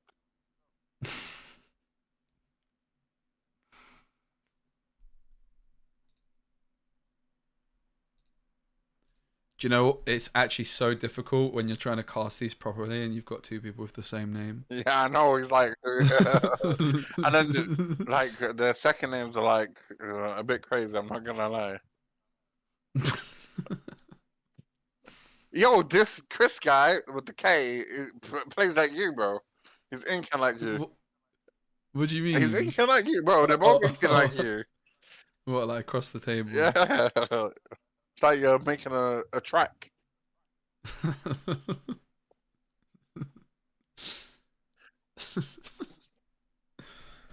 I'm trying to get better. I want to do like the Yu-Gi-Oh guy. What are they called? The Ruby Sapphire guy that was like Pars of 3. It was like a piece of art that inked No, on. it was the red purple. It was the red blue player. Yeah, that's what I meant. Okay. Steel. This is semi-final hand. This is Steel Song Mirror in semis, and the other semi-final was Ruby Amethyst Emerald Steel, which we just watched, and Ruby Amethyst took it down. I think that was a misplay. If Chris wins, then Amber Steel Songs will be going first. Oh, if Chris with a K wins, they'll be going first. But if Chris with a C wins, Ruby Amethyst will be going first because Ruby Amethyst player was the second seed. Imagine we see first versus second seed final. That would be wild. Thanks for adapting your content instead of giving up. My pleasure, Cam. Thanks for supporting me, mate. Appreciate you. Oh my god. Whole New World or Bare Necessities. Which you picking? Whole New World, of course. Looking at his hand. Bro, I am tired. Finals. Do you wanna? Right. What if I go to bed now and you just like do the rest of the stream on your own? How's that sound? I'd rather just go bed as well. Let Storm Rage on Cindy on Ursula. So 2 Storm Rage on clean up the Ursula Deceiver. Wait, no, Ursula Vanessa, sorry. What would you say is the key in an Amber Steel Songs mirror? It's not something I've got much experience with. To be honest, I actually have no clue, but I think it's just controlling the boards. Yeah. I think he's gonna shift Robin here. It makes sense. Then I would Zeus the thing is, wait, he picked Bare Necessities, right? I would just sing the Whole New World. Whole New World. There we go. 7 new cards for each player. Currently, neither player's gained any lore. Chris with a C. I am starting to wonder if there's the potential for them to get a giant stout-hearted Cinderella in. Let's have a look. They do play 2 copies. And they're getting towards 5 ink. So that's going to be something which Chris with a K is going to be worried about. We can't even call them the Amber Steel player. Like, you can't go the Amber Steel player than the Ruby Sapphire. I don't know. I feel sorry for whoever's casting this game. I'm looking at this Chris with the C's hand, and I saw like 6 lines of play. And then he put his hand face down, wondering what is this? I don't get it. Wait, they're actually discussing what's going on or something. I don't get it.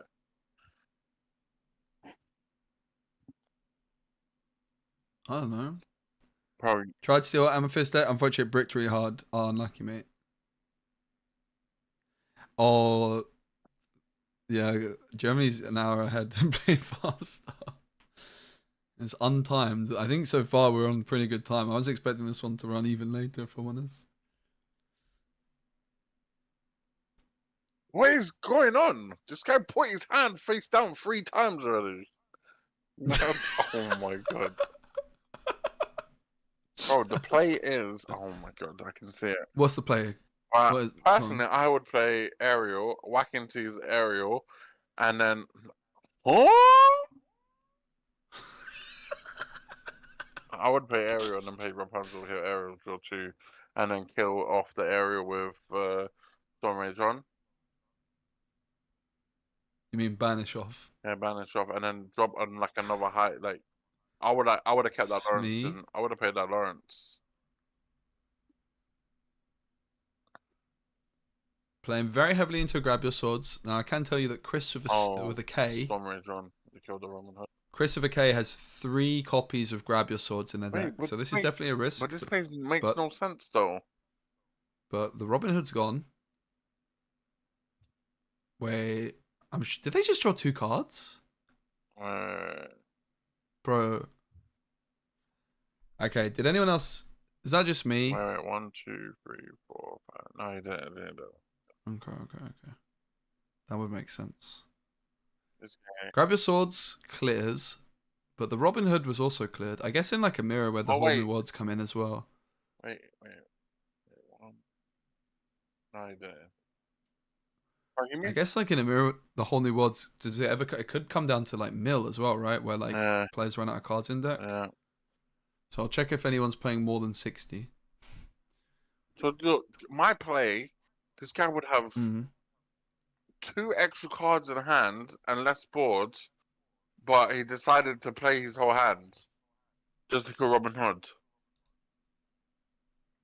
Well, if a whole new world's going to come through, Rapunzel card draw's not bad either, right? Yeah. Piglet's inked. So Chris of a C only plays 1 copy of Grab Your Sword. That's also something else important to note.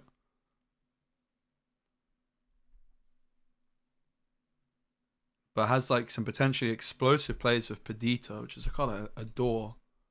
Really fascinating builds. Oh, whole new world. Really loving this tournament. It's been a banger. Whole New World is selected by Chris for Ariel. This guy didn't even reshuffle his thing. Reshuffle what? The cards to the bottom. But the thing is, in this deck, you might actually get to the bottom. Yeah, that's true. In this matchup, especially, right? Especially now when you play multiple. Whoa. Whole New World selected again. It's like they're listening. Why would you select it? Just say you whiff.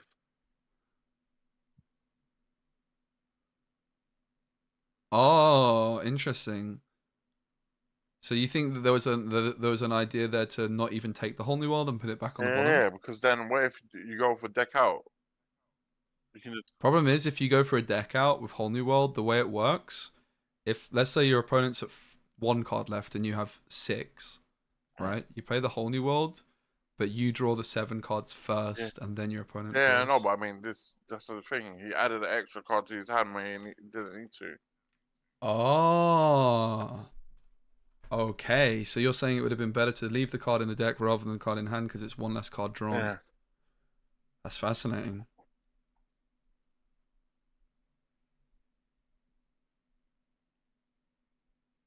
I mean, there's another reason why he picked Whole New World, because in theory, if he does have a better necessity, he can discard it and then he has another way of playing Whole New World. But, I mean, there's 2 ways of doing it. Chris of a C plays 3 copies of Bare Necessities, so definitely something that they need to be wary of. And then Chris of a K has no copies of Bare Necessities, interestingly. So Chris of a C doesn't have to be worried about Chris of a K's. There's got to be maybe we should go Croy and Iola.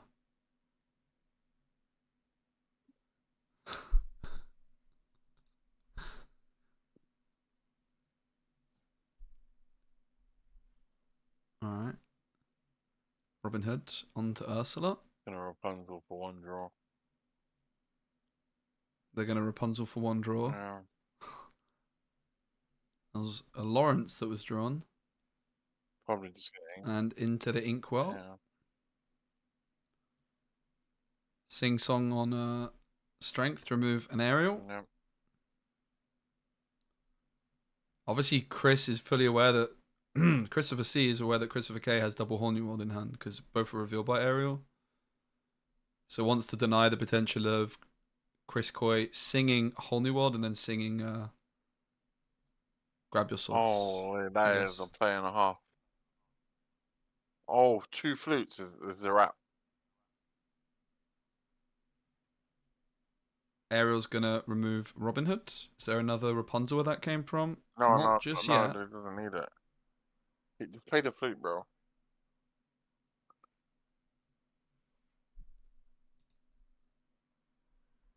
Chris with a C does not have any item removal. We did see Amber Steel deck in the top cup with Benja, but neither of these players have Benja in their deck. Both players. Oh, in fact, Chris of a K is on flutes, but Chris of a C does not have any copies of flute.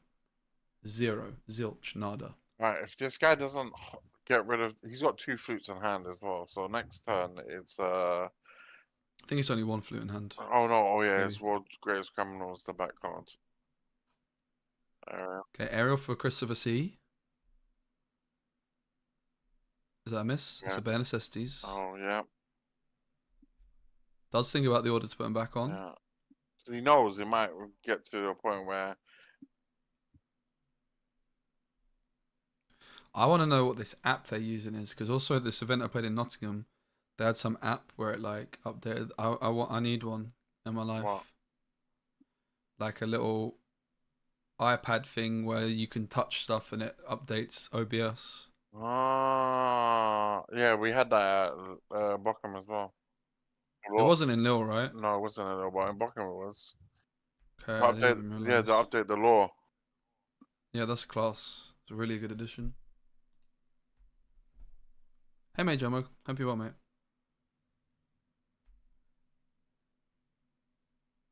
Let's get a stream deck. I have one, but yeah. I just get like a cheap tablet would be nice. I mean, yeah, we used... It was basically on a tablet. Stream Deck's like not quite as good for this as compared with a tablet because you have both players updating lore and Stream Decks are not that big. My one's tiny. I don't really like Stream Decks, honestly. It's like one of my purchases I've made for like streamer equipment, which I really don't rate that much. By the way, you know in this... I got a bit use out of it. You know this yellow, purple, green deck? I'm thinking... Eh? Yellow, purple, green deck? No, but sorry, yellow, green deck, the Undersea one. Wouldn't it be good to just play double Sing Ursula in it as well? No. Why not? You have too many cards you want to play in the deck. You need a bunch of songs, and you need a bunch of discard, and then you just need like the Diablos, for example, which is 8 cards. You just run out of space so quickly, and you need curve. You need like ways of dealing with locations where like Cricky comes in. List is super tight. You can't afford the Ursulas. Thinking I can remove... Grab your swords. I can remove 2 Sir Hisses, bro. Nah, Sir Hiss is so crucial. Get rid of 1 Cricky.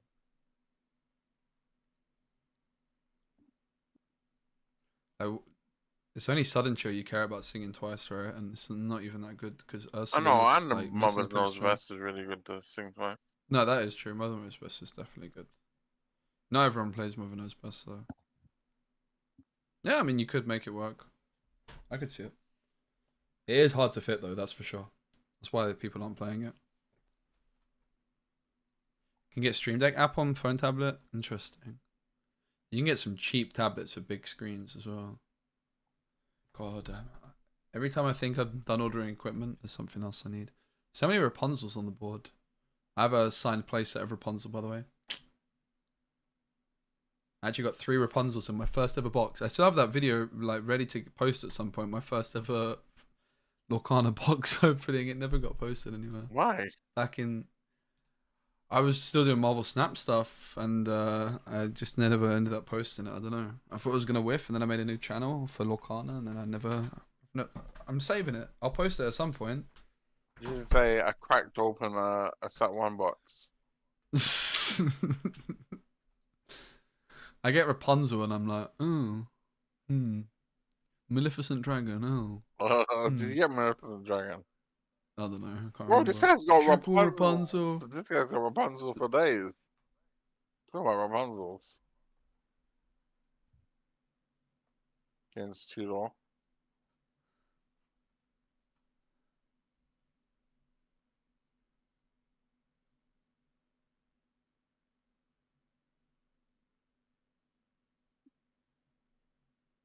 I kind of like the lore tracker there for this, apart from when it does that, because it does help visualize, like, in terms of spatial, you know, like how close they are. I kind of like it rather than just the numbers. Especially for like newer people that don't know that 20 is the winner, right? You can just instantly glance and you kind of have a concept of where the game's at. I actually like the way of tracking lore. I think again, just like that visual, that journey from 0 to 20. I think like thematically, it's quite fitting as well. But these Rapunzels, mate, look at the board for Chris with a C. It looked like Chris with a K was in a pretty dominant position a few turns ago, but suddenly Chris with a C is questing for 9? That's a lot. Boy, this is Rapunzel into Lawrence. That is desperation. Oh, Rapunzel, heal, draw 3. Flute. Where's the grab your swords? It's a Tinkerbell. That is going to do quite a lot of damage. It's going to remove a Rapunzel. However, yeah, you can't play it. Beat me to it. Ursula into Ariel. You'll play a Robin Hood plus flute here. Yeah, I do agree, Majama, that it is potentially wasting space on the broadcast. But again, I think maybe for newer players, the Lorcana to lower is very useful. I didn't play Robin Hood here, yeah. I do agree the main board could be bigger, right? I guess. I don't know. I think it's a Oh, Padilla. Oh, It's me. Petita. Just check. Oh my god, Petita's insane. Question for A. Chris with a C. They went second this game. Look at this board. It is absolutely wild. 5 Rapunzels down on the board. Oh my days. That's a card. Tinkerbell clears 1 Rapunzel. Grab your swords clears 1 Rapunzel. You can't play both. Wait, 1, 2. Yeah, you can't play both.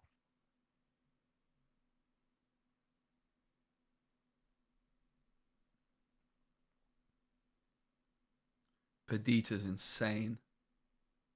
Look at that Perdita.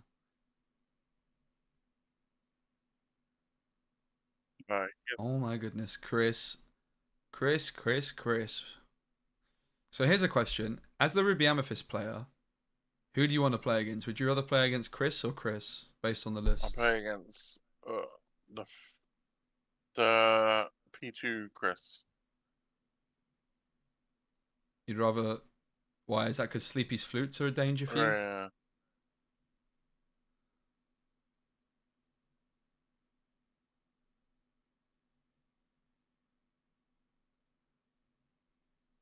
Yeah, that's the correct trade.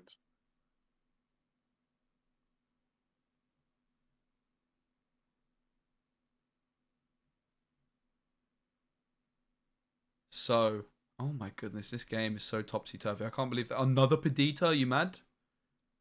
Oh, He's top deck. my days. There's no targets. Oh, another. Oh, yeah. Smee. There was a Cindy in there too as an option. Quest. 17.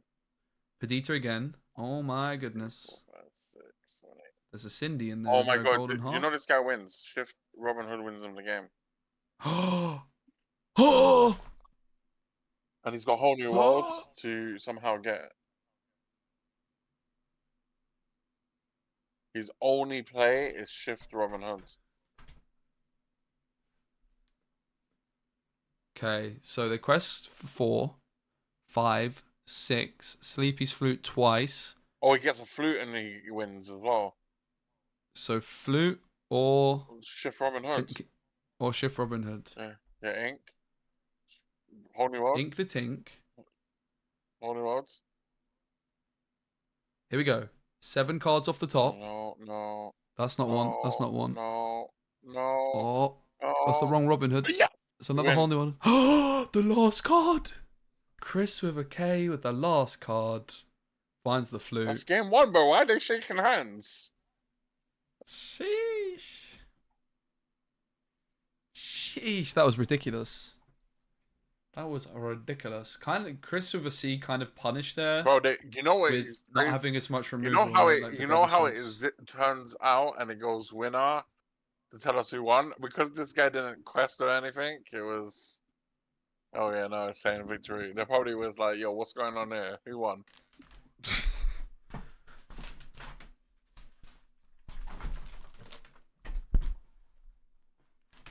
That was a wild game. Okay, top deck the... Winnie the Pooh is about to fall off, bro. Winnie the Pooh's like... He's about the... He's done, man. He's looking for honey, bro. He's...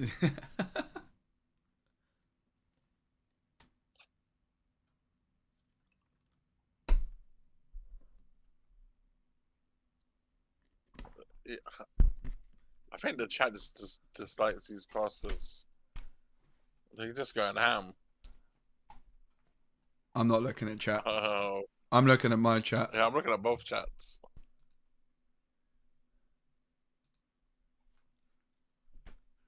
Christopher K versus Christopher C. Game number 2. Christopher C going to be going first this time.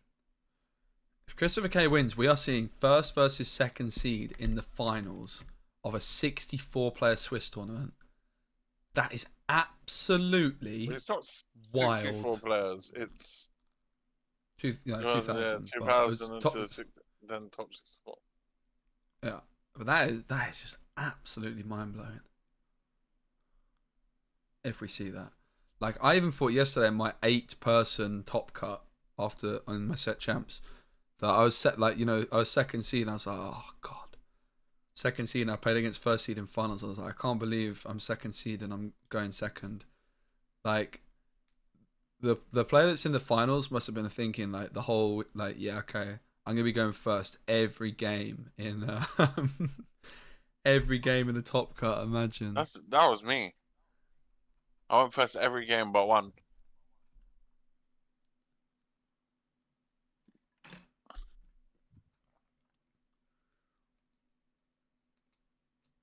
Okay, so we start off with a Robin Hood and an Ursula Deceiver. Oh man, don't quest, Sorry, man. Ursula Vanessa. Why not quest? Because it's an easy trade if you have shift. Right. It's like they were listening to you, mate. He has the shift as well.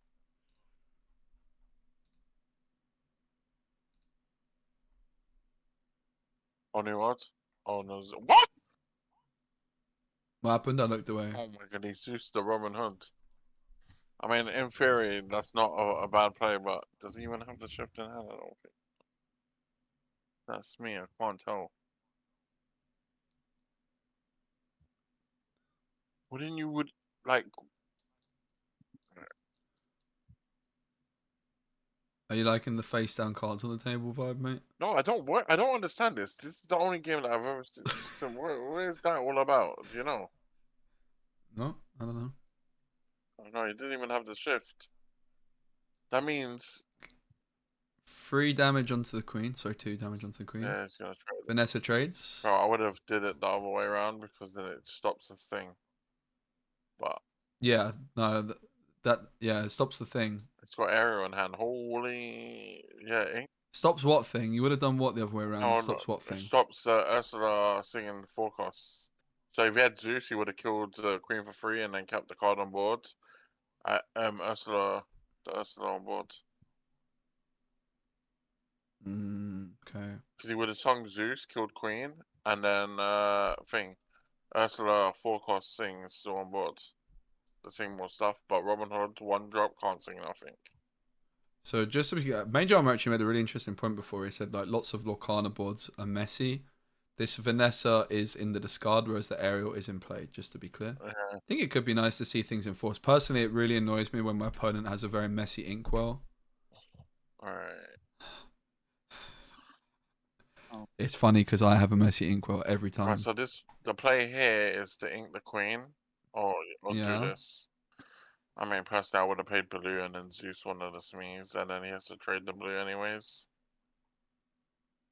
Whole New World found Yeah. by Chris Silver Kate. Yeah, but the thing is, this Chris Olo guy is always banking on this Chris with the K to sing Whole New World. Wait, what? Why? No, this was Zeus. oh my. Smee. Oh. This is not good. What are you surprised about with this? Alright, because it's a free trade and you always want your aerials on board. No, but no, the Chris with the O is playing so many cards to drop the cards. Oh, Smee, Rapunzel. Yeah, that also. Imagine he. There is still the Whole New World for Chris. Yeah, but I mean, is it even still worth at this point? I mean, probably after your opponents just played Rapunzel. Oh, he's inked the Rapunzel as well. Smee sticks around. Obviously, the damage counter would have cleaned it up. So while the Rapunzel card draw might not be relevant after the Whole New World, keeping the Smee on the board is definitely relevant. You're right, Ollie, with the B, because you know what you're talking about. You, as a still strong player yourself, I understand. Like Ollie with the B is a really good still strong player in Brotherhood. But personally, Funny when your opponent slams an enchanted Jasmine on the one shots, bam. That would be cringe. I would never do that. but personally, my play was there. You sing Zeus and you kill one of the Smees, and you pay blue. So this means it denies. Firstly, you're guaranteed 2 law if he wants to trade. It denies the Rapunzel draw, and then it forces Chris O to play Ariel. So then your next play is you're guaranteed to still have a single on board. Oh, awesome Muffin Live Prime sub 24 minutes ago. I'm useless. Thank you so much. Reese, why didn't you notice? You're supposed to be my alert person. I'm watching the game. I'm analyzing. You're doing a good job. To be honest, there's a lot of plays on board that it's so fascinating sometimes when you see it, especially like games like Still Song playing against each other. Mm-hmm.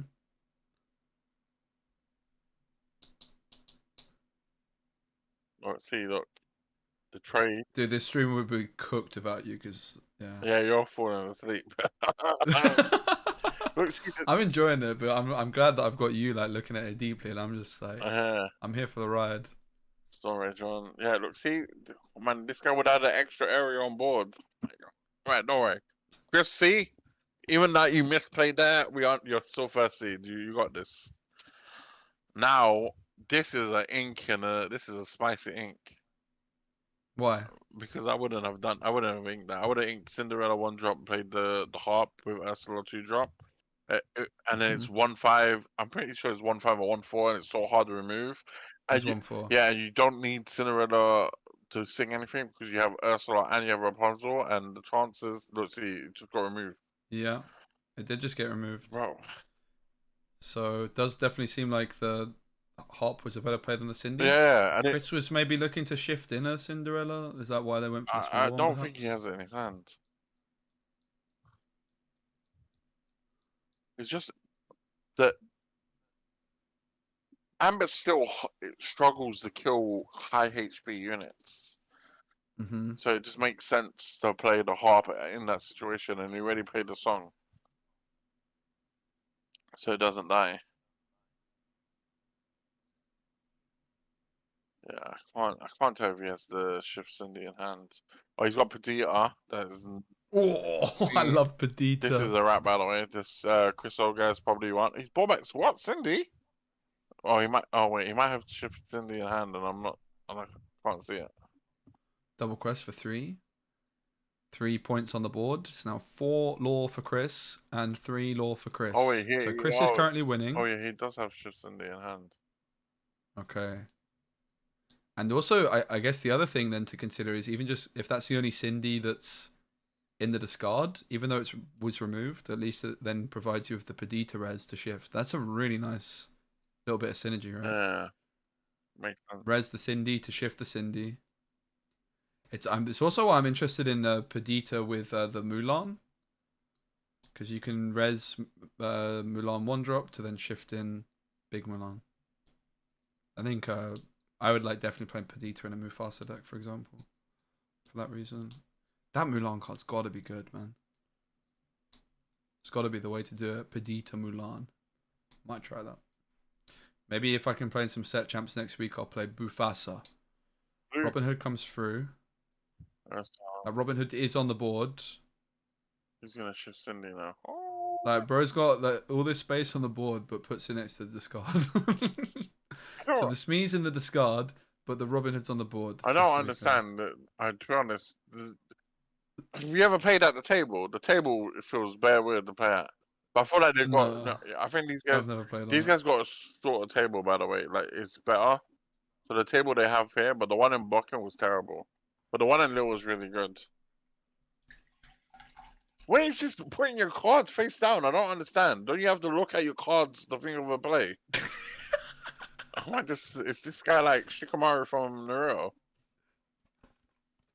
I don't understand that reference. Have you never seen Naruto before? Never. Oh no, so Shikamaru is like the smartest guy in Naruto, and he always like does his hand sign with his hands, and then he thinks of a play. Yeah, the shift Cindy. Sorry. The only thing I don't like about the shift Cindy here is that it's not the event promo. That'd be sick. Missed opportunity. Oh no. Robin Hood with 1 damage up. Grab your swords, sung by Perdita. It's the only grab your swords in Chris's deck, by the way. Christopher C, that is. Christopher K has 3 of them. Oh man, he's got world dirtiest criminal for that Cinderella. That's pretty good. Although I don't think that's the actual name of the card. World, what is it? World something criminal. Alright, they're going to second game. GG. Third game. Game 3. So, what do you think about this handshake after each game? I don't like it. Yeah, I noticed. Why not? Because it's like, yeah, we're done for the day kind of thing. You know when you shake someone's hand, it's like, yeah, good game. Oh, Winnie the Pooh update. He's slipping. He's going for the honey. Do you have on something else? You haven't watched Naruto? That's fair. He's slipping. One game I was casting, I had to like stand up, like the little monitors we have in front of us to like watch the games. The light was reflecting off it really badly at one point, so I couldn't like see the player's hands cam unless I stood up. I stood up and my tie went all skew-if, man, and then I was on camera with a very like like the bit behind the tie that you like tuck in. It was on the show. All right, Queen is played by Christopher K.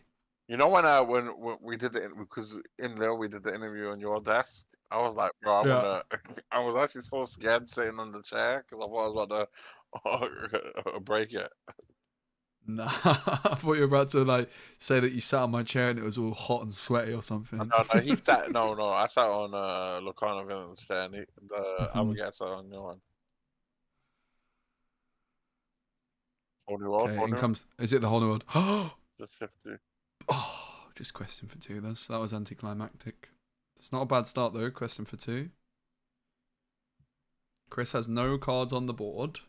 Thing is, I think Chris with the K wins this. It's pretty menacing, isn't it? The Queen. I would quite like to see first versus second seed in the finals. That'll be a story. No.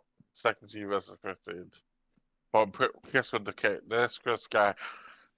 Yeah, but you're only saying that because you want the Ruby Amethyst player to go first. Yeah, I do.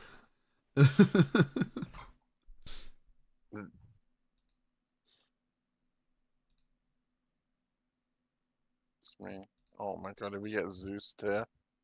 Is it something they force? Is what something they force? Sorry. I think. Where's this Ariel? Is it Ariel? Vanessa? Oh yeah. Zeus. Yeah. Oh my god, you know what? If this guy didn't ink Bare Necessities and played it, he would have actually won the game. Why? Because the other guy's hand is shambolic. What's the last card in Chris's hand? Whole New Worlds. Okay. Yeah. So he's getting a free sing with it. And the Bare Necessities got inked last time? Yeah. Jeez, that is big observation. Oh, the handshake? Is it something they forced? No, I don't think so. Oh no, it's not enforced. It's like on the last, if it's like a third game, like the spot is pretty good, because you're like, yeah, sick. Whoever wins this wins this, and then the handshake after is just like, yeah, congrats, bro. I personally am a fan of the handshake in between games. I did it I was playing like a third place playoff, and I like lost around the first game and shook hands, and it was like, oh, are you conceding? I was like, what? No. And I got like told that it's like handshake is often a sign of the game's Even on the over. other stream, the guy said the bare necessity would have just had it for Oya, whatever the other Chris, and I was like, yeah, I can see it. It was just game over. So he's just gonna ink a card now. Oh my god, he can just sing Storm Rage on. Oh, it's a rap. It's a chicken rap. He's gonna ink the Robin Hood. He's gonna sing Whole New Worlds. And now he's just got refreshed his hand and he's got discarded 5 cards. Oh my god, if he draws Aerial here, it's oh no, he can just play Baloo for game. Oh, Robin Hood and Baloo. Oh my god, this guy, he's just won it. So yeah, that is the Piglet is discard. The Ursula and the Queen are on the board here. Baloo comes through as you predicted. Yeah, Robin Hood, yeah. Baloo, mate. I can't believe it. Yeah, it's hard to kill with 0-3 as well. And the thing is that it protects the cards. And the thing, bro, if I was this Chris with the old guy, I would just scoop. It's a wrap.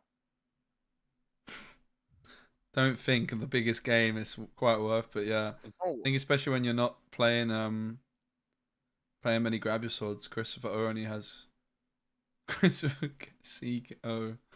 is only on one grab your swords. Can they find it? 1, 2, 3, 4. Nope. Oh, I'm ready to sleep. I'm excited for the final though, but I'm tired.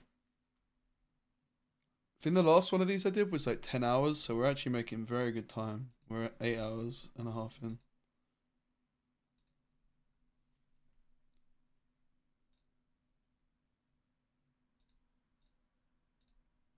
Ah, Alright, sorry. bro, if this guy sings Zeus plus Storm, oh, he's got a Storm in hand, so he's gonna sing the Storm. Draw a card. Oh, another whole, oh my god, please. Oh my god, oh no, this is oh, it's a wrap, it's a wrap, it's a wrap. It's a chicken wrap. Ink. Is that Strength of Rage and Fire? Flute? Oh, tell me that's Strength of Rage and Fire. Wait. No, just sing Whole New World. What are you scattering, bro? It's sing Whole New World. Bro, you would have, bro, singing Whole New World. Is there a need to sing it right now? Yeah, though? of course. Why? Because you want a new hand. You get a new hand next Yeah, time. but you're getting rid of 8 cards in your opponent's hand. Right. You're refreshed, so he goes back to 7. So you're like kind of decking him out a little bit, and he's not using his cards. Yeah, but also questing is nice. Yeah, I need to get to 20. Yeah, and the thing is, if he did it this, by the way, he didn't quest with Robin Hood, which didn't make sense. Because he entered Robin Hood last time when he played Baloo plus Robin Hood, but right. Good observation. It's Ruby Amethyst in the finals, and it's the 2nd seed. So if Christopher K wins, we've got 1st versus 2nd seed. But, yeah, I guess they thought the Robin Hood was drying. No, the kind of but the thing is, I would have sung Robin thing, and then if he got a Zeus and Zeus the aerial, the chances of Chris with the old comeback is just very slim. Because Queen at the start, Queen Shift is just it's so strong. That's what I'm saying. If you can just keep removing the cards on the board, like the chances of winning is like not that high. It's so hot in my room, mate. Oh my god. Oh, he's played double harp. He's gonna ink double harp. He's gonna ink something, and he's gonna Strength of Rage and Fire the Queen probably. Yeah, you better play a song, otherwise these harps aren't sticking around for long. Oh, he's gonna. So the golden harp at the end of your turn, if you didn't play a song this turn, banish this character. You'll miss her when she's gone.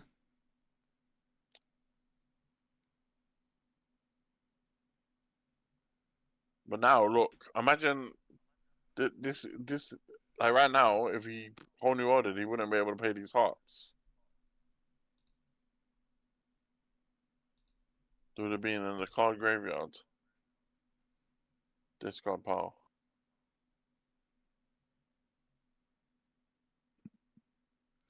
Do you know what I'm wondering right now? When you're gonna head to bed? No. I'm wondering what's happening with Winnie the Pooh. Has Winnie the Pooh managed to escape? Yes. Right, 1 second. Sure. So, Robin Hood is going to be... Wait. Bro, these harps... I swear there wasn't a song. Okay, it's going to be sung. That makes sense. So, Era's going to sing Strength, which means the harps don't banish. It's going to pass back on over to Chris. Whole New World, the most obvious option. But Robin Hood's going to challenge Ariel. Gains 2 lore, of course. Chris up to 8 now, I do believe. Maybe they're on 6 if it updated that quickly. Rapunzel for draw. Still deciding not to go for the Whole New World just yet.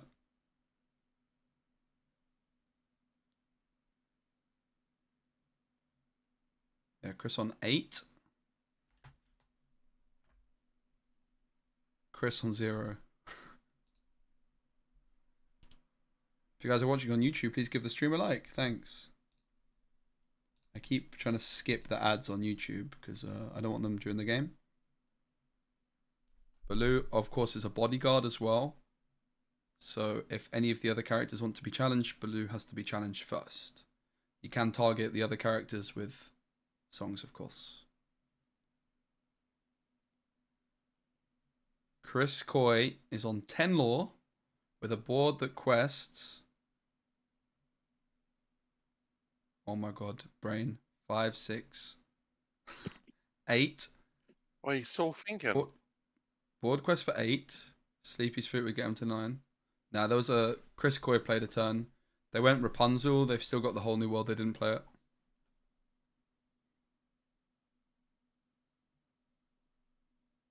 I think Chris with a C knows it's over, but I definitely respect them playing it out. They can shift in Robin Hood here. Deal 3 to Baloo, but that's extra lore. The Baloo, man. I can't believe Baloo is on the main stage finals. Top seed. Crazy. Very good card.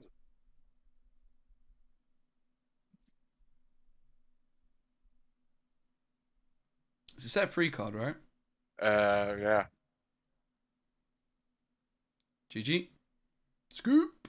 Chris with a K wins. We have a final of the first seed versus the second seed, and I think that kind of says all you need to know about the skill in Lorcana. It's very high. Oh, Winnie the Pooh! Oh, look at it go! He wants to break free, mate. He's sliding. He's so close. He's so close. Well, everybody, we've got Ruby Amethyst versus Amber Steel Songs in the final. And not for the first time. And we all know what happened last time, don't we? No, we don't. We don't remember what happened last time. Wait, what did happen last time? Amber Steel Songs was up against Ruby Amethyst in a Disney Lorcana Challenge final. Amber still beat the Ruby Amethyst 2-1. Yeah, the Ruby Amethyst player, I think, was just not very good. I think that was the issue. True. I also agree. Apparently, I locked my way into the top 2. Yeah, apparently. Not like I just played out of my mind the game before that.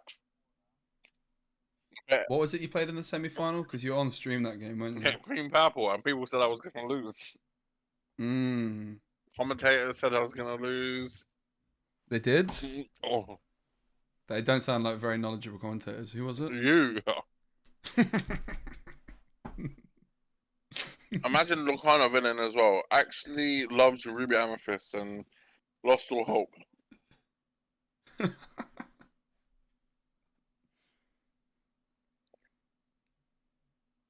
Doesn't first or second seed say more? That is one argument, Martin, but no, I would actually disagree. I would say that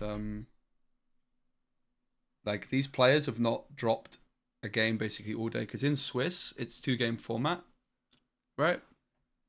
So these players were dominant in the 2-game format and the best of 3. So they were dominant when going first and second on day 1, and then in the best of 3 format, they've just been that good that they've still been able to win all their games. Admittedly, they have had an advantage in each of their games, sure. I mean, both players both players also know what they're playing as well. Open deckless format. But yeah, Martin, that is definitely an argument that you could make, and I can definitely see that there's an element to that, but I think the reality is that they're going first. We know it's an advantage, but at this level, like, it's not going to be the biggest advantage all the time, in my opinion. Nope.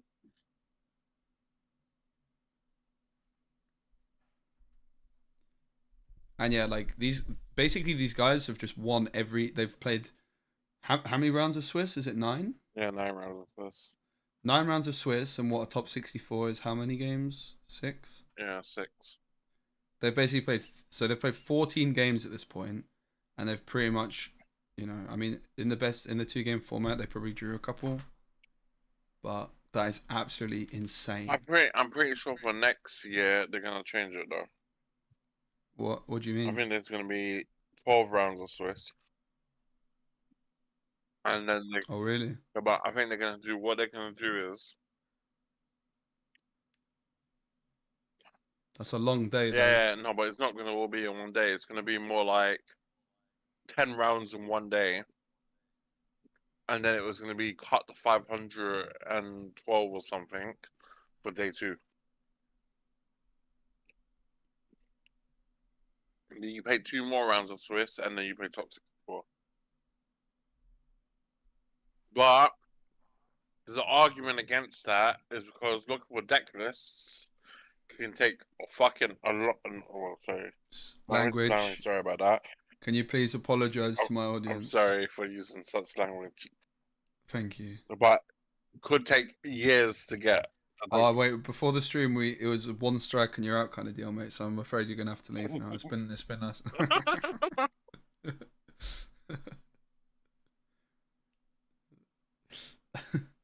I said the word not in a way, I'm just saying it.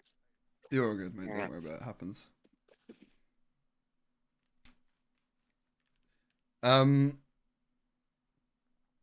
What was I gonna say?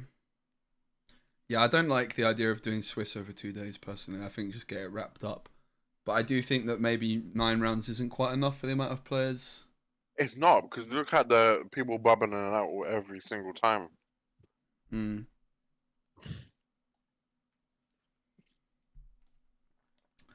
Bochum on the Saturday, you played on the Saturday, right? Yeah. There was someone that got 45 points, which is considered the kind of target, and I think there was one player on 65 that missed out. Yeah, no, yeah. That's crazy. Yeah, 2 people. So basically, the 2 people that were like, "Yo, we're gonna ID, we're gonna have 45 points." One of them just didn't make it. Yeah, that's crazy. I mean, yeah, imagine that. So, in your experience being near the top, do you see many people like on the top tables IDing, and do you see people doing any like shenanigans, like where both players know that a draw wouldn't be enough for them? No. Do you see any shenanigans going on? Sometimes. Yeah. Sometimes they go like I've seen someone say, whoever wins first game takes it, or yeah, if it's a draw, they just roll the dice to see who wins. Which I don't think is legal. Oh right? no, it's not legal. I have a feeling that if you agree, and don't quote me on this, if you agree before the game that the player that wins game 1 that the second player concedes is technically illegal, but I don't know. I'm not sure. I mean, a lot of people do a lot of deals. Yeah, I think it's impossible to enforce it, and it is as much as I like the 2-game format, that is the biggest downside of it, but equally, people were going to do that kind of thing in a best of 3 format anyway. Well, I mean, you're allowed to ask your opponent to ID. Yeah. But you can only ask them once, and if they say no, you just have to play it out. But are you allowed to ask them to do a best of 1 type situation? No, of course not. You're not? Okay. But then is it possible to enforce that? I don't know how you're gonna enforce, unless the judges floating around the top tables. Yeah, you've got a judge on every single table. Yeah, that's the only way you can enforce it, I think. And I mean, even then, you could sneak off to the toilet. I don't think you can judge follow them to the toilet. Be like, yo, hey, you. New card. New card. At the start of your turn, if you have a character in play with more strength than each opposing character in play, each opponent loses 1 law and you gain law equal to the loss. If you have a character in play with more strength than each opposing character, so Flynn Rider, each opponent loses 1 law and you gain equal to the law lost.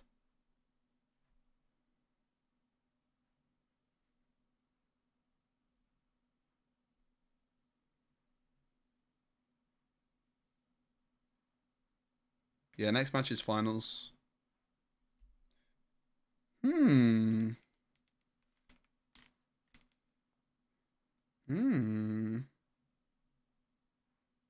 A law gainer in Ruby as an item is very interesting. I think this might be good. What do you think? I don't think it's that great. Think about a law gainer in Ruby. I'm not super sold on it, but I think in the right deck. I think the card. There's a lot of items these days. Like you're gonna start seeing some item decks crop up. Right, there's cards. In theory, I'm saying this before chat and other people are gonna roast me. It's better than Flynn Rider. You're gonna get roasted for that. You want to know why? Why? It's the item card that's always on the fields. Yeah. I think this could be good. I actually hate Flynn Rider, so... This is a really cool card. I love the art. Big fan. Mario Oscar Gabriel. That's a very cool card. That was very interesting. Dude, this game's so good. Yeah, I don't think you play it in Ruby Amethyst, but I'm sure you could find a home for it. Ruby has a lot of big characters, right? And it's an item law gainer. I think like in a Ruby Amethyst, you have goats. But if you want to play like Ruby something else with like a real slow burner game plan, obviously Ruby Sapphire comes to mind with like a very heavy item game plan. Could be good. I don't know. Not super convinced, but it's certainly interesting. You can see why it's uninkable. Brendan doing the finals. Big man Brendan on the finals in his first Lorcana. I've known Brendan quite a while. I met him like a year and a half ago for a Marvel Snap event.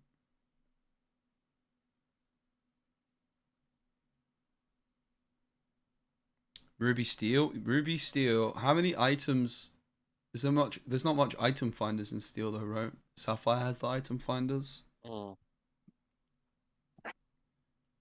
Also, that card can be...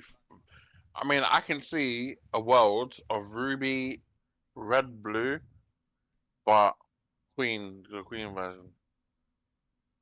Yeah, same. Wow. I think that card's good. I think that card might be really good. Let's go. It's finals, Reese. You ready? First seed versus second seed. Why have we got P1 and P2 that way around? Shouldn't it be the other way around? Bro, I don't know why they switched spaces as well. Chris should have. Yeah, I feel like Chris should have maybe said that. But anyway, Chris will be going first. So it's Sapphire, Amber Steel versus Ruby Amethyst. Ruby Amethyst going second. First versus second seed. So both of these guys are basically undefeated in 14 rounds of Lorcana. Is that a pitch 7? Mulligan 7? Didn't get to see what the guy's hand was, man. Jeez! I wanted to see what his hand was. That's the Andrew special, isn't it? Yeah, Andrew special pitch for 7.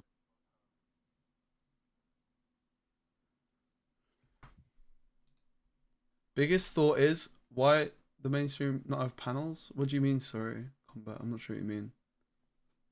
Thanks for the follow, by the way.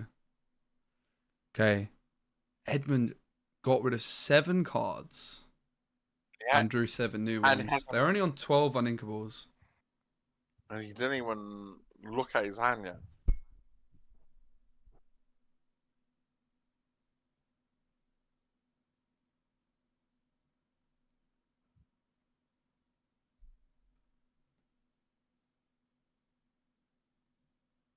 All right. So Chris, Rapunzel. Doesn't look like there's a turn 1. Oh no, he has Robin. Where's a Robin Hood? Okay. Oh. Edmund finally decides to look at their hand now. Triple Friends, and a Rabbit, and a Maleficent. But guess what's missing? The broom. The legendary broom, or the Chernobog.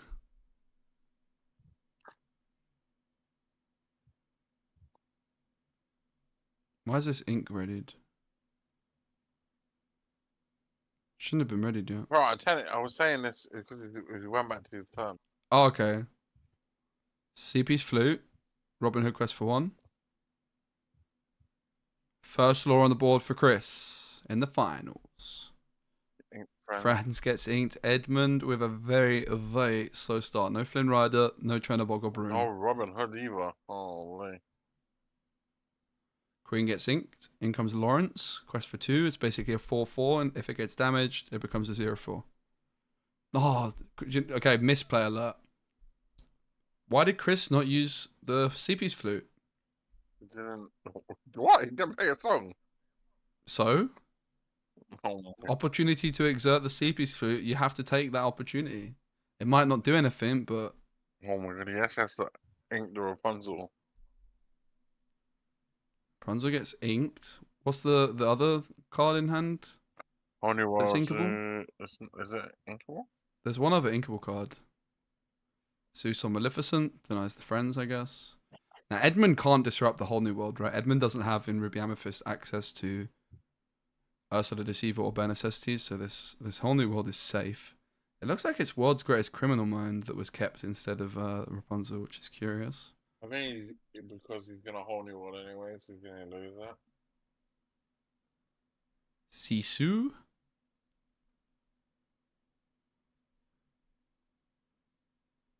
Is the card for Edmund. Now, let's not forget that Edmund has 2 copies of the legendary Sisu, which is a shift 6. So this Sisu is providing a pretty big threat potentially. Queen is found. Oh no, this is alright. Could obviously develop the World's Greatest Criminal Mind. Play the Queen. But inks the Queen. Are we just going to sing Whole New World? We certainly are. Were you expecting the Queen to be developed there before? Yeah. And then singing Whole New World? Personally, I would have just inked World and then played Queen and next turn Whole New Worlded, but It's interesting. Robin Hood, I think, quested here as well. no, it didn't. It didn't. Oh. Okay.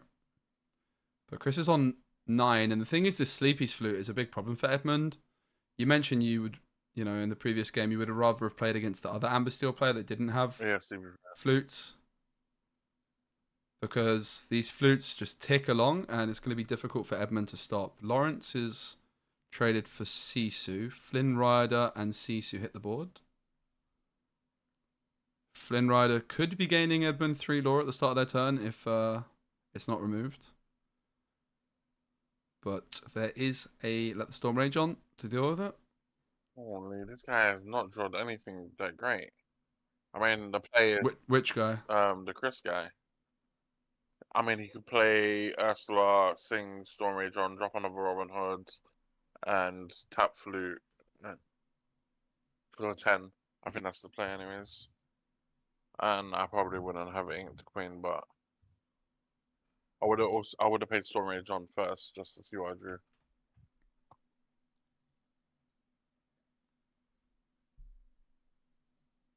Storm Rage on his hard cast was the option of shifting in Robin Hood and singing of Robin Hood.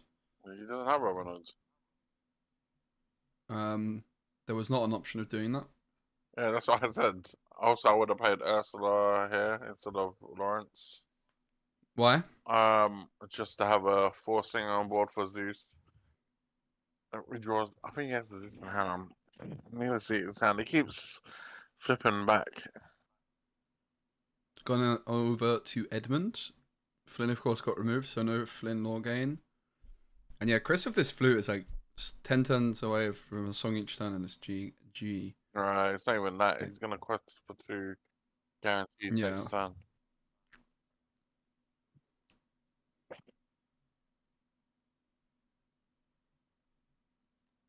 Yeah, the flute is such a problem for Edmund to deal with.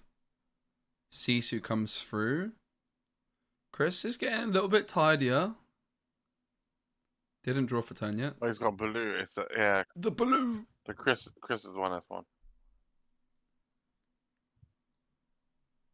Yeah, definitely Edmund not playing B King as well, but it's clearly worked out for them.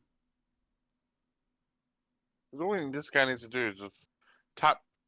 He just taps Robin Hood Lawrence here. Plays Baloo, bodyguard it, sings Storm Rage on the Maleficent. Draws a card. He taps flute here. Bodyguard the Baloo, and then he is a wrap. He drew Robin Hood shift, but I would just play Baloo here. 3 ink remaining. I don't think Chris inked this turn either. No. He's gonna name Robin Hood. Oh no, I would have just I wouldn't have inked. I would just played Baloo here.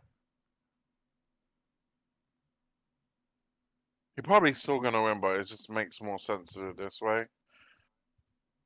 And then Baloo does come through. I'm wondering if the Robin Hood could have been played right. You ink a Vanessa instead. No. You don't want to do. Get that extra character down. Yeah. That's what you. I would have just inked this Robin Hood as well. I mean, I would have just lured this Robin Hood 14, and you got 6 turns. Yeah. As long as they have a flute, is always them counting down. Yeah, Edmund just needs to quest, but has to, of course, clear the boards. And the other thing is the Baloo can, even though it can only quest for 1, it could challenge a Sisu, banish itself to gain 2 as well. Yeah. And that could be relevant if Chris is looking to get to 20 exactly with that 1 extra law. Similarly, like the Shift Robin Hood, of course, can get them that extra law as well. Because a card that shifts can quest immediately.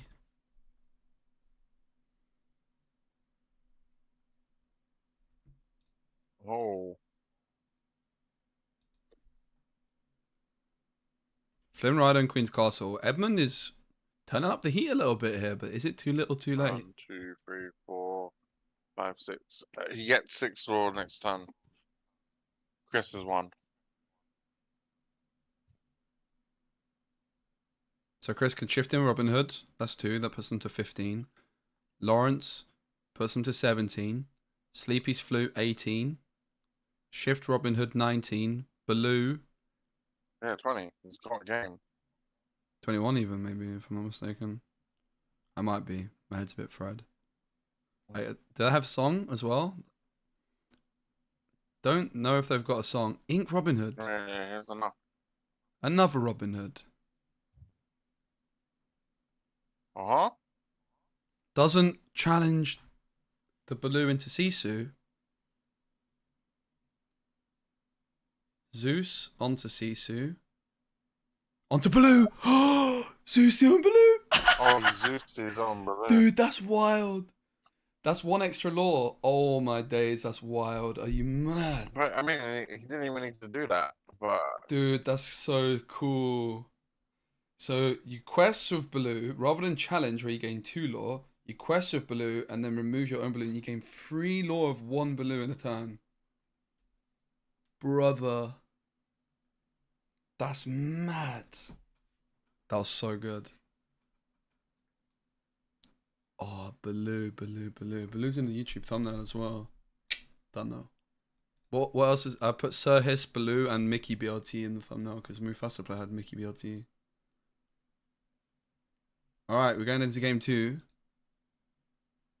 Thanks everyone for being here.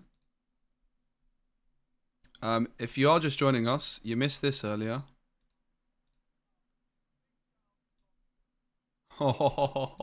That's right. You missed that.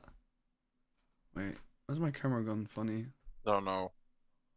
Was it like that before? No, it's just a madness. Bro, this camera's too smart for its own good. It's too smart for me anyway.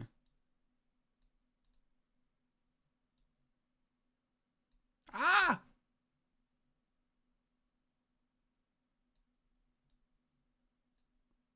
This is not going well.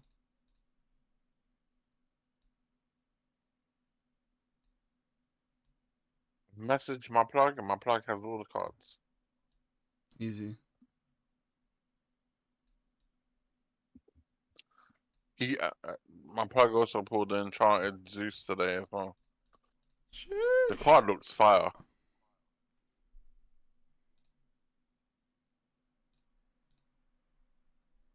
What's my Twitch? It's www.twitch.tv/specimen. Specimen. Speci.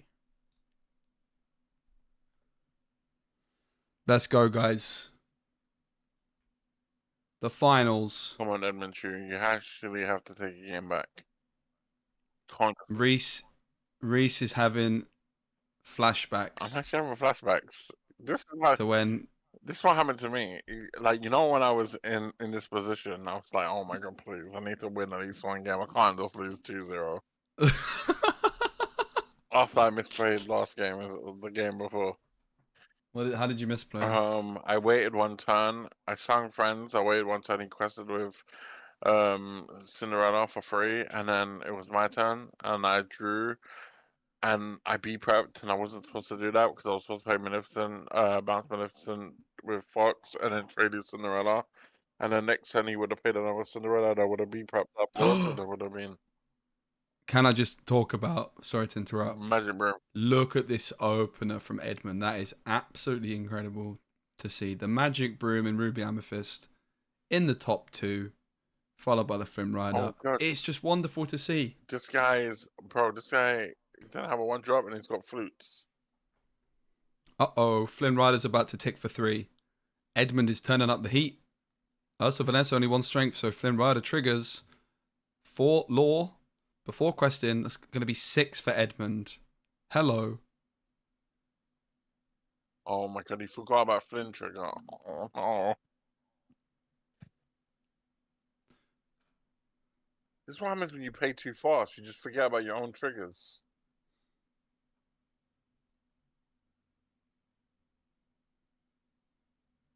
Wait, it's saying that the Flynn isn't a May though, right? It's mandatory, but they missed it. So that means they did. They missed. Nah, it's got to go through. It's mandatory. Yeah, I know, but it's a missed trigger though. It goes through. It doesn't matter if it's a yeah, missed trigger. It still goes through. It's correct. It's correctable. It goes through. 100%. It should go through. I'm convinced. Yeah. Sisu's removed.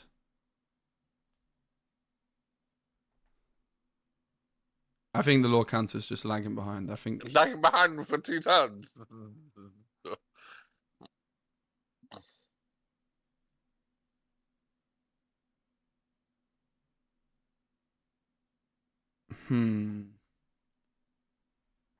It's correctable still. We can still correct it.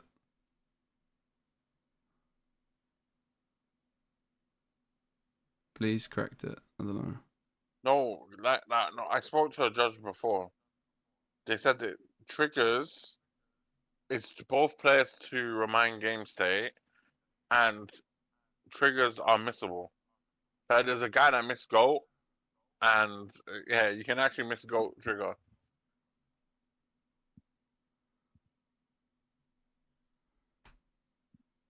Well, I think I agree with Pain TV on this. Yeah, no, it's mandatory, but this I don't know, man. There's table judges, man. I don't know. I'm not there. I mean, we can see it, but this is what happens when you play too fast because you're supposed to like call out your stuff. Yeah, definitely is a good point about playing too fast. Let's move on anyway. All right.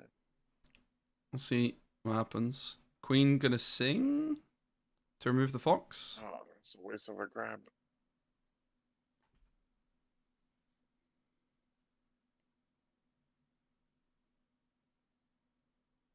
Goes for it. Fox removed. And some guys like they can't fumble something like this in the final.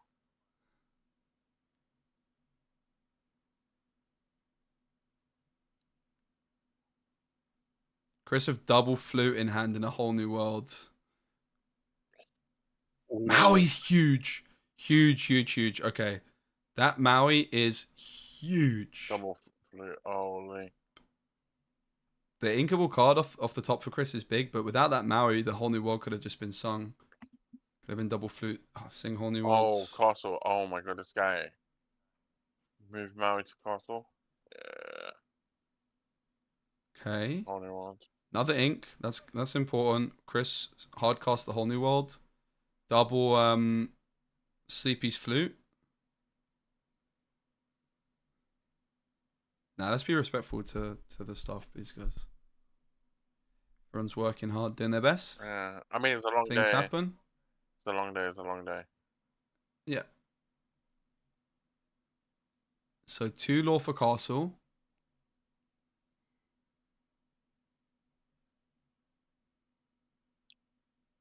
What does he have in his hands? Maleficent. It's going to be Maleficent. Draw card. Is that friends? Am I just bugging? I'm struggling to see the hand, honestly. Maleficent into the inkwell. 2 spent for Flynn. 2 more for another Flynn. The frenemy. Chris has already played 1 grab your sword, but they do play 3 in the deck, so the odds of them having another one are not bad. It doesn't. But it would have to be hard cast, and then the castle would stick around for a bit longer. And if grab your swords isn't available for Chris, that is a struggle. But Tinkerbell is now the high strength character taking out Maui, so Flynn Riders are not going to trigger here.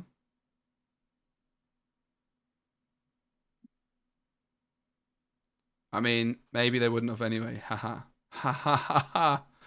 See, I got jokes. Right. Sisu. Getting 2 draw. Sisu's 4 strength, right?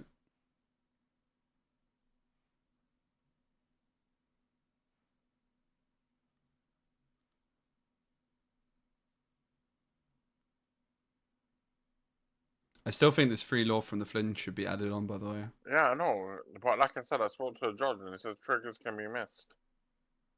I think it's still fixable, though, even at this stage. Wait, what? Am I just... Goat? No, but... Goat? Wait, why didn't this... Quest with everything. Why did he not sing... Friends with... Does he think he's gonna whole new world again? Maybe. I mean, questing is power. Is there even a friends in there? Yeah, he just inked friends. Okay. I respect it. It's like, you don't need cards in hand. You just get into 20 like as soon as possible. Just wrap it up now. Who needs cards in hand when you can quest? Like, playing friends, it adds 1 card to your hand, but you lose 1 law. Who cares about the card in hand if you're winning next turn?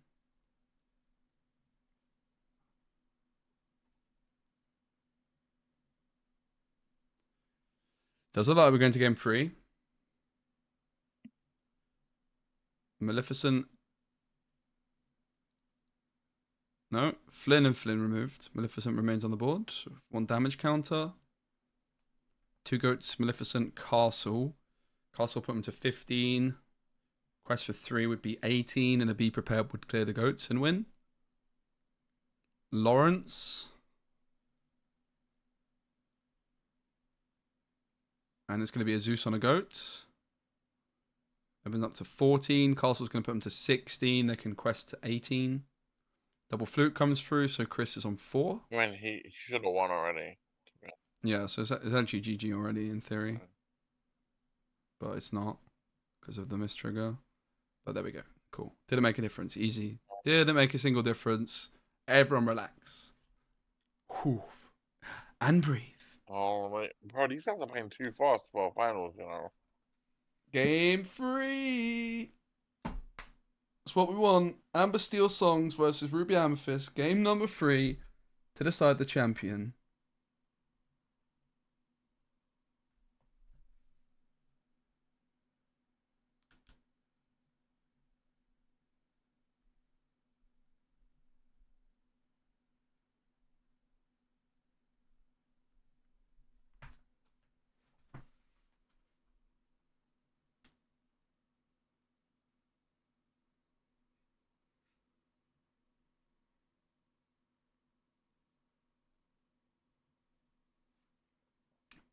Game number 3.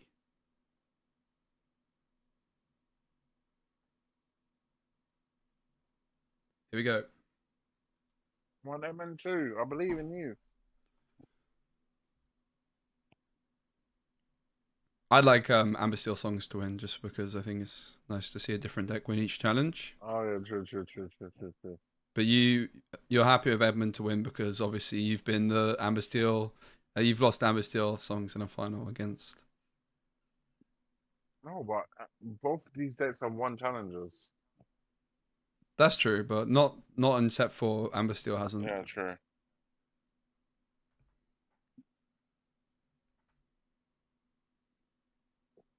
All right, here we go, everybody. It all comes down to this: the final round, final game, first versus second seed.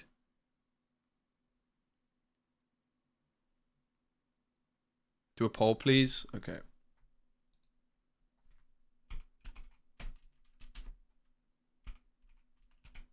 Bro, I cleaned my keyboard earlier and I put so many keys in the wrong place.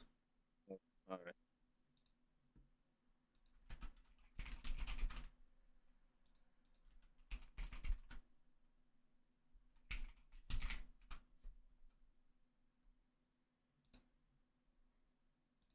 Poll incoming.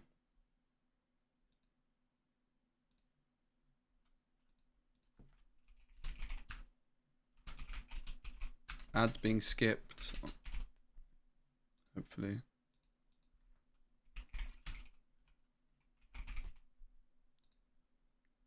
Poll is up. Let's see who people think. Oh, bro, is this Holy Rod in his hand? It's a wrap.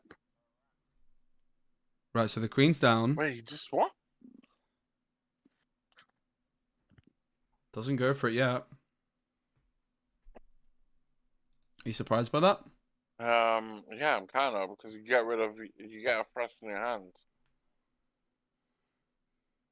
Seems like I think Chris might want to just get maybe the flute down even. Like a flute next turn and then sing the whole new world. I mean, that is also semi-decent, I guess, but... Semi-decent. Oh, is it the Speci special? Speci special on the main stage, the triple Chernobog. That's the Speci special right there, bro. I told you. But now he can't sing Holy Road now, because he loses... Oh, bodyguards? Okay. To be honest, he really can't, so... Whole new world He sing. needs a snake. Got a fox, rabbit, a Sisu. Fox is good here. Fox is very good. You can remove Baloo with Chernobogs. Yeah, but he didn't. Quest of the other one. Wait, I don't understand. What is it saying? I have no idea. There's one on like. But table. Look at the Chernobogs, mate. The Speci special on the stage. No Fox. Was Fox available? No, he discarded it. Wait, does this guy have grab in his hand? Oh, this is a wrap. Oh, he does. It's a grab. Oh no! I thought Fox was in hand for Edmund, and it was going to be huge being able to take out that queen.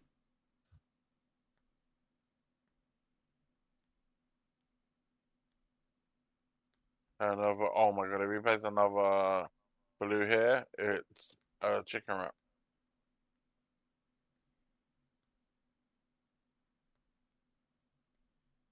Well, the grab was big, but Chris only on 3 ink. What?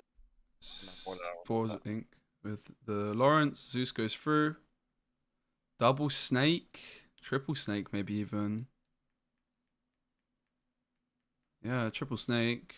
Could have done with a fox.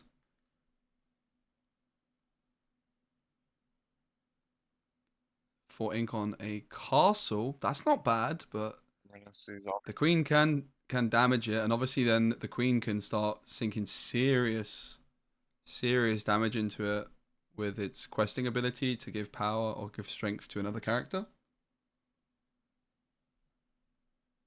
Boss man, it's not hard. Yeah. Goes for the aerial. Grabs probably the Storm Rage on. Yeah, I think that would make sense, seeing as the others were not options.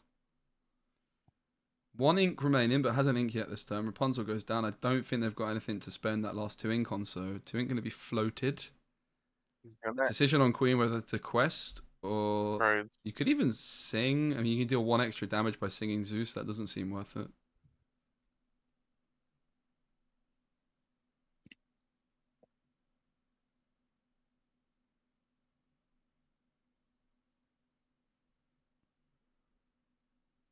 Goes for the damage into Castle.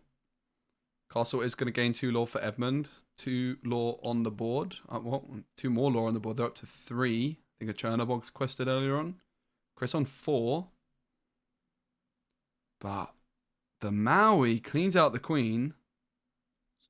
And suddenly, Edmund doesn't look like they're in a bad position here, I have to say. The Zeus can be sung by Ariel to remove the Tink. Remove the castle, and Tink would be big to clean up Maui. There it is. Big Tinkerbell.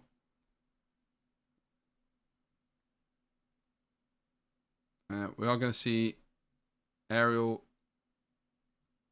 questing instead of singing Zeus to remove castle. What do you think about that, Reese? I'm guessing because you can just trade it easily with Tinkerbell. Wanting to save those Zeuses for other cards, perhaps? Yeah. Like that. Like a Sisu. Yeah. There is two Zeus available. But if you sing, just say you did sing Zeus and then he played a card and you Zeus it and you're like 2 cards down. Chernobog, both of them are just gonna get shot. Card off the top is another aerial for Chris. Yeah, really good, really good, really good. Just play the aerial, bro. The search is always more worth. I mean, there's a Tink though, right, to clean the Chernobogs. No, you can't. But is the bee prep a threat? Don't think so. I don't think bee prep range is there yet. Oh no! So removes the castle, goes for blue bodyguard, goes for aerial. It seems. Wait, he like. didn't storm the Chernobog.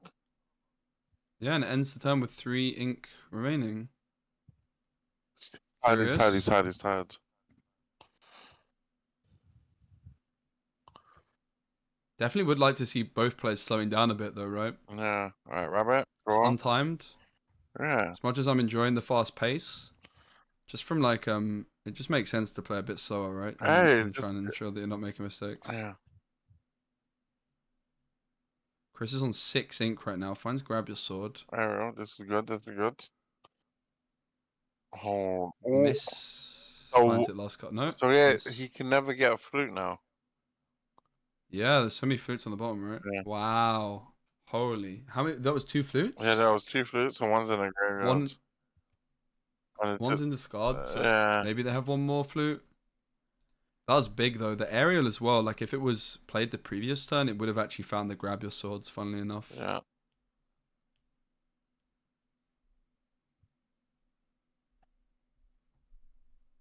YouTube thinks that Songs is going to win 62%. I didn't catch the Twitch one. What was the Twitch one, guys? What did Twitch vote? He's streaming on YouTube as well. Crazy. Yeah, man. We got on Twitch 67, and on YouTube we got 191.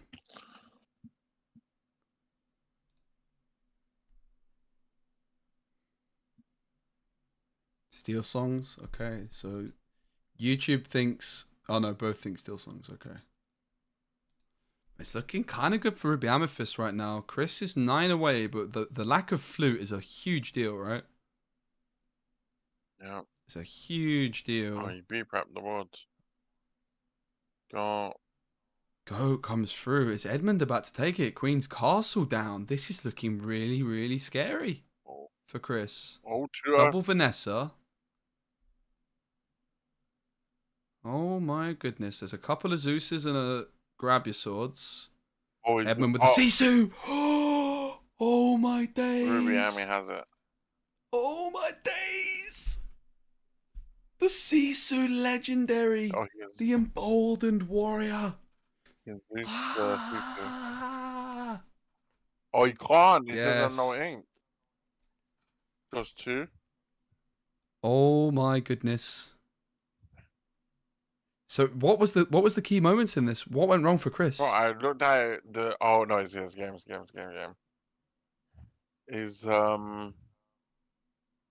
it was playing the cards. Wait, did he actually The drew? card. Wait, what is that? Flute or Lawrence? I can't tell. Oh my days, Edmund has it. Edmund has it.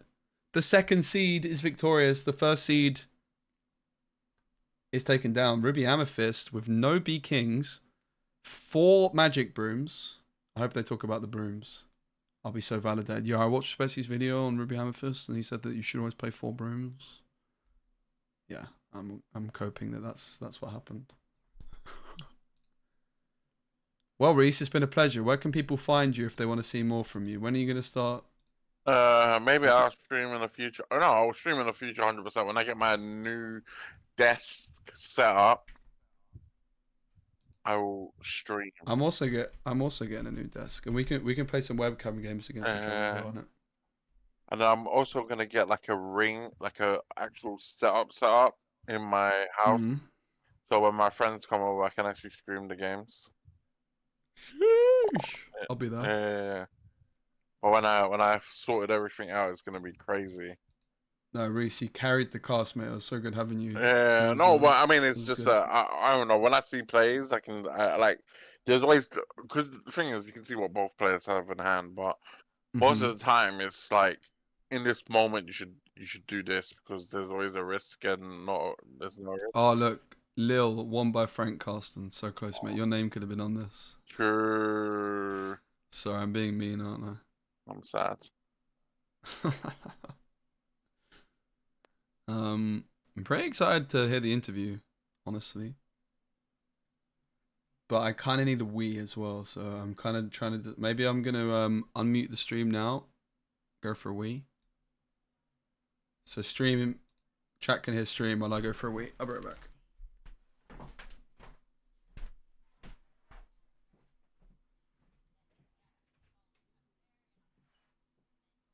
Some people are saying the Amber Still song should have won.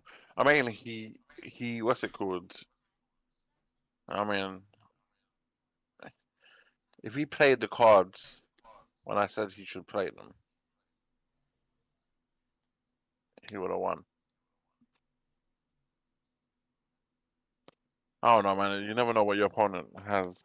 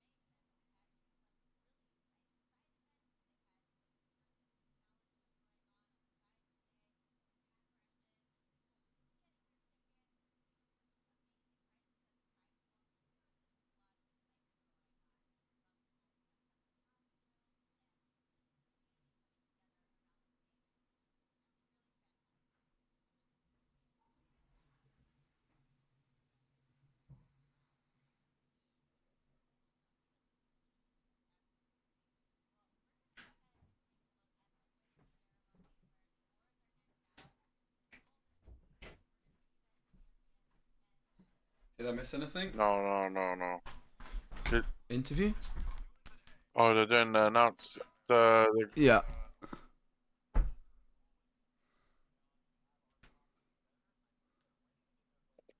Oh. Do you reckon they're going to give out Mickey #1 this weekend? No. They're saving that to give to the casters. They're doing it at the end now. Oh, this is so cool. This is what happened in Bochum. Oh, did it?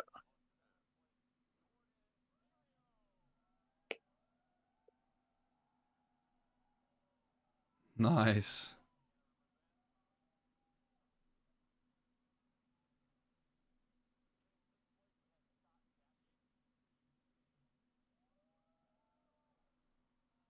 He loves it.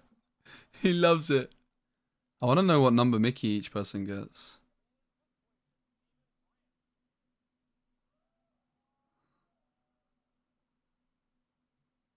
Jeez. Can't I stream on Twitch? Wait, really? Sorry. Sorry, guys. Kevin had to catch a flight. He'll be with us later. In third place, we had Chris Oyola. Chris also had to catch a flight. Now we're down to the two finalists that played a wonderful match for all of y'all here today. Coming in at second place, Chris Croy. Hopefully they got their Mickeys beforehand. Jeez. Let's go.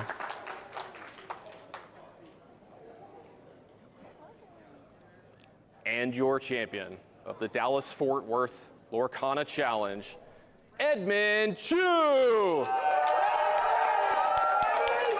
Jordan got Mickey 128. Nice one. The champ.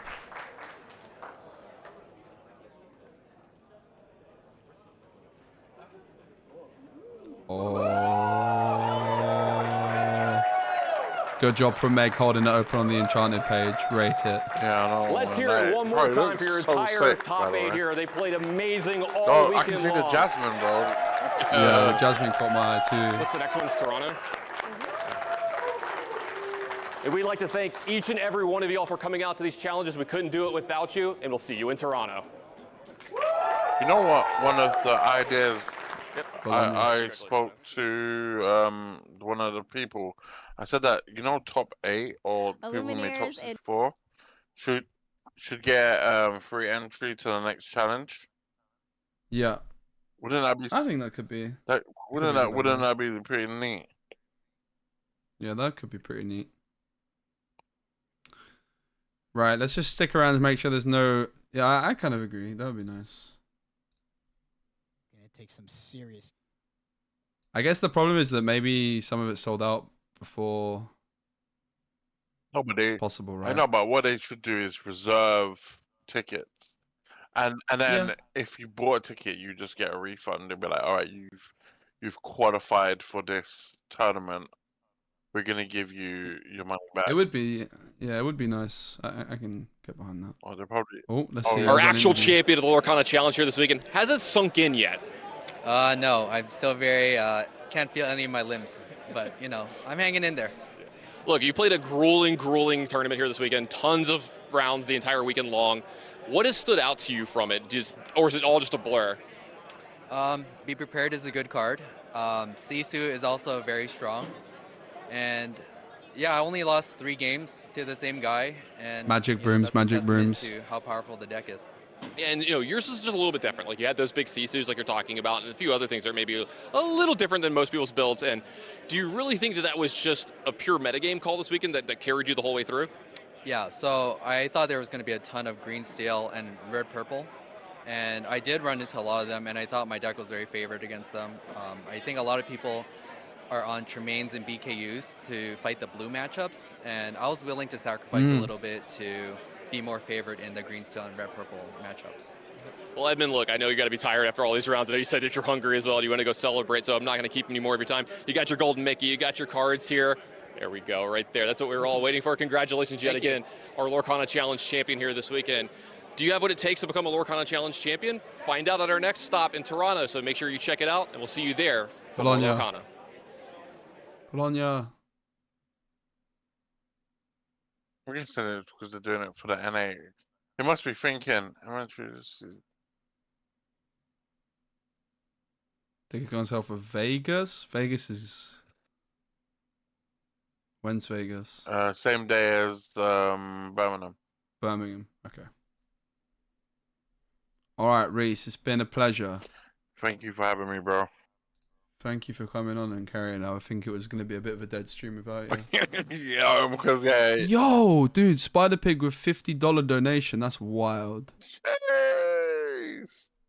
That's crazy. Thank you so much.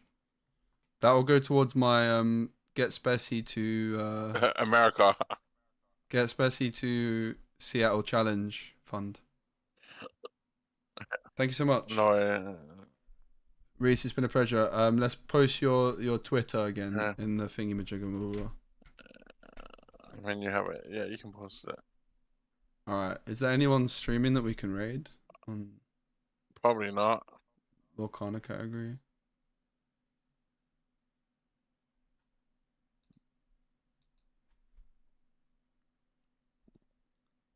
Is there anybody in the category? I mean, these get wait.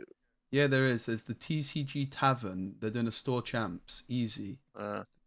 Why you've always got to check. They've got 4 people. They're gonna get 50 people. All right, guys. Have a lovely rest of your day. Thank you so much, Spider Pig. That is incredibly generous. And thank you all for watching. Thank you, Reese. Thank you, everyone. Thank you, Ravensburger. Thank you. Thank you. Tomorrow morning there's going to be a video, probably, morning. When I wake up, I'm going to record the best decks video, so look out for that. I'll cover all the lists.